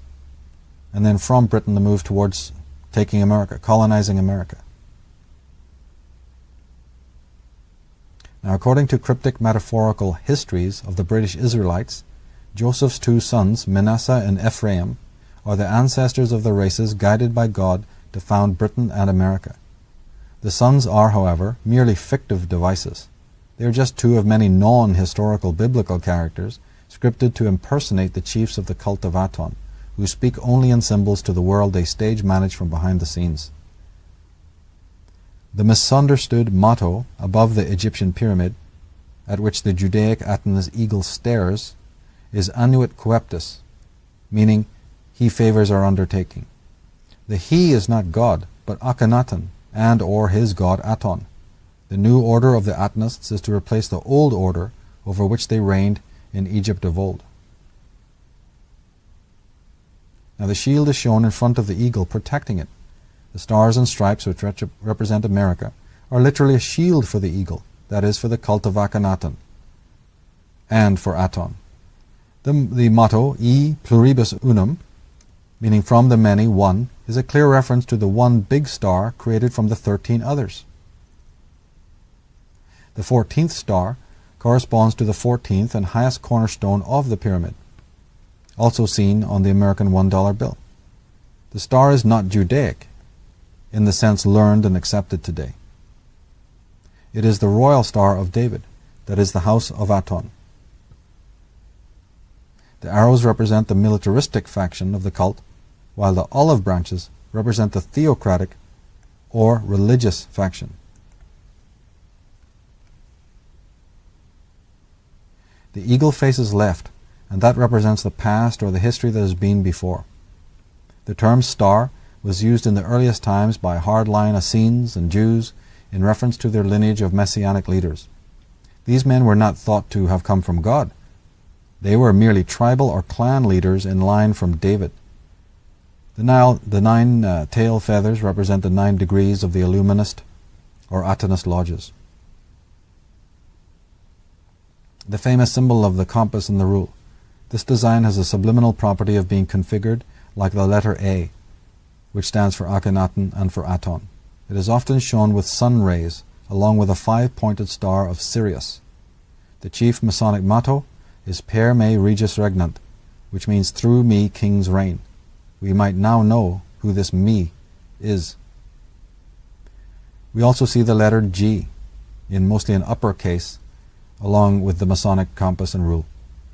The letter G, rendered in lowercase, however, appears to be serpentine in form. This is another reason why it is employed by the descendants of the so-called Dragon Court or Brotherhood of the Snake. Many kings were known as George, with a G at the beginning, and the Red Cross of England is also known as St. George's Cross. Now Akhenaten referred to himself as the architect. That is a term well known to Masons. Their supreme archon is known as the grand architect of the universe. The word carpenter, from Setepenri, the Egyptian word Setepenri, was also a title used by the Egyptian pharaohs. In Greek, the word for carpenter, poiamen, means king's counselors. So it's anything but the humble carpenter that we envision when we listen to all those romantic Bible stories of Joseph and Jesus hammering and sawing and pieces of wood in their workshop and all of that kind of palaver. Nothing could be further than the truth. The Bible is loaded, as we showed in part 1, with cover terms and code meanings and code words. There's so many of them. Here we see the President Harry S. Truman, the insidious and treacherous 33rd President of America, wearing his Masonic diadem in the shape of the letter A for Aton, Of course, Truman was a major Zionist and one of the most perfidious creatures to ever appear in American history. We can also study the Masonic degrees. You can go to Masonic lodges and pick them up in their brochures and folders. These, we also see that the beginning stages are 3. And as we pointed out in part 1 of this program, the number 3 is Druidic. The number 3 was sacred to the Druids. The Druids divided their order that way. So did the Ammonists of Egypt. And we note basically the prevalence of Egyptian symbolism. The pyramid is seen there in that image, shaped like a letter A. There's the Druidic zodiacal or zodiacal arch. There's the compass and rule of Aton. And then there's the sunrise, the rays of the sun above the pyramid. The word Aton actually refers to the new sun at the eastern horizon, to be specific. The 33 degrees is based on the 33 degrees that the sun, that's Aton, must pass while resident in one sign of the zodiac. 33 represents the degrees of a single sign of the zodiac, for the sun to pass through the whole of the 30 degrees of a sign, and then a little bit more for the sun. The sun is also, has a certain size. So for the sun to enter in, pass through, and completely leave a sign, it's about 33 degrees. This is why it's sacred to those modern solar cultists, people like the Freemasons. A good student is given a degree today when he's ready to serve his Masonic God. Aton, Jehovah, Lucifer. The fact that most students of the world don't know that doesn't change the fact of the matter. Now, Masonic degrees bear Hebrew, or what we might want to call, for argument's sake, Hebrew titles. Higher degrees bear tags such as Sublime Prince of the Royal Secret, Knight of the Sun, Grand Pontiff, Prince of the Tabernacle, Knight Commander of the Temple, Knight of St. Andrew, and Andrew is nothing more than a rendition of the Aryan Indra, etc. As we show, these terms are Egyptian in origin. Our work is the first to reveal the true origins and purpose of Freemasonry. This G that they use stands for the Gaionim, the elites of the Atnists. The lowercase g is a sigil for the serpent and the knowledge preserved by members of the ancient dragon bloodline. The first lines of the opening verse from Akhenaten's own hymn to Aten, this is composed by Akhenaten himself, that became the basis of the Old Testament's Song of Solomon. The first lines are, At daybreak, when thou arisest on the horizon, when thou shinest as the Aton by day, thou drivest away the darkness and givest thy rays. Again, one more anecdote showing the incredible connections between Judeo-Christianity and old Egyptian Atonism. So when this maniac Akhenaten is referred to as the Christ before the Christ and the world's first humanist and the world's first individualist and the first monotheist, there's so much truth to that in a way. It's just that what we're dealing with is not normal solar cultism. It's a warped and vile, skewed branch. Its founder was a maniac, and the subsequent religions are of a maniacal form. Hence the state of the world today. Here we see a logo of the Gene Trust with the lowercase g, which is subliminally the serpent, and which also stands for the Gaionim, these elites, these Masonic elites. I wrote that by way of their control over the major pharmaceutical leviathans, this poison-peddling order can have the masses of the world made sicker and more infirm on all levels, and the evidence of this enterprise of human destruction can be seen all around us. The symbolism employed by most of these corrupt edifices is enough to alert us to their perfidious agendas. Through their agents in the media, that's Henry Luce, Sumner Redstone, Ted Turner, Rupert Murdoch, Conrad Black, Catherine Graham, etc., they make sure that the world's uninformed masses remain that way. By disseminating a daily diet of pornographic images and perverse subliminal messages, deeply disturbing to man's libido and psyche, they contaminate the world with their noetic infections. It is partly due to this psychic dictatorship that the average man lacks the passion and inclination for anything other than the pursuit of sensual gratification and personal narcissistic titillation. What do we read in Exodus 19? You have seen what I did unto the Egyptians, and how I bare you on eagle's wings, and brought you unto myself. What is encrypted in that? What does it mean? Can anyone be born on eagle's wings? God is sending an eagle to bring his child home. Well, is it a double-headed eagle, perhaps? This double-headed eagle can be seen today prominently displayed at the Knights Templar Palace in Jerusalem. It can be seen on Templar architecture all over the island of Malta. The Templars were, and remain, a Catholic organization. Here it is again, as the insignia of the Byzantine Empire, founded by Constantine the Great, who, as we showed, was a member of the Atenist Sol Invicti cult. His armed guards were called the Golden Militia, and they wore the symbol of the double-headed eagle. Well, there's no connection between Masonry and the Vatican. There's no connection between Roman Catholicism and the popes and any of these secret orders. How preposterous to say that. Well, we know that the Knights of Constantine, his guards, walk around with the double-headed eagle, but that's pure coincidence. That has nothing to do with secret societies. We know that the headquarters of the Knights of Malta is round the corner from the Vatican, but that's just coincidence also. Here we see on the bottom part of this picture the imperial standard of the Habsburgian Austro-Hungarian Empire that encompassed Austria, Hungary, Czechoslovakia, Slovenia, and Croatia. The double-headed eagle. It's the standard of the royals, the elites. Here it is the Austrian coat of arms under the Habsburgian reign, with a rampant red lion can be seen on the central shield.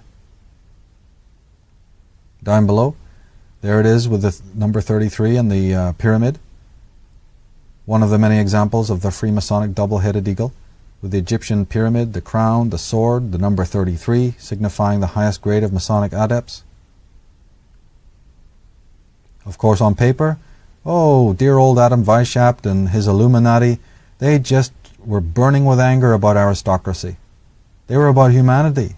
They were about Dionysian debauchery. They were about man being free, the noble savage, Jean-Jacques Rousseau, Voltaire, the Duc d'Orléans, bending over backwards to free humanity from the tyranny of the royals.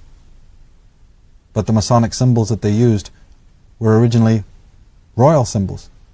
The man who created them was Charles de Lorraine, of the most powerful royal families of Europe. Here we have a photograph of Zionist Madeleine Albright with her Atenist eagle.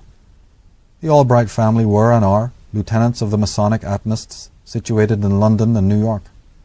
The term neocon is simply a brand new term for Atenist. No one in the White House serves the true interest of the American people. Quite the contrary, they serve the royals of Britain and Europe. And their insider smiles let you know that that is in fact the case. Here we have a picture of Buckingham Palace from the air.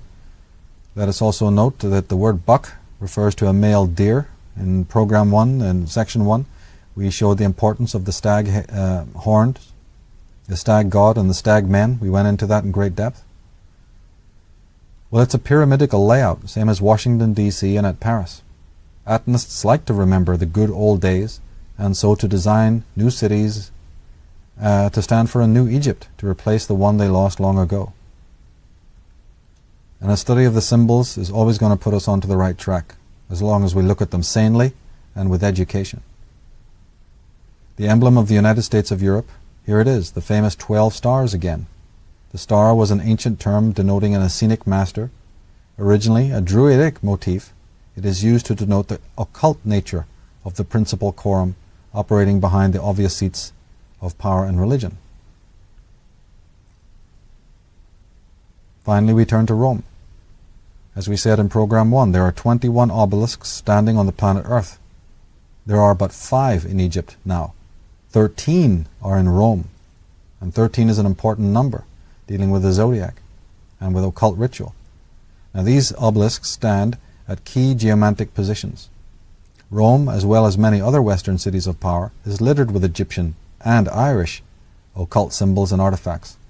from the obelisks, columns, and fountains of Gian Lorenzo Bernini, the pyramids of Raphael, and the pagan mystery school motifs of other Renaissance masters, the Atnas creation and domination of the Vatican and of the major secret societies can be ascertained. In the book we talk about even various popes having their private apartments completely decorated with Egyptian pagan motifs.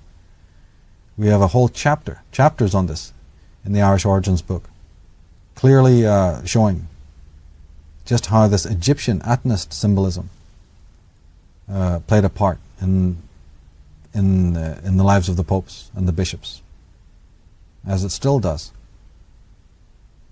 Now, Zenith Harris Merrill, in the book Roman Catholicism, states that the Vatican resides on the former temple site of the Roman sun god Mithras. The ancient obelisk phallic symbol in St. Peter's Square was brought to Rome from Heliopolis by a Roman emperor many centuries before Jesus Christ lived and before Christianity.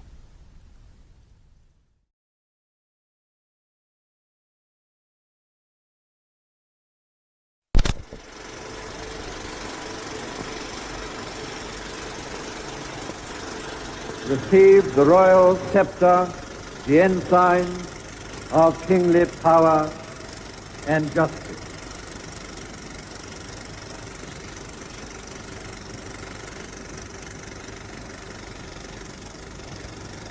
Receive the rod of equity and mercy. Be so merciful that you be not too remiss, so execute justice that you forget not mercy.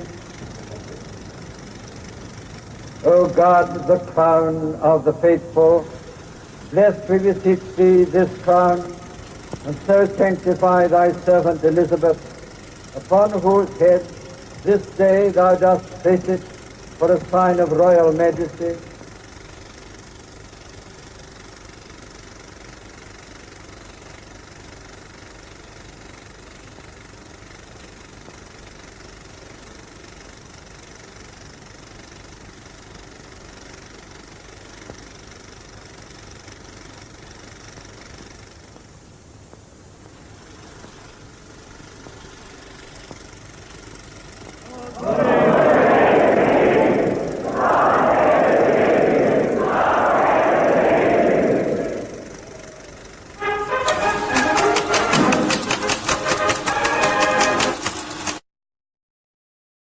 There's lots of symbolism and ritual in royalty.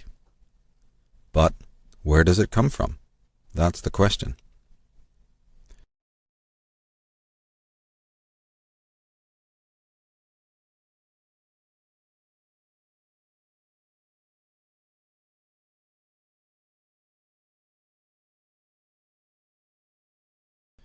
During the coronation service of Queen Elizabeth II, the narrator mentioned that elements of the proceedings were so old that history could not fathom them. Well, this obviously implies that the symbolism reaches back farther than the origins of Christianity. It also means that the ceremony is not wholly Christian, even though it appears so on the surface. Indeed, the name Britain does not come from the Hebrew, but from the Phoenician. In fact, the Hebrew language comes from the Phoenician. The name Britain derives from Baratana, a name which referred primarily to the sea goddess of the maritime Phoenician Irish peoples. This name can also be rendered Bharat, which was a name of India, and also Para, Prat, and Parat, etc. Baratana contains the syllable Ana, meaning heavens. The symbol of the cross can be seen on the early Phoenician coins, confirming that it is not Christian in origin. America is meant to have nothing to do with royalty and aristocrats and oligarchs, and yet here, on the seal of California, we find the very same emblem, the very same symbol of Baratana that's used as an emblem for the British Isles and the British royalty. A close look at Baratana's shield shows a winged goddess with a horned headdress, another ancient pagan symbol. And when it comes to goddesses, we find that Ireland was named after 3 of them, Eri, Banva, and Fodla. We find that Sweden is named after the goddess Svea, and Scotland was named after the Egyptian queen Scota or Scotia. Britain, as we said, is named after the goddess Baratana. This practice of naming countries, continents, like Europa for Europe, of naming nations, cities, and towns after female goddesses or queens, is pagan in origin. It was the habit of the Western Arya or Aryans, the world's foremost spiritual aristocracy. The traditions of the Arya, the Goths, and the Saka of old have been appropriated and cannibalized by their Atenist destroyers. The Byzantine or Roman Empire's main symbol was the same as the Masonic double-headed eagle. Masonry, Templarism, and royalty are well and truly connected. They are all branches of Egyptian Atenism. Well, curiouser and curiouser. It is not surprising that Druidic symbols appear on the regalia of the British royals. The wand, the cup, and the plate, or the disc, originated with the 4 sacred treasures of Ireland, which also gave rise to the 4 suits of the tarot and the modern playing cards. The eagle is Atenist, although it was originally an emblem of the Arya and the Goths of ancient Britain and Scandinavia. It was and has been a symbol of royalty from the earliest times, among the Irish, the Phoenicians, the Scythians, Cimmerians, Hittites, and Egyptians. Here we see the double-headed eagle on a Masonic lodge in Yorkshire, England. The double-headed eagle can be seen on many Masonic lodges throughout the world. Here we see it again on Albert Pike's memorial in Washington, D.C. And we discussed Albert Pike and his backers in part 1 of this program. Here we see the American eagle and the emblems for Georgetown University. Which one controls the other, we ask? Wasn't George a famous king of England? And why are there stars and Druidic oak leaves around a Jesuit emblem? The eagle stands for the capital letter A, the signature of Aton and the Atenists. As we saw in part 1, most of the regalia and symbolism of the Freemasons and the Knights Templars and the symbolism of royalty has to do with Egypt. Many Masons wear the compass and rule. They lionize and revere the Egyptian pharaohs, Thutmose and Akhenaten, and they revere the symbol of the 3, which of course originated with Druidism, but was certainly used to great effect in Egypt. The design of the pyramid, for instance, being based on the harmonies of 3 and 4. And speaking of strange symbols, we might ask why there is a skull and bones symbol on the tunic of a member of the Knights of Columbus. This is a Jesuit Catholic order created in the 1920s, to which many U.S. politicians and public figures belong. In part 1, we traced the history of the skull and bones and its parent orders of Europe. Here we see the lion, which is seen on the heraldry of England. It too is primarily Atenist. The Atenist solar eagle has been used by the United States and the Atenist lion by Britain.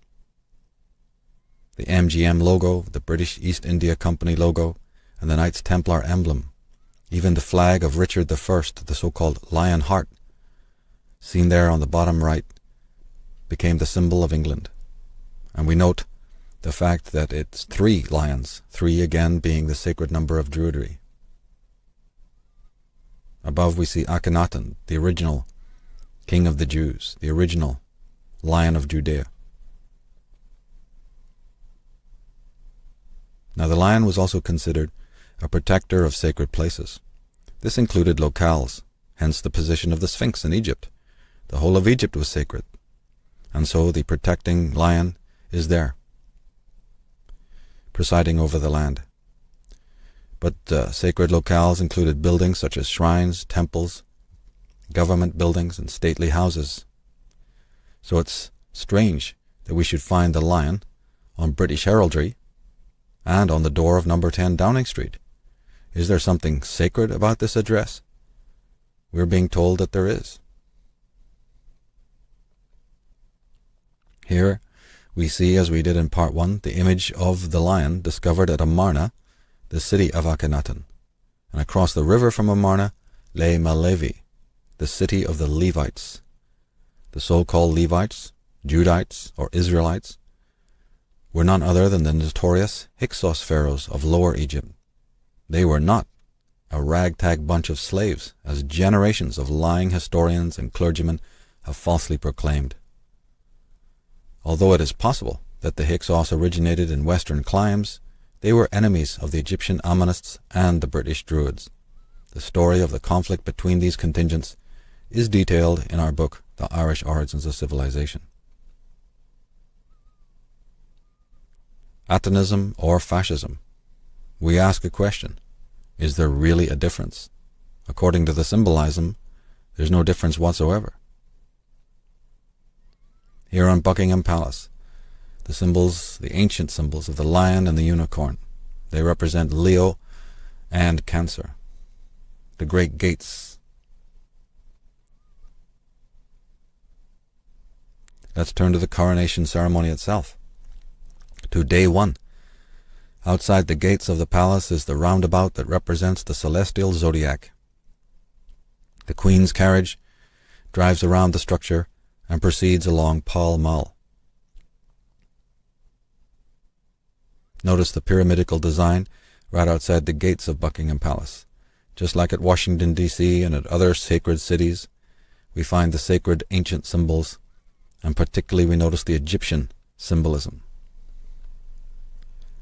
The carriage makes its way to the entrance of Westminster Abbey. This building is not to be confused with Westminster Cathedral. Outside the abbey was the royal crest depicting a lion and unicorn. The pale white unicorn is an ancient symbol for the moon. It also represents the Judaic house of Ephraim, or more correctly, the followers of the pharaonic house of Aton, symbolized by the red lion.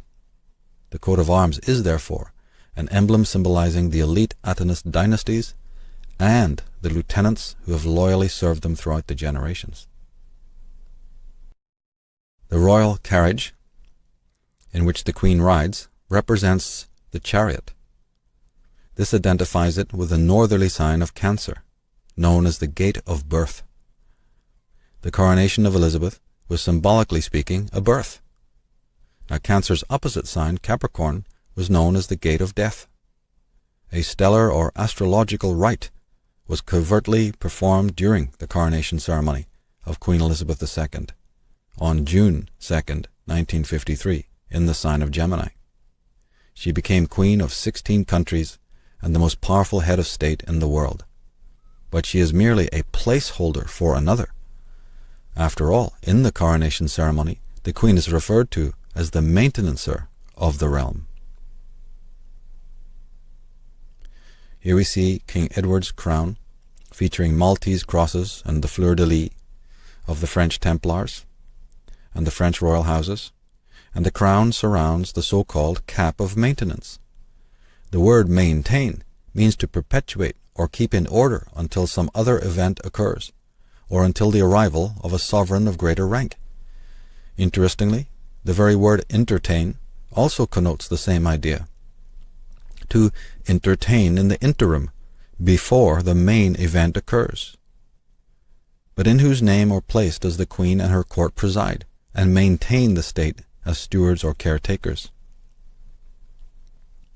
Within Westminster Abbey hang the banners and pennants of the many knightly families owing allegiance to the royal families of Britain. These bear many ancient astrotheological motifs, and we can also note the inverted crosses on the right-hand side behind the banners.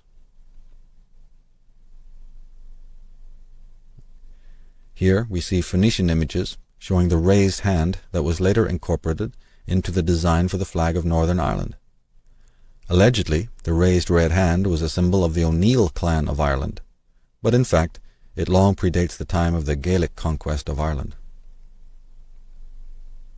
Here we see the hand as the crest of the despotic and wayward Winston Churchill, a man who couldn't make up his mind what side of the political spectrum he could find a home.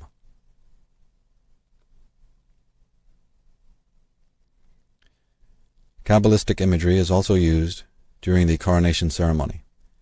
The queen is positioned at the center of 6 maidens or ladies-in-waiting. The form of the procession is reminiscent of the Kabbalistic tree of life which we can see on the right. The procession then passes through the second portal into the church towards the altar. The company pass along a blue carpet symbolizing water, the river of life, time or knowledge, etc. Interestingly, the word Hebrew, as we saw in part 1, means the men of the river. Passing through the inner door towards the altar, we see the red train of the queen held by her 6 ladies. This red train symbolizes the line of kings and queens historically preceding the queen. She is the end of the royal bloodline, the so-called dragon court that stretches back past the time of Akhenaten to even more distant ages. And as we saw, the lion, or sometimes the dragon or the serpent of the Habsburg dynasty, to whom the queen is related. We saw that the Windsors are also related to the Beauce-Lyon family and the Battenbergs and the Saxe-Coburg-Gothas and the Hanoverian House of Orange, to the Savoys and Angevins and Capetians and the Guelphs, who were known as the Black Venetian dynasties. The procession approaches the first set of steps. There are 6 to climb. This represents a Star of David, or, more correctly, of Aton. After this ascent, the queen moves slowly towards the members of the Protestant clergy standing before the altar and 2 thrones. On the backs of the robes of the bishops, we see the letters IHS. These letters are believed to represent Jesus Christ, but in fact they derive from the Irish god Iessa or Isus, as well as from the Grecian and Roman god Dionysus or Bacchus, upon whom the Christian Jesus was partly based.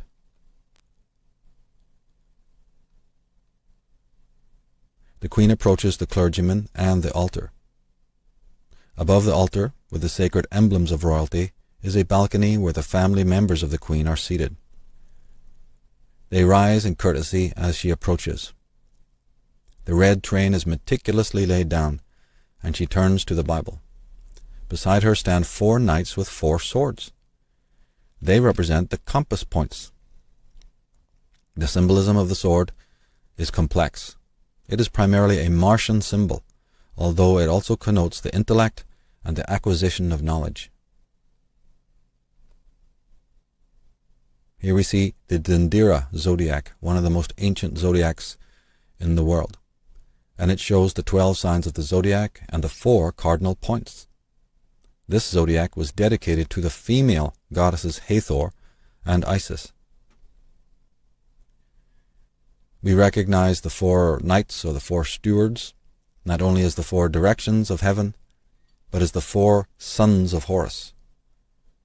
There they are, in front of the Pharaoh, in front of Osiris. There, beneath the seat of Osiris, we see the wavy lines of the water. The same idea as the blue carpet, which we saw in the procession. But there in front of the Pharaoh, in front of the noble one, or the king enthroned, we see the 4 sons, so-called sons of Horus, which represent the 4 cardinal directions of heaven, perhaps the 4 elements, and also the 4 hemispheres of consciousness. The queen is presented for recognition. She moves towards the St. Edward's chair. At this time, the Archbishop of Canterbury will present her before the people for recognition. This is an astromantic ritual in which the queen represents the moon and the archbishop the sun. His light illumines or recognizes her as the sun does the moon. The chair of St. Edward is another ancient Irish symbol. It's the coronation seat of Tara and is of Atenist origins. It was used in Ireland after the Milesians, or the Atenists, conquered the land around 600 BC. During this astrological ritual, the queen faces each of the compass points in turn, while the same question is proclaimed as to whether she is accepted as regent by those gathered at the 4 points of the world. The queen is asked by the archbishop if she will swear before the people to keep the promises she has made, to rule her realms and territories with justice and rightness. The queen answers, "All this I promise to do." The queen proceeds towards the altar to kneel and swear before God that she will keep her oath. She kisses the Bible, which appears to be opened at an early chapter. Immediately after the Bible is removed, another book is brought forth, in which she signs her name. After being addressed by the Scottish minister, the queen has her crimson robe removed. She rises and proceeds towards St. Edward's chair, behind a knight carrying a sword. This is the moment before the anointing. During the televised coronation, the narrator described the anointing ceremony as a moment so old that history can scarcely go deep enough to contain it. This curious description tells us that the rite preceded the time of Christ. That is what is being implied subtextually. And we may ask, what dynasty or empire, known to anoint its kings and queens, was so old that history itself cannot fathom it? Is the narrator referencing and suggesting pre-Diluvian empires? The queen anointed, blessed, and consecrated, said the narrator of the televised ceremony in 1953. There it is, the chair of St. Edward, the Irish seat of kings, that arrived in England by way of Scotland, and it stands upon 4 Atenist lions. The back of the chair is suggestively pyramidical. On the right we see the updated, remodeled chair, with a symbol of England, Scotland, Wales, and Ireland, and above it the pyramid with the circle inside of it. Irish and Egyptian symbolism. We see the Tudor roses, and we see the Knights of Malta cross on top of the crown. And talking of thrones, long before the throne of the lion was used, we have the goat throne, used by kings and priests long before the symbol of the lion became a symbol of royalty. As Frank Higgins, in his Ancient Freemasonry, says, the god Horus was often represented with the horns of both a ram and a goat. And as we saw in part 1, the horned animals were sacred to the ancient Arya.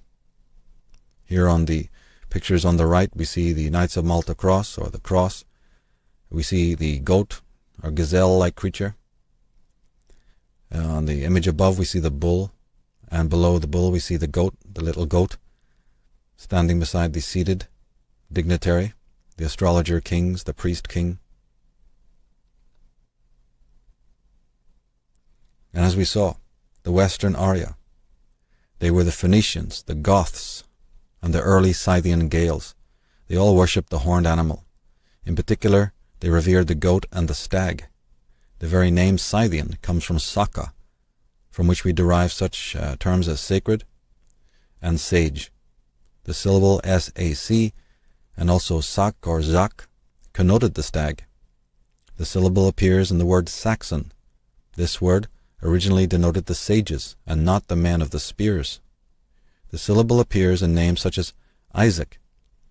This is correctly rendered Ish-sak, meaning man of the Saka, man of the sages, the Magi, the prophets, or the wise ones. Well, does this imply that the Old Testament characters Isaac, Jacob, and Abraham, who allegedly entered Egypt from Babylon, were in fact Western Scythians? In our mind, it does indeed imply that. And we always have to remember that the lies told to us about our exceptional megalithic ancestors are really without number. The lies disseminated about the Arya are also most pernicious. The very word Aryan has been thoroughly and deliberately misinterpreted. It referred not to a race, but to a caste. Specifically, it referred to the intellectual, spiritual, and moral status of any human being, regardless of their racial background. In Proto-Indo-European, the root is Aryo. In Iranian, the rendition is Asha. In Hindi, the root was Urta. In Greek, the renditions were arete, meaning virtue, or aristos, meaning best, like in Aristotle, the philosopher, and ortho, meaning orthodox. In Latin, it was rectus, or erectus, meaning upstanding, right, or true. In German, it was recht, meaning right. It also appeared as Reich, or more correctly, Areich, as in the names Rick or Arik, meaning rich or high, like the names Richard and Eric, etc.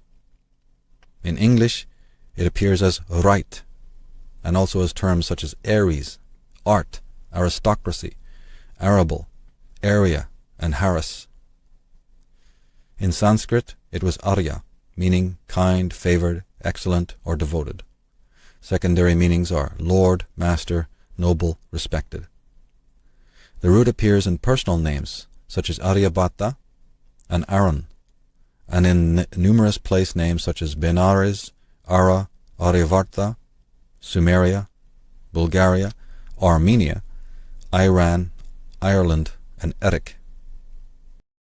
In Origins and Evolution of Religion, Albert Churchward wrote, "It is stated on a parchment found in a brick wall in the foundations of Dendera at the time of King Pepi, the Great Pyramid was built by the followers of Horus.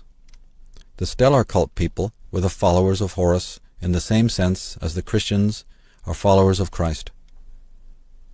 The architect who drew the plans was Nu-Er-Nub Ari, and his title was the Keeper of the Secrets."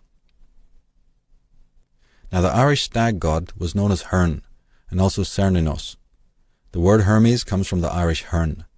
Hermes was the Greek god of wisdom and secret knowledge. The horns that were once the symbol of divinity, spiritual wisdom, and mystical rank can still be seen in the spiked crowns worn by monarchs. In the Bible, we hear of Jesus and his so-called crown of thorns. Is this yet another cryptic reference to Druidism in the scriptures? Certainly. After all, the Druids employed the idea of a cruciform tree thousands of years before the advent of Christianity. Their sun king, who was hung on a tree of life, was Iesa, or Isus. The very word God derives from got, a word that originally meant the goat. Here he is, Hern the hunter, the ancient stag god of Druidism, wearing the original crown of thorns.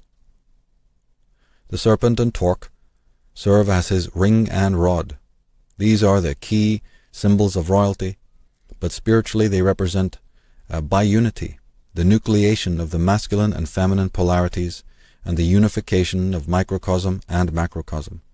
They represent the so-called chemical wedding of the alchemists and mystery school adepts.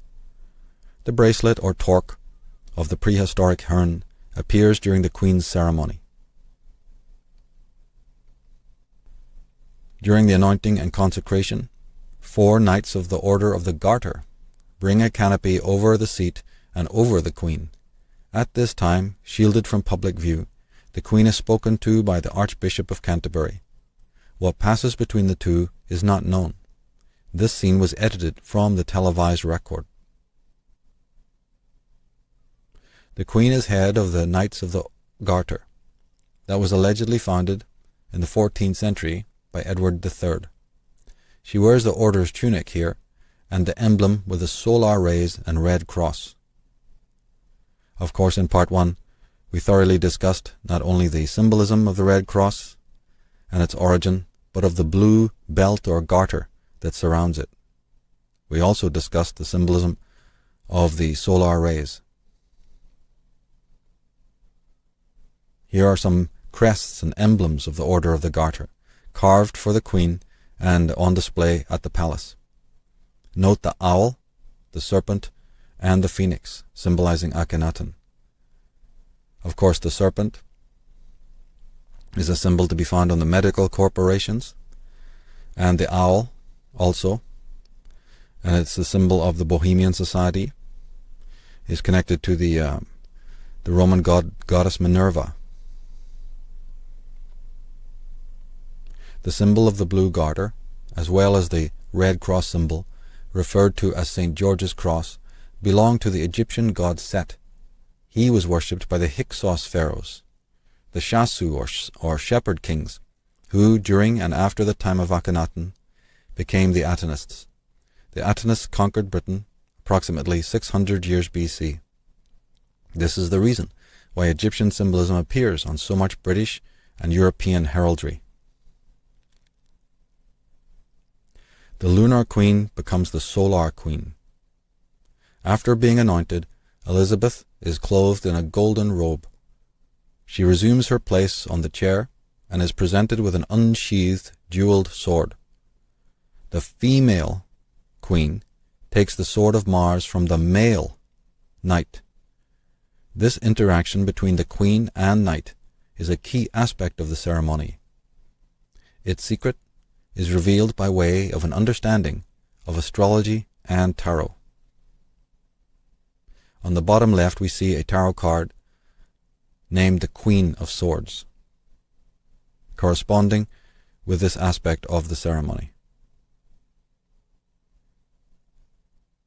The image of the royal lady holding the Martian sword can be seen in the tarot card named the Queen of Swords. This court card is also associated with the sign of Libra. Now Libra is the 7th sign of the 12. Importantly, it is the direct opposite of the sign of Aries. Aries is ruled by the planet Mars, and the symbol of Mars is, as we have said, the sword. Moreover, the sign of Aries is especially revered by Atenists. After all, it was during the age of Aries, approximately 1400 BC, that Pharaoh Akhenaten instigated the exclusive worship of Aton. Egypt was brought to wreck and ruin due to his fanaticism. Eventually, after 17 years of religious despotism, the crazed pharaoh was exiled. The queen represents the feminine Libra, because of this sign's astrological opposition with the masculine Aries. The coronation is, therefore, not only an astrological rite, but an alchemical one.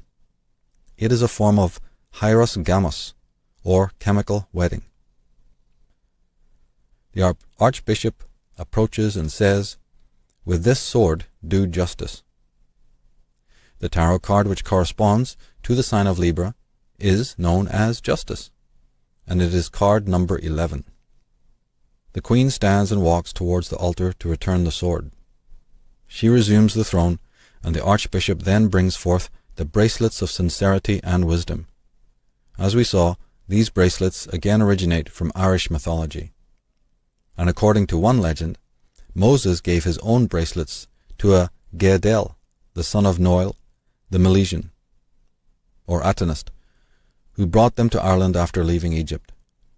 The ceremonial bracelets are given to the queen as bonds between her and her people, and also as symbols of protection, embracing you on every side, defending you against all enemies, bodily or ghostly.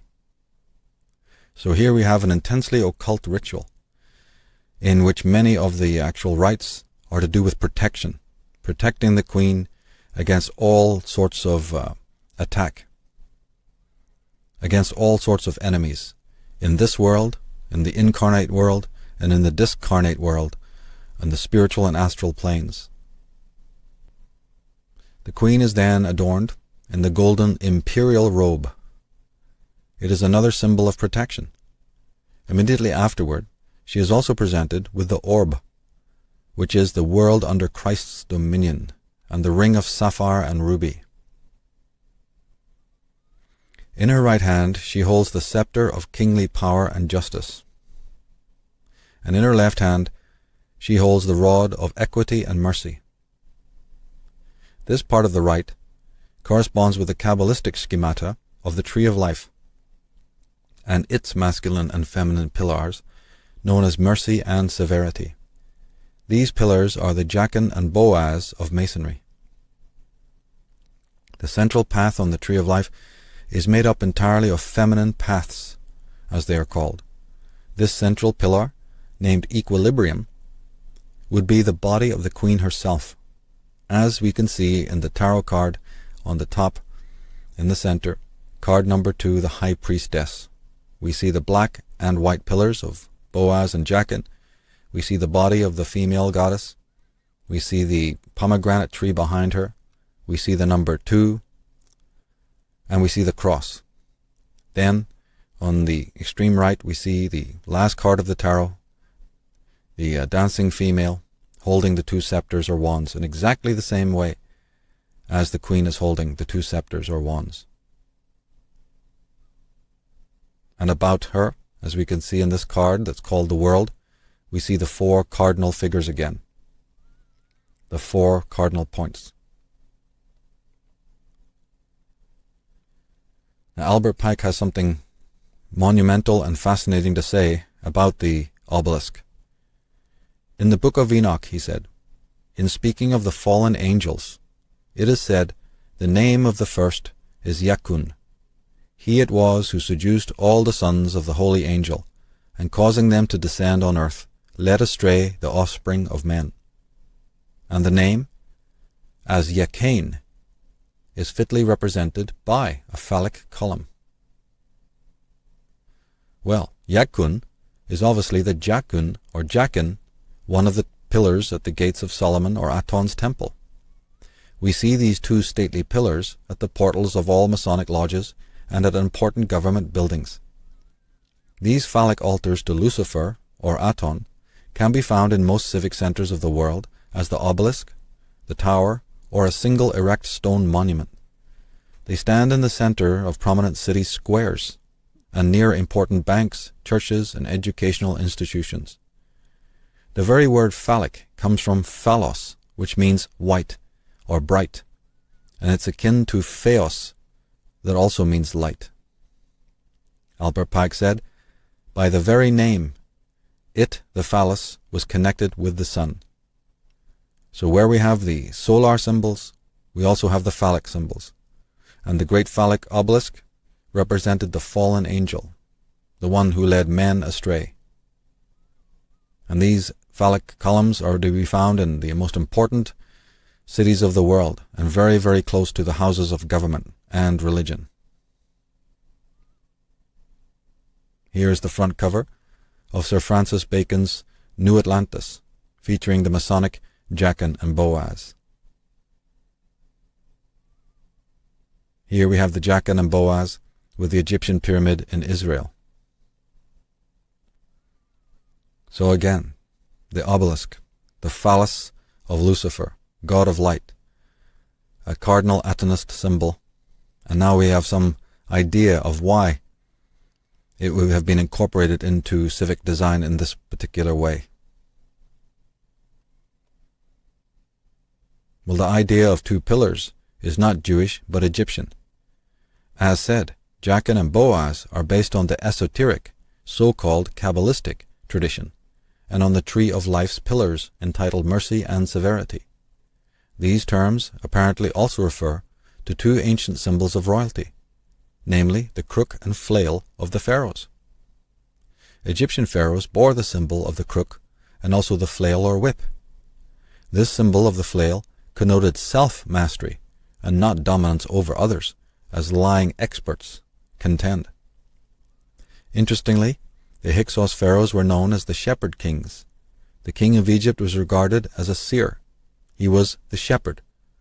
This term distinguished him as a master astrologer, because the flocks were the stars of heaven.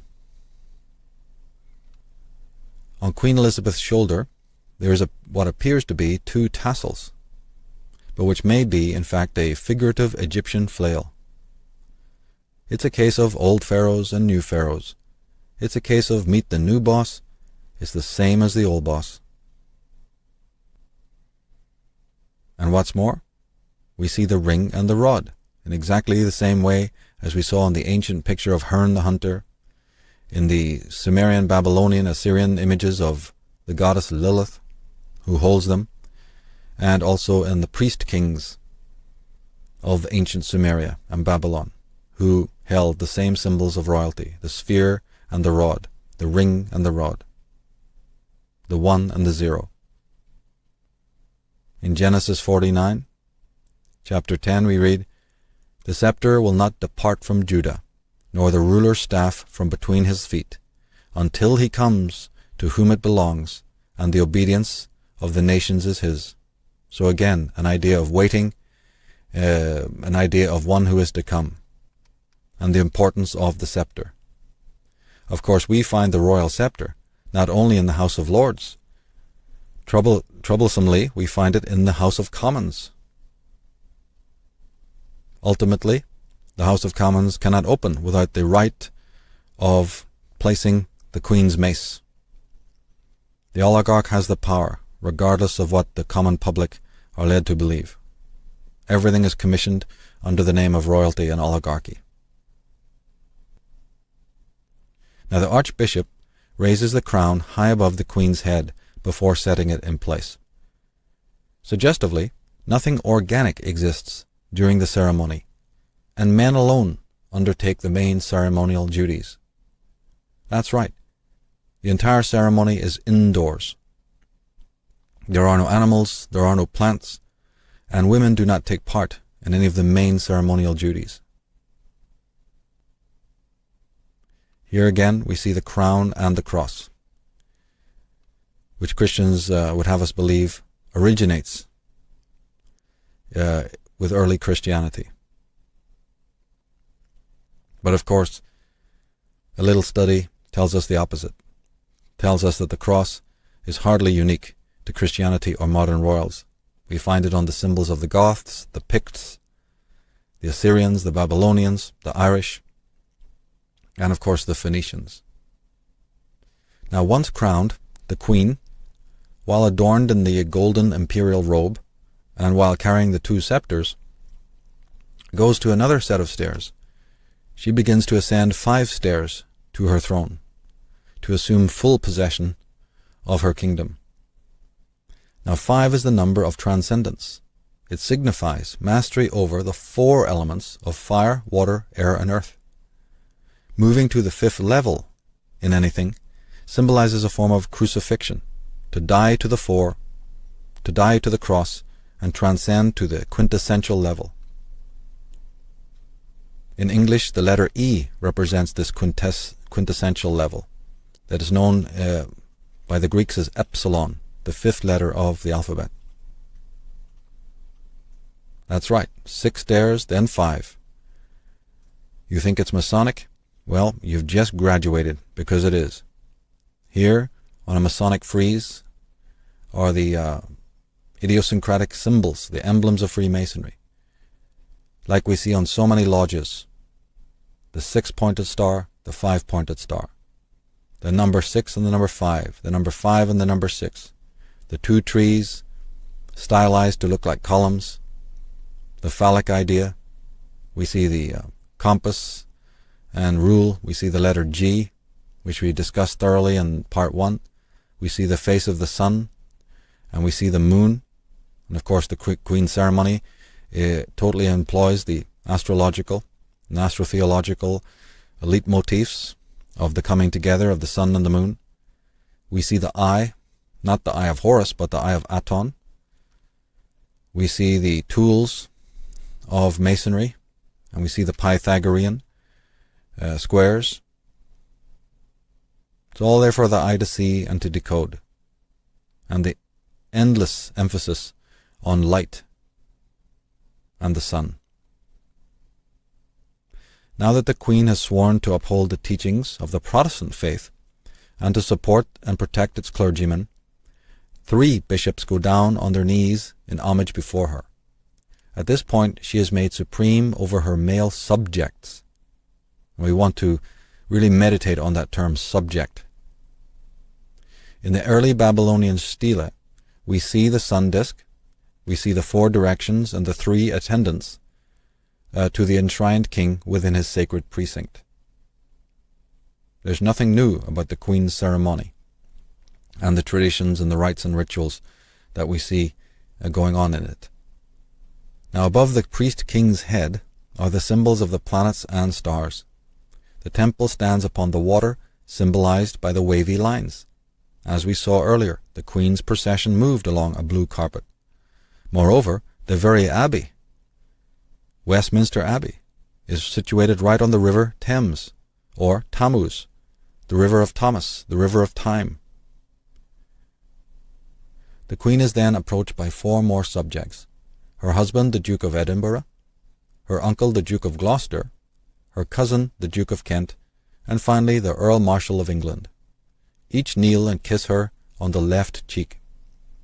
Now, in the first, second, and fourth case, the dedication to the Queen is spoken aloud. In the case of the Duke of Kent, it is read silently from a paper presented in front of him by one of the bishops. The photo on the right is slightly blurred, but the paper being held in front of the Duke of Kent by the bishop can be plainly seen. Now, the Duke of Kent is the head of the Freemasonic Orders of Britain. It is therefore very suggestive that his statement and proclamation before and to the Queen is silent and secret. The narrator of the coronation service passed by this specific episode without a comment.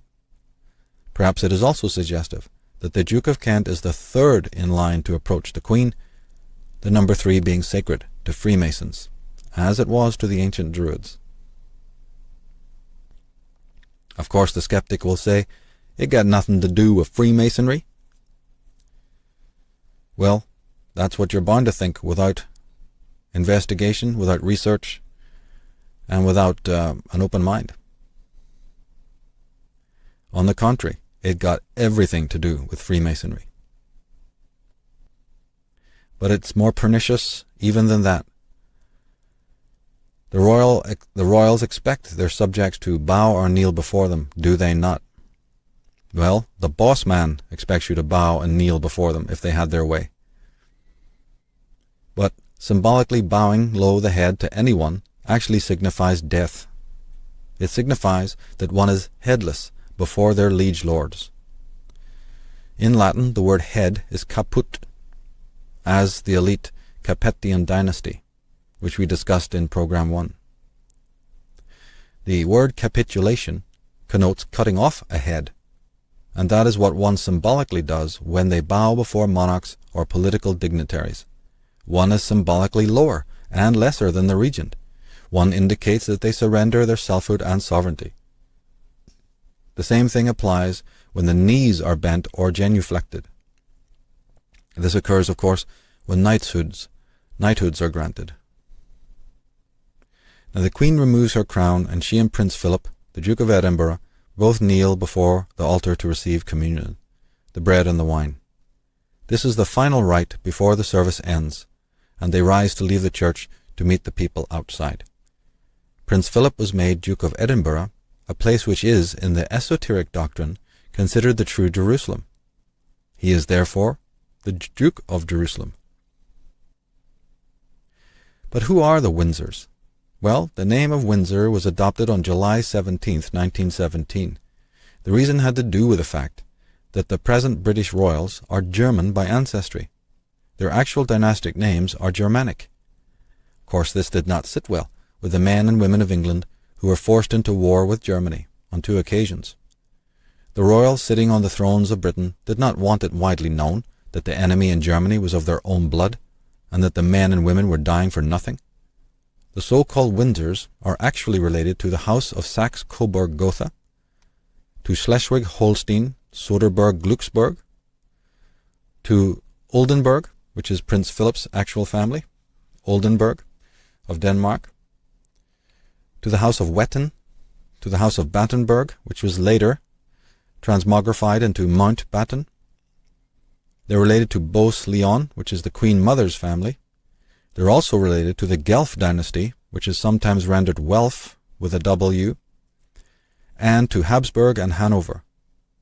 They're also connected to the Capetians, the Angevins, the Tudors, the Stuarts, the Plantagenets, the Savoys, the Medicis, and so on. Each house mentioned here can be researched online, at Wikipedia and at other sites. But rarely are such names used.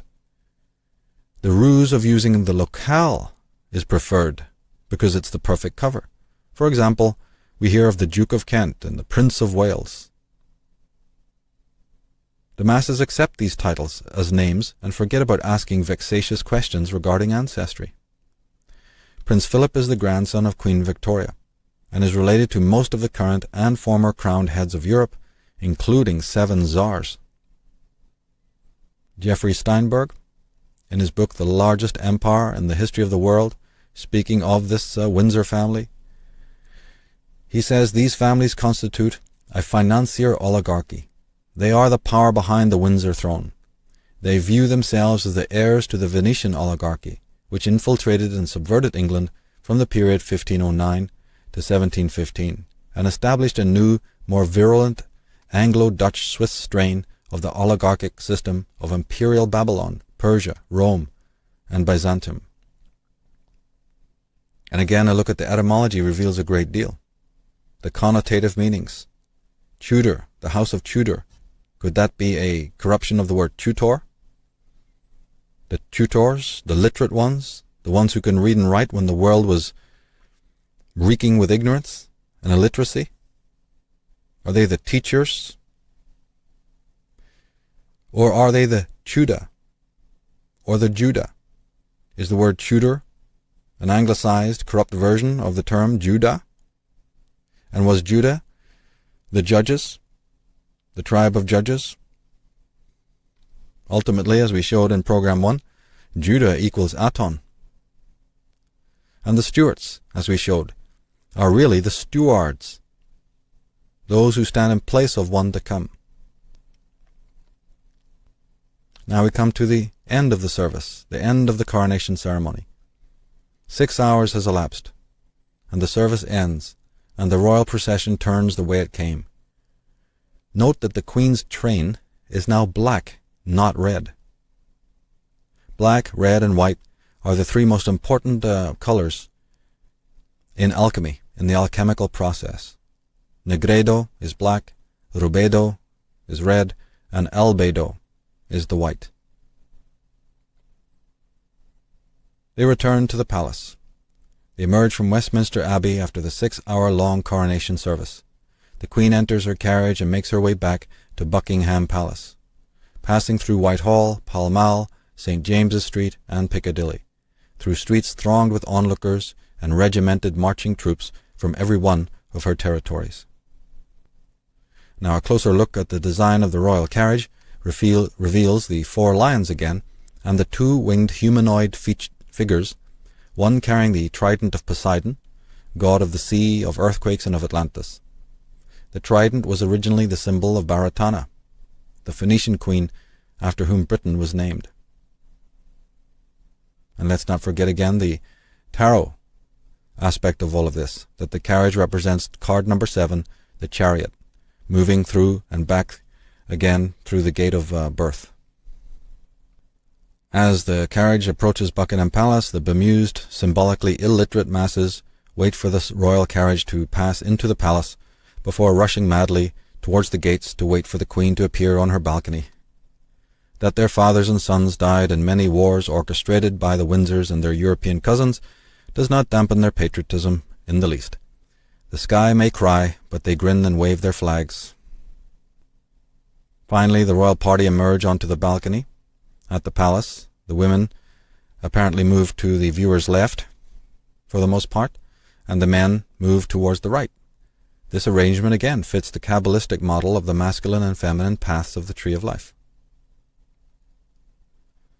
And let's not ever forget the whole question of geometry, sacred geometry, earth geometry, geomancy, positioning, because unknown to the congregating hordes whose energy becomes a key factor in civic rituals of this kind, the zodiacal Pall Mall, with its gates of birth and death, sits at the apex of a giant pyramid, a pyramidical design upon which Buckingham Palace is based. We see the letter A again for Aton and Akhenaten, the great Sun King. It can clearly be seen from the air. Here's a close-up. The great gates, the gates of birth, and the sphere, the fountain, and the pyramid. Here we see it at Washington, D.C. Are we to imagine, are we to accept the notion that this is, there's no similarity whatsoever, it's just coincidence? So we roll over and go to sleep and imagine it's just architectural coincidence, an accident? Or are to put our thinking caps on and look objectively and studiously and find out the deeper aspects of all of this, and why we see the phallic column of Lucifer near to the great seats of government. The center of the circle, in which the crowds patiently wait, features 3 concentric circles. Well, 3 concentric circles is the age-old symbol for Atlantis. These 3 circles are suggested in the Jewish menorah, and they're also featured in the U.S. Congress room, along with the twin fasciae, that is. The symbols of Rome, the symbols of Egypt, the symbols of the Atenists, the symbols of Atlantis. Here's a Masonic design for the so-called New Jerusalem. It's not 3 concentric circles, of course, but it certainly has 3 concentric rectangles or squares. It's all Judaism, it's all Atonism, Masonry. And the royals, being members of these secret societies, know all about it. And many of the politicians that they themselves honor and put into positions of power, and then go on to give awards to, these creatures also know about this. They also serve the masters behind the lodge door. And their interests may not, in fact, coincide with the best interests of humanity. Their New Jerusalem, their New World Order, may not be something worth living in, and certainly not worth sweating to build.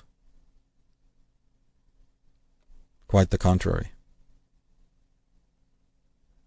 The geographical positioning of Buckingham Palace, Pall Mall, and Westminster Abbey is important also.